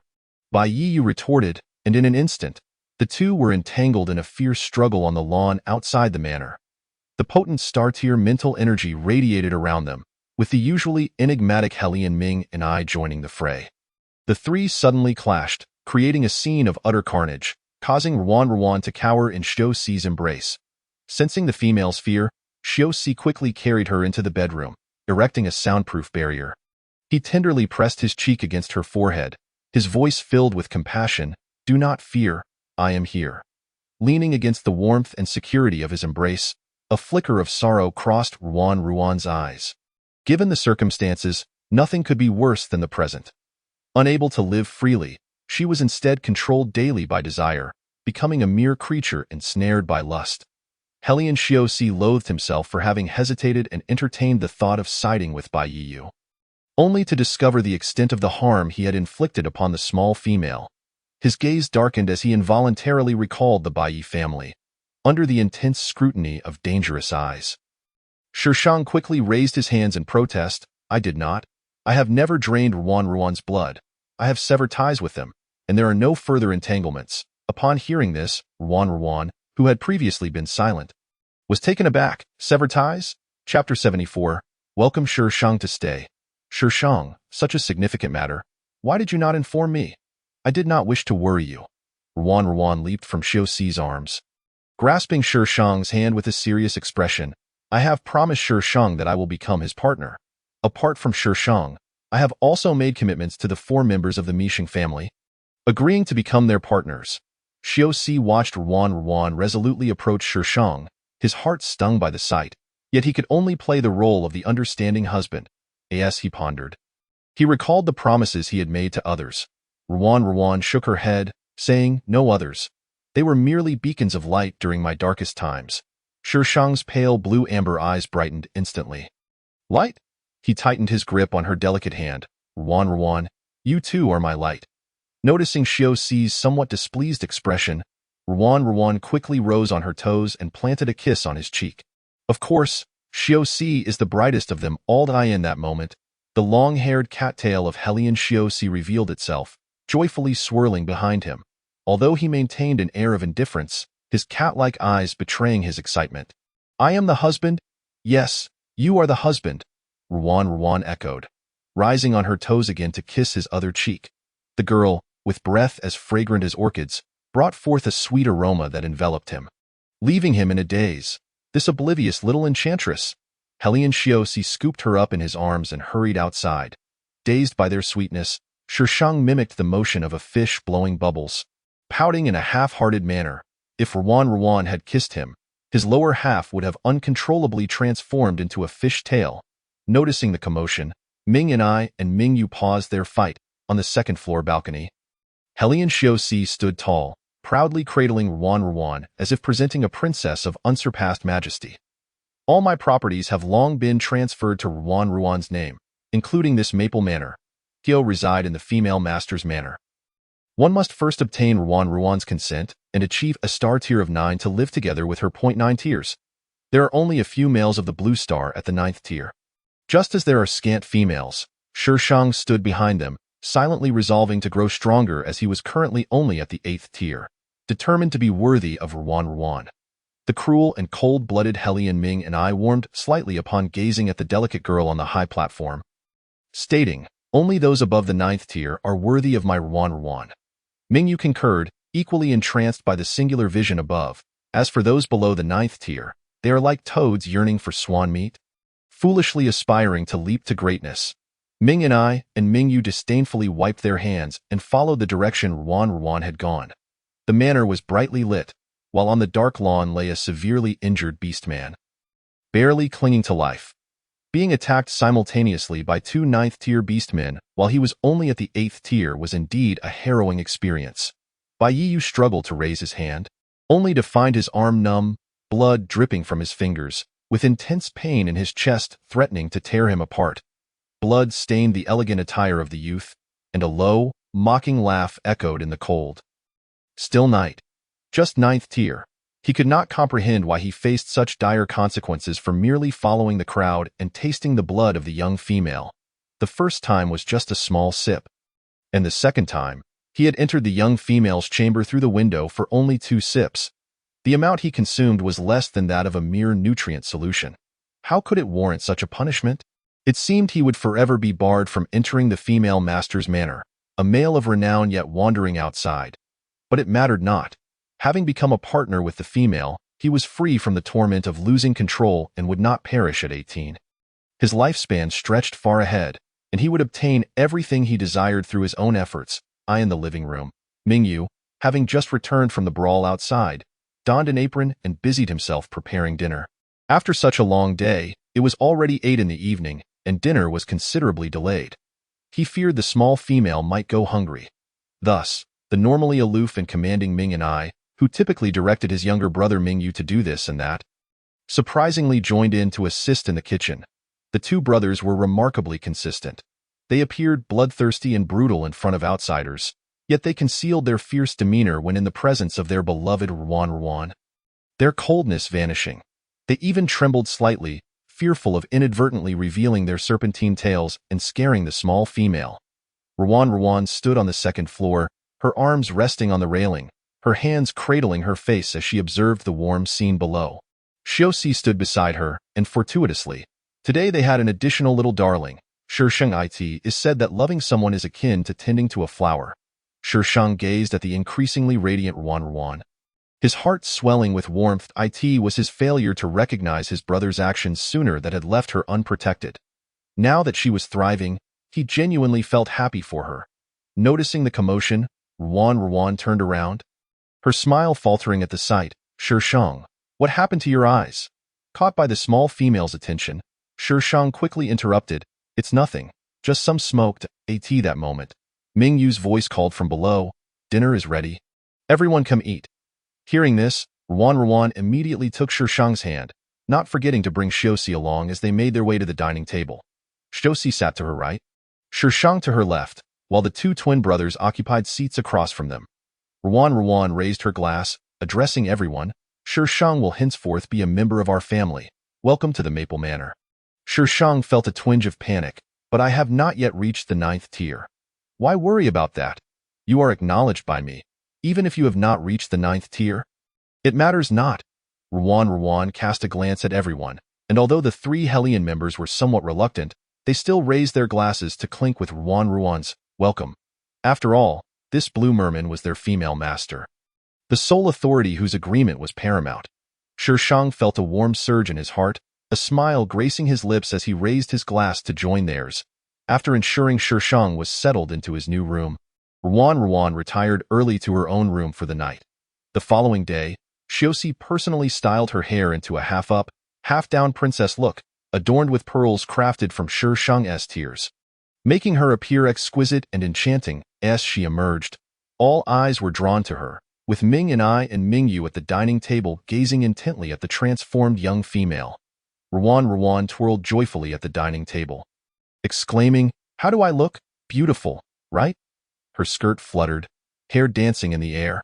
The girl, radiant as blooming peonies, exuded a softness that compelled others to speak tenderly to her, unable to resist the urge to draw closer and gently touch her. Yes, beautiful, Mingyu responded with a nonchalant smile. Chapter 75. The young girl suddenly leaned closer, causing Mingyu to freeze in place, as if he could hear his heart racing. He thought she was going to kiss him, but she merely reached behind him to take a sandwich. As long as it looks good. I'll be off now. In the depths of melancholy, one feels an acute sense of loss. The person who occupies the tenderest corner of the heart neglects their meal, while the others, driven by indifference, hastily pursue the starship. They are eager to accompany the young maiden for the brief journey to the military academy, cherishing even the simple act of gazing upon her. The journey is swift, almost a blink of an eye, and they soon arrive at the entrance of the academy. Ruan rises, yet today is unlike any other. A tall and exquisite merman youth stands beside her. The two stroll side by side, entering the military academy together, their long hair cascading down their backs. One is dark as night, the other a gentle shade of blue, reminiscent of childhood sweethearts who have grown up together. Mingyu, filled with envy, laments, I too wish to accompany Ruan to the military academy. Helian Xiaoxi merely casts him a sidelong glance. Shangshi, how old are you now? The first class of the morning is only halfway through when Ruan suddenly clutches her star brain. A fine sheen of sweat forming on her forehead, as if ants were gnawing and corroding every tiny corner of her being, driven by an overwhelming yearning.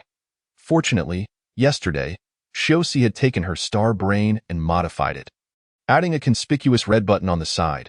Pressing it would allow her to teleport to the side of her antidote. The so-called antidote includes Xiaoxi, Ming and I, Mingyu, and the newcomer, Shangshi.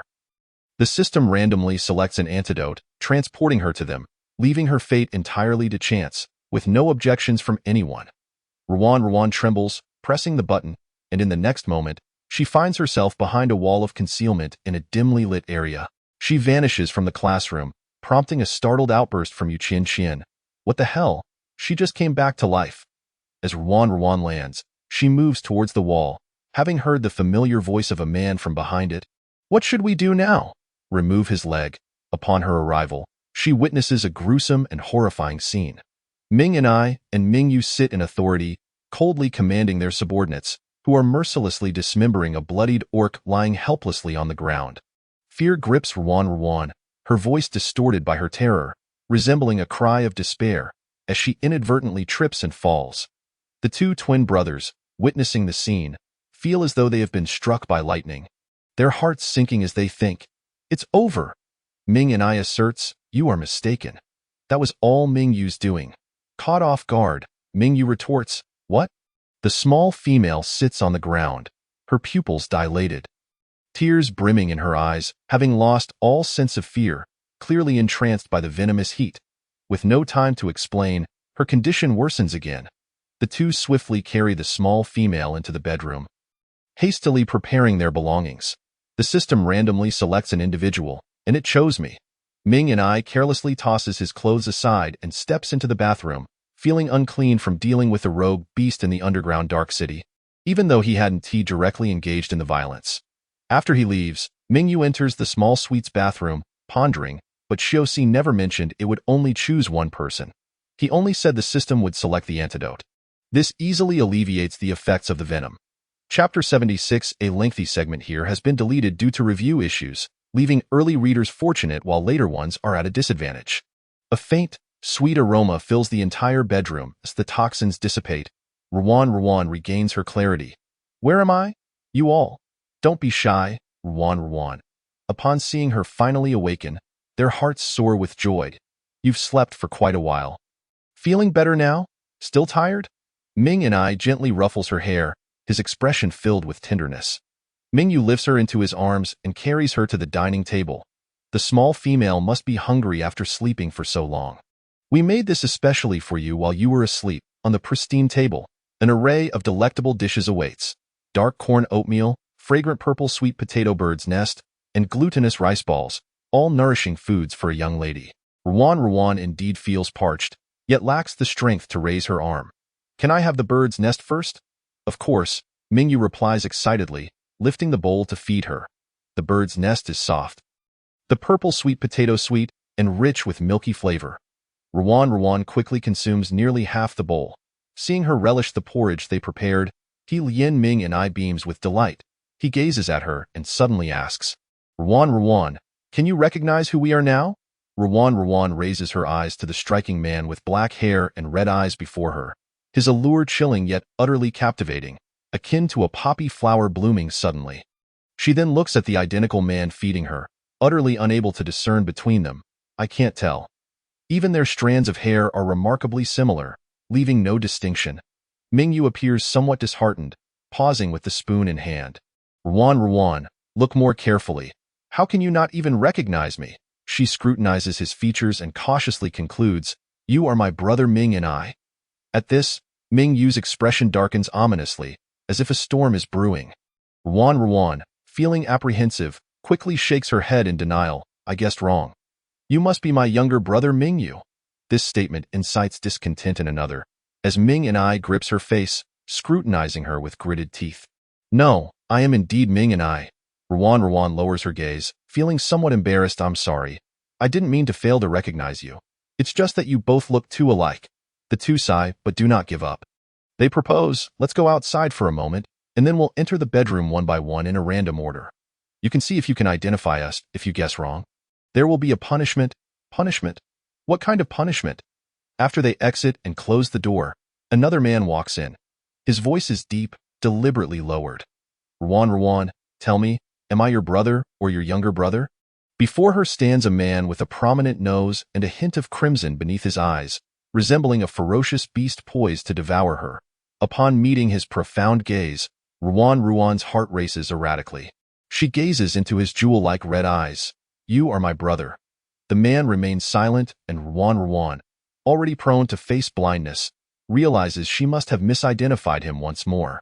When another man enters from outside, Ruan observes their identical faces and speculates, the one who just came in must be my brother. Having guessed the first incorrectly, she reassures herself that the second must be correct, feeling quite clever.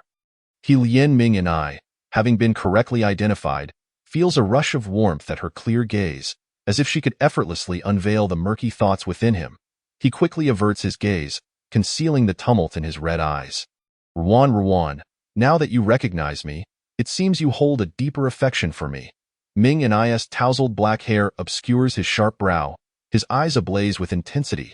As the day turns to afternoon, it is time for school to end. He Lien Xiaoxi, not having received his little female companion from the military academy, grows anxious, yet through their bond, he senses Ruan's presence in the underground dark city. Meanwhile, Shengshi and the 4 members of the Weisheng family, having failed to find Ruan in the classroom, nearly turn the academy upside down. Just then, they encounter He Lien Xiaoxi, who was about to depart. Chapter 77. They happen upon He Lien Xiaoxi at the academy's entrance. Shengshi promptly summons the starship, following closely behind him, while the Weisheng quartet trails after Shengshi. At the entrance to the underground dark city, Xiaoxi warns, do not follow. You cannot enter. He notices the unwanted company trailing behind and casts a meaningful glance at the Weisheng family. Previously, they had clashed with the Weisheng family in the underground dark city, and it was they who had initially snatched the little female from him. Thus, Xiaoxi regards the Weisheng family with a distinct displeasure. He pauses and instructs Shengshi, return to the Hongfeng Manor and prepare. Ruan must be hungry. I will go in to fetch her and return immediately. Upon hearing this, Shengshi abandons his desire to follow. All right, I will prepare right away. He turns and boards the starship, while the Weisheng quartet reluctantly follows him to the Hongfeng Manor, in the underground dark city. Just as Xiaoxi pushes open the door, Ming and I and Mingyu have just finished their task and are dressing the small female who has already fallen asleep. When did the venom flare up? He approaches the small female, skillfully taking the garment from Mingyu's hands and dressing his beloved. Mingyu hesitates but does not dare to lie, replying honestly, this morning, right after we sent the little female off, it occurred. From that morning until now, Xiaoxi's voice is hoarse, his eyes pained at the sight of the red marks on her body, dense clusters of kiss marks and bruises, even more severe than when he had seen her last. Ming and I feels no guilt, stating, it was the system that chose both of us. Xiaoxi's gaze darkens, his tone stern. Return and kneel before your female for 2 hours as punishment. fearing that the little female might attract the attention of rogue beast men in the underground dark city. Xiaoxi swiftly carries her back to the Hongfeng manor. Once settled, he realizes something is amiss. Upon seeing them return, Shangshi rushes over, glancing at Ruan's knees in conjunction with Xiaoxi's inquiry. Ming and Mingyu instantly deny. How is that possible? Xiaoji gritted his teeth and snapped, be quiet. No one wishes to hear your details. Shoushang, who understood, wore a forlorn expression and tightened his pale fingers. On Ruan's body, yet another kiss mark was imprinted by another. Even the random system does not choose him. Unwilling to give up, Mingyu murmured softly after being reprimanded by his elder brother. Regardless, even if it is us, it must be a little female. Who would dare to let go? Xiaoji cast a cold glance at them. Then what is the situation with Ruan? Can she just appear out of thin air? Their questioning roused Ruan from her slumber. Xiaoji, I'm here. He quickly lifted her into his arms, his long, fair fingers brushing aside the stray hair from her forehead. Darling, you've awakened. Is there anywhere in your body that feels uncomfortable? Ruan shook her head, inhaling the familiar scent of catnip. No, that's good to hear. Xiaoji felt a sense of relief and turned his gaze towards Shoushang, who was standing by in an apron. Is the meal ready? It's done, Ruan. Downstairs in the dining room, the dishes prepared by Shoushang were all learned from the Shengfu training camp. Roasted square, crystal pig's trotters, clear stewed crab meat lion's head, Jinling meatballs and white sauce, yellow mud chicken, clear stewed chicken, Jinling board, duck with fragrant pancakes, chicken soup with dried tofu, meat stuffed mushrooms, phoenix tail shrimp, 3 sets of duck, wuxi pork ribs. Ruan looked at the lavish spread laid out before her. Her appetite piqued and exclaimed, Shoushang, did you make all of this? That's impressive. Shoushang scratched his head bashfully. Yet, I didn't expect you to be able to cook. After a day of preparation, Ruan was already ravenous. She eagerly began to enjoy the delicious food. Shoushang, your dishes are incredibly tasty. This time, Xiaoji did not hold her in his arms to feed her but sat beside her, serving her food. Shoushang sat directly across from her, watching Ruan, whose smile was sweet and her dimples charming. Yet the kiss marks visible on her white dress were quite glaring. He picked up a piece of shrimp and placed it in Ruan's bowl. You vanished into thin air today. I searched the entire military academy for you. However, I am relieved that Ruan is safe. I almost thought. Ruan paused her chopsticks, looking at the boy across from her, whose eyes were slightly red, feeling a pang of sympathy. I'm sorry, Shoushang, I'm sorry for worrying you. Shoushang lowered his head, quietly putting a mouthful of rice into his mouth. It's all right, as long as Ruan is safe.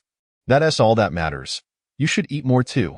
Ruan kept serving Shoushang until his small bowl was piled high like a pyramid. And you, Xiaoji, you should eat as well. After finishing serving, she hesitated and glanced toward the 2 men standing silently at the side, resembling 2 sentinels. Why aren't you sitting down? Aren't you hungry? Mingyu licked his luscious lips and replied, Well, today you have already fed us well. Ruan's chopsticks trembled, her face flushing immediately as she lowered her head to eat, no longer daring to inquire further. Observing this, Xiaoji assumed that the brothers had caused Ruan considerable distress, and he shot a fierce glare towards them. Ming and Mingyu, upon meeting their elder brother's gaze, knelt before Ruan with a thud. Mistress, please punish us. Chapter 78. Uninvited guests. Ruan looked bewildered. Punish you for what? Shoushang, equally perplexed, did not anticipate that the seemingly towering and cold figure would so humbly kneel before Ruan. They resembled 2 starving dogs, only able to bark at their master. Censorship, Mingyu tentatively suggested. What else? Xiaoji asked. Censorship, Mingyu repeated. Is that so? Ruan? Ruan fell silent, unwilling to recall the day's absurdities. She swallowed the last mouthful of rice, remembering the gruesome scene that had just unfolded before Mingyu and Ming and I. They had sat in the master seats, dark and bloodthirsty, commanding their subordinates to sever a stray beastman's leg. Ruan could never forget the bloody spectacle that had appeared before her. You may rise. I cannot bear this. If you kneel before me, I fear I shall shorten my lifespan. Just then, her brother Ming and I, who had remained silent, suddenly knelt forward 2 steps, gripping the mistress's ankle with his large hand. Lowering his head and letting his brows droop, I'm sorry, I was wrong. Ruan sighed. After forming a bond, her body had gained an additional 2 tiers of 9th-level Beastman star-level spiritual power, significantly enhancing her physical strength. Now, she reflected, she only felt a slight ache in her waist and back. Seeing Ruan remain silent, Shioji coldly ordered, "Silence, kneel." The two men straightened their backs, unmoving, facing Ruan. Their long legs, clad in tailored trousers, appeared even more robust due to their kneeling posture. Just then, the doorbell rang. Shoushang rose to answer the door, but before he could speak, four figures burst in like wolves. Ruan, Wei Shengling shouted. Rushing toward her direction, a head of red hair appeared in the frame. Lingren, what brings you here? Although the four had distinct appearances, their faces were oddly marked with worry. Ruan, where did you suddenly disappear to today? We didn't find you at the school gate this morning. Shiyi inquired. Where have you been? Did the Zhu Shalei flare up again? Lian asked. Have you detoxified? How are you feeling? Is there anywhere you still feel unwell? Standing before the dining table, they bombarded her with a flurry of questions, all filled with concern. It was merely the Zhu Shalei acting up, which forced me to leave. I've already detoxified. I'm fine. Ruan stood up, intending to invite them to sit on the sofa, but was abruptly pulled back by Shioji. What's wrong, Shioji? He leaned back against the chair, his gaze sharp, his voice laced with venom. Get out, you are not welcome here. Wei Shengling was instantly enraged. On what grounds? This is Ruan's home. She is the only one in charge here. If you want us to leave, you must first ask Ruan if she agrees. Shioji scrutinized them, his hostility unabashed. You thought the incident where you barged into the Hellion family villa in the city center, seized the little female from me, and left me severely injured would simply be overlooked? Even if Ruan were to agree for you to become Xiongfu, I would never consent. Ling Ren's pink eyes flickered, and he scoffed coldly. Ha, you still have the audacity to mention it to T that time. The little female had feelings for you. Why didn't you say it earlier? You made us waste our efforts and only realized we were snatching love away. Wei Shengshi also chimed in. Ruan has liked you for a long time. Why didn't you say anything back then? Shioji was taken aback. What did you just say? Ruan liked me back then. He raised his eyes to the girl beside him, her emerald cat-like pupils brimming with disbelief and hidden delight at the revelation. Ruan met his gaze, her eyelashes fluttering. She murmured, I liked you. Shioji felt as if his heart had been filled with honey pomelo. And in an instant, he embraced Ruan tightly, as if to meld her into his very being. Are you saying that you liked me back then? Is that true? Fearing they might incite conflict again, Ruan had no choice but to admit, yes, I liked the little coal ball. The little coal ball was him. He was the little coal ball, and Ruan skillfully exploited this loophole. Later, Wei Shang and the others entered the underground dark city for my sake and were heavily injured by you all. That should balance things out, right? You shouldn't hold it against them. Shioji snorted haughtily but said, for Ruan's sake, I will not hold it against them. Whether to hold a grudge or suffer injuries is of little significance now.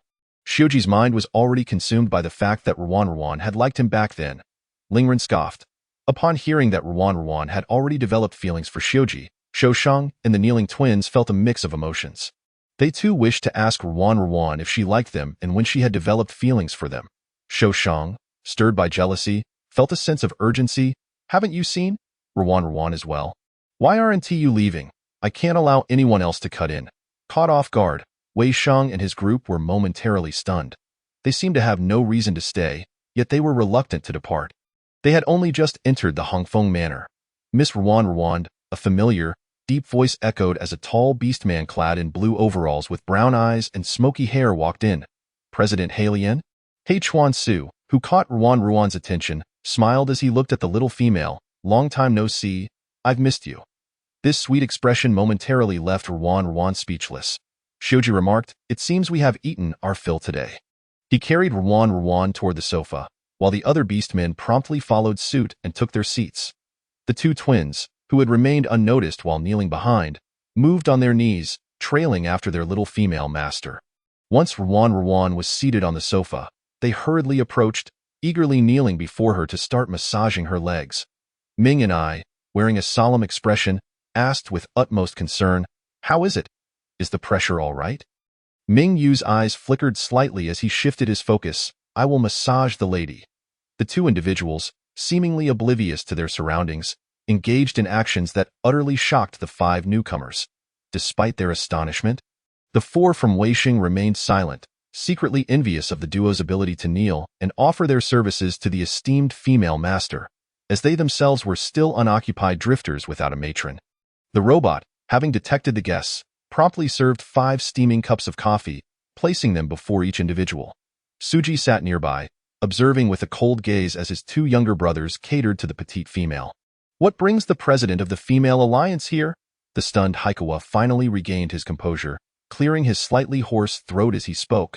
I have investigated the suspects, but found no trace of Zhu Shalei. The others had anticipated this outcome and were not particularly surprised. But Ruan interjected. Is it true that President Haikawa is the one who took charge of the investigation regarding Zhu Shalei? Scene 1. Mingyu, unaware of the humiliation, knelt down, kissing the back of the exalted female master's hand. Ruan, how sweet. Ruan replied, stop pretending, you are my brother Ming and I recognized you long ago. Ming and I, delighted at being recognized, showered her with kisses. Soft treasure. How did you figure it out? Your scent of tobacco. Ming and I thought to himself. I must quit smoking soon. Scene 2. Not approved, entirely redacted. After being struck by Suji, Ming and I and Mingyu exclaimed, get lost, detestable Suji. All we want is soft treasure. Return our little darling to us. Chapter 79. Haikawa was overjoyed at the petite female initiating conversation, yet maintained a facade of impartiality. Yes, Miss Ruan. Ruan smiled. Thank you, President Haikawa. Uncovering the identity of the poisoner relies on your efforts. Ming and I and Mingyu exchanged bewildered glances. Ruan, do not underestimate us as your male partners. We are no less capable than him. We can investigate as well. Ruan observed them kneeling at her feet, their expressions filled with grievance, and withdrew her heated foot from their grasp. Please rise. Your legs will grow numb. The petite female's gaze flickered, deliberately avoiding them, despite their apparent intimacy. How could this be? Why should she fear them? Mingyu's crimson eyes glistened with unshed tears. Are you afraid of us? After establishing a close relationship, insecurities often arise, leading one to feel deeply distressed by any perceived indifference from the other. Ming and I lowered his head, suddenly recalling something. Did we frighten you in the underground dark city today? Hearing this, Ruan shook her head vigorously. No, indeed. Ming and I and Mingyu quickly clarified. Soft treasure. You misunderstood us. That stray beast harmed many others like itself, and we were merely enforcing the law. Otherwise, it would jeopardize our home. Upon hearing this, Haikawa sipped his steaming coffee, stating, the underground dark city is inherently prohibited. Not only did you allow Miss Ruan to enter, but you also let her witness such a gruesome scene, which is unacceptable. Ming and I and Mingyu's expressions turned icy. If you remain silent, no one will mistake you for a mute. President Haikawa, is that all? If not, please take your leave. Hellion Suji toyed with his beloved's delicate hand, adding, Ming and I and Mingyu have just bonded with Ruan, and it is a tender moment. Unless there is an issue, do not intrude. Upon hearing Hellion Suji's words, Haikawa abruptly stood. You have bonded with Miss Ruan? Mingyu responded, indeed, can you not see? We are the female master's husbands, dear ones, and beloveds. Ming and I, with a stern demeanor, questioned, do you have any objections? Ruan interjected. Weisheng Lingren, Shurya, Shirwan, and Lian. Huanqing. Suji. Yes, that is precisely how it should be described. Haikawa was nearly bewildered by their declarations. Having bonded, according to the king's orders, Miss Ruan must be promptly assigned to the Weisheng family. Initially feeling a pang of sorrow at their overt affection for the petite female, the 4 from Weisheng's eyes suddenly sparkled with excitement. What? A stroke of incredible fortune has befallen us? What? A lavish windfall awaits us? Weisheng Lingren crossed his arms, a defiant expression on his face. Indeed, since Hellion and his companions have already bonded, it is only fair that soft treasure should join us next. Weisheng Shurya, laughing heartily, approached Ruan and took her hand. Come, Ruan, let us return home now. Weisheng Shirwan squeezed past Ming and I and Mingyu. Squatting between her legs, desperately leveraging his good looks, Ruan, come home with us. We miss you so much. Your room is cleaned daily, and all the clothes, jewelry, Cosmetics and necessities we bought for you are gathering dust because no one uses them. He gently rubbed Ruan's hand against his cheek, blinking his light green eyes, tears welling up as his face radiated an expression of unutterable helplessness, coupled with his golden curls glinting in the light. One couldn't help but want to embrace and comfort him. Can you bear to see us alone in the grand villa? The soft, warm sensation of his palm was tangible. Ruan retracted her hand, glancing at Suji, who had yet to speak. Before Suji could respond, Ming and Mingyu suddenly pushed Weisheng Shirwan away from Ruan. How dare that scruffy little brat compete with him for Ruan's attention? Weisheng Shirwan fell to the ground with a thud, his slender figure appearing particularly pitiable. Ruan quickly knelt beside Weisheng Shirwan. Shirwan, are you all right? How can you lay your hands on someone so casually? The two brothers, taken aback by the petite female's reproach, stammered in response. What nonsense are you spouting? We barely applied any force. The typically cold Ming and I added. He is just trying to provoke a scene. Ruan, do not be deceived by him. Yet their female master remained unconvinced, gently helping Weisheng Shirwan to the sofa and sitting beside him. I detest men who resort to violence for affection. Ming and Mingyu, feeling utterly wronged, protested vehemently. The remaining three from Weisheng promptly assured, we would never resort to violence. As they prepared to approach, Huanqing swiftly plopped down on Ruan's other side. His eyes glistening with tears. Ruan, if you go with them, what about me? You promised me. You cannot go with them. One by one, they exhibited tearful expressions. Were they so easily moved to tears? She was not on the brink of death. Ruan sighed, reassuring Huanqing, do not worry, Huanqing. The four from Weisheng insisted, that cannot be. Ruan is to be assigned to our Weisheng family. You, a member of the Bei family, are currently at the bottom of the hierarchy. Even behind the Haikawa family, Huanqing immediately retorted, I am not part of the Bei family. I severed ties with them long ago. My surname is now Mist Island. Mist Island? Weisheng Lingren scoffed. Ha! Someone outside the four great families is even further down the list. You will only be considered after all four families have been accommodated. Upon hearing this, Huanqing lowered his head, resting it on Ruan's shoulder as he began to cry. I do not want to leave Ruan. A heavy silence fell over the group. The claims made by Weisheng were unassailable truths, dictated by the king's policies. Yet, our Ruan does not abide by the king's rules. Suji sat cross-legged on the sofa. Aware of the king's treachery, the seemingly protective policies for females were merely a guise, treating them as mere commodities to be allocated at will. They would never allow their precious Ruan to be disrespected or treated as an object for distribution. Mingyu stepped forward, coldly affirming, the criteria for being Ruan's male partner are simple. One must possess good character, be favored by Ruan, and must reach the 9th tier. Theo joined the ranks of the males. One must meet these standards before even considering residency at the Maple Manor. Chapter 80. Another declaration of love in the past, Ruan had no one to rely on. Now, with us, she shall never suffer a moment of indignity. The other males heard this for the first time. For years, the great families had adhered strictly to the king's regulations. Ming and Mingyu's crimson eyes shimmered with an intense light. The standards are set. President Haikawa, you may return to report to the king that the rare female has violated the rules. As for the consequences, we shall bear them all. They were absolutely correct. Ultimately, Haikawa desired to enforce this rule. As once the Weisheng family had taken their turn, Ruan would be assigned to the Haikawa family, granting him the opportunity to approach her. However, despite having met Suji's standards, the chance to connect with the petite female seemed distant. After a lengthy silence, he finally spoke, very well. I can make an exception for Miss Ruan. As for the rest of you, do as you please. His words were clear. If the Weisheng family wished to bond with the petite female, they would have to rely solely on their own abilities. Weisheng Lingren immediately leaned closer to Ruan. I have already reached the 9th tier. May I move in? Ruan nodded. Yes. You three may also move in. As I had promised you before. Weisheng, Shiyi, and Lian exclaimed in unison. Really? Came the reply. Then let's hurry home to pack our bags. The four of them dashed out, leaving the living room in sudden silence, with only Shang still tightly embracing her, reluctant to let go. Now that they have arrived, does that mean you no longer want me? With their presence, will you allow them to cut in line? They've arrived, Ruan interrupted, forcefully kneading his face until it became misshapen. I already told you. That one tea happened. Upon learning that Ruan had made promises to them, He Chuan-su tightened his grip on the execution order as he stood up, his gaze fervent. Miss Ruan, I too must take my leave. Would you escort me? Outside the manor, Ruan walked alongside He Chuan-su, who seemed to deliberately draw closer to her, resembling a boyfriend shielding his girlfriend from the wind by the roadside. Miss Ruan, I previously proposed to you. I wonder if your feelings have changed since then? His straightforward words left Ruan momentarily stunned. She lowered her head, clutching her skirt tightly. I'm sorry.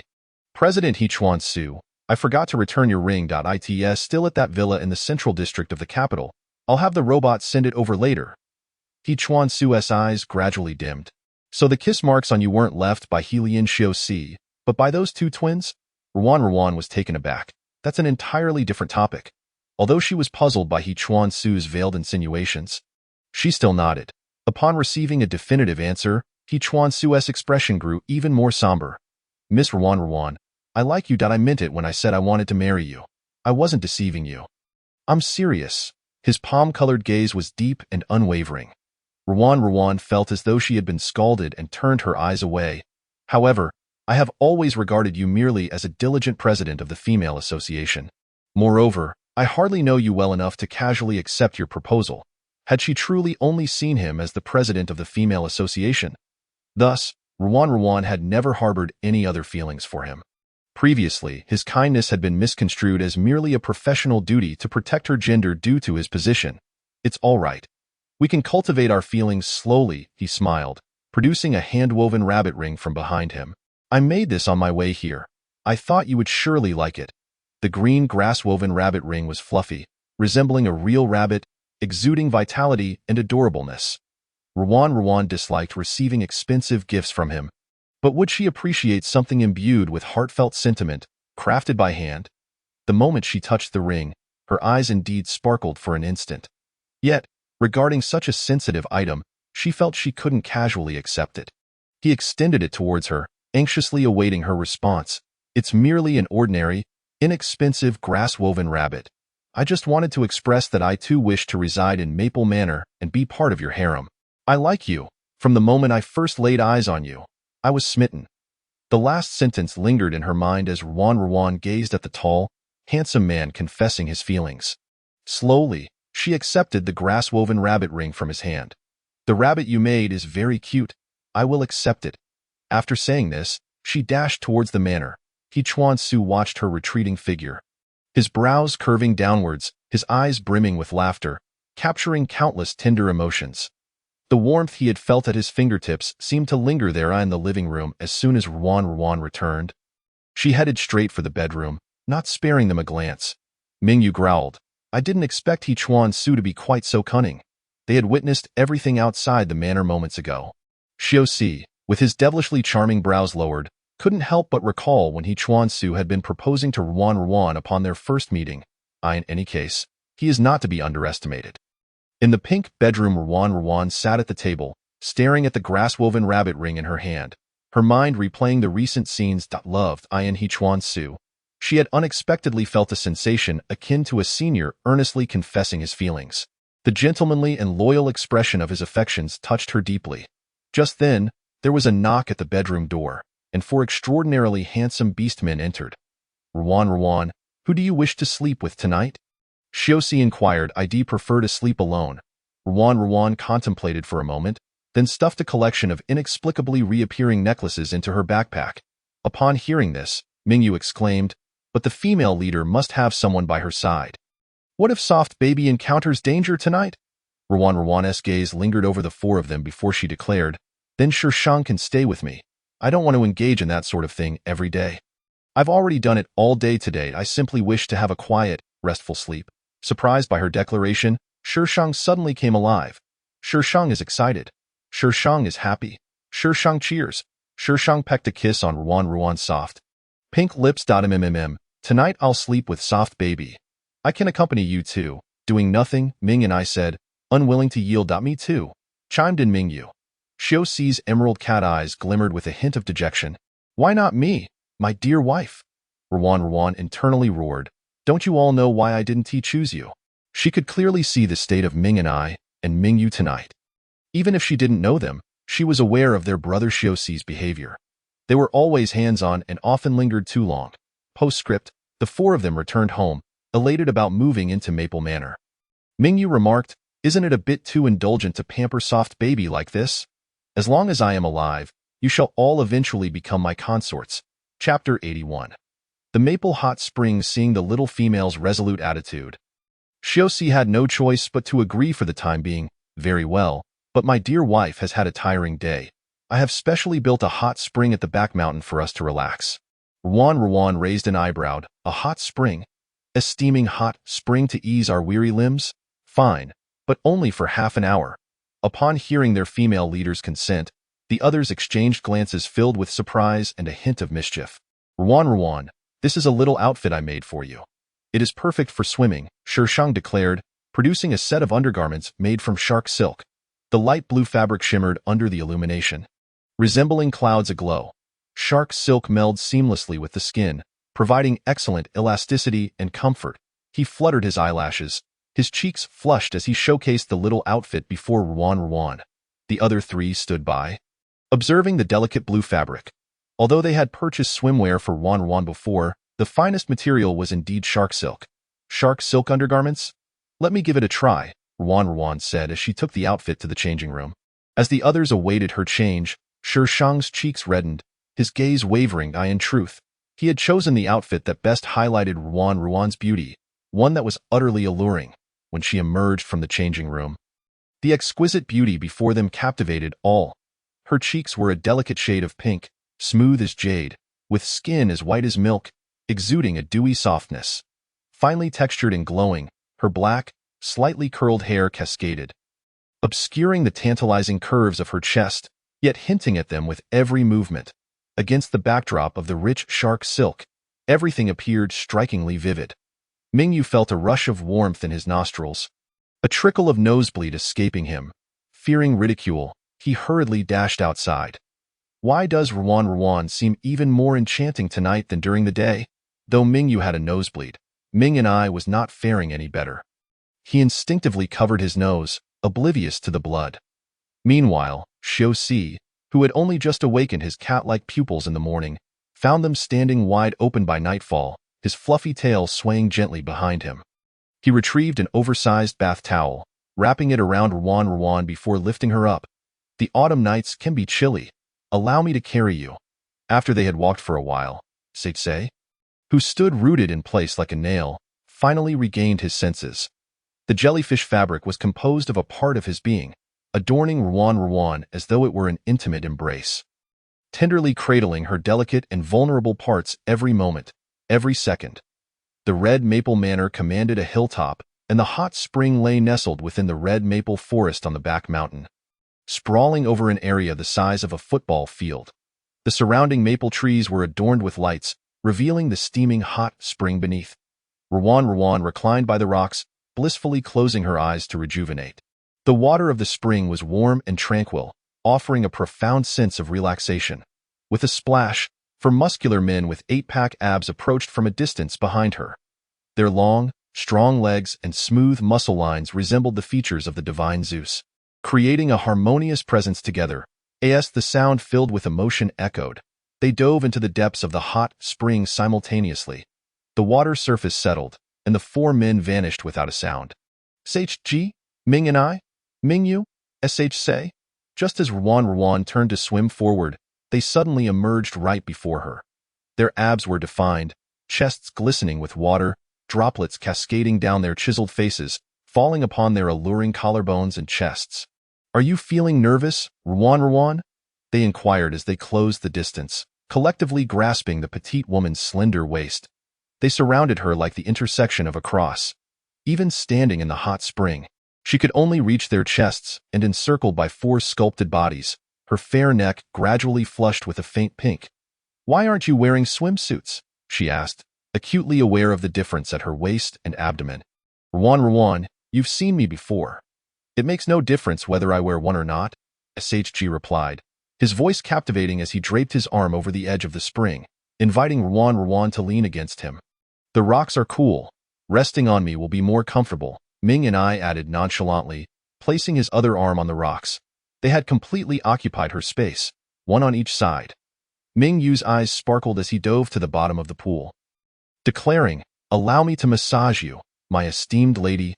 Bubbles gurgled up from the spring as a pair of strong hands settled on her waist, tenderly easing her fatigue from the day, say, with his lower half transformed into a fish tail upon entering the spring, swam gracefully, as if in his element. The jellyfish fabric became ethereal in water, and the light blue garment appeared as if it were not worn at all, revealing Ruan entirely when they plunged to the pool's depths. From a distance, Seichsei felt as though the warm spring water was about to cook him through. His chest rose and fell, silencing the warning of his star brain, which had reached a critical level of 99. As he swam towards the petite woman encircled by the three. Ruan had already noticed his lower half transformed into a fish tail. Seichsei, your blue fish tail is beautiful. Pleased by the compliment, Seichsei swam a circle around her, even the fins behind his ears emerging with delight. Ruan, you look even more enchanting tonight. He halted, the coolness of his fish tail brushing against her knees. For a mermaid, holding his tail was the most fervent expression of affection. Under the moonlight, the blue fish tail shimmered like a gemstone, emitting a soft glow, reminiscent of a siren from the deep sea, beautiful and mysterious. Ruan's mind buzzed, momentarily incapacitated. This scene was identical to the inexplicable images that had flashed through her mind when Seichsei departed from the Bei family that day. Was this a system bug? A prophetic dream, or remnants of a past encounter? Noticing her prolonged silence, Sei assumed Ruan harbored no feelings for him, and his spirits plummeted. He lowered his head, his lashes damp, watching as a single tear transformed into a pearl and fell. A warm hand caressed his fish tail, causing him to shiver. He quickly lifted his gaze to find the girl with a sweet dimple, her dark eyes reflecting his disheveled and slightly reddened visage. Then, if I don't let go for even a moment, does that count as loving you very much? She asked softly. Instantly, Seichsei enveloped the girl who had just professed her love for him in a tight embrace. Pouting, his tears turned to pearls, splashing into the hot spring. I like you. I like you. I like you, he cried, his voice hoarse, passionately kissing the flower-like girl, from her rounded shoulders to her delicate neck. Each inch where his lips landed left behind a trail of pink petals. Wrapped in the warmth of ardent affection, Ruan felt as if she had been scorched, her distinctly defined lashes trembling incessantly. Seichsei, I love when you call my name. Sei's light blue fishtail joyfully flicked beneath the water, creating a whirlpool as it swayed with delight.